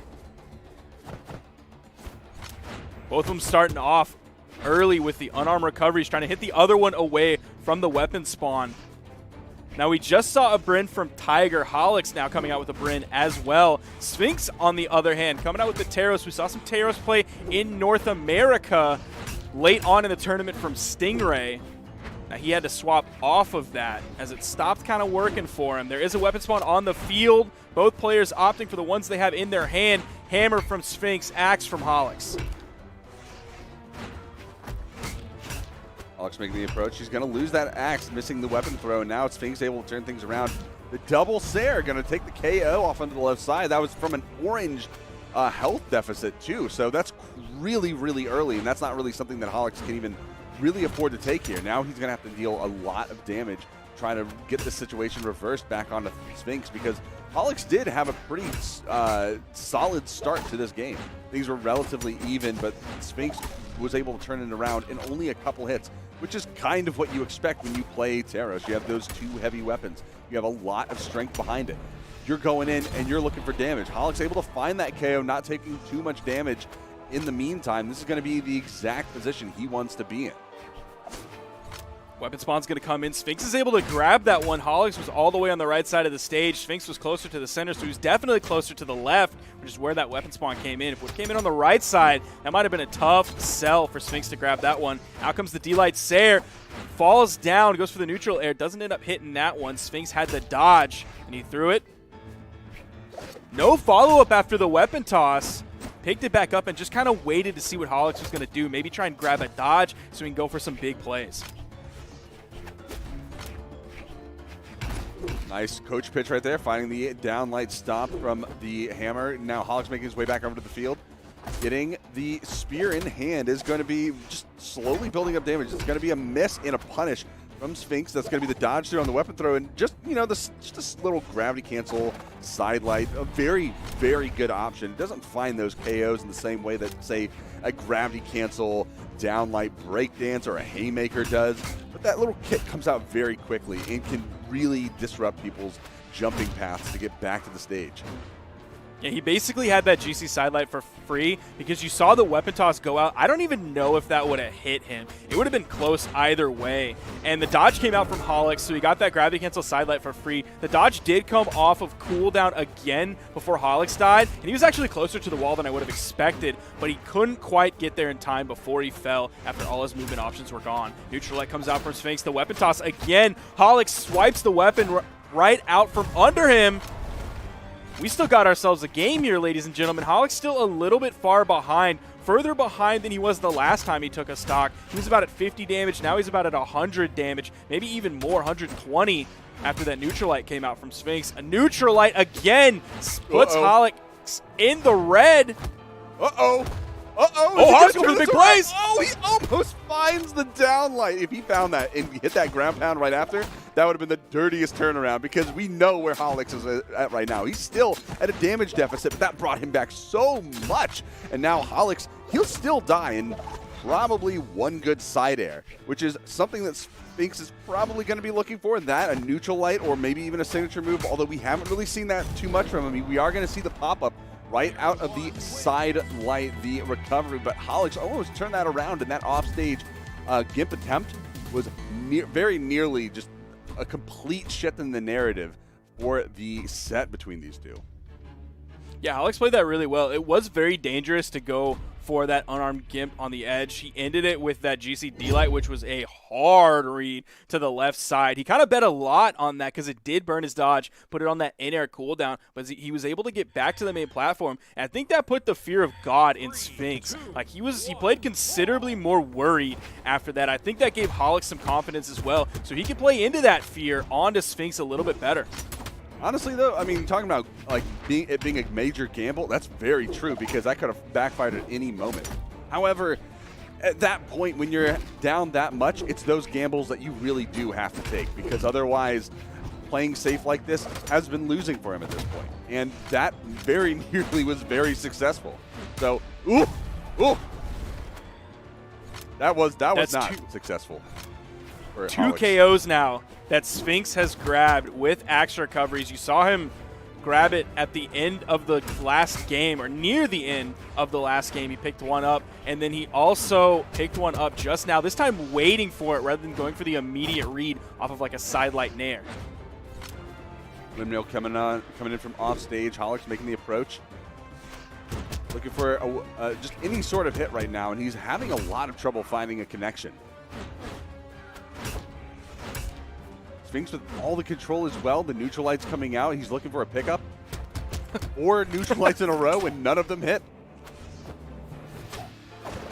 Ooh, goes for the weapon toss wide. Expected Holix to back up a little bit. Go deeper into the push-off column. Nice little cleanup there. But still, Holix is finding himself at basically the same deficit that he did before. That neutral air, gonna put him further into yellow, and the sidelight from Sphinx's hammer knocked him into the orange. So again, 100 damage behind. There's the sidelight. See if Holix can even up this damage. He's doing a good job by just corner poking with the sidelight. Or the neutral light coming out on that spear. See if a weapon toss goes down. There is a spot on the stage. It is. Weapon toss goes down. Another one. Keep going for it. Goes for the ground pound. Pulls out of it. Oh no! Holix bumps his head. You've got to be kidding me. After that amazing dodge, after the down air, coming in clutch, just barely tapping the most bottom portion, the bottom, the last pixel down on that wall.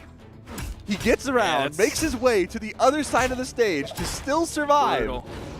Oh, and he no. just bonks his head. Oh, no. Oh, God. Sphinx completely runs away with that game. After the head bonk, Holix just falls apart.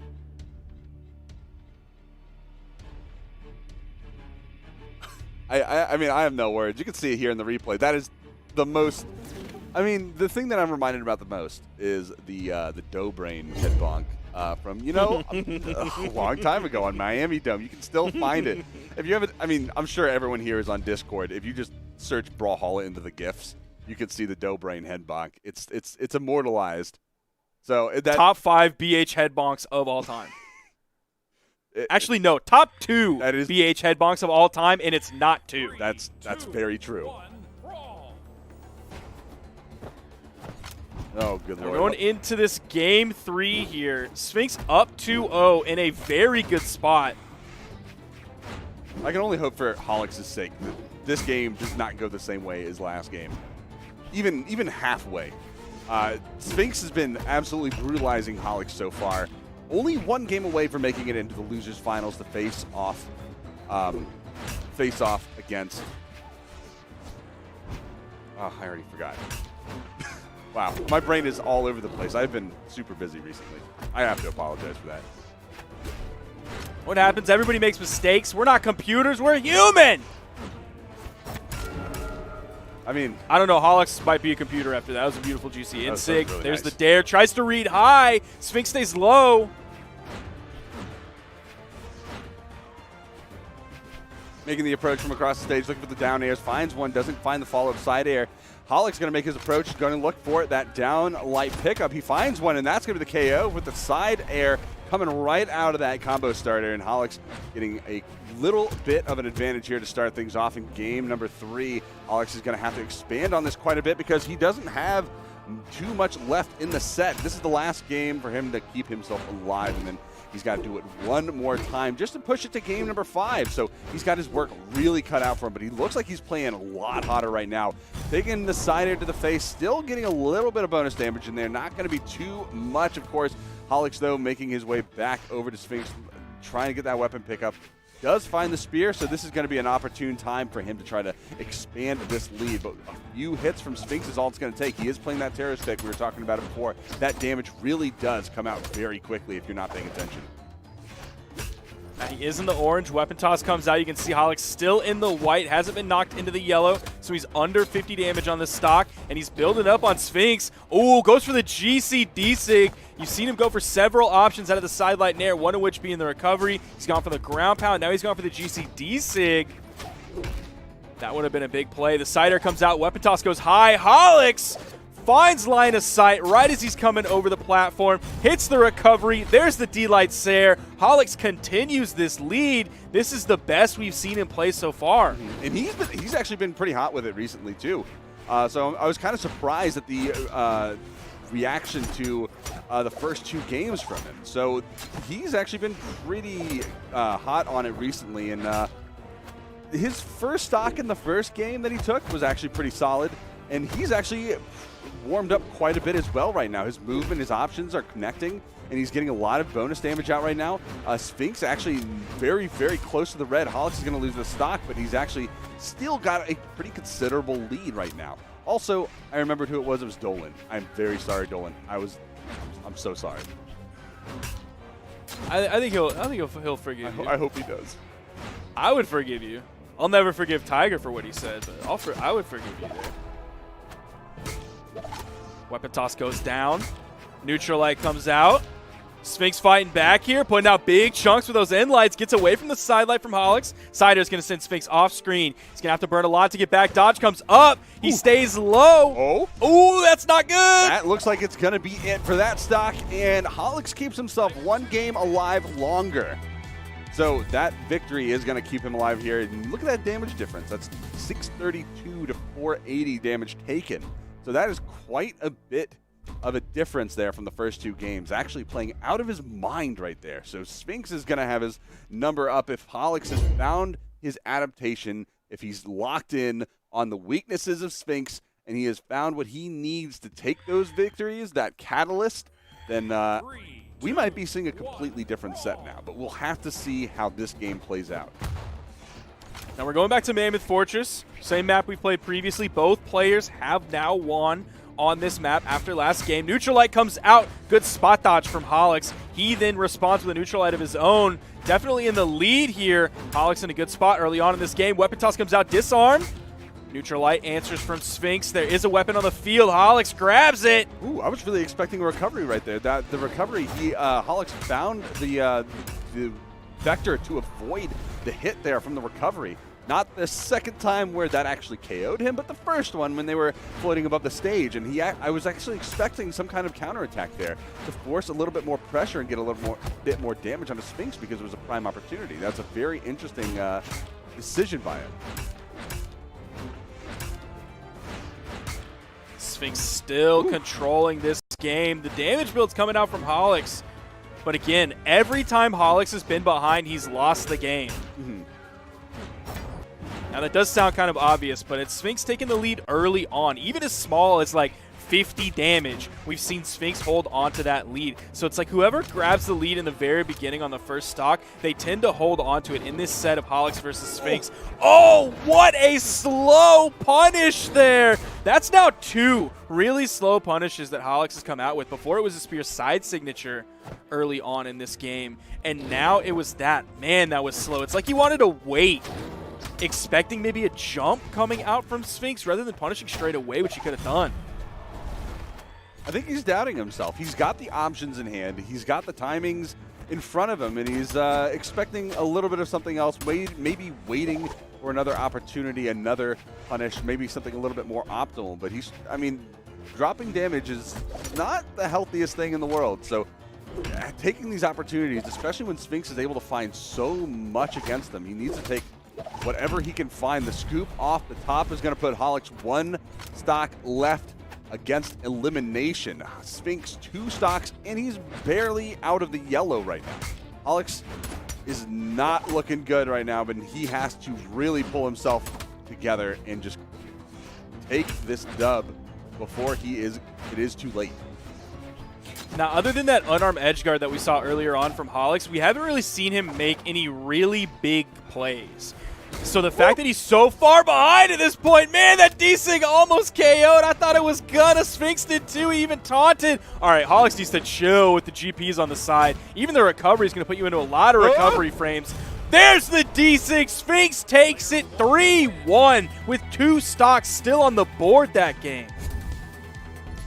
That was actually a lot closer in the last set than it looked, but Sphinx really took that whole set down and really dominated in the last game. Closed it out 3-1 and is going to be going up against Dolan here, picking out that Black Knight again, of course. And of course you see that right there, just the unfortunate neutral light that came out. I think he was expecting the dash through.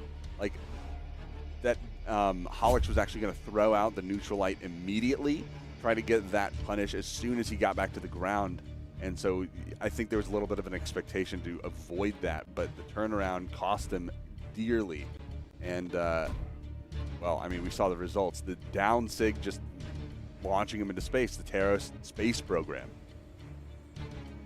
Now with that space program, you got to also look at the Dolan space program, because he really moved up very high very quickly in this bracket, now finding himself here in the losers finals in a really good spot. And not only did he move up the bracket, but after this he's going to move up the PR as well. And I think this tournament, his placement, even so far right now, if he loses this one out and places third, there is an extremely good chance he will qualify where he wasn't going to qualify before. He was 9th PR coming into this tournament. Meanwhile, SEA is only going to get 8 invitations to their version of the World Championships. So placing this well in it, he's going to move up probably at least 1, if not more spots. Sire, I don't know if he DQ'd out, but he didn't place very well if he did play. So he's likely going to be knocked out because he's in that 8th spot. We also might see Vortex knocked out as well. I said there's mostly a chance he won't be knocked out earlier, but I think there is a very solid chance, and I was talking to Tiger about this, there is a very solid chance that he might be knocked out. Oh, Dolan, what are you doing? These crazy moves that he goes for. I mean, it looked like it might have been a bait, but that's a really risky bait, and probably not an optimal one regardless. But Dolan almost got the weapon denial on both of those weapon pickups, but the pickup there from Sphinx, ooh, that was a nice neutral sig at least, but that recovery back to the stage, there's not enough knockback on that to really separate the positionings from both Sphinx and Dolan. So Dolan now making his way back to the stage. Sphinx taking that stock pretty solidly a minute into the round. Nice option, still not going to create the KO that Dolan needs. And again, it's, oh, wow, okay. That's a pretty solid positioning there for that option. And no KO getting it across the map, but even just getting the damage down and the positioning back on stage, that was pretty good.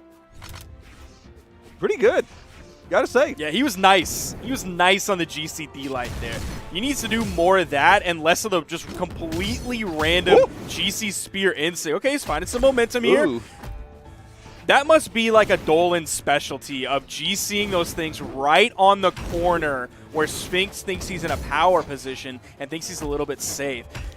Those can be hard to nail, like you saw the GCD light. You also saw Gravity Cancel neutral signature in a previous set that grabbed and sucked down, but also you see the victims of it, like a Gravity Cancel neutral signature we just saw, where it doesn't peek over, burns your dodge, and you can be in a rough spot.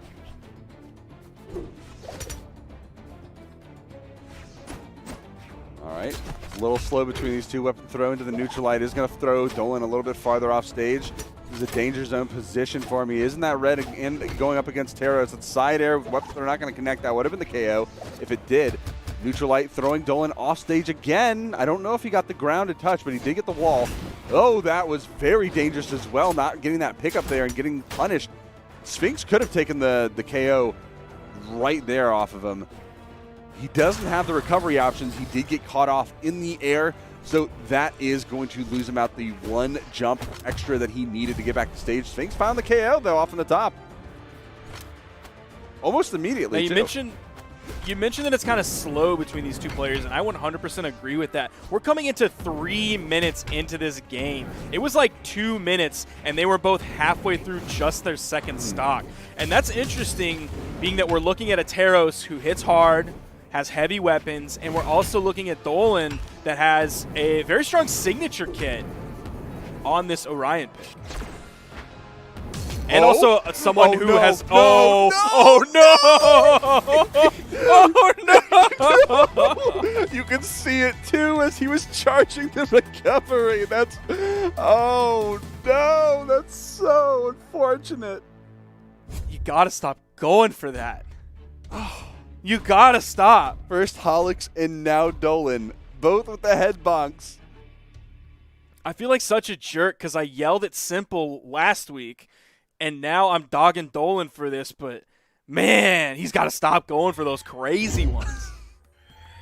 I mean, sometimes they work, and, you know, there's nothing wrong with a little bit of a gamble, but you gamble too much, you're going to lose you're going to lose that pot.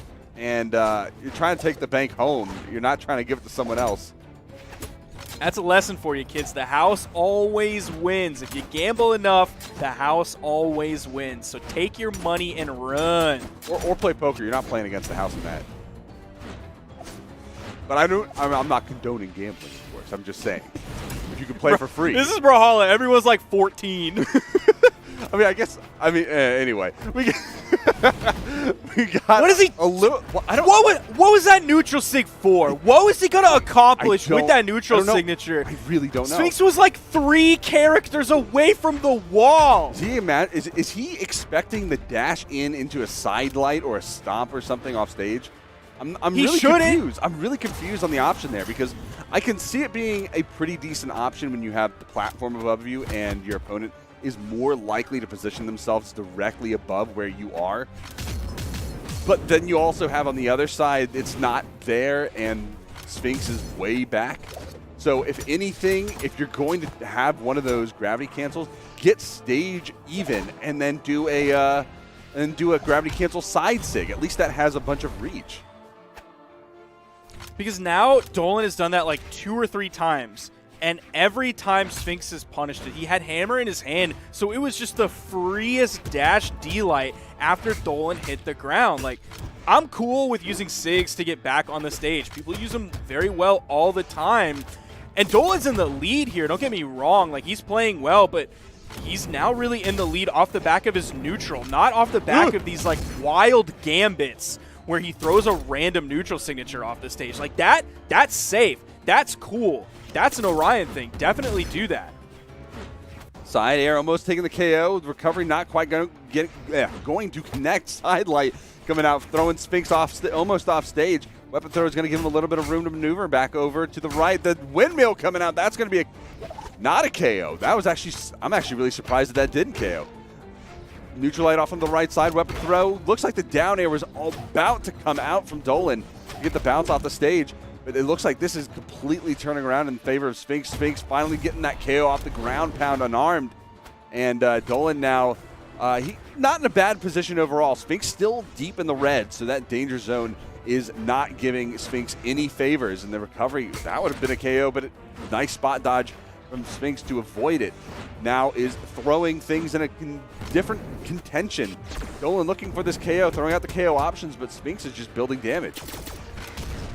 Eason comes out, but Sphinx was super far away from it. Out comes the recovery to punish Sphinx, trying to maybe dash jump in or even just jump fastfall in. So great option from Dolan there with the immediate recovery after the whiff signature. Out comes the axe from Sphinx, just barely whiffing a side air. Like, you're seeing good stuff come out from Dolan's neutral game. We saw earlier, it was like on the second stock, I think, that he had a lot of momentum on his side with his lance. I want to see more of that.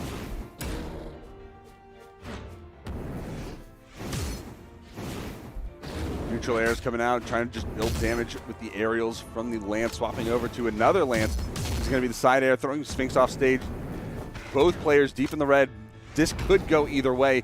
Dolan, Sphinx finding these KO options. It could, oh, the side air, that would have done it onto Dolan, but looking for the scoop. He's looking for a top KO. That's going to do it. The double scoop coming out. First one miss, second one connect is going to find that KO in favor of Sphinx, and he is going to take it 2-0 in the set right now. Once again, looking to get this and exacerbate this lead. He's been making this very long lower bracket run, and it looks like he's going to potentially make his way into grand finals. Of course, it's not over till it's over, and Dolan is still in it, so he can turn things around and regain his position facing Tiger once again, but he has to earn that right, and he has to do a reverse 3-0 in order to take it.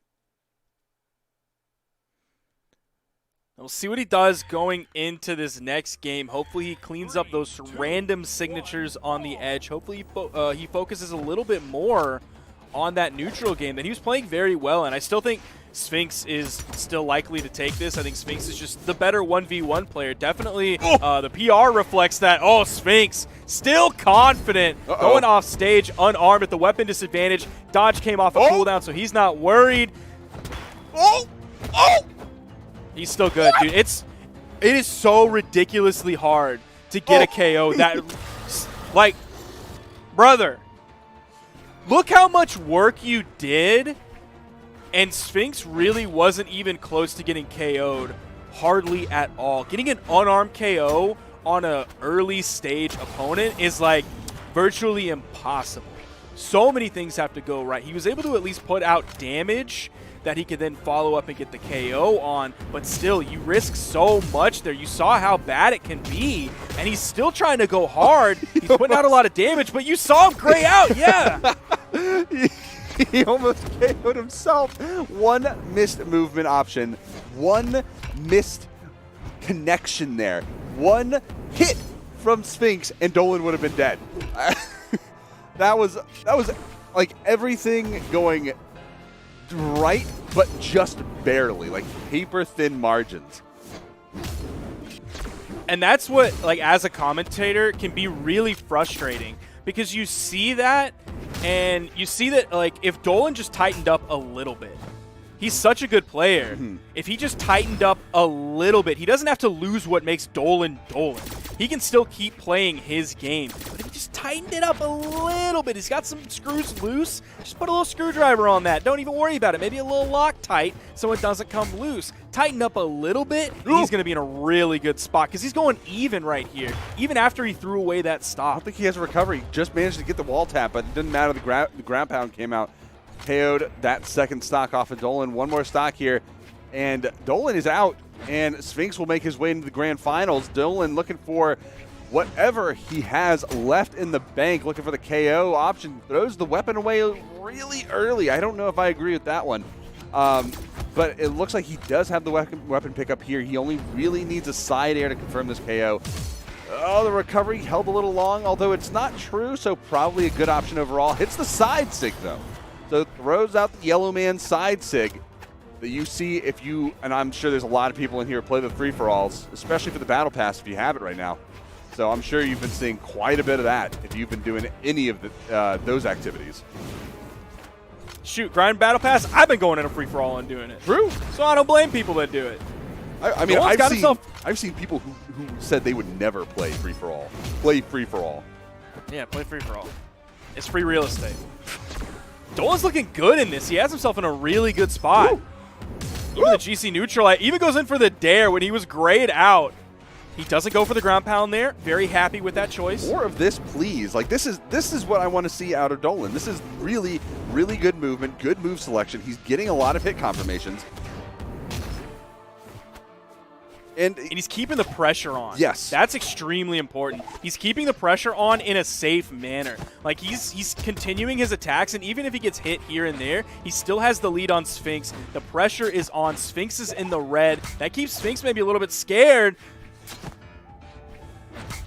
Oh, we're getting towards the end of this. Oh, the recovery! Just barely! Barely not enough to KO. Dolan needs a victory here to keep himself in this. Sphinx already up 2 games, and he goes for a ground pound. Super raw. Oh, Sphinx. Oh, goes for the GC insig. I can't believe he got that.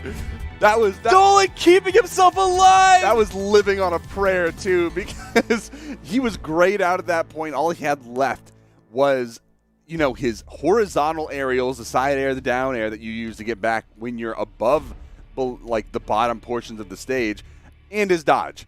And rather than try to dodge up and get the wall touch, he gravity canceled into a move that totally could have not KO'd his opponent, because that was bouncing it off a wall.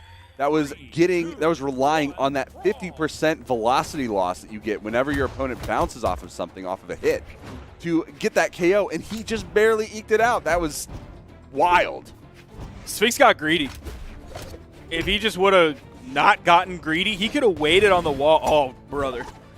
If he would have not gotten greedy and just waited on the wall, that was going to be free, because the dodge was down. Dolan was grayed out. Even if there was some way for him to charge a recovery and get back, that would have been a free edge guard for Sphinx. Oh, double side air. Dolan's going to make his way back. It's not quite going to be in that kill percent just yet. Dolan going to turn things around, hopefully, because he is already very damaged. Held that just a little long. I actually don't disagree with that option, but I do disagree with how long it was charged, because the option itself, the spirit was there. Sphinx, though, not being punished by any of that, any of the options that Dolan had, was able to find that KO. And it looks like the approach from Sphinx is just going to be absolutely brutal as he continues the map control. He's got the spacing. He's forcing Dolan off on the edge. He's got the weapons in hand, and finally Dolan is finding a weapon here.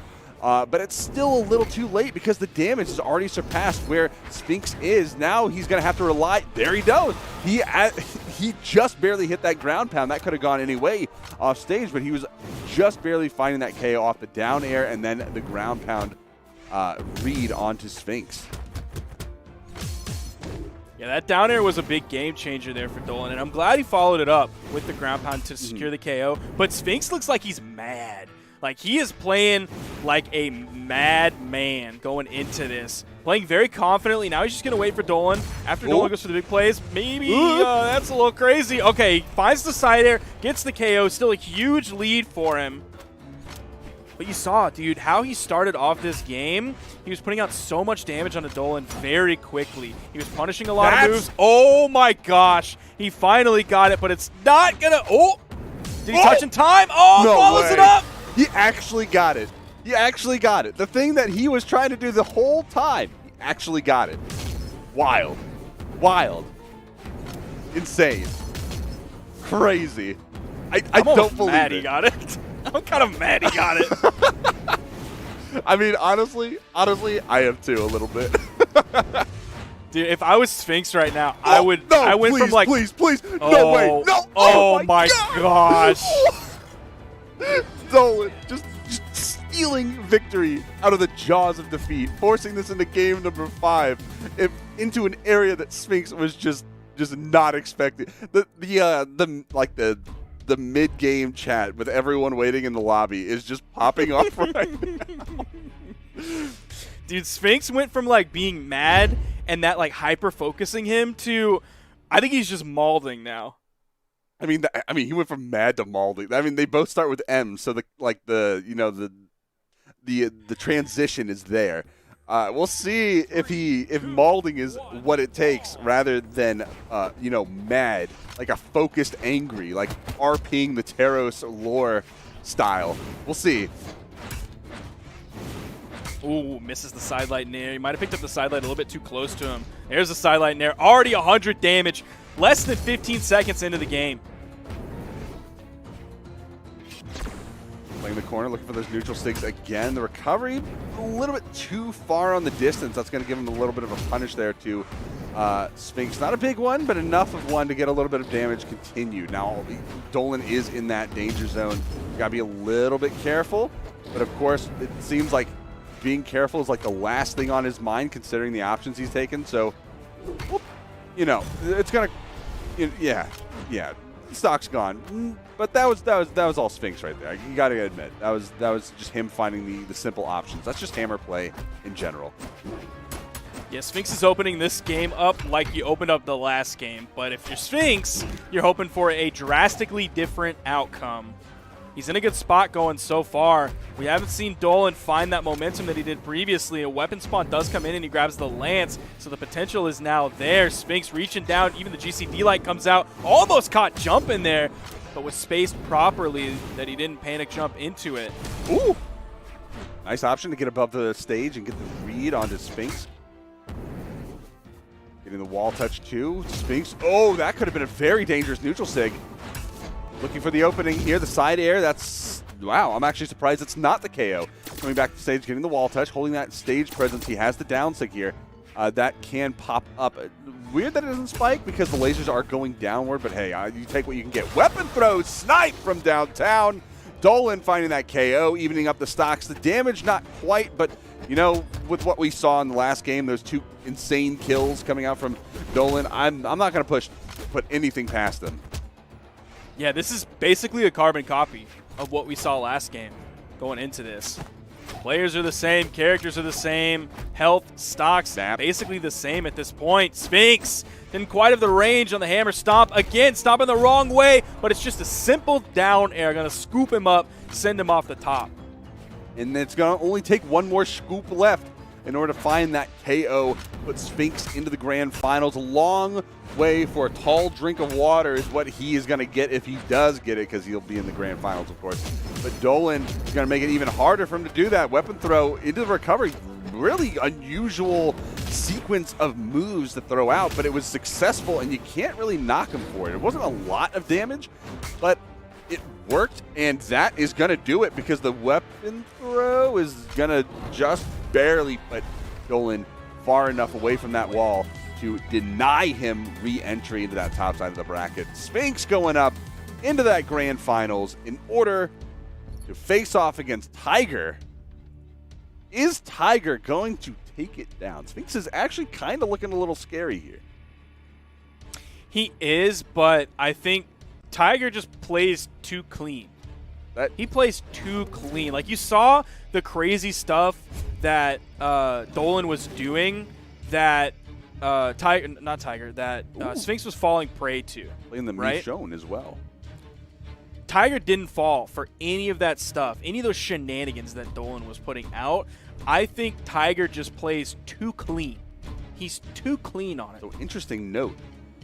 That was actually the salty run back between Sphinx and Dolan. Dolan took him down 3-0 earlier because Sphinx tried, it looks like Jaehyun and then Bryn, and none of that worked out. So I guess he just got angry and swapped over to the Teros and went Teros Brain the whole way through, and that seems like it's been pretty successful. So can't knock it, honestly. We'll see how it fares against Tiger here. Some of the hardest times that Tiger has had in recent memory has been against Vortex playing Teros. So maybe this is something of a page out of the Vortex book of 1v1s that almost found the victory against Tiger here. Now, Tiger's still undefeated. He might still stay that way throughout the entire year. We don't know. But this could be potentially the first time that he loses a tournament in forever, but already it doesn't look like it. He's starting off this really good. Sphinx still going pretty even. He's a little bit behind, but of course Tiger playing that regular Koji that we've seen him play so well. Of course, he's sporting the newest crossover from The Walking Dead, Michonne. coming out here with her very famous katana. Got to slice up the competition, like slicing a piece of bread off of the whole grain loaf. Taking that first slice right off of the top because you cut your bread top to bottom, I guess. I don't know. Maybe not. Maybe maybe that. Maybe Bro, that who are you, analogy doesn't ninja work. on Bon Appetit? Doesn't know how to slice bread? Weapon toss coming out from Sphinx, though. You're going to see him just kind of groove across the stage. Still feeling good in this. Only about 50 damage behind Tiger. Now, of course, you see Tiger's name. His full name is going to be TTV/Tiger Brawlhalla if you want to follow him on Twitch. You want to see some good Tiger gameplay that he's known for. Just like that, he takes away the stock. That's going to be TTV/Tiger Brawlhalla. Looking for more bow openings. You look for the side airs. You're throwing out all these aerials because they cover so much space. Good approach. Good string coming in. The combos, the continuation of damage and pressure onto Sphinx, throwing him off stage. Good movement as well. This is very, very tight gameplay coming in from Tiger. I mean, if we saw this as a square knot, I mean, you wouldn't even be able to see where the different knot directions are coming from. It would just be like a little ball because it's so tight. Oh, yo!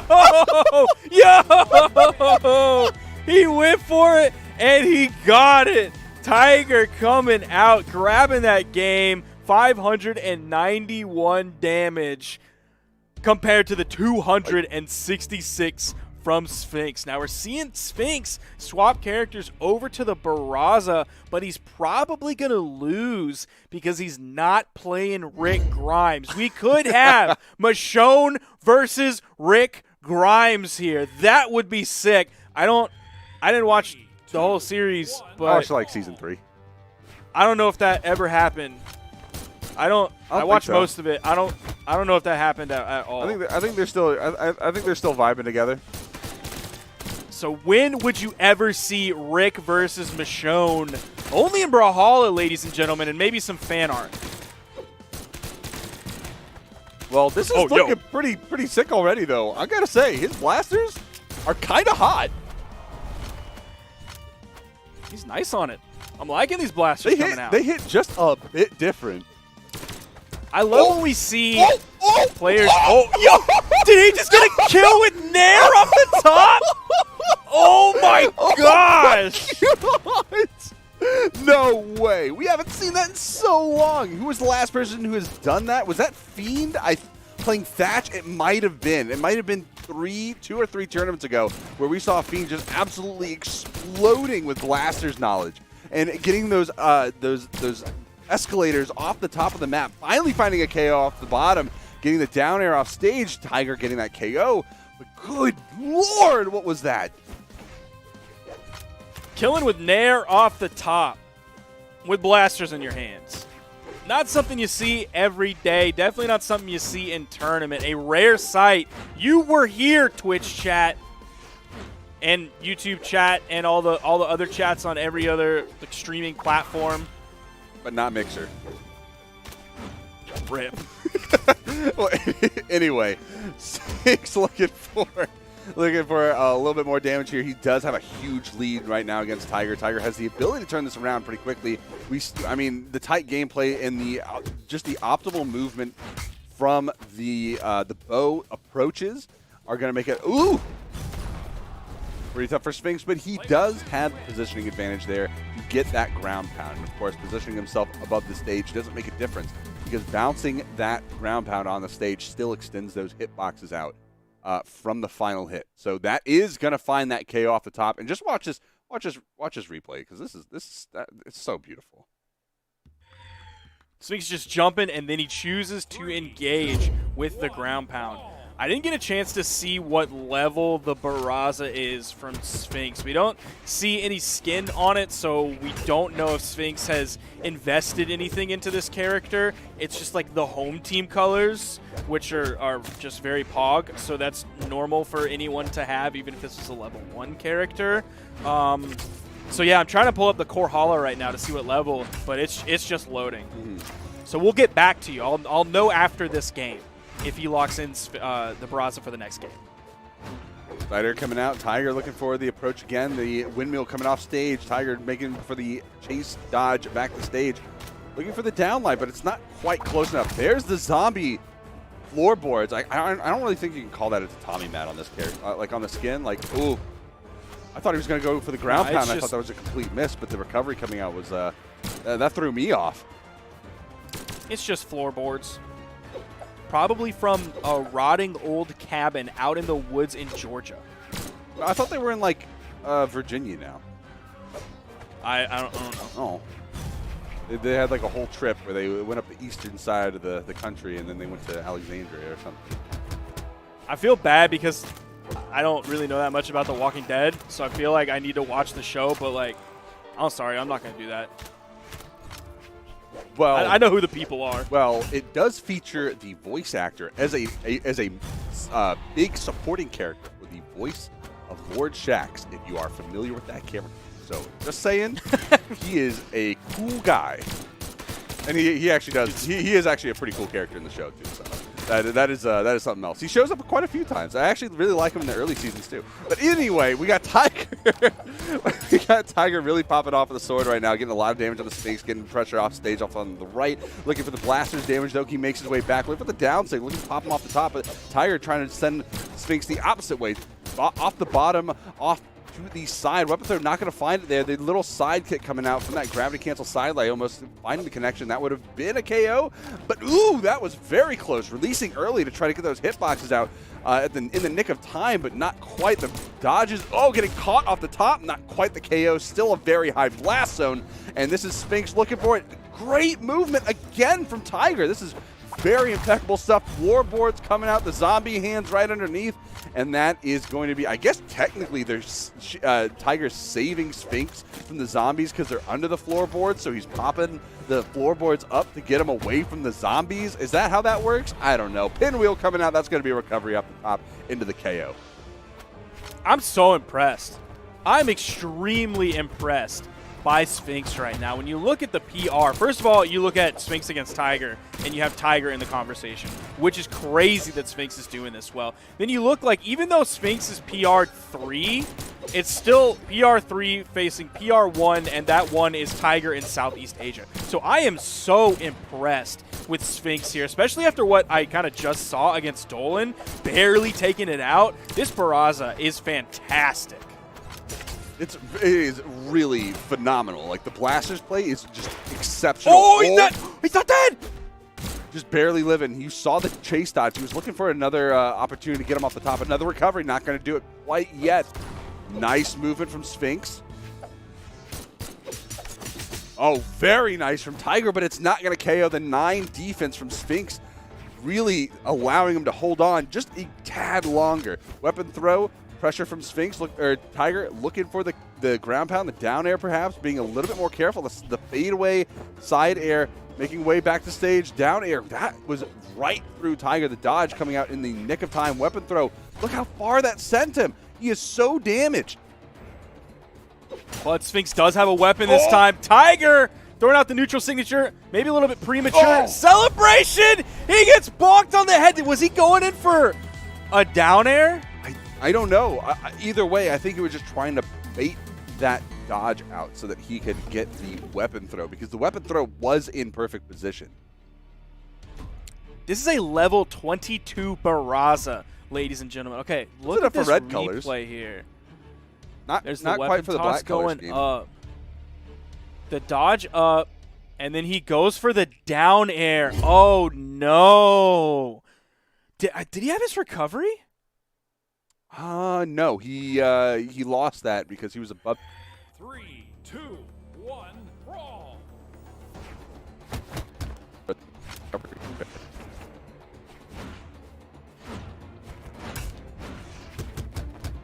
Yeah, so I guess he just went for everything, hoping he could fast fall down quickly enough to get the down air for the KO before the weapon toss fell on his head.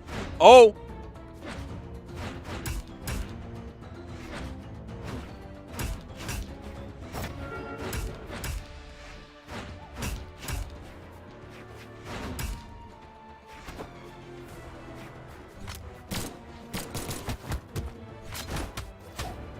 D-Light side air coming out from Tiger. Just a little bit behind in this game. There's the D-Light. Going to be a recovery coming out from Sphinx for the KO. Sphinx in a good spot here, only halfway through the stock. If he can keep Tiger weapon starved, keep the axe out of his hands, keep the spear out of his hands, weapon spawn comes in on the left side. Tiger grabs it, swings that axe. This Bryn swap almost evening up the stocks, not quite. We'll see if Sphinx is able to find any more damage before he's taken out. Weapon toss going to help him land.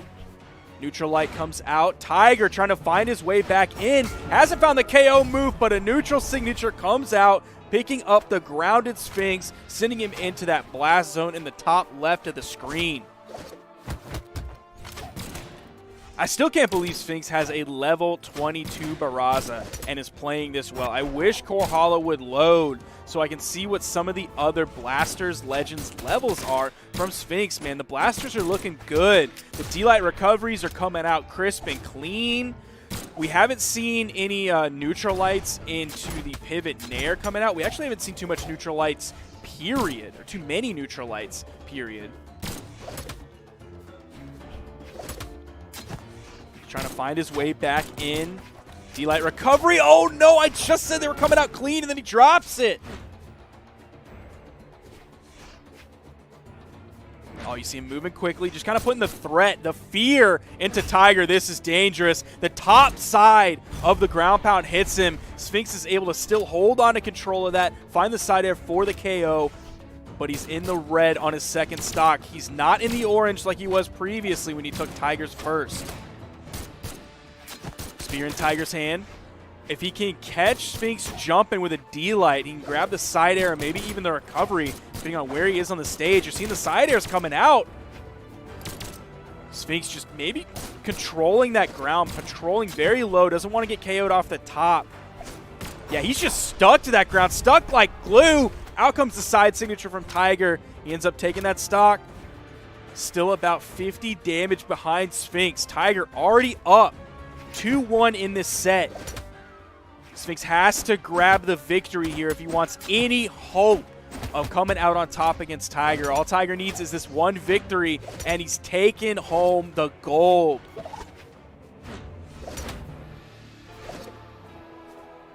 See those zoning nairs coming out from Tiger. More zoning nairs. Sphinx doing a pretty good job punishing him. A rare neutral signature from Sphinx. Haven't seen hardly any of those. Doesn't quite know how to punish that, but does find the jump there in time. There's the side air. Oh, you know he's going to be looking for... Oh, he goes big! That is a huge risk to take this late. Oh, the dare gets the side air for the bounce! Going to game 5. Sphinx staying alive. And we're seeing the immediate swap off, over, back to the Michonne, back to the Koji. There's that ground pound. That could have been really bad for Sphinx if Tiger caught the bottom of that. Here you're seeing the end. There's the dare. Nice bounce. Beautiful play coming out from Sphinx. Like Frone said earlier, opting into the defense stance. Going to take one away from strength, but of course you have the hard-hitting axe. Those side airs are going to KO super early. Of course, he has the D-Light recovery as well, so he's not really struggling for KO potential. He hasn't found too many signatures. He was throwing out a lot of GCD signatures earlier on Blasters, but he's kind of stopped doing that because they weren't working. We haven't seen the down signature on Axe. Haven't really seen too many side signatures as of late on the Axe or the Blasters. No neutral signature on the Blasters and like 1 or 2 neutral signatures on Axe, so he's not really relying on that. It's just the raw light attack kit from the weapons. Yeah, the flaming arrow coming out as well. I mean, that was almost real devastating for Sphinx up on the right as well, throwing him off stage and getting a lot of pressure into the mix. And now Tiger throwing him off onto the other side, trying to take him. Sphinx, getting picked up by the floorboards, getting the save him from the zombie move coming out as Tiger finds another one, and that's going to be the first KO of game number 5 here. Sphinx really trying to find everything in his arsenal to get him that reset. Tiger, what a beautiful 5-piece though there coming out from the bow. Now this is classic Tiger play coming out here on Enigma, this tri-platform map. We regularly see this coming out from him in the final games. You'll see it come out close. Here we're in game 5. It's looking like Sphinx could take this, force the reset, and then you see Tiger come in and open up the game so early, give himself a huge lead. Even after the stock was taken, he is still brand new on that second stock while Sphinx is in the red. Could see a KO very soon. I don't know if a D-Light recovery will quite do it yet from all the defense that Sphinx has, but we'll see. Yeah, we will definitely have to see how that will end up. Tiger playing off stage, getting a lot of hits being taken, but the reversal there, the recovery right off the top is going to lead into that KO. Sphinx 1 stock left. Tiger looking at a big old dub here, becoming potentially the Mammoth Cup victor here, but Sphinx still has the opportunity to take this down. He is not out yet. He is down, but he's getting pushed down even more after all of those neutral airs back to back to back to back. Looking for another one as well. Can't even land. He just can't even land. Oh my gosh. Tiger's there with the surface to air neutral airs. That's why you don't play a soft platform map if you're not going to worry about the soft platforms. Like, he's still just going down into the middle area. The surface to neutral air. He's not air. even worried about. Exactly. There it is. And Tiger is... He takes it. He's your Mammoth Cup champion. 1v1 SEA side champion. Not dropping a single game all year in the 1v1 side of things. Or for the past, like, 3 years. Or is it 4? I think it's 4 years, actually. Actually, it might be 5 years. 5 years. Not a single 1v1 dropped in the SEA region for 5 years in a major. That is insane and impressive. And we'll see if it happens in BCX coming up in the November month. But this time around, Tiger is going to be holding on to that Mammoth Cup, that first place position, that main prize. He is going to be still crowned the king of the SEA Brawlhalla region. And I mean, what more do you expect out of him? He has been this way forever. Now, there is one thing I do want to mention that is really important aside from Tiger coming out on top here. We have several placements in the PR that might drastically change, not necessarily in huge drops of PR, but losing key positions in the PR and gaining key positions in the PR. Our top 8 is Tiger in first, Jerry K in second, Sphinx in third, Reaper in fourth, Far in fifth, Vortex in 6th, Holix in 7th, and Sire in 8th. Vortex DQ'd out of this tournament. Sire, I believe, DQ'd or placed very poorly, definitely outside of that top 8 region. Dolan placed very well. You can see it on the bracket right there, made it all the way to losers finals. Cowl J right outside in 10th PR, right behind Dolan, also placed very well inside of top 8. Did get 3-0'd by Holix, but made it 2 sets into top 8. So we could see Dolan and Cowl J both move up. There is a chance that they will knock out Sire. There is also a chance that Vortex might be knocked out as well. We also saw Eric, who's coming in at PR, I believe it is 14.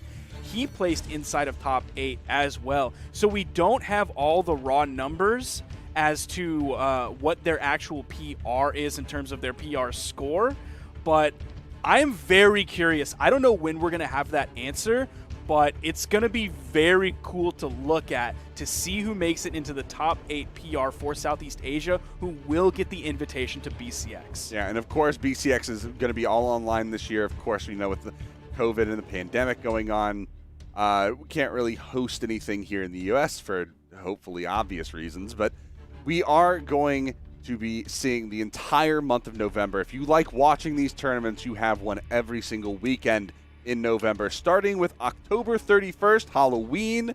Get your costumes out for that, or don't.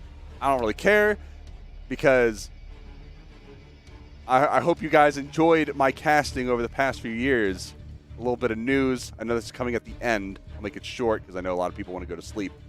But this is going to be my last commentary position for a tournament for probably a long time. I'm going to be going and joining the production side of the tournament, so you guys won't be seeing from me or hearing from me probably for a long time, unless I say something on Twitter or something, which, I mean, I don't know why you'd be following me there in the first place, but either way, it's been a wonderful time. Everyone who's been around and who's seen me casting for a long time, thank you very much. If you're brand new and you've only seen me starting just recently, thank you as well. But we will see you, maybe not me, but Sparky, Duke, everyone else, we'll see you in the LCQs 2 weeks from now. So be here on the 31st, or I don't know, I'll be real sad. Or you're lame and you stink and we don't like you. Ew, yuck.